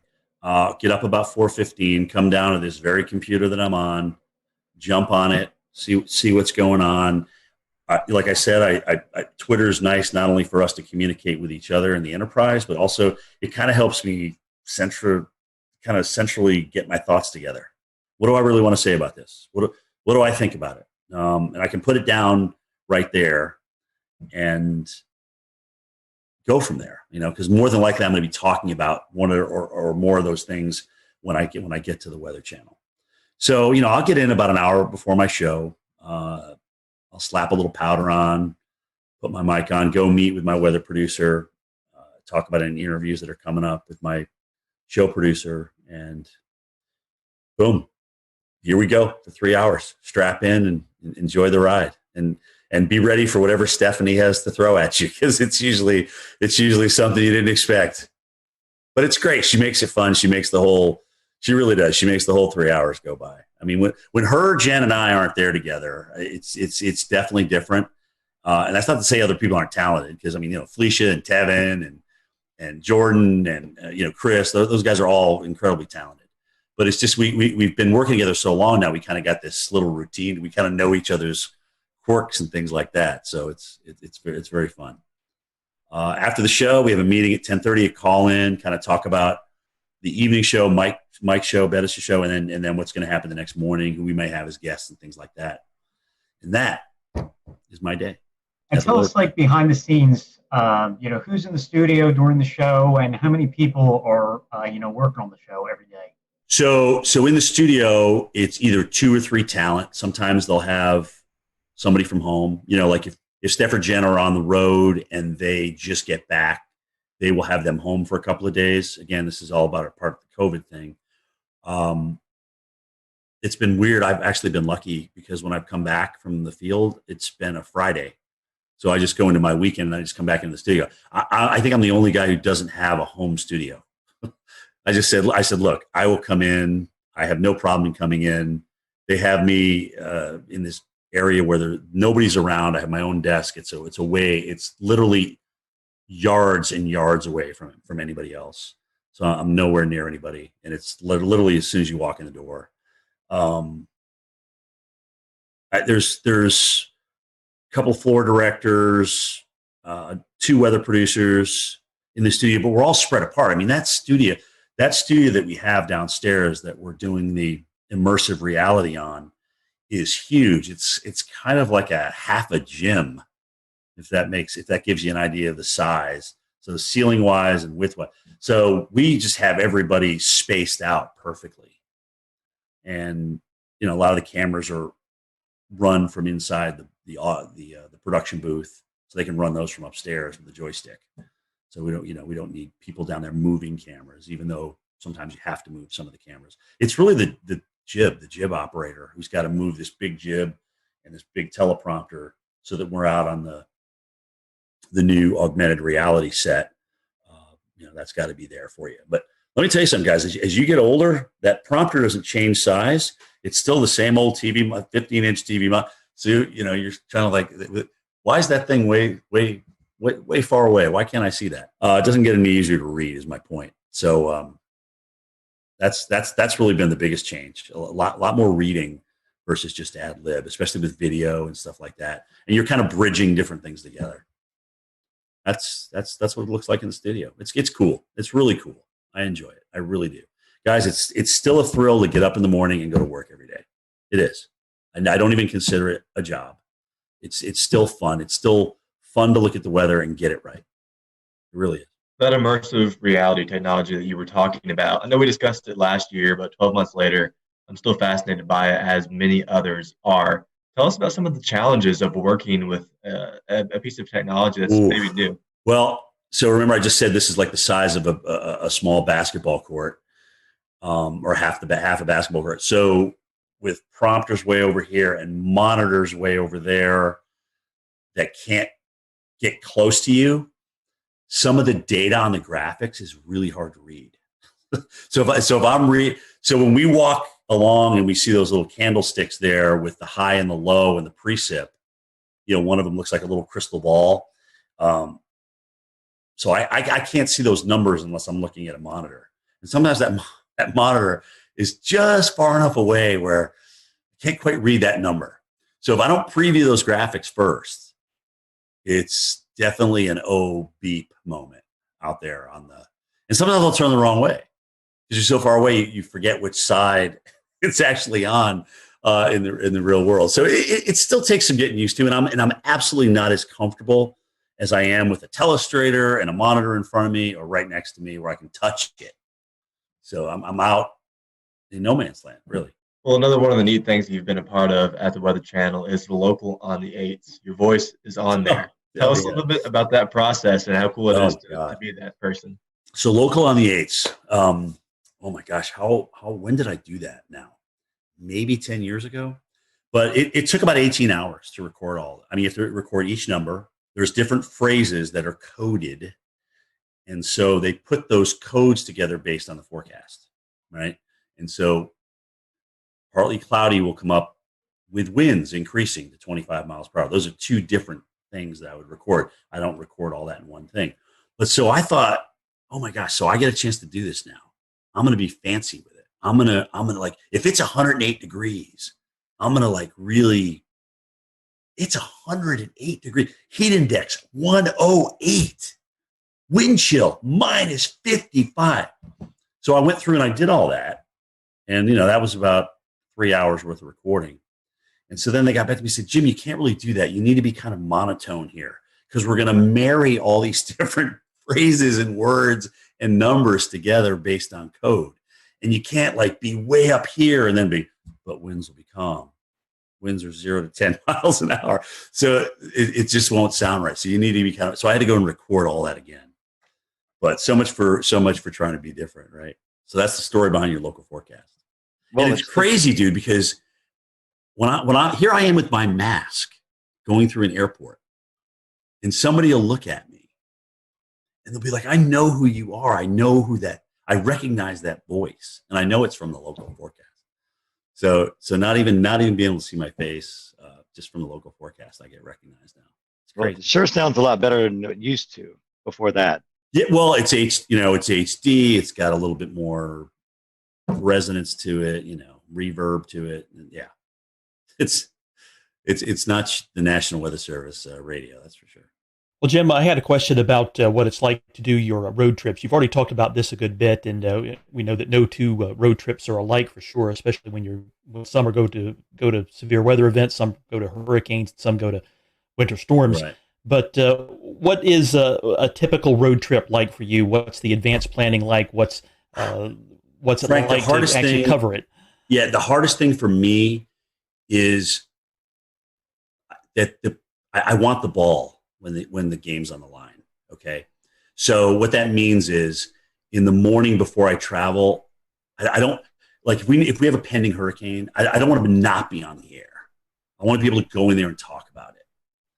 But that becomes a very long day, okay? Because you're up early, you're in doing your thing, and then you've got to go home. You either have to pack if you hadn't the night before, and then travel to the airport and go through that whole rigmarole, and then get to your location. And like I told you guys earlier about the logistics, you got to make sure all those logistics line up. I mean, if that's going to be your spot that you're going to broadcast from, is your cameraman going to be dry? Are you going to be able to be out in the worst of it without drowning yourself and your vehicles and things like that? All those things come into play. And so now here we are at 6 o'clock at night after starting at 4:15 in the morning without stopping. And it just becomes an incredibly long day. So when it's just a travel day, which is rare, it's like getting ready for the game. You got to pack, you got to have the equipment, you got to execute when you get out there. So you just kind of gradually ramp up and get to your location. And there is kind of between all of our teams out there, like, okay, who's going to get the best location? Who's going to be able to get the best shot? And so there's a little bit of that sportsmanship going on out there between us meteorologists. And I mean, we all want the best shot. We all want, the best TV for people. We don't want to have something happen to anybody or happen to us. That's not what I'm saying. But we want to have the best looking shot out there. But you just don't show up and that happens. There's a lot of logistics that go involved in that. You got to talk to the hotel managers. You got to make sure that you can actually broadcast here. Can we open this door during the storm? Can we get this AC power plugged in? Those kind of things. Can we get this room on this side of the hotel? Blah, blah. All those kind of things come into play. And if you've worked the morning and it's like, let's say it's a Thursday and you've been doing this all week, you're pretty tired by the time you roll into Friday, and you're going to work the weekend because that's when the storm's coming in. So let's see what I think I pulled 14 days. 14 days was the longest stretch. 14 or 15 days this year. It was a long stretch. And how much downtime do you need to rest after something like that? Well, that depends on who's out and who's not. I mean, we're pretty much running a lean, mean fighting machine right now. And if somebody's got, they do a great job of honoring PTO and vacation time here. And if somebody's off, sometimes I got to come back the next day, and it's tough. That sometimes winds up being the toughest day of all, is the day you got to come back in studio. The adrenaline's gone. You still have memories of what just happened and the hardship out there that was produced by a hurricane or a tornado. And you gotta find a way, man. You got to find a way to ramp it up, because as Al Roker always tells everybody, he goes, the worst thing in TV you could ever do is be boring. That's the worst thing you can ever do on TV is be boring. Absolutely. We'll return to Best of the Carolina Weather Group in a moment. Now your Carolina weather forecast. Here are today's forecast high temperatures for North Carolina. Here are the forecast lows for tonight for North Carolina. Here are tomorrow's forecast high temperatures. And here's forecast rainfall across North Carolina tomorrow.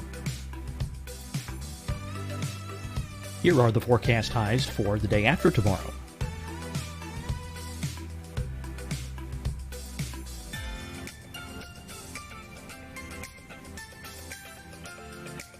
And here's the forecast rainfall across North Carolina for the day after tomorrow. This is the total rainfall forecast across North Carolina for the next 3 days. Here's the severe thunderstorm outlook for today from the Storm Prediction Center.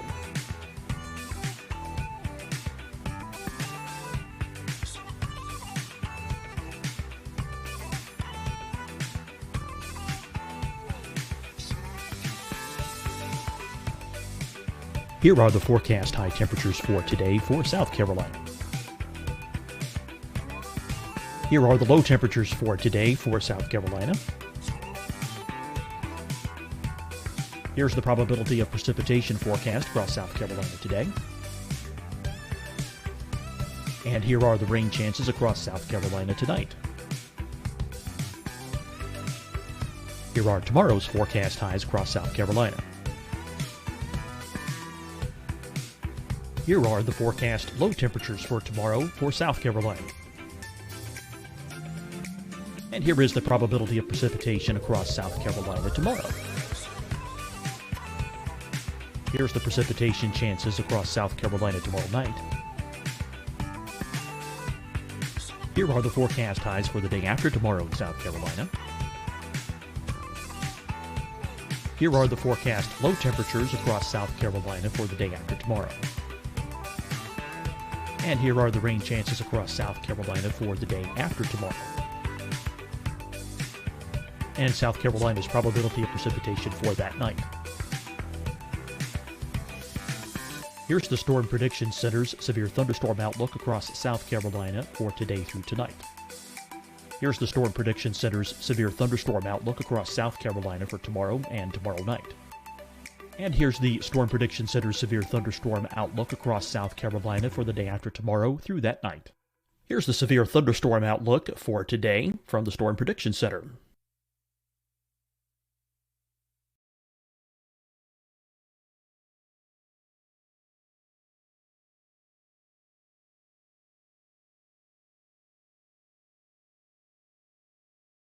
And now here's a live look at weather radar across the southeast. Deciding when to wear a mask isn't about who you know or how well you know them. Just ask yourself, will I be with anyone I don't live with?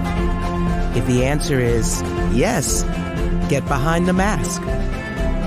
Help slow the spread of COVID-19. Get behind the mask. Learn more at covid19.ncdhhs.gov. Hi, everyone. I'm Dr. Mandy Cohen, Secretary of the North Carolina Department of Health and Human Services. And when you follow the 3 W's, you protect your family and your neighbors from COVID-19. When you leave your home, practice your W's. Wear a cloth face covering, wait 6 feet apart, wash your hands often. Wear, wait, wash. We're in this together. Stay strong, North Carolina. Fight the spread and take a stand against coronavirus. Wear a mask in public. Stay at least 6 feet apart from others. And get tested. Join us and fight the spread. Visit scdhec.gov/COVID-19. Getting tested for COVID-19 helps you to take the steps needed to protect yourself, your loved ones, and your community. Find the testing location at scdhec.gov/COVID-19 testing. You'll see your Carolina weather forecast at 25 and 55 past. And now back to the best of the Carolina Weather Group on the all-new Carolina WeatherNet. Yep. So, Jim, you started at the Weather Channel right out of school. So tell us how you got the job and talk about the demo tape you sent in. Well, I never even sent it in. Oh. So that's the I never applied to the Weather Channel. The guy who was in charge at the time, his name's Ray Bann. A friend of his apparently was doing a research project. They were researching where broadcast meteorologists were coming from. So there was a whole bunch of schools with this big reel of all these different broadcast meteorologists. So Linden and Penn State and Florida State and Mississippi State. And I was on that reel for whatever reason. And so Ray was I guess he was watching that tape, or he got a hold of that tape, and he said, "Oh, this guy looks interesting," and they contacted me. They got a hold of me that way. And I was up, like I said, it was July. I was painting the building. I was up on the scaffolding, and my brother hollers up. He goes, "Hey, the Weather Channel wants to interview you. You got to go home and call them." I'm like, "Oh, wow. That's cool." Because we had just gotten them on cable in White River Junction, Vermont, back in '86. So I remember seeing Gay Dawson and Bill Schubert and Bill Keneally and Mark Mancuso and John Hope and Will Annan and all those guys and Bruce Edwards. So it was interesting because I went down there for an interview, and a couple of them were there. I got to meet a couple of them, and I was a little bit starstruck, frankly, because I had been watching these guys on TV, and they're doing what I want to do. So. I had a great interview with Ray, and I had no idea what was going to happen. Got back, and a couple of days later he called and he says, "You got the job. You got the job. When can you start? Can you be down here in a week?" And I said, "Yeah." I drive into Vermont to Atlanta. No air conditioning. It was a little Mercury Capri with a T-top, and like an idiot, I go down there during the worst heat wave in North Carolina that year. It's 106 degrees. I'm just like ready to faint. I couldn't drink enough Gatorade. I mean, it was absolutely ridiculous. Instead of driving at night, like I should have done, right? Hello. Anyway, so I got my first experience with Southern heat, and I couldn't, for the first 4 years down there, I was like, I got to get out of here. I can't stand this heat and humidity. I was sweating when I got out of the shower. I mean, it was awful. It was awful. So finally, I got acclimated. About 7 years in, playing softball, just the honeysuckle, the southern nights, the humidity. So I really started falling in love with it. Now at 56, I'm too cold. It's too cold outside for me in Georgia right now. So I'm ready for Florida, South Florida. Speaking of that, what's left? Well, I mean, what's left for you to do or you want to do before you retire? I mean, It's been a great weather career at the Weather Channel. But anything left on the bucket list that you've not been able to get to yet? Yes, there is. I've never done a blizzard in North Dakota. I've got to do one. That's the only state I haven't been in for something for the Weather Channel. So I've got to do a blizzard in North Dakota. I would love to do a Westpac typhoon. Okay, I really would. I would love to do one. Maybe do what was a hurricane in the Atlantic ramming into the UK or Ireland or something like that. I mean, that would be just to kind of experience weather in different parts of the world. Antarctica, this iceberg that's supposed to crash into that island down there. How cool would that be to broadcast live on that iceberg? Right? It's the size of Puerto Rico and it's shaped like Jamaica or something. I mean, it's crazy. Just those kind of things. I mean, I like voicing over storm stories, but I liked doing Cantore stories better. I mean, this is really I've been blessed, man. I got to see a lot of the world. I got to work with NBC Sports during the Olympics. I mean, I got to work out with Al Michaels, who also always called me Dr. Doom. I mean, it was just really cool. I've just had some really cool experiences. But honestly, I'd like my goal, God willing, is I can get 40 years in broadcasting, and that's okay. Maybe I'll be done after that. So that date would be July 15th, 2026. So approaching that, we're almost 5 years. We had a colleague of yours on, Tom Nizzle. He has a mountain. Yeah, he has a cabin up here on Rome Mountain. So we talked to Tom a lot. So what does retirement look like for you? You going to move into the mountains? You said South Florida just a little bit ago. What's it look like after TV life? Yeah, I mean, I love the lake. I love the mountains. It's really an extension of the area I grew up. Think about, right? It's Southern Appalachia versus Northern Appalachia. So I certainly see myself, and I'm a small town kid, guys. I'm not a big city kid by any stretch of the imagination, but maybe split where I live between Florida and North Georgia. I don't know. Maybe open a nursery. Maybe open some kind of small business. I love doing landscaping. I really do. I enjoy yard work. Maybe I won't in 5, 6, 10 years from now, but who knows? Honestly, I really don't know where it's going to take me. But I'm going to be getting up at the hours I get up and doing that 5 days a week, and sometimes, going through the weekends and working 13, 14 straight. It takes its toll on you. It really does. I'm blessed with a lot of days off as a broadcaster, more than I would think a local market has. So I'm blessed with that, but it still takes its toll on you, man. It really does. So we'll see. Nothing's in pen right now. Well, as we near the end of this podcast episode, we always kind of want to ask a few little silly questions to finish things up and to keep it light before we call it a night. So first and foremost, we'll try some information out of you. I know that you guys probably have some fancy weather models and weather model providers at the Weather Channel, but do you have a favorite mainstream weather model site to use? Oh, gosh. I mean, first of all, Maui's a genius, sometimes to his own detriment. I mean, but I love the two websites he's designed. Levi does a fantastic job with Tropical Tidbits.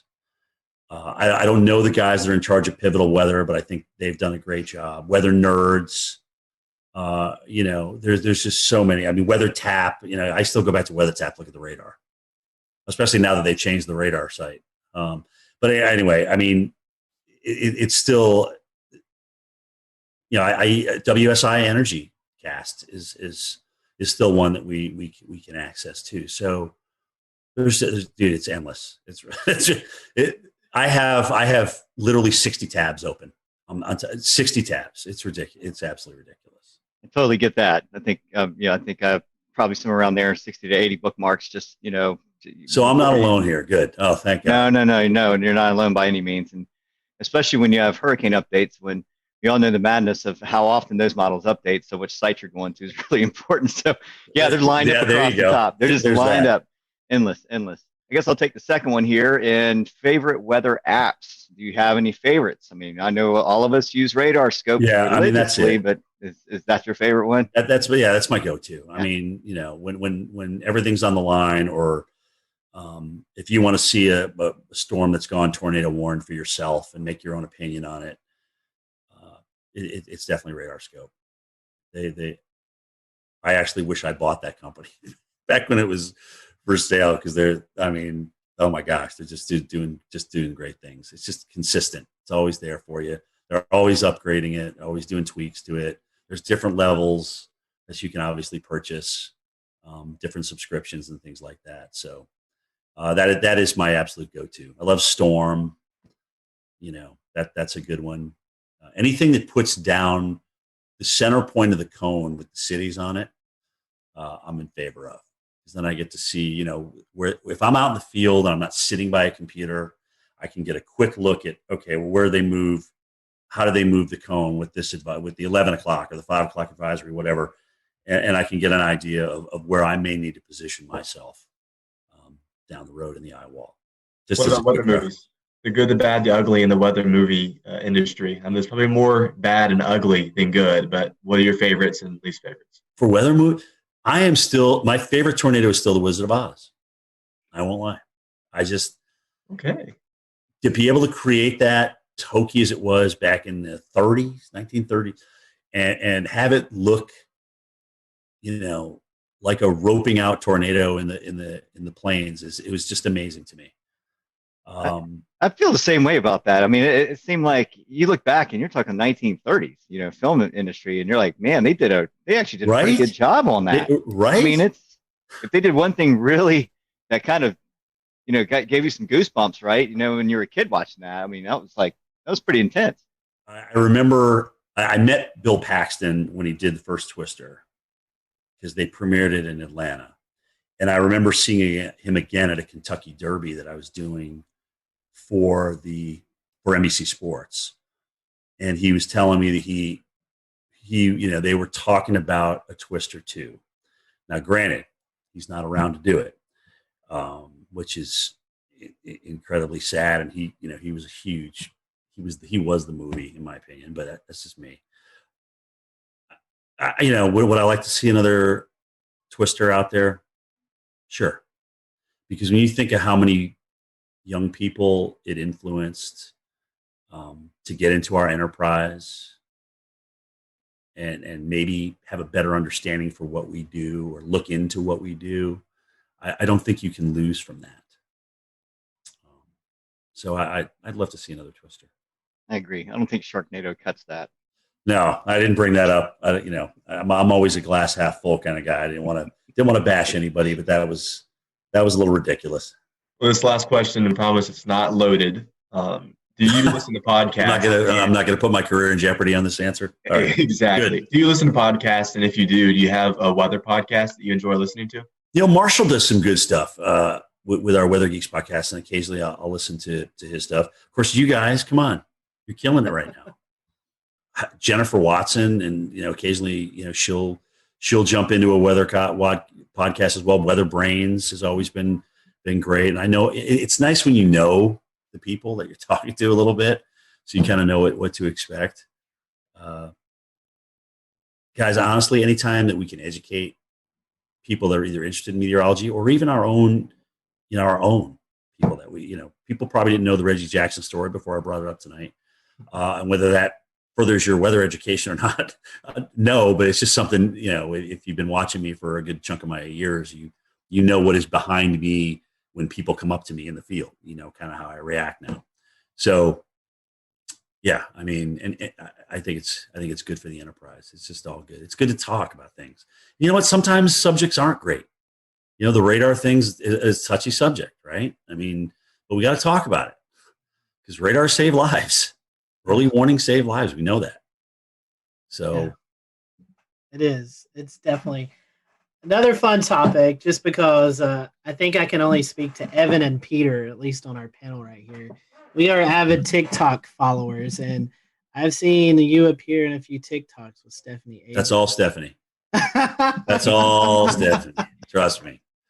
That's it's funny. She goes, Cantore, just do this with me. Come on, just do it. And Steph just has a way to kind of beg you to do what she asks you to do, what she wants you to do. So you did, and I'm like, you know what? Why not? I mean, it's just like, what the hell? Yeah, I don't want to be a total bore. So I'll jump in and usually make a fool out of myself. But you know what? I'm okay with that. Yeah. I'm okay. I can still sleep at night, and it's all good. So. All right. Well, my last question for you, and let's take weather out of it, because I know you've made many trips to North and South Carolina. Yeah. Top 5 destinations to visit in the Carolinas. I mean, I know you've been in the Carolinas covering winter weather, tropical weather, but if you're just coming on vacation to North and South Carolina, what'd be your top 5 spots to visit? Oh, man. Well, I love, first of all, Greenville. Greenville is my number one. I mean, it's a hidden gem. Nobody knows about it. If I had to retire in Greenville, I would do it. Yes. Okay. Greenville, South Carolina. Love it. Absolutely love everything about that city. I got a lot of good friends up there too. So their Euphoria Festival they do every year is second to none. But behind that is Charleston. I love Charleston. It's the charm of that city, just being down in there, being in the thick of it, the history, the weather history. I mean, everything. It's just absolutely beautiful. Wilmington. I've seen them get the crap kicked out of them and come back and be this wonderful, wonderful town. I love Asheville. The Grove Park Inn. I've been there for the gingerbread contest. I mean, that is just unbelievable. It's just a beautiful historic place. The Biltmore, obviously, up there. I mean, holy cow. Gosh, where else have I been in the Carolina? I think it was Winston-Salem. Maybe, or was it Hickory? I can't remember. I got a friend that I went. They had just like refurbished the downtown. I can't remember which one it was in, which one I was in, but I thought that was a pretty cool place. I live close to Hickory, and it's recently been redone. So there it was Hickory. Yeah, I was about to say, you're kind of like, what? Where did this come from? Where did this come from? All right, who did I offend on this answer? No, you didn't offend anybody. You get your martial arts training here in Charleston. We all know that. Yeah, you did great. I'm in agreement with you on Charleston. It's my favorite place to go. Oh, it's beautiful. And Jay loves it too, right? Greenville's number 1. Charleston's number 2. It really is that, just like that. I tell people, I say downtown Greenville is the most underrated place to visit. It's a beautiful spot. Not a lot of people go. I mean, you can go out on a nice Friday or Saturday night and go eat dinner, welcome the river. It's a beautiful spot. Like I said, if somebody said, all right, Jim, you have to leave Atlanta, you have to go somewhere else, where would it be? It would be Greenville, South Carolina. I know our buddy Wes Grimes, who actually submitted a question earlier. He loved when you visited Boone a couple of years ago during the big snowstorm. And oh my God, that was awesome! I know Boone loves you, so if you ever make it back up there, I know you'll have a lot of folks and friends up in the Boone area. So. By the way, the Boone stick is still around. Apparently, it's in my producer's Steve Pederak's office. I'm like, dude, you got to bring the Boone stick back out. I've never pushed so many cars out of the snow in my entire life than in Boone, North Carolina. Well, I will tell you this, from a guy, Evan and myself, living in Western North Carolina, we definitely hope we can copy that sometime soon, because we're in our snow drought. That was the last time we had measurable snow here outside of the mountains, was that storm a couple of years ago. It's going to be tough with La Nina, but we'll see. Especially strong, if we get a strong La Nina. But it's an active pattern, dude, and we got the negative NAO, so you may get a little bonus out of that. We'll see. I'm afraid more ice than anything. That's my concern this year. Yeah, that's the models keep head faking, though. They keep wanting to bring the AO back positive again, but it keeps not happening. And again, well, we all know how those forecasts go sometimes. Right. we've all been disappointed a few times. Look at that NAO. It's going to go so negative. Anyway, we'll see. We'll see what happens. Well, Jim, we certainly appreciate your time. We want to wish you a very Merry Christmas and a Happy New Year. And for those who are listening to the podcast, I'm sure they're probably following you on Twitter, on social media, but if they can't, or if they're not, how can they do that? So at Jim Cantore is my Twitter. I don't do Facebook, but my tweets go to Facebook. At Instagram, at Jim Cantore on Instagram. That's more of my personal life than sometimes I'll throw some weather on there. I have been lately, but that's personal's Instagram and weather is mostly Twitter. And that's me, man. We appreciate your time and thank you guys for watching tonight. Yeah. We hope you have a great evening and we'll see you back soon here on the Carolina Weather Group. Merry Christmas, guys. Thanks for having me.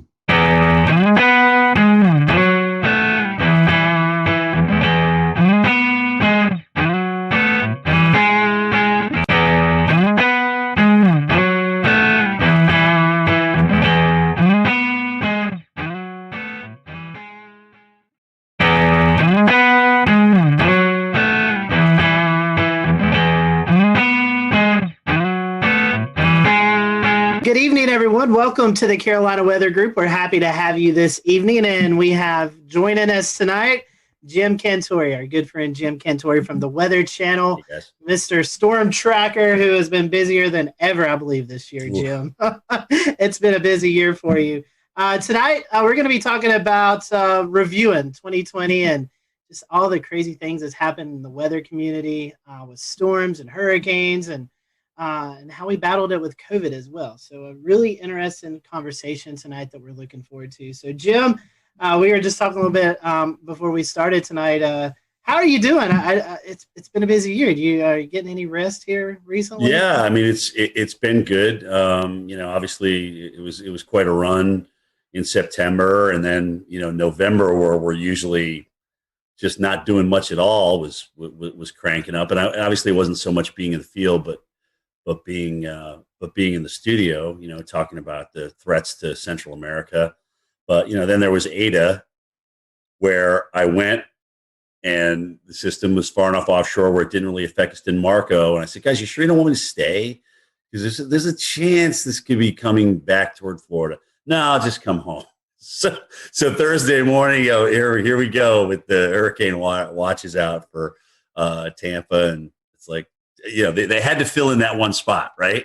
Because it's the only spot that didn't get filled in for the whole Gulf and the whole East Coast. So yeah, with advisories this year, and so I went back out and got into Tampa, and that was the last landfall I did. There's certainly no rest for the weary in 2020. Jim, we've started a new Patreon since we last talked to you last December, and we've allowed some of our Patreon supporters to send in questions. So tonight, we would love to go ahead and start with a few, I think 3 Sure. Odds and ends questions that won't fit in anywhere, so we figured it's best to throw them here at the beginning where they don't match at all.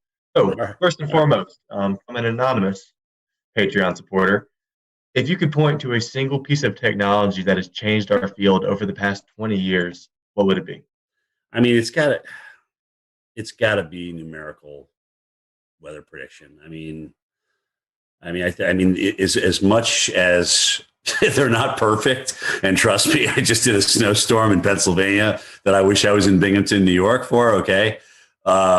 Anyway, as much as they're not perfect, I do think that they've helped us, and they've gotten us a much better idea of what we can do with. But the list is close. I mean, you look at the upgrade to NexRad and having radars available to us, and unless they get blown out like Lake Charles did during Laura, they're obviously very, very valuable. I mean, we can see tornado signatures, and we can see the winds.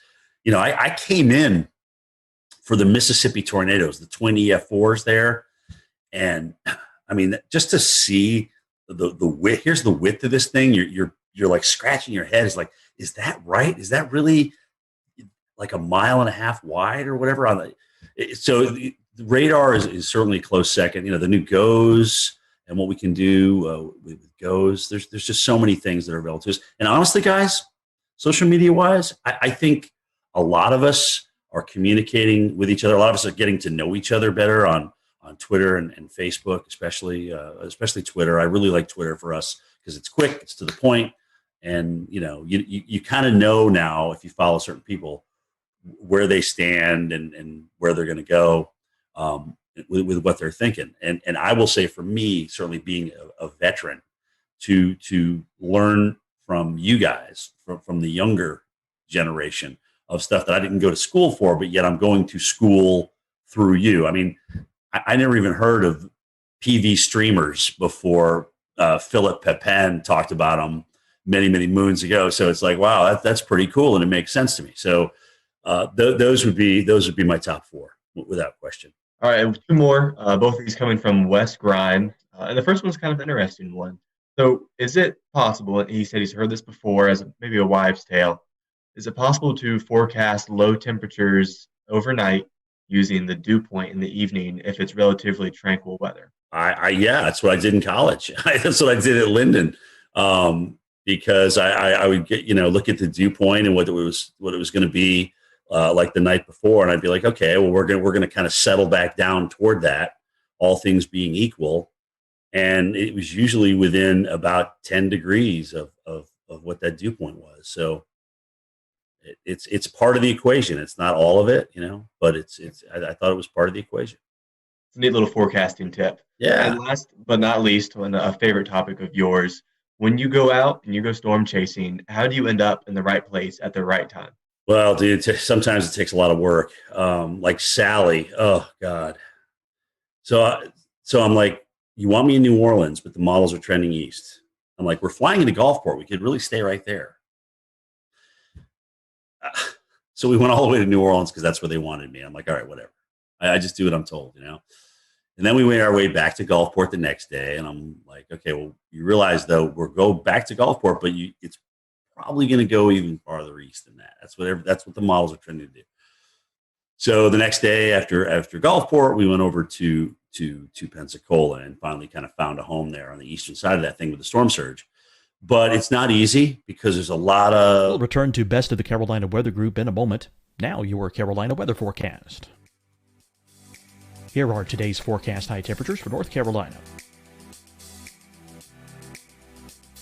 Here are the forecast lows for tonight for North Carolina.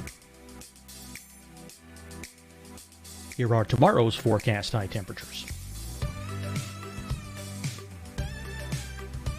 And here's forecast rainfall across North Carolina tomorrow. Here are the forecast highs for the day after tomorrow.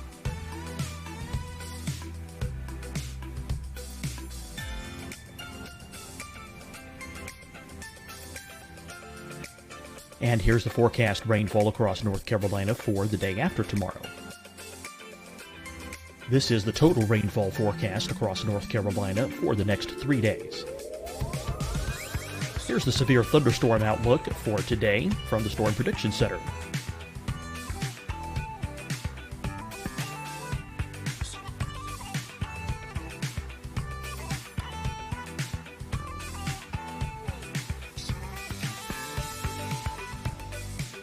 Here are the forecast high temperatures for today for South Carolina.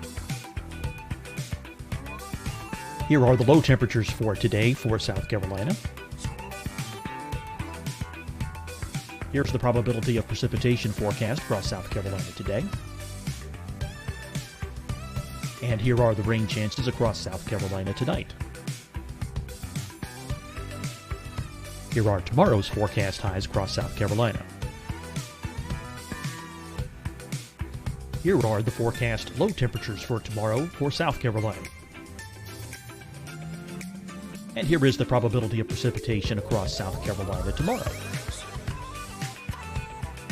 Here's the precipitation chances across South Carolina tomorrow night.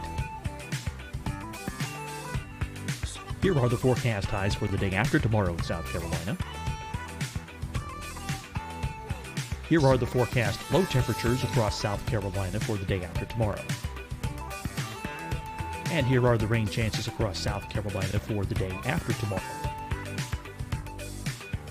And South Carolina's probability of precipitation for that night. Here's the Storm Prediction Center's severe thunderstorm outlook across South Carolina for today through tonight.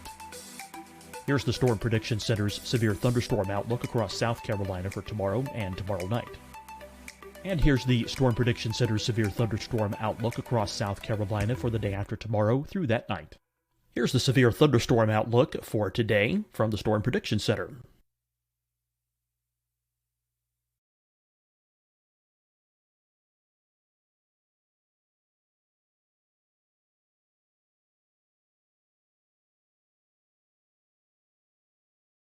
And now here's a live look at weather radar across the southeast. Deciding when to wear a mask isn't about who you know or how well you know them. Just ask yourself, will I be with anyone I don't live with? If the answer is yes, get behind the mask. Help slow the spread of COVID-19. Get behind the mask. Learn more at covid19.ncdhhs.gov. Hi, everyone. I'm Dr. Mandy Cohen, Secretary of the North Carolina Department of Health and Human Services. And when you follow the 3 W's, you protect your family and your neighbors from COVID-19. When you leave your home, practice your W's. Wear a cloth face covering, wait 6 feet apart, wash your hands often. Wear, wait, wash. We're in this together. Stay strong, North Carolina. Fight the spread and take a stand against coronavirus. Wear a mask in public. Stay at least 6 feet apart from others. And get tested. Join us and fight the spread. Visit scdhec.gov/COVID-19. Getting tested for COVID-19 helps you to take the steps needed to protect yourself, your loved ones, and your community. Find the testing location at scdhec.gov/COVID-19 testing. You'll see your Carolina weather forecast at 25 and 55 past. And now back to the best of the Carolina Weather Group on the all-new Carolina Weather Net.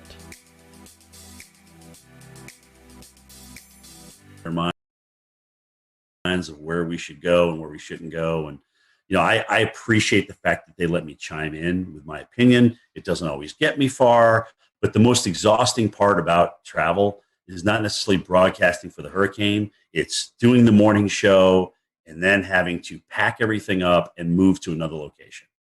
Because once you get to that location, it's not just, okay, we're here, let's do our live shots. It's, okay, where are we logistically going to be? What's going to make the best shot? Is there going to be storm surge here? Are we safe here? Is my cameraman going to be protected throughout the live shot? So there's all these logistical things that come into play. So by this point now, it's 6 o'clock at night, and you're exhausted because you've been up since 3, and now you got to get ready to do the whole thing again the next morning. So every time we move on a day we do live shots, it just exponentially wears you out. But, I appreciate the fact that they do give me a say in my locations. But it is up to me to get my team in a good spot. Like where we at the Golden Nugget for, oh God, what was it? Beta? I don't even remember the damn name of the storm. What was the Mississippi one that crushed them? You guys jump in. Delta? Okay, Delta. I knew it was a Greek name. I just can't remember which one. So Delta, I'm like, this is going to be a great shot because the water's going to come right in here, and this is just going to be a great shot. So that allows us to get there and really set that up and make sure we had higher ground and get our cars up there and things like that. So it takes a lot of work. What you don't see behind the scenes, I think is just as important, if not more, than what you see on camera.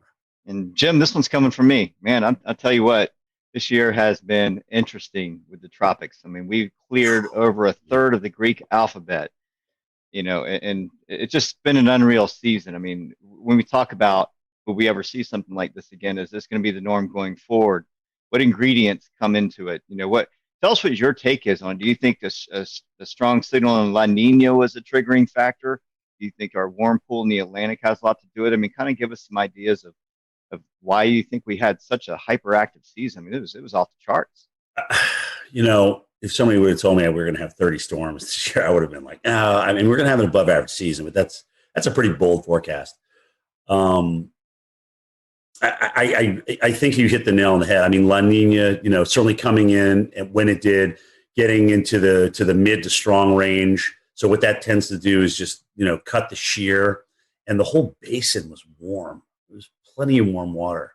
But the weirdest thing was all these rapid developers.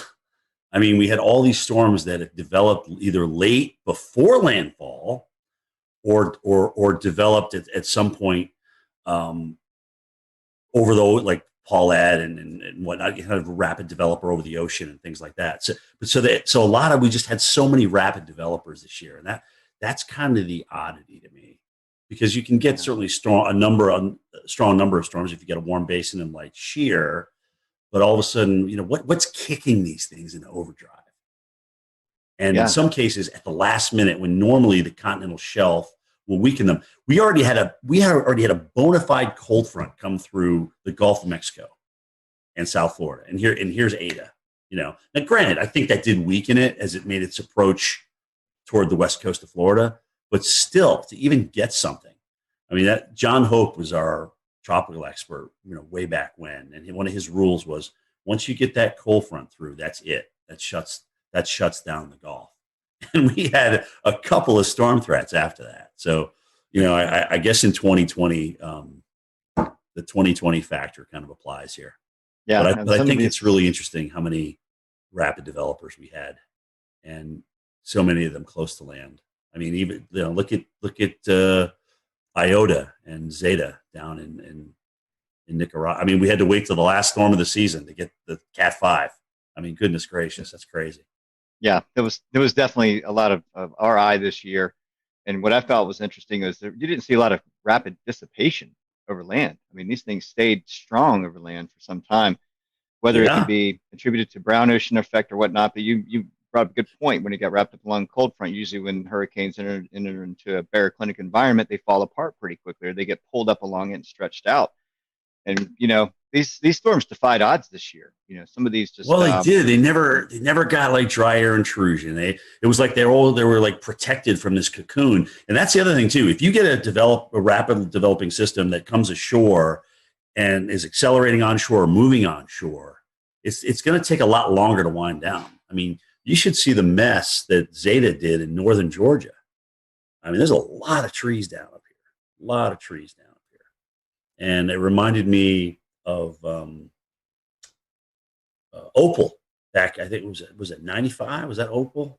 That's right. But it kind of it was like one of these storms that actually was a 5, went down to a 3, but it was holding its own, and then it accelerated up in North Georgia. So it takes a while for these things to wind down, but they just cause a whole bunch of tree damage, man.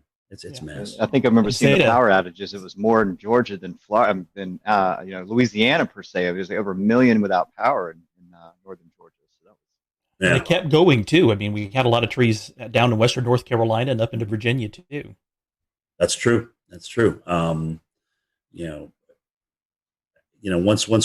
we get off hurricane duty, it's kind of hard to lose track sometimes, or it's actually easy to lose track of what actually happens after that. But it's just been amazing to me, these things as they come ashore, especially this year. Like you said, their damage path has been incredible. And even if it's a TS or a depression, I mean, something, it's like they just don't want to die. They don't want to go away. And that's the year it's been. One more for me. I'm going to pass the baton off to Dan. And the question is, you've been to a lot of places this year. I mean, I probably wouldn't be able to remember off your memory, but give us some of the more significant places you went to experience storm chasing, whether it be hurricane or winter storm, even earlier in the year. Well, yeah, actually, Milwaukee was the only winter storm that I did last year, which was kind of mind-boggling because they're so fixated on the Northeast coast. It's like, well, guys, what if Kansas City gets 2 inches at rush hour on a Tuesday morning? That's a big deal. Plus, they were concerned about the COVID thing and everything toward the latter part of the season. I thought that was awesome being in Milwaukee. Great city, seeing the Lake Michigan just go crazy in Milwaukee was pretty awesome. That's kind of started the year. Then we went through all the hurricanes. I went to New Orleans 4 times, and interestingly enough, New Orleans really never got a big threat. Okay, they had the one storm toward the end there that hit them pretty good, but they never really got a big threat that flooded them, and that's really the biggest issue for New Orleans. But flying there 4 times, I thought was, I mean, I'd never done that before. I think they were in the cone like 8 times or something, 7 or 8 times this year. It's just crazy. And then the snowstorm, I just went Bethlehem, Pennsylvania. I knew Philly would change over. I knew they would mix. I knew we'd actually mix with sleet in Bethlehem. I just didn't know we'd get dry. The dry slotted thing is what really killed us. And then to see 4 states with 40 inches plus. I'm like, this is just absolutely nuts. Absolutely nuts. From a low pressure system that I don't even think broke under the 990s when it was doing its work. I mean, really? That's crazy. I know, non-lake effect too. I mean, that was all just the low. I mean, All time snow in Binghamton. All time single day. So they broke their all time single day by almost twice as much snow. So 18 to like 31 or something. I mean, that's crazy stats, man. Crazy stats. Speaking of, some of the hurricanes this year, we want to, of course, mention Hurricane Isaias is, the Carolinas' kind of biggest hurricane of the year. I was there in Wilmington myself for the storm, and you were over in Wrightsville Beach there, Jim. Yep. So we have a video that we want to play, and kind of the best way to describe what happened there with you. Video says 1,000 words, so we're gonna play the video and kind of just if you could kind of tell us what happened over there in Wrightsville and kind of what you experienced.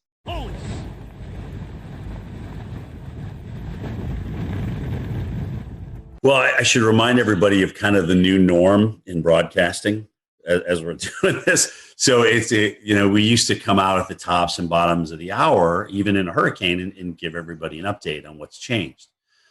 But the new norm is like, okay, well, look, since we've got a great signal, we've got HD audio and video now, why don't you just stay out during the entire storm and take us through the whole thing? And that's kind of a recent change, in the past 3, 4, 5 years, that's kind of what's evolved. But that's a lot harder because you're literally standing in the eye wall.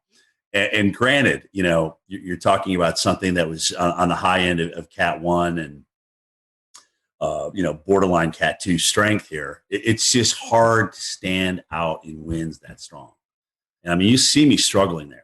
And the only other time I had to take a knee was Isaac in New Orleans, because I know we had a weather group out there. They were measuring winds like 90, 94 miles an hour through those 2 buildings.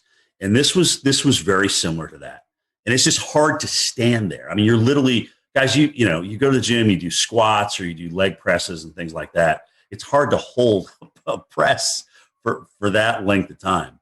And so I just had to drop down for a second. I mean, the audio wasn't that great. You've got raindrops splatting on the hood of your jacket, so that's making it difficult to hear back at the Weather Channel. So you're just trying to put a couple of words together, a sentence together or two, to kind of get you to the next thing. And I'm just trying to remember all the facts that I know, about the storm itself. And of course, you're trying to say the name. I mean, Isaias.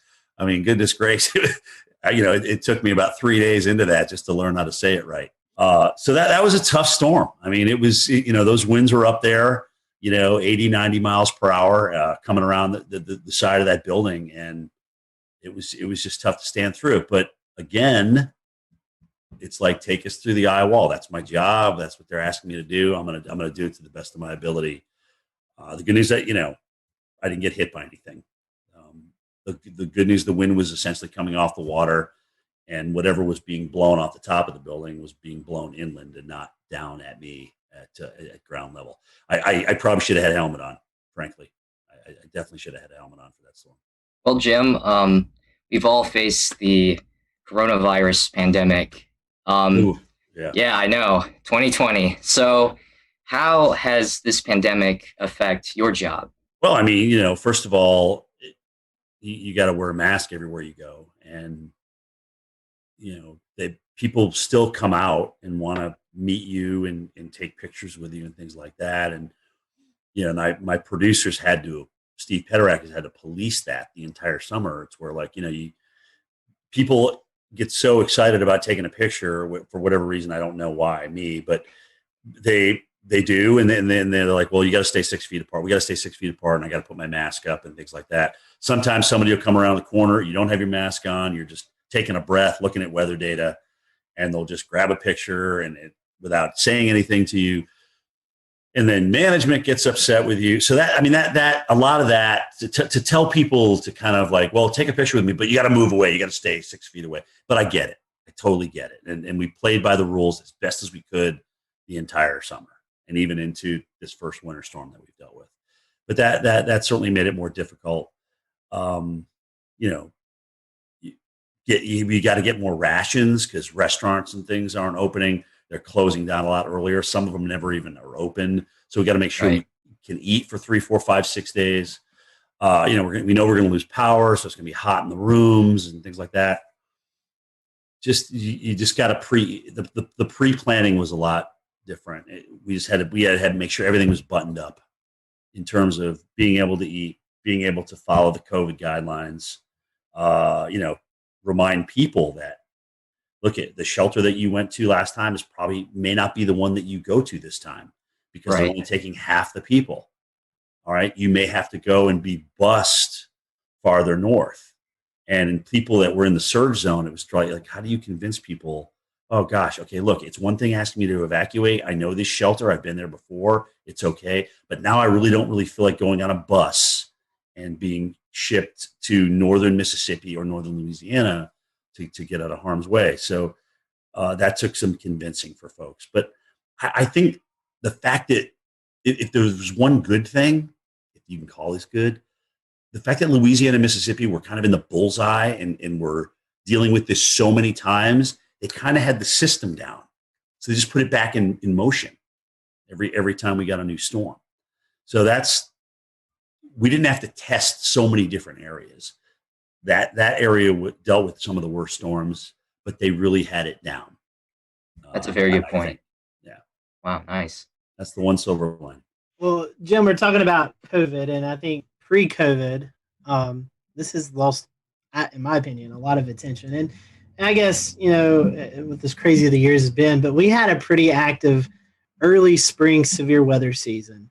March 3rd, 4th, as COVID was starting to happen, we had an EF4 tornado that just went right through downtown Nashville. Yep. I mean, it was one of the eeriest video. I mean, it was, I think, one of the most captured videos on Twitter. You know, just with that, we also had severe weather here in the Carolinas, where downtown Charlotte, EF2, I believe, that went through just south of town. So, copied with a month later the Easter outbreak, where we had an EF4 in, of all places, South Carolina. I mean, it was a pretty crazy severe weather season, and then I guess you kind of capped that off with the derecho in Iowa. I mean, what was your thoughts on any of those events that kind of stood out to you?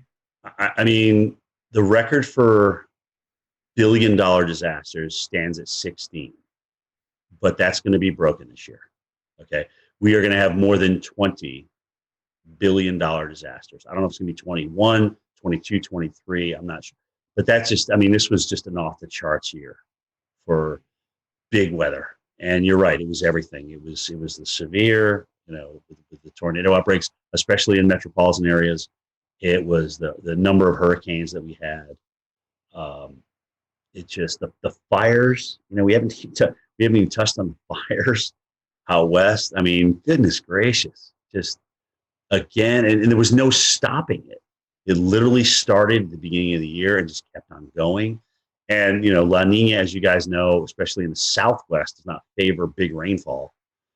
So, you know, you wonder what next year brings once we get into spring and spring bloom, and that starts to dry out, right?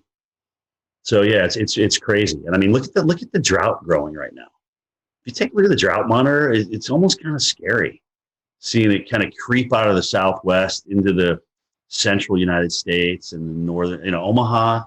You're not really thinking about Omaha being dry, but they're starting to dry out a little bit. So drought's going to come into play big time as we get into 2021. That's going to be a big player, I think, for a lot of people. But yeah, it was just nonstop, man. I mean, and it would be easy to just say, okay, well, because of COVID, everything was exacerbated. No, no, we had 30 hurricanes. Okay, we had tornadoes hitting big cities, and I mean, it just literally lined up right with each other. And we just had an epic nor'easter, like I said, that dumped 40 plus inches of snow over 4 states, which wasn't one of these things. We saw it early. We knew there was going to be something, but in terms of nailing it down as to just how big this was going to be over the interior of New York and Pennsylvania and New Hampshire and Vermont. We didn't know that until it was really day of.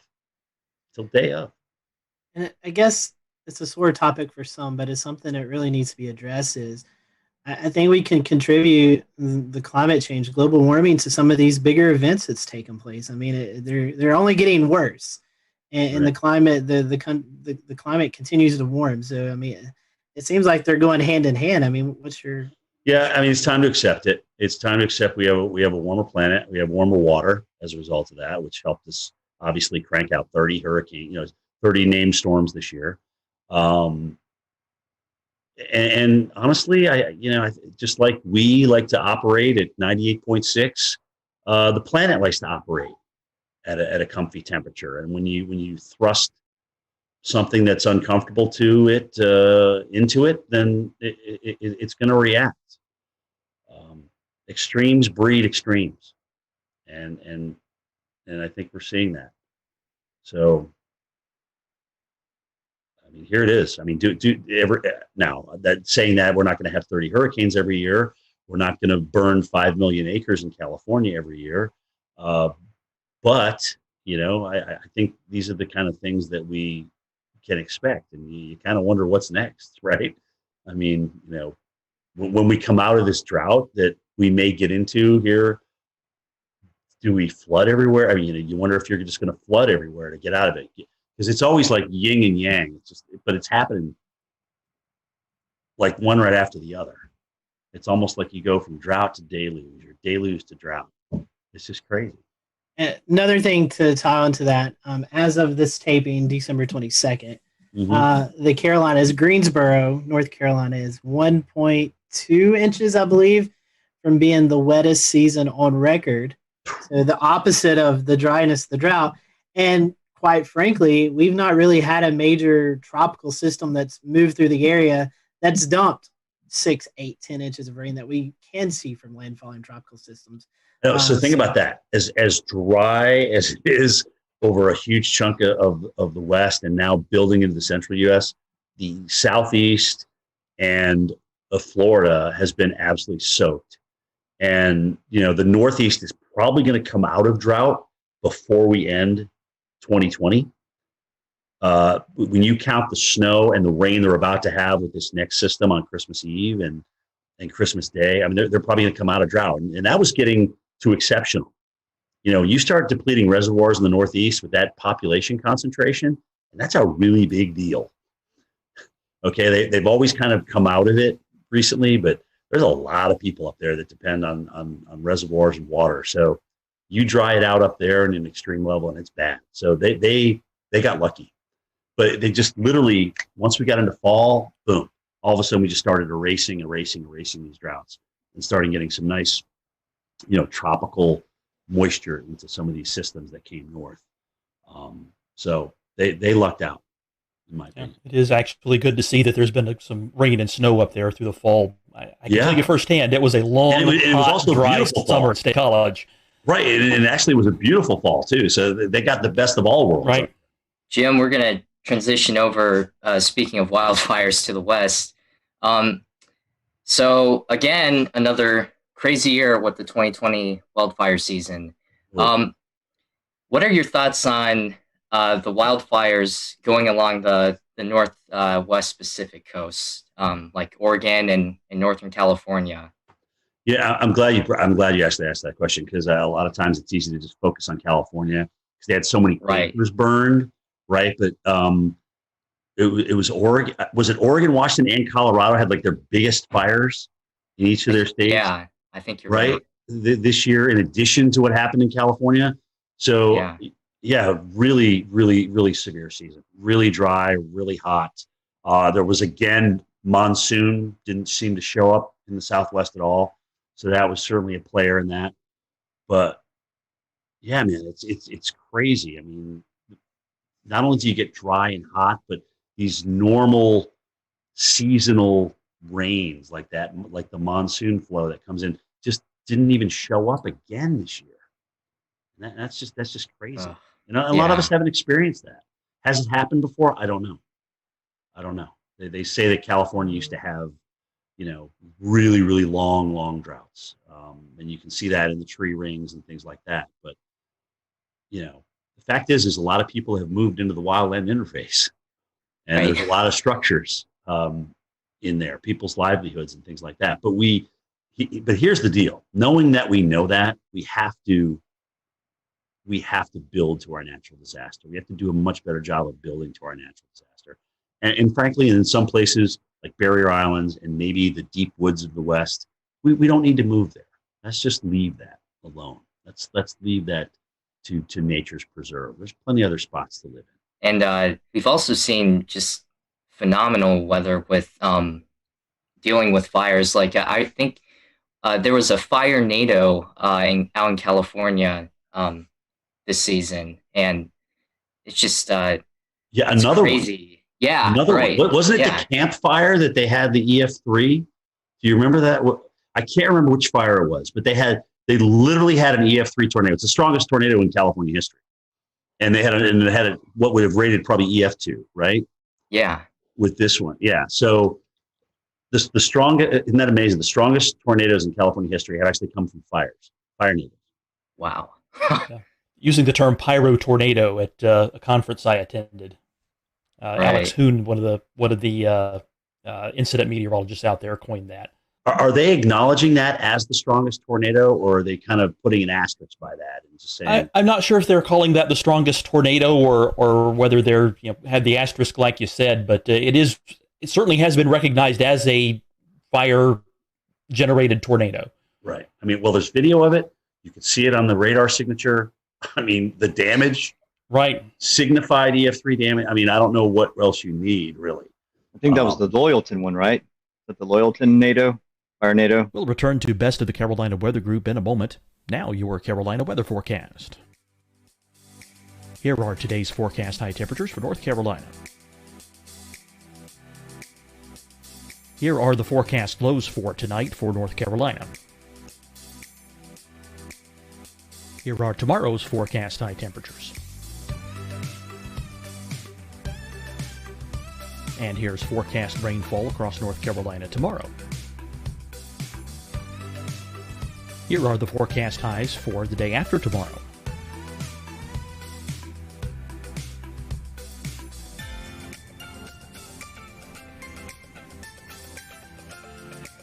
And here's the forecast rainfall across North Carolina for the day after tomorrow. This is the total rainfall forecast across North Carolina for the next 3 days. Here's the severe thunderstorm outlook for today from the Storm Prediction Center.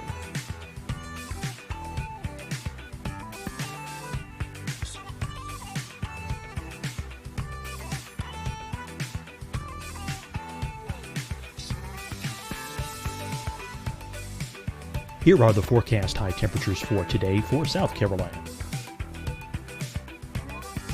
Here are the low temperatures for today for South Carolina.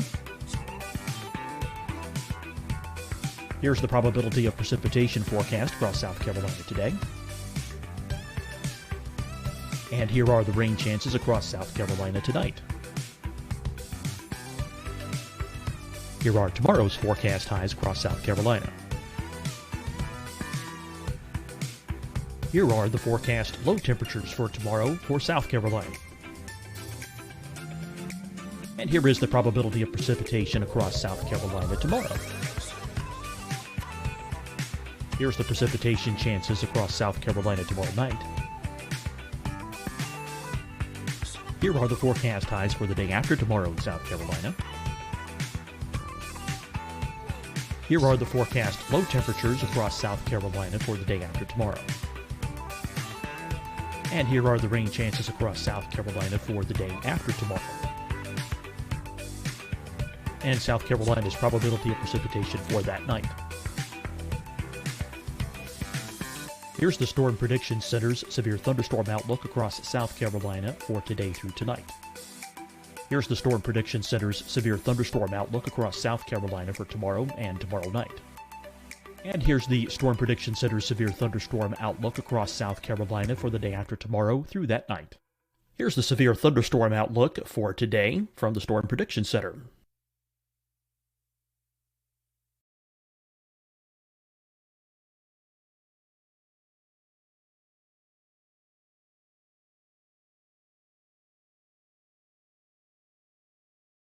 And now here's a live look at weather radar across the southeast. Deciding when to wear a mask isn't about who you know or how well you know them.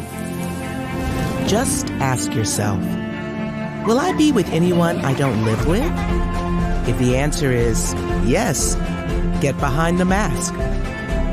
Help slow the spread of COVID-19. Get behind the mask. Learn more at covid19.ncdhhs.gov. Hi, everyone. I'm Dr. Mandy Cohen, Secretary of the North Carolina Department of Health and Human Services. And when you follow the 3 W's, you protect your family and your neighbors from COVID-19. When you leave your home, practice your W's. Wear a cloth face covering, wait 6 feet apart, wash your hands often. Wear, wait, wash. We're in this together.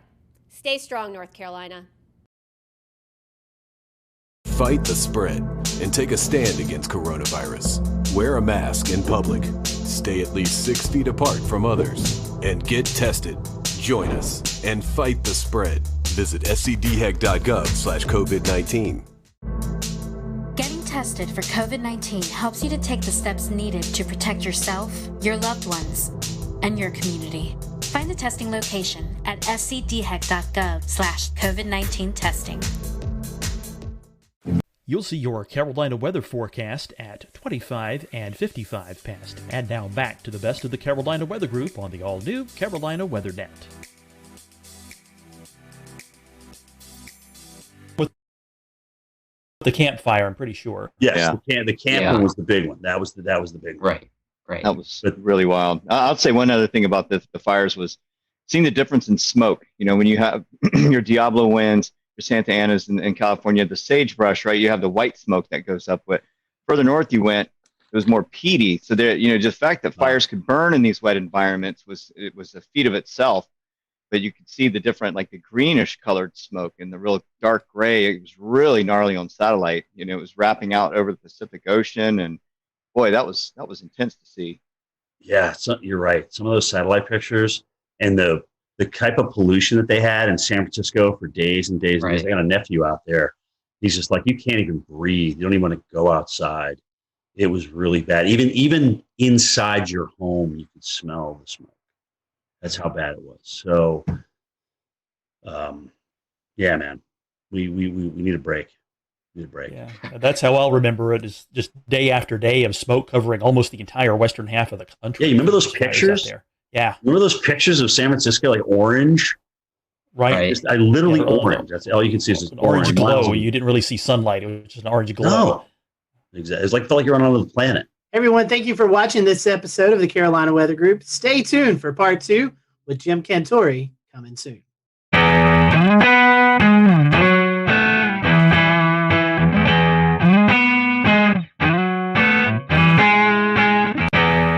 I'm James Brierton in Matthews, North Carolina. This tree, one of many that has fallen here in Matthews and across the 2-state region of North Carolina and South Carolina following last Thursday's tornado outbreak.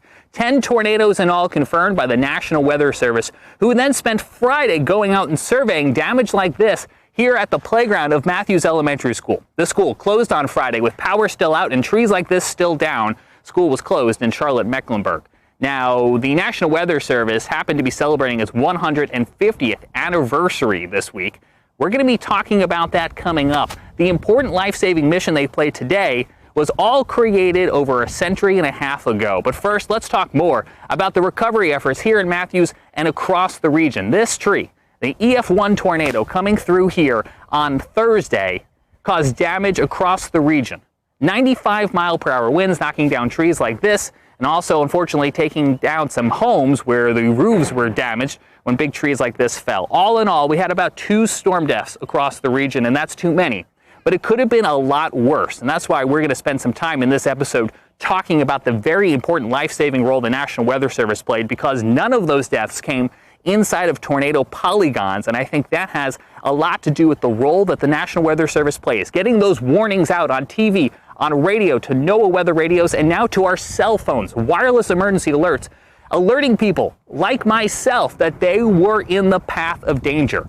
On Thursday, I was trying to make my way to the day job at the TV station when I received one of those wireless emergency alerts on my phone. I happened to be streaming on Periscope at the time. I'm driving here on Interstate 45. As that message comes in, take a look what happens. Just now receiving an emergency wireless alert on my phone for a new tornado warning issued until 12:45. Severe thunderstorm capable of producing a tornado was located 9 miles northwest of Indian Land or over Carolyn. Impact. Flying debris will be dangerous to those. All right, so this actually might be a problem for me. All right, ladies and gents, we might be seeking shelter here in the next little bit because I'm going to be coming right into this, and that is not my intention. As soon as this lets up a little bit, I'm going to go and look for some damage in that area. Right now, I am not moving. I am just to the south of that warning. That is where I want to stay.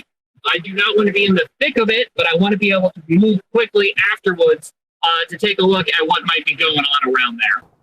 Because of that alert sent by the National Weather Service and relayed to my phone, I was able to safely pull off the road, get out of the way, let that storm pass, and then I turned north directly into where the storm had just been, continuing towards Park Road, where the storm had crossed through a neighborhood called Park Crossing. Here's a look at what I saw moments after that tornado came through and as that tornado was continuing east into Matthews. You can see we've got numerous trees down. This one, as it fell, took down a fence. We see several instances of this as we make our way through this Park Crossing neighborhood. Now, all of this damage occurred during the midday hour when a tornado-warned cell came through the neighborhood and it brought down several large pines, just like the one you're seeing right here behind me. To give you a sense of what the aftermath of storm damage smells like, it smells very heavily of pine and also sounds like chainsaws. We have another tree down here. This one just barely missing this brick home as it did kind of fall here and then continue to land, if you take another look, right across their front yard. So a very close call here for the family that lives right at the entrance of Chatham Oaks. This is inside, again, that Park Crossing Drive neighborhood. Now we are just to the west of Park Road. I was onto the east side of Park Road where the Cameron Woods neighborhood was not too long ago.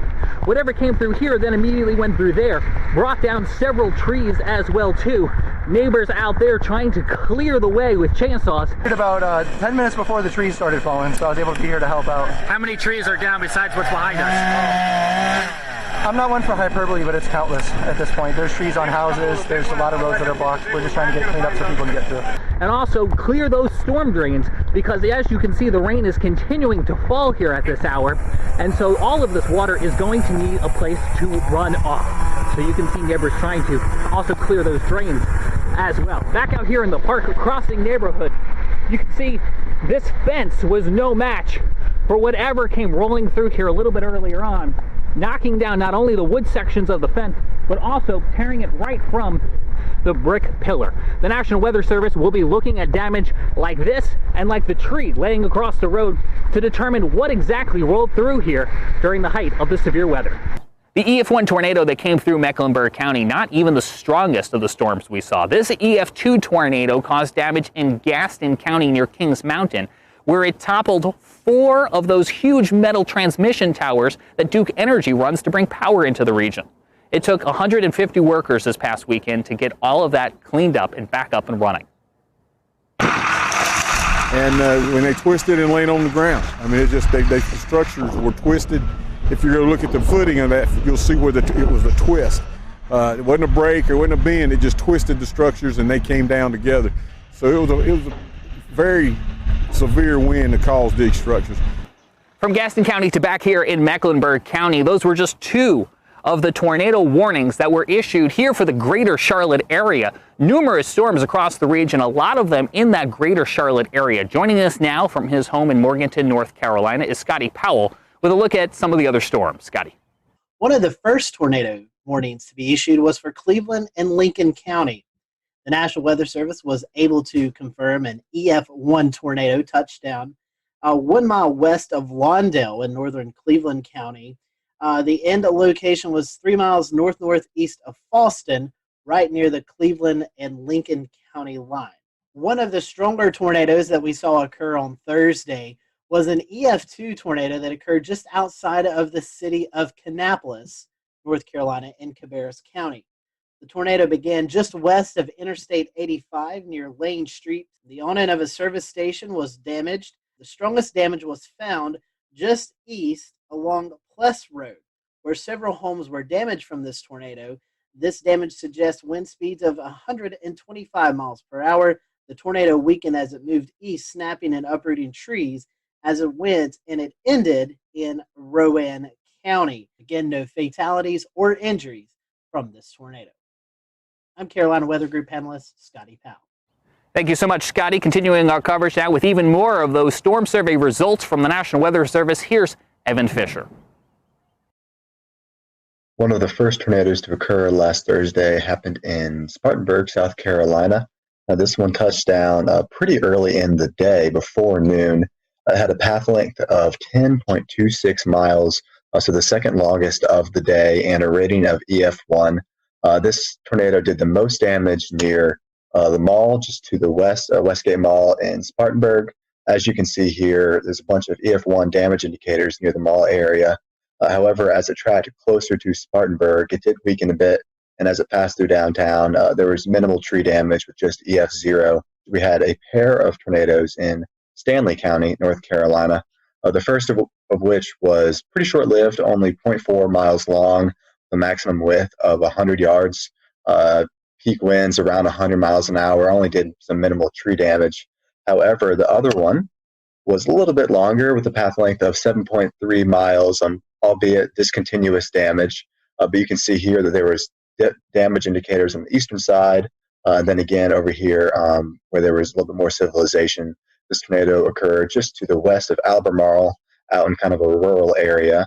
But nonetheless, this one did damage a child care center, ripping off some roofing, as well as damaging some manufactured homes with trees that fell onto these homes. This one actually had a maximum width of a quarter mile, 400 yards, which is one of the more impressive widths of any of the tornadoes on Thursday. Moving a little bit further east, I guess all the way to the east, we actually had one tornado up in northeastern North Carolina in Gates County. As you can see, compared to all the others, if we zoom out, the rest of the tornadoes were down here near Greenville and Charlotte and Greensboro and Raleigh. However, there was one up here in Gates County, rated an EF0. Kind of flip over to the damage survey here. Tracked about 3 miles with peak winds at 85 miles an hour. Touched down near Taylor Mill Road and Askew Road, and crossed Turner before doing some tree damage, as well as a few homes suffered damage, mainly from falling branches. From Evan Fisher now to Tim Pounds, who joins us with a look outside a storm that crossed from Georgia into South Carolina. Well, thanks, James. The storm team out of the Columbia, South Carolina office of the National Weather Service confirmed that an EF1 tornado touched down in southwestern Aiken County.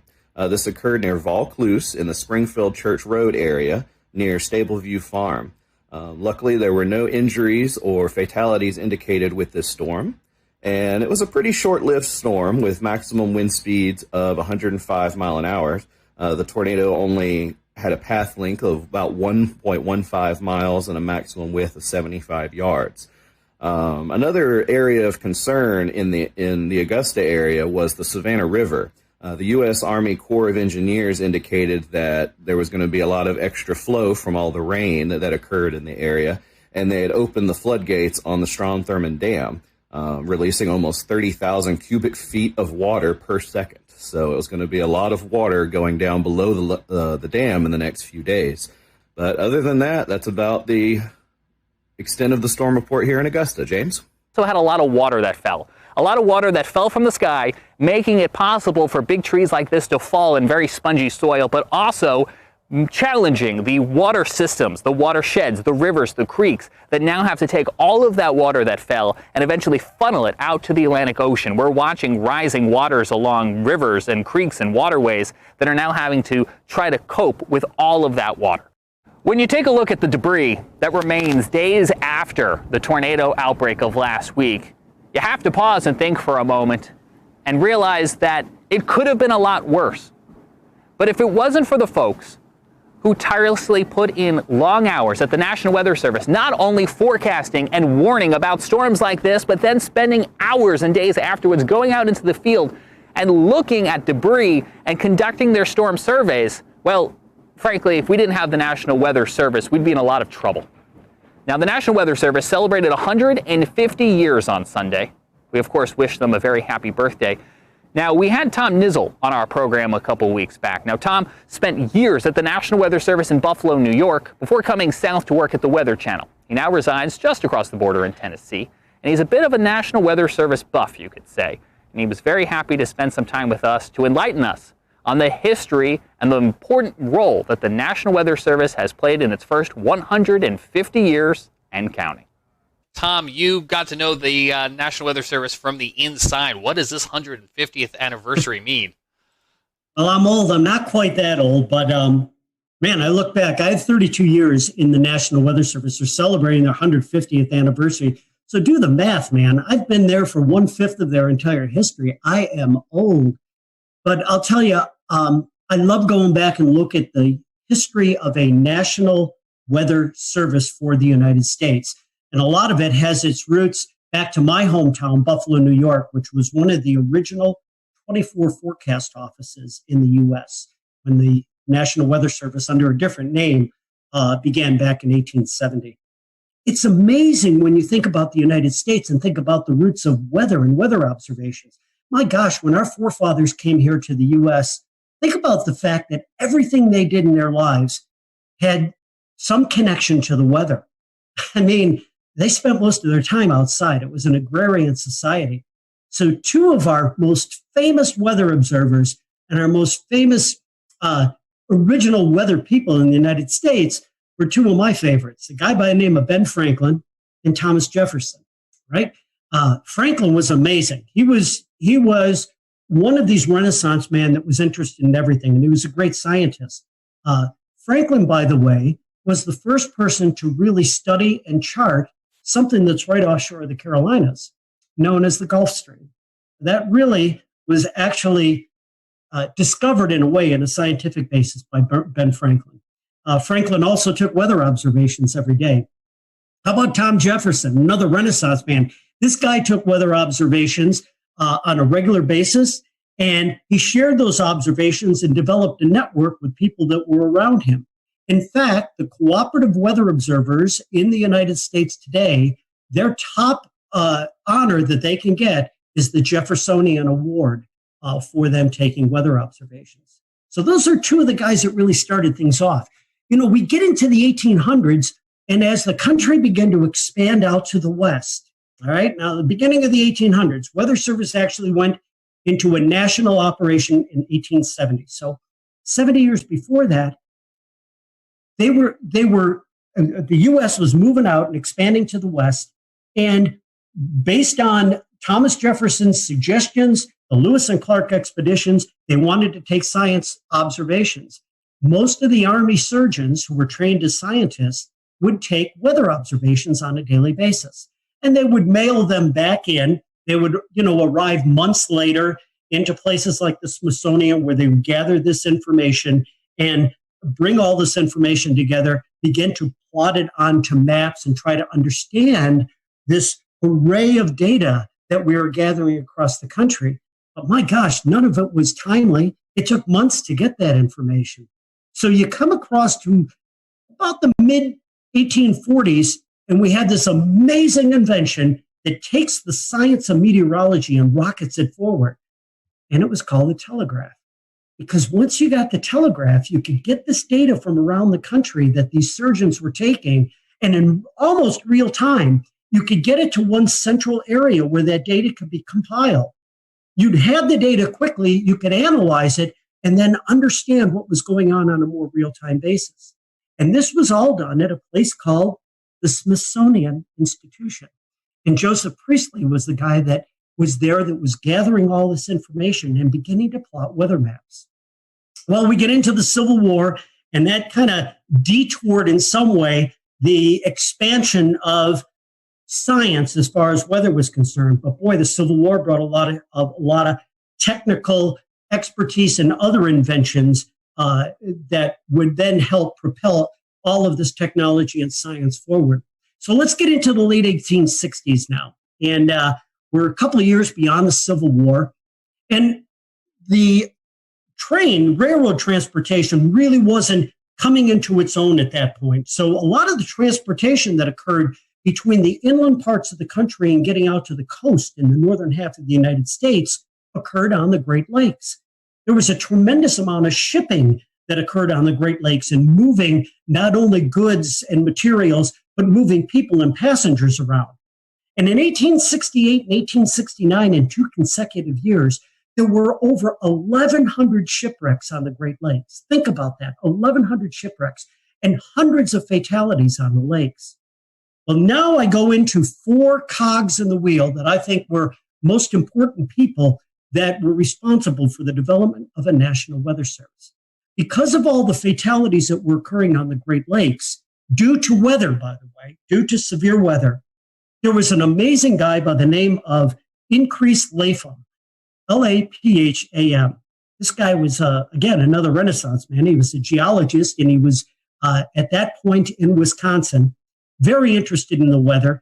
Again, a scientist by many, many means. He plotted weather maps, and he sent a lot of news clippings to his congressional representative about all these fatalities that were occurring on the Great Lakes. And there has to be something done to develop some type of weather warning system for these bad storms that were coming across the Great Lakes.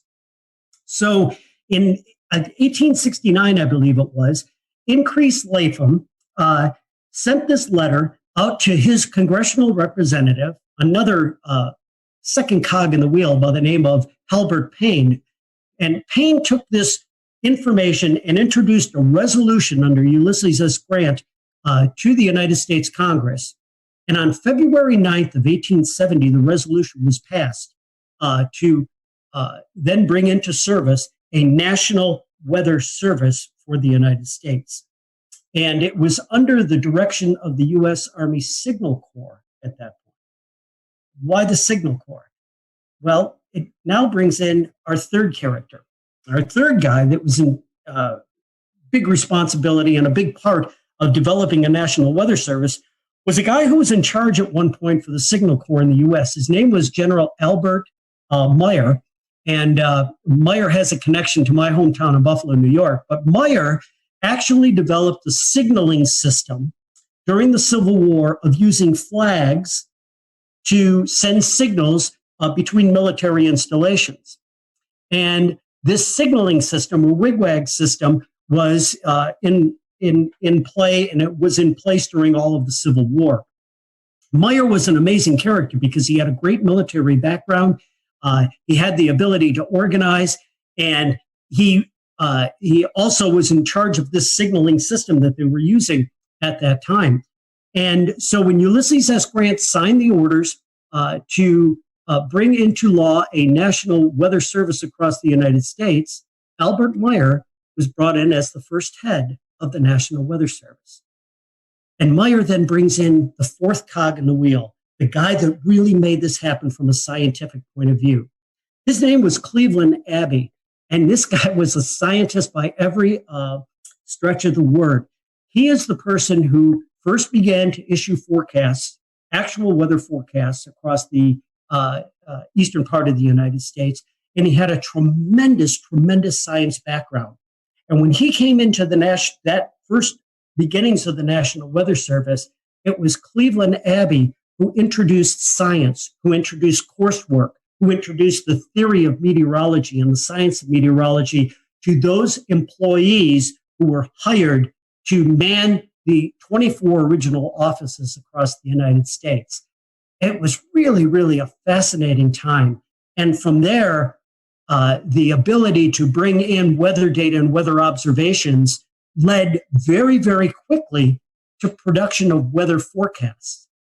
Within a couple of years of the formation of the Weather Service, these daily forecasts were something that everybody asked for.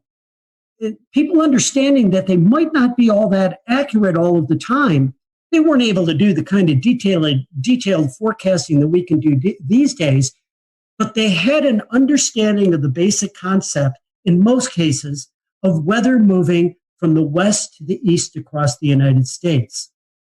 With the ability to plot these maps, the early forecasters were able to trace storms. And as storms were moving from Chicago to Detroit to Cleveland to Buffalo and out to New York City, these forecasters could time to some degree the occurrence of this bad weather that was coming in that direction.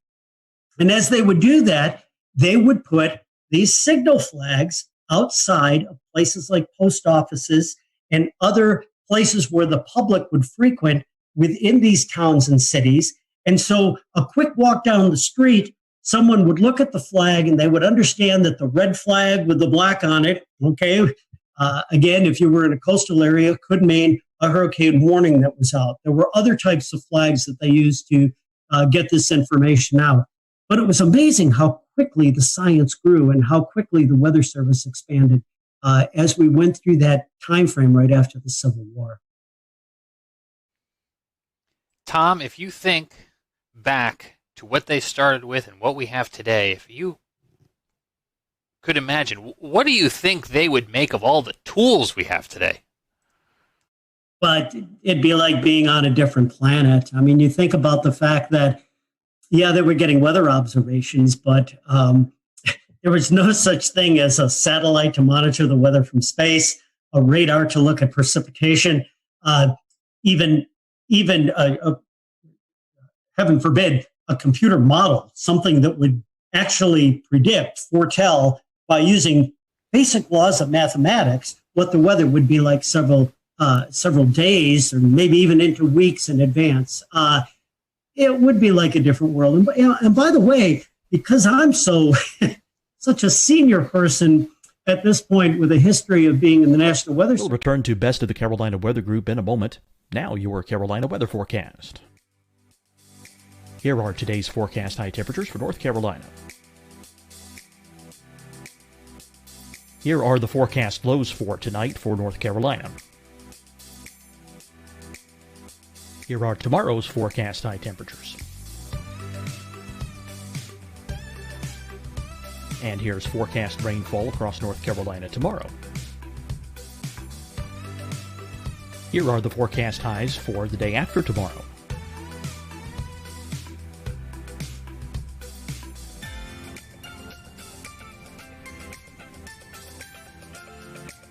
And here's the forecast rainfall across North Carolina for the day after tomorrow. This is the total rainfall forecast across North Carolina for the next 3 days. Here's the severe thunderstorm outlook for today from the Storm Prediction Center.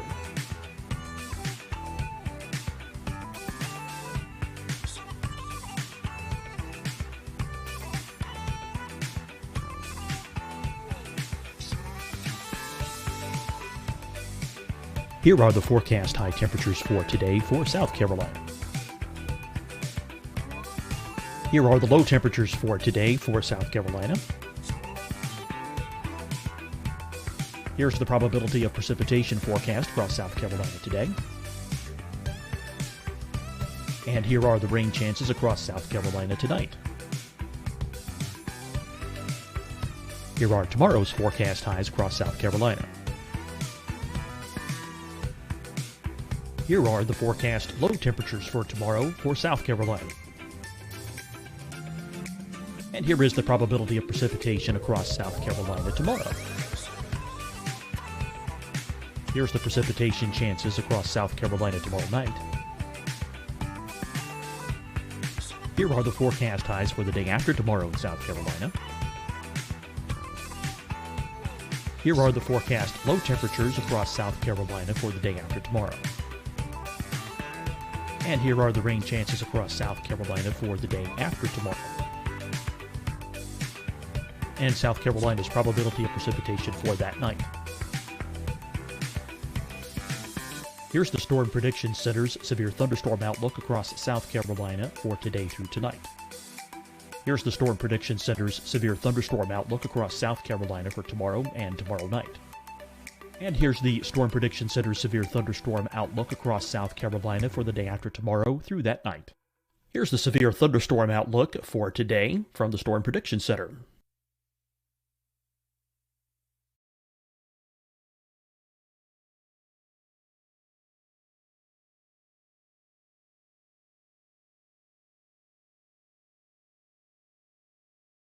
And now here's a live look at weather radar across the southeast. Deciding when to wear a mask isn't about who you know or how well you know them. Just ask yourself, will I be with anyone I don't live with? If the answer is yes, get behind the mask. Help slow the spread of COVID-19. Get behind the mask. Learn more at covid19.ncdhhs.gov. Hi, everyone. I'm Dr. Mandy Cohen, Secretary of the North Carolina Department of Health and Human Services.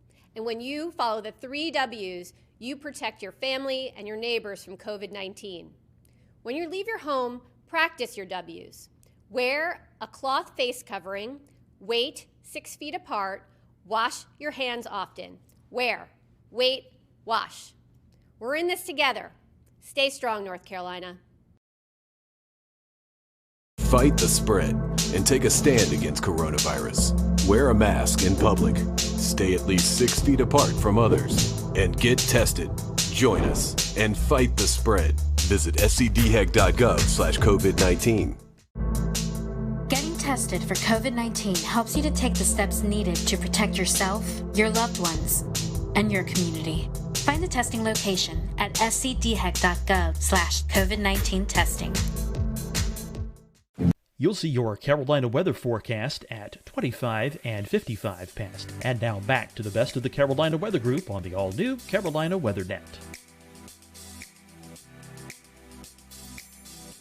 Weather service at a time before computers were even introduced into weather forecast offices. At a time where there was something called a teletype machine, a machine where it actually typed out the weather observations onto this giant typewriter.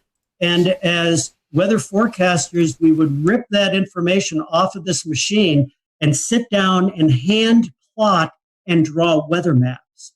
I got to do that when I was an intern in my first couple of years within the National Weather Service.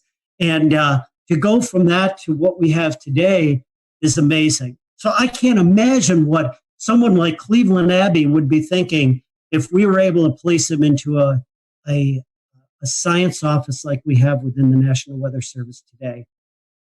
This is a very specific reference, and I'm not sure how many of our listeners will know it, but if you've ever been in the New York metropolitan area, and Tom, you're obviously from the state, and you listen to 1010 Winds AM, they have that tick, tick, tick, tick, tick, tick, tick, tick, tick, tick, tick. That's what I'm imagining when you say teletype, just all of that constant automatic typing. So the RFK bridge getting up to the Bronx is also very slow, and because of that, leaving Manhattan. That brings back memories for me, because that was the background noise in the weather service. It was like the old newsroom where you heard that, and that was the teletypes rattling away. You know, I'm going back to my history only 35, 40 years ago in the National Weather Service. When I first came online, that's when we were first beginning to get satellite pictures, we'll call them, into the National Weather Service office. Now, we get satellite data today at minute intervals. It comes in on the computer. We run these huge loops at any resolution in any part of the globe on a regular basis.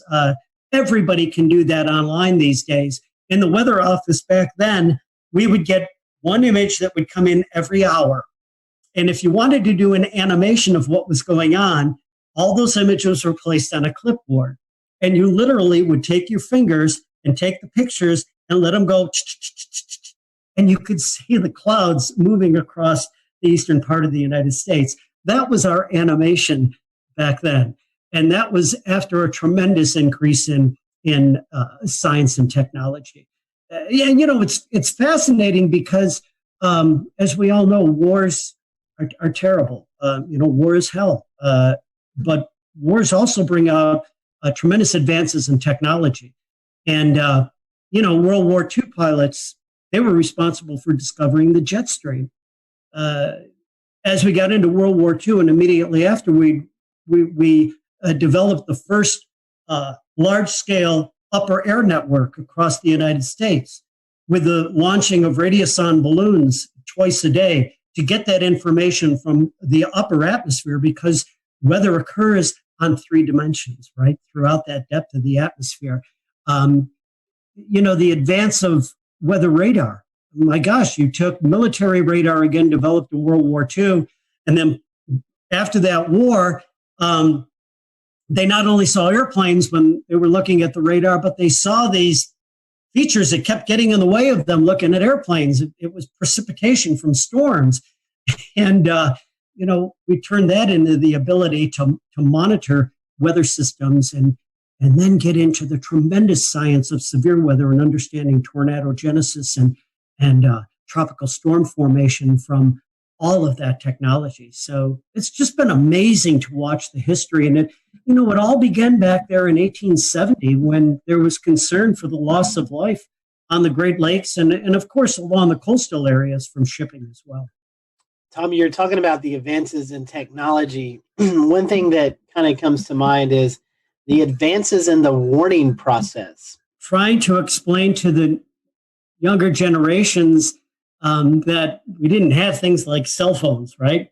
Just a generation or two ago, with these text messages and alerts that came across at any time of the day or night, the ability to communicate that information has saved countless lives and will continue to do so.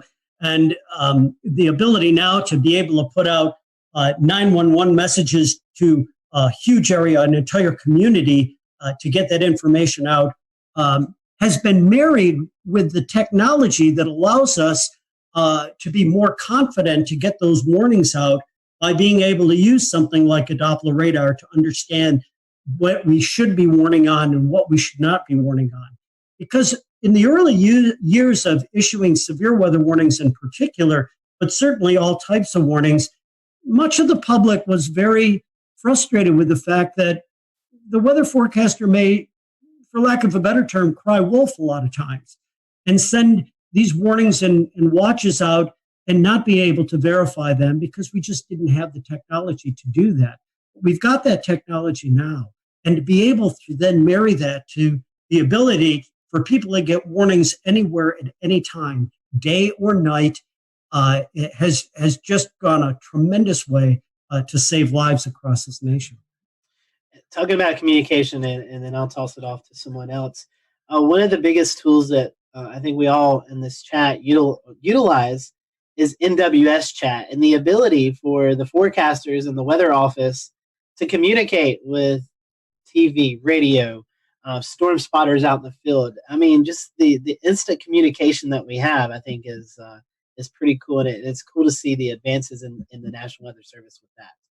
That's a really important point. And what it's done also is it's changed the responsibilities and the type of work that goes on within the National Weather Service offices. A decade, I should say more than that, a generation ago, the main job of the National Weather Service forecaster, the meteorologist, was to issue the forecast. And now we have many, many tools that allow that process to be very, very fast, very efficient, and very smooth. But what the forecasters do now, where they really, really make a difference, is what we refer to as decision support or decision support services. That ability to get that information and get it out and let our special customers know exactly what is happening, when it is happening, contacting emergency managers and working with the emergency management community to have their resources ready to go, to be ready to respond when the weather is coming through. And also, you mentioned this tool that is used on computers called NWS Chat. It's the ability for the forecast office to chat or to talk or message to many of its users, its media, its emergency management system, those types of individuals, to get the most reliable and timely information back and forth from those communities and sending out their thoughts from the National Weather Service offices. I found it fascinating when I worked at the Weather Channel that we, within a matter, and I mean this, within a matter of less than a minute in many instances, a damage report, say somebody had half-inch hail that came down in their neighborhood outside of Charleston, South Carolina, and they sent a report in on their phone to the National Weather Service saying we got hail here. Within a matter of a minute or so, the Weather Service gets the report, pops it into a computer that goes into this system, and at the Weather Channel, our graphics meteorologists were watching that data coming in, and when they picked that data up with the click of two buttons, it ended up on air. I was amazed to see how quickly that process took, and it's the ability to get that information and communicate it out to the public, because time is of the essence, especially with severe weather. So it's another huge increase in technology that, once again, is helping to save lives. Tom, I don't know if there's any telling what this world would be like without the National Weather Service. So let me try to phrase this closing question to you this way. What would day-to-day life here in the United States be if tomorrow morning we woke up and there was no National Weather Service? I think it would be chaos. If you think about how much of our economy and daily life is tied directly to the weather, and the way you see that most succinctly is being in the checkout line at the grocery store, because everybody's talking about it. You have to know what's going on with the weather if you're going to react to the real world. Everything from our transportation to our agriculture to daily life in general revolves around the ability to understand how nature, how the atmosphere is going to impact us over the next several days. Without the National Weather Service, I think we would be way, way behind in where we are right now. We again thank Tom for his time, and to all of the folks at the National Weather Service who continue to keep us safe each and every day. We can't thank you enough. And to you at home, thanks for joining us for this special edition of the Carolina Weather Group. For all of us, I'm James Brierton in Matthews, North Carolina. We'll see you again real soon.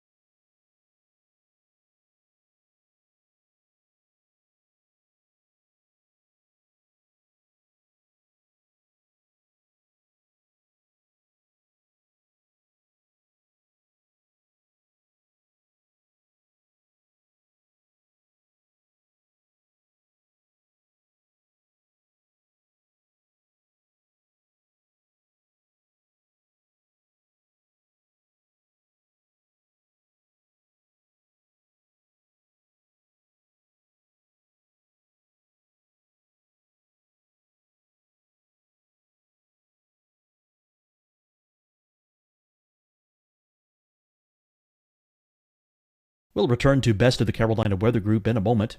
Now your Carolina weather forecast. Here are today's forecast high temperatures for North Carolina. Here are the forecast lows for tonight for North Carolina. Here are tomorrow's forecast high temperatures. And here's forecast rainfall across North Carolina tomorrow. Here are the forecast highs for the day after tomorrow.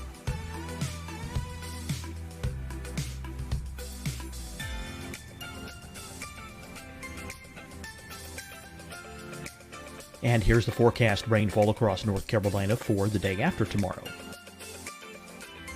This is the total rainfall forecast across North Carolina for the next 3 days. Here's the severe thunderstorm outlook for today from the Storm Prediction Center.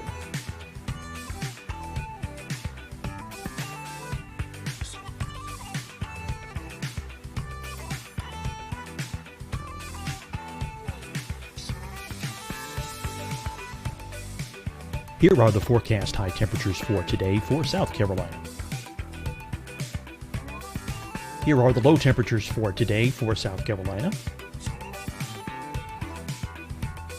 Here's the probability of precipitation forecast across South Carolina today. And here are the rain chances across South Carolina tonight. Here are tomorrow's forecast highs across South Carolina. Here are the forecast low temperatures for tomorrow for South Carolina. And here is the probability of precipitation across South Carolina tomorrow. Here's the precipitation chances across South Carolina tomorrow night. Here are the forecast highs for the day after tomorrow in South Carolina. Here are the forecast low temperatures across South Carolina for the day after tomorrow. And here are the rain chances across South Carolina for the day after tomorrow. And South Carolina's probability of precipitation for that night. Here's the Storm Prediction Center's severe thunderstorm outlook across South Carolina for today through tonight. Here's the Storm Prediction Center's severe thunderstorm outlook across South Carolina for tomorrow and tomorrow night. And here's the Storm Prediction Center's severe thunderstorm outlook across South Carolina for the day after tomorrow through that night. Here's the severe thunderstorm outlook for today from the Storm Prediction Center.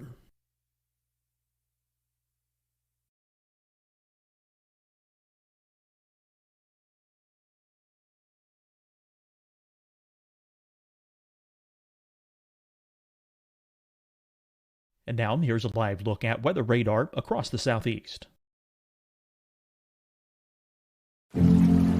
Deciding when to wear a mask isn't about who you know or how well you know them. Just ask yourself, will I be with anyone I don't live with? If the answer is yes, get behind the mask. Help slow the spread of COVID-19. Get behind the mask. Learn more at covid19.ncdhhs.gov. Hi, everyone. I'm Dr. Mandy Cohen, Secretary of the North Carolina Department of Health and Human Services. And when you follow the 3 W's, you protect your family and your neighbors from COVID-19. When you leave your home, practice your W's. Wear a cloth face covering, wait 6 feet apart, wash your hands often. Wear, wait, wash. We're in this together. Stay strong, North Carolina. Fight the spread and take a stand against coronavirus. Wear a mask in public. Stay at least 6 feet apart from others. And get tested. Join us and fight the spread. Visit scdhec.gov/COVID-19. Getting tested for COVID-19 helps you to take the steps needed to protect yourself, your loved ones, and your community. Find the testing location at scdhec.gov/COVID-19 testing. You'll see your Carolina weather forecast at 25 and 55 past. And now back to the best of the Carolina Weather Group on the all-new Carolina WeatherNet.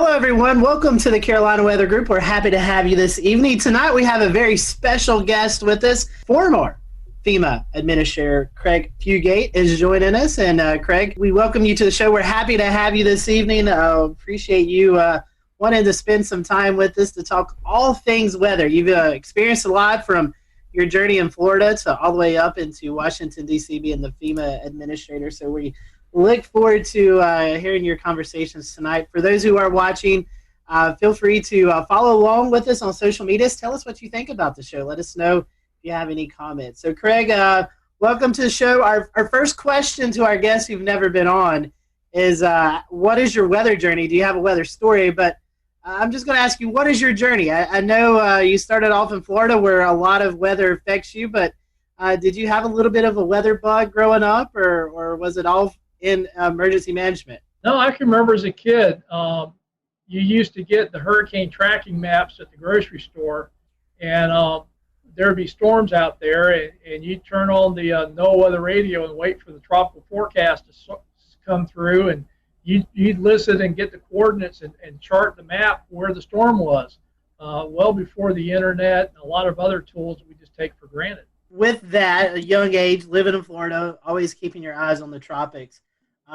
Tell us about your journey through emergency management. I know we were talking a little bit off air. You started in a county and then kind of worked your way up. So tell us a little bit about that journey. Well, my first experience with a hurricane, I was actually a paramedic here in my home county, Alachua County, Gainesville, Florida, where the University of Florida's at, when Hurricane Elena come buzzing through the Gulf of Mexico, and I was on duty for that shift. And we dealt with a storm that couldn't make up its mind and set off the coast for several days before it left. But I started out in 1987, moving from fire rescue to emergency management. Did that. Gainesville, sitting in the north part of the state, we get everything from severe thunderstorms is when we tend to see our most damaging storms. And so we would get every couple of springs tornadoes moving through, straight line winds, stuff like that. Went to the state of Florida, dealt with a lot of weather-related events, but most notably the 04 hurricane seasons. And then I went to FEMA. And again, a lot of what FEMA responds to is weather-related disasters. A lot of flooding, tornadoes, Tuscaloosa, Joplin, hurricanes, most notably was Superstorm Sandy. So pretty much throughout my career in emergency management, probably more than anything else, has been weather-related hazards. Tell us a little bit about emergency management and FEMA and how they work together to mitigate after serious storms and other types of disasters. Well, the first thing I think people need to understand that the reason we have emergency management in the first place is the org chart of government's not built for disasters.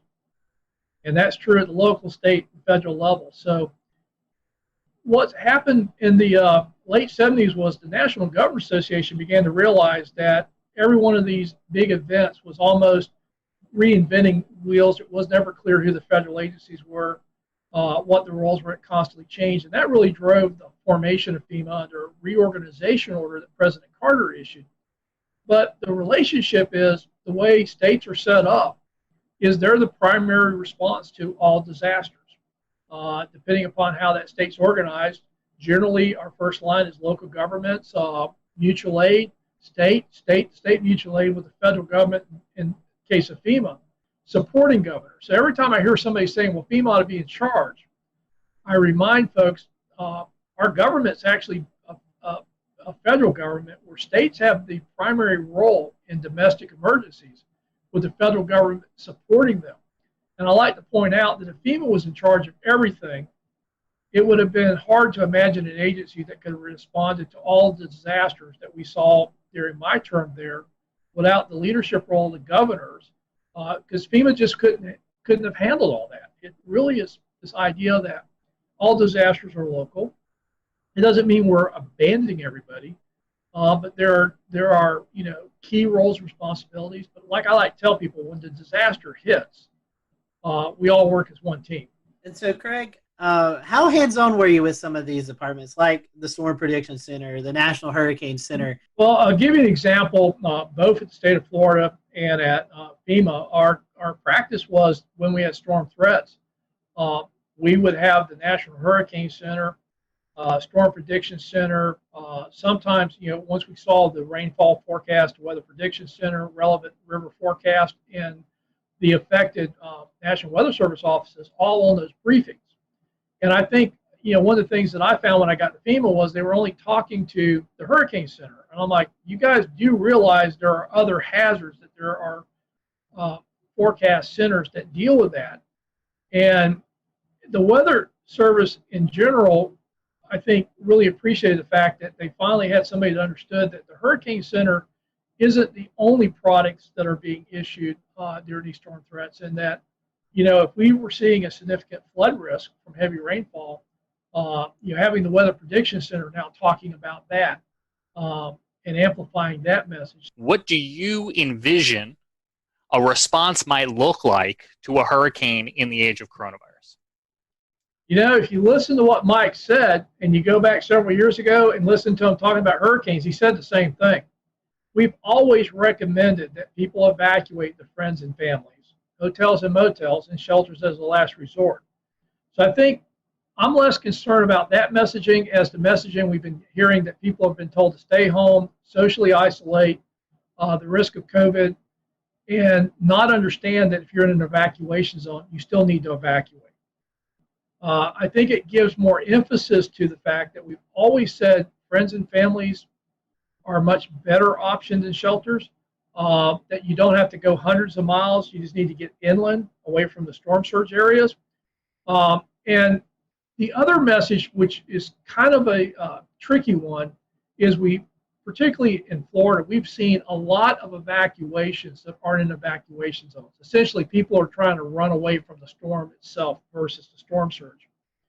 And Florida is trying to do some messaging around that, of know your zone, know your home.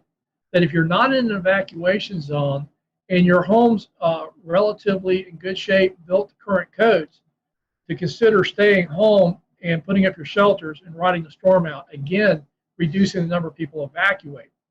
But the biggest thing I'm telling people about this hurricane season is, if you're in an evacuation zone, your plan is to evacuate, COVID or no COVID. And about the only real additions you need to make is add masks, hand sanitizer, disinfectants, and wipes to your go kits. If you could find the disinfecting wipes. If anybody finds them, let me know. I will trade you toilet paper. I've got that, plenty of it. What is your idea of what the plan is going to be for the rollout from emergency management perspective on shelters? Well, the Red Cross and FEMA and the national organizations, volunteer organizations acting in disasters, have a website. It's the National Mass Care Strategy website, where they've been updating information on mass feeding, congregate and non-congregate care shelter. Well, I'm an emergency manager. Congregate, non-congregate, what does that mean? Congregate care is your traditional mass care shelters, where they're looking at how to screen, maintain social distancing, and minimize the spread of COVID in those shelters. But the other thing is looking at more utilization of hotels and motels, dorms, other spaces that usually weren't going to be picked for shelters. And I think there's an opportunity here. Everybody keeps telling me how hard it's going to be. And I'm like going, well, last time I checked, most hotels and motels are not really doing well. And FEMA will reimburse if you put people in hotels and motels. And I hear how hard it is to plan, but the reality is we have a lot of capacity, particularly in my home state of Florida, to put people up in hotels and motels. And FEMA will reimburse for that under protective measures. So we're still going to need mass care shelters. There's good information out there. It's updated fairly frequently as we learn more about COVID, and now that we're seeing cases increase. But the alternatives are, do you really want people not to evacuate because they're so fearful they have nowhere to go? Or do you prepare the shelters and understand that you're going to have to manage that with COVID and take the steps to minimize the spread? Craig, the current administrator to FEMA testified earlier today before Congress. We're taping this, but today, earlier on the 22nd of July, you had an opportunity as well to provide some feedback to members of Congress. What did you tell them about what you're seeing in the state of the ongoing coronavirus response? Well, I think, again, my emphasis was on evacuations. We need to be clear about that and not mix messages with talking about how dangerous and confusing and everything else it's going to be and really focusing on when you're in the storm surge area, that's the primary threat we need to evacuate. And we need to acknowledge COVID, but we shouldn't use COVID as a reason not to evacuate. So we need to clear that communication up. But secondly, we know that moving people is a vector. And everybody talks about evacuations. I said, well, the other problem is going to be on the response.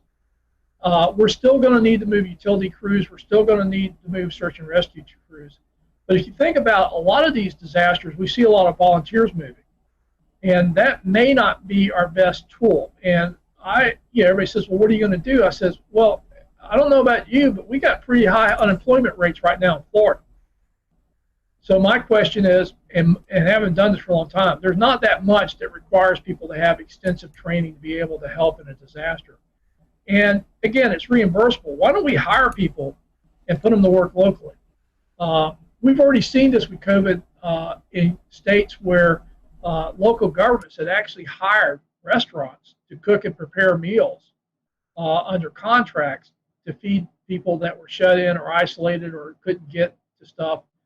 And again, I don't ever want to say we don't use volunteers, but I also think with the unemployment rates we have, particularly in the hospitality industry, I think there's opportunities to employ those folks during disasters to minimize the amount of people we have to bring in from outside of a community, but more importantly, start putting money back into the economy. So let me ask you this one, Craig, because in your experience in not only preparing or helping communities prepare for disasters, but helping them afterwards too, I'm curious where your expertise and your opinion lies on the whole question of schools. Do you have an opinion or thought on whether kids should be going back to the classroom at this point? This is going to be a hard one because I always like to talk about big numbers. Everybody's saying, well, there's little risk.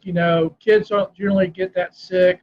We need to get the economy going. We need to get kids back in school. It's important for development.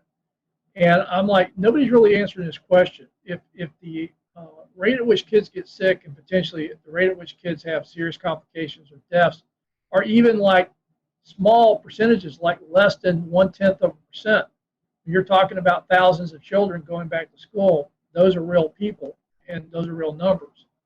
And I don't think we have a good answer for that.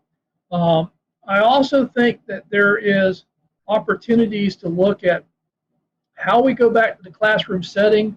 Everything from a lot of schools don't have enough room to do social distancing. So what if we split the day in half and we split the school up where half the school goes in the morning, half the classes go in the afternoon?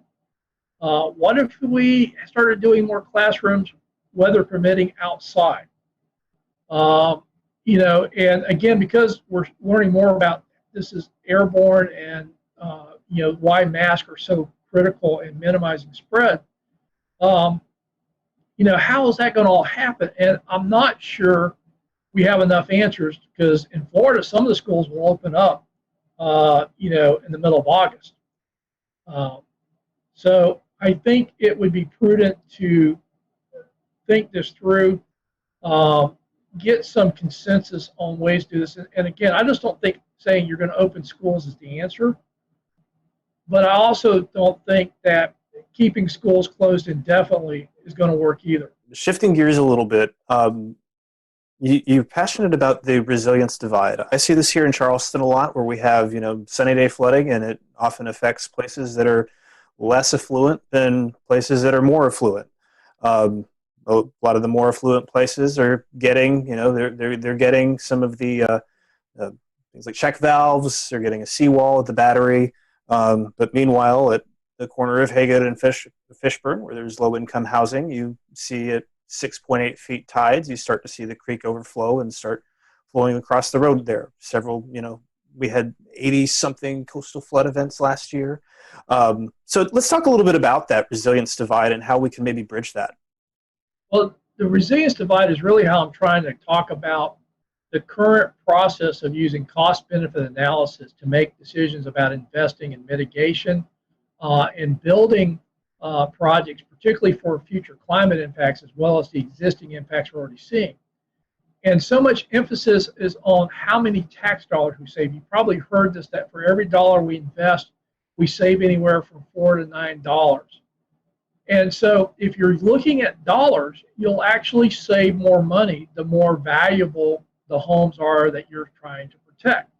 And lower income homes, working class communities don't score as well.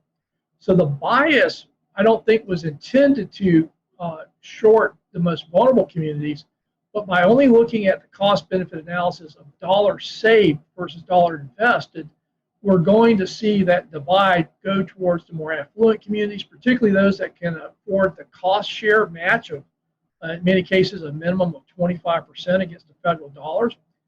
And I think we need to broaden the definition of cost benefit analysis to actually talk about the functional impacts to families and communities, not just to dollars saved on property. Jared, I want to take what you just said and talk about Charleston and the resilience divide and just roll that into talking about climate change and climate change adaptation. Craig, what does that look like from a FEMA standpoint? Climate's already changed. I think one of the problems we have is we keep talking about climate change as something that's going to occur in the future. And quite honestly, that's the way we talked about it in the majority of the Obama administration, was something that we're going to deal with in the future. But when Sandy hit, President Obama, and we'd already seen a lot of tornado and flooding activity and a pace that we'd not seen before.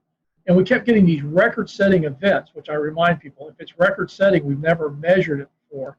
And these weren't just isolated incidents. It was like a drumbeat. And the president said something that really, I think, shaped where we were going to go at FEMA. He says, the discussion about climate change is over. We need to start talking about climate adaptation. And the problem is our infrastructure was built for the past century of weather-related events. And climate is changing faster than our ability to keep up with infrastructure, to keep up with the improvements needed. And this is why I think it's so important as we talk about federal investments, big infrastructure, federal highway bill, HUD dollars, the alphabet soup of funding, including the FEMA disaster dollars. We have got to move away from building to our last 100 years worth of weather data and start building the future risk. And I think there are more and more people that get that we can't keep building the way we've been building if we're going to survive. But I think there's some urgency that as much as people talk about reducing greenhouse gases, on our end of the spectrum, I think the change has already happened and we're not going back anytime soon. So adapting to what's happened, particularly our coastal communities, areas subject to flooding.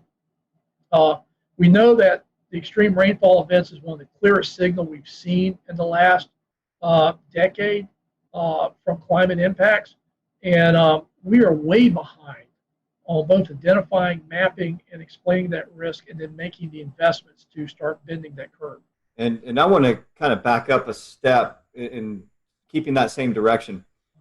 We talked about Horry County. We talked about some of these areas that have been hit very hard by the watershed events from the hurricanes that have hit. Over time, things have built up, Matthew, and so on and so forth. Things have just gotten worse and worse over time. So these property values are down, and we get back to the resiliency divide and demographics. And so what is being done to help those that are less fortunate in the lower income or the lower value homes, per se, that can't get back the dollars that they put into their home, ones that that's their total investment. And then others are getting funded for their properties, whereas these folks over here are not. Where's this going to be bridged at some point in the future? What's the plan for that? It hasn't, and that's one of the reasons I think we need to draw attention to it. The Miami Herald ran an article a couple of months ago that looked at the National Flood Insurance Program, their buyout program, where they go in and buy homes out that are repetitive loss. And they found that there was a definite bias that a lot of that money went to the wealthier counties, not necessarily the most vulnerable communities. And I think that's why we need to talk about the resiliency divide. We need to get Congress to get behind this and really look at funding an adequate buyout program and focusing on the vulnerable populations, not just the property values or the cost savings that we may see in more affluent properties. How in tune is Washington to how weather affects people? We live here in the Carolinas, the Charlotte metropolitan area, Winston-Salem, Greensboro. Over 2 million people live in that general area, and there's no adequate radar coverage to detect tornadoes, flash flooding. We hear these stories of folks who are continuing to have homes flooded, and they're not really getting the attention we need. Is this something that the Washington culture, the senators, the House representatives, they kind of push the weather and what it does off to the side? I know everything should be focused on, but do you think sometimes weather and their issues kind of get pushed to the side a little bit?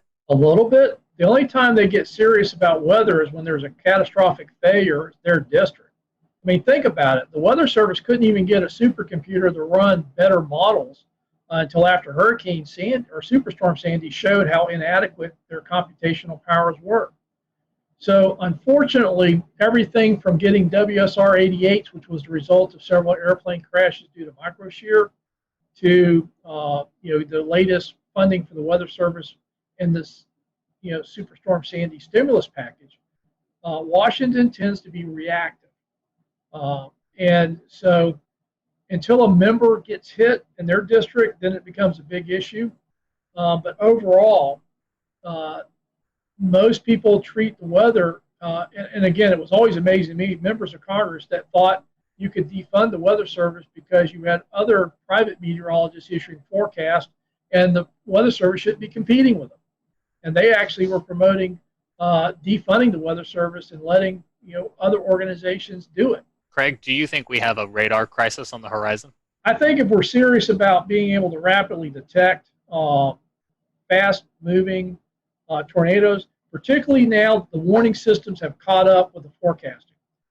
Just having better resolution on forecast, but we can't tell people more precisely, I don't think would have been a good match. But if you think about it now, we're moving away from county-wide warnings to polygons.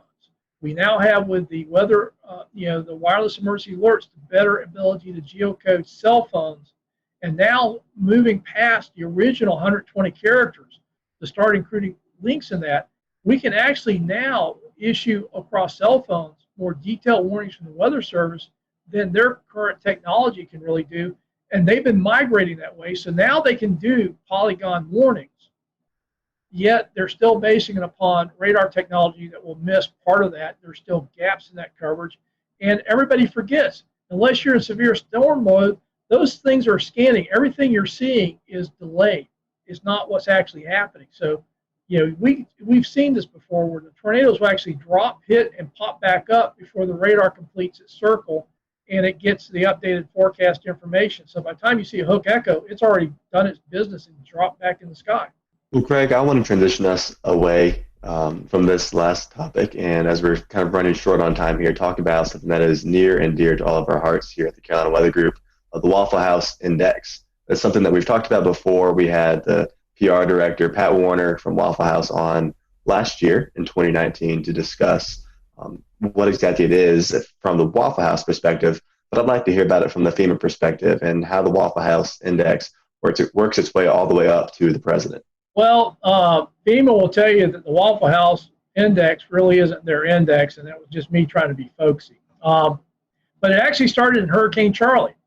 I'd been out on several disasters, and the thing I could just it was just accepted was if there was anything open, it was going to be a Waffle House. But in Charlie, we had gone down to Charlotte County, and I ended up staying down there for about 2 weeks. So we'd get up around 4:30, 5 o'clock in the morning, try to find something to eat, and we'd spend the rest of the day working. And, we're doing 18-hour days, so if you didn't get breakfast, you may not eat.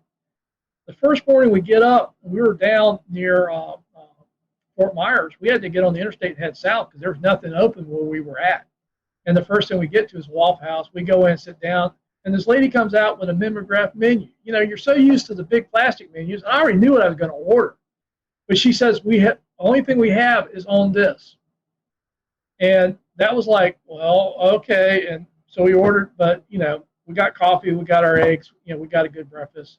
But it wasn't everything you would normally expect there.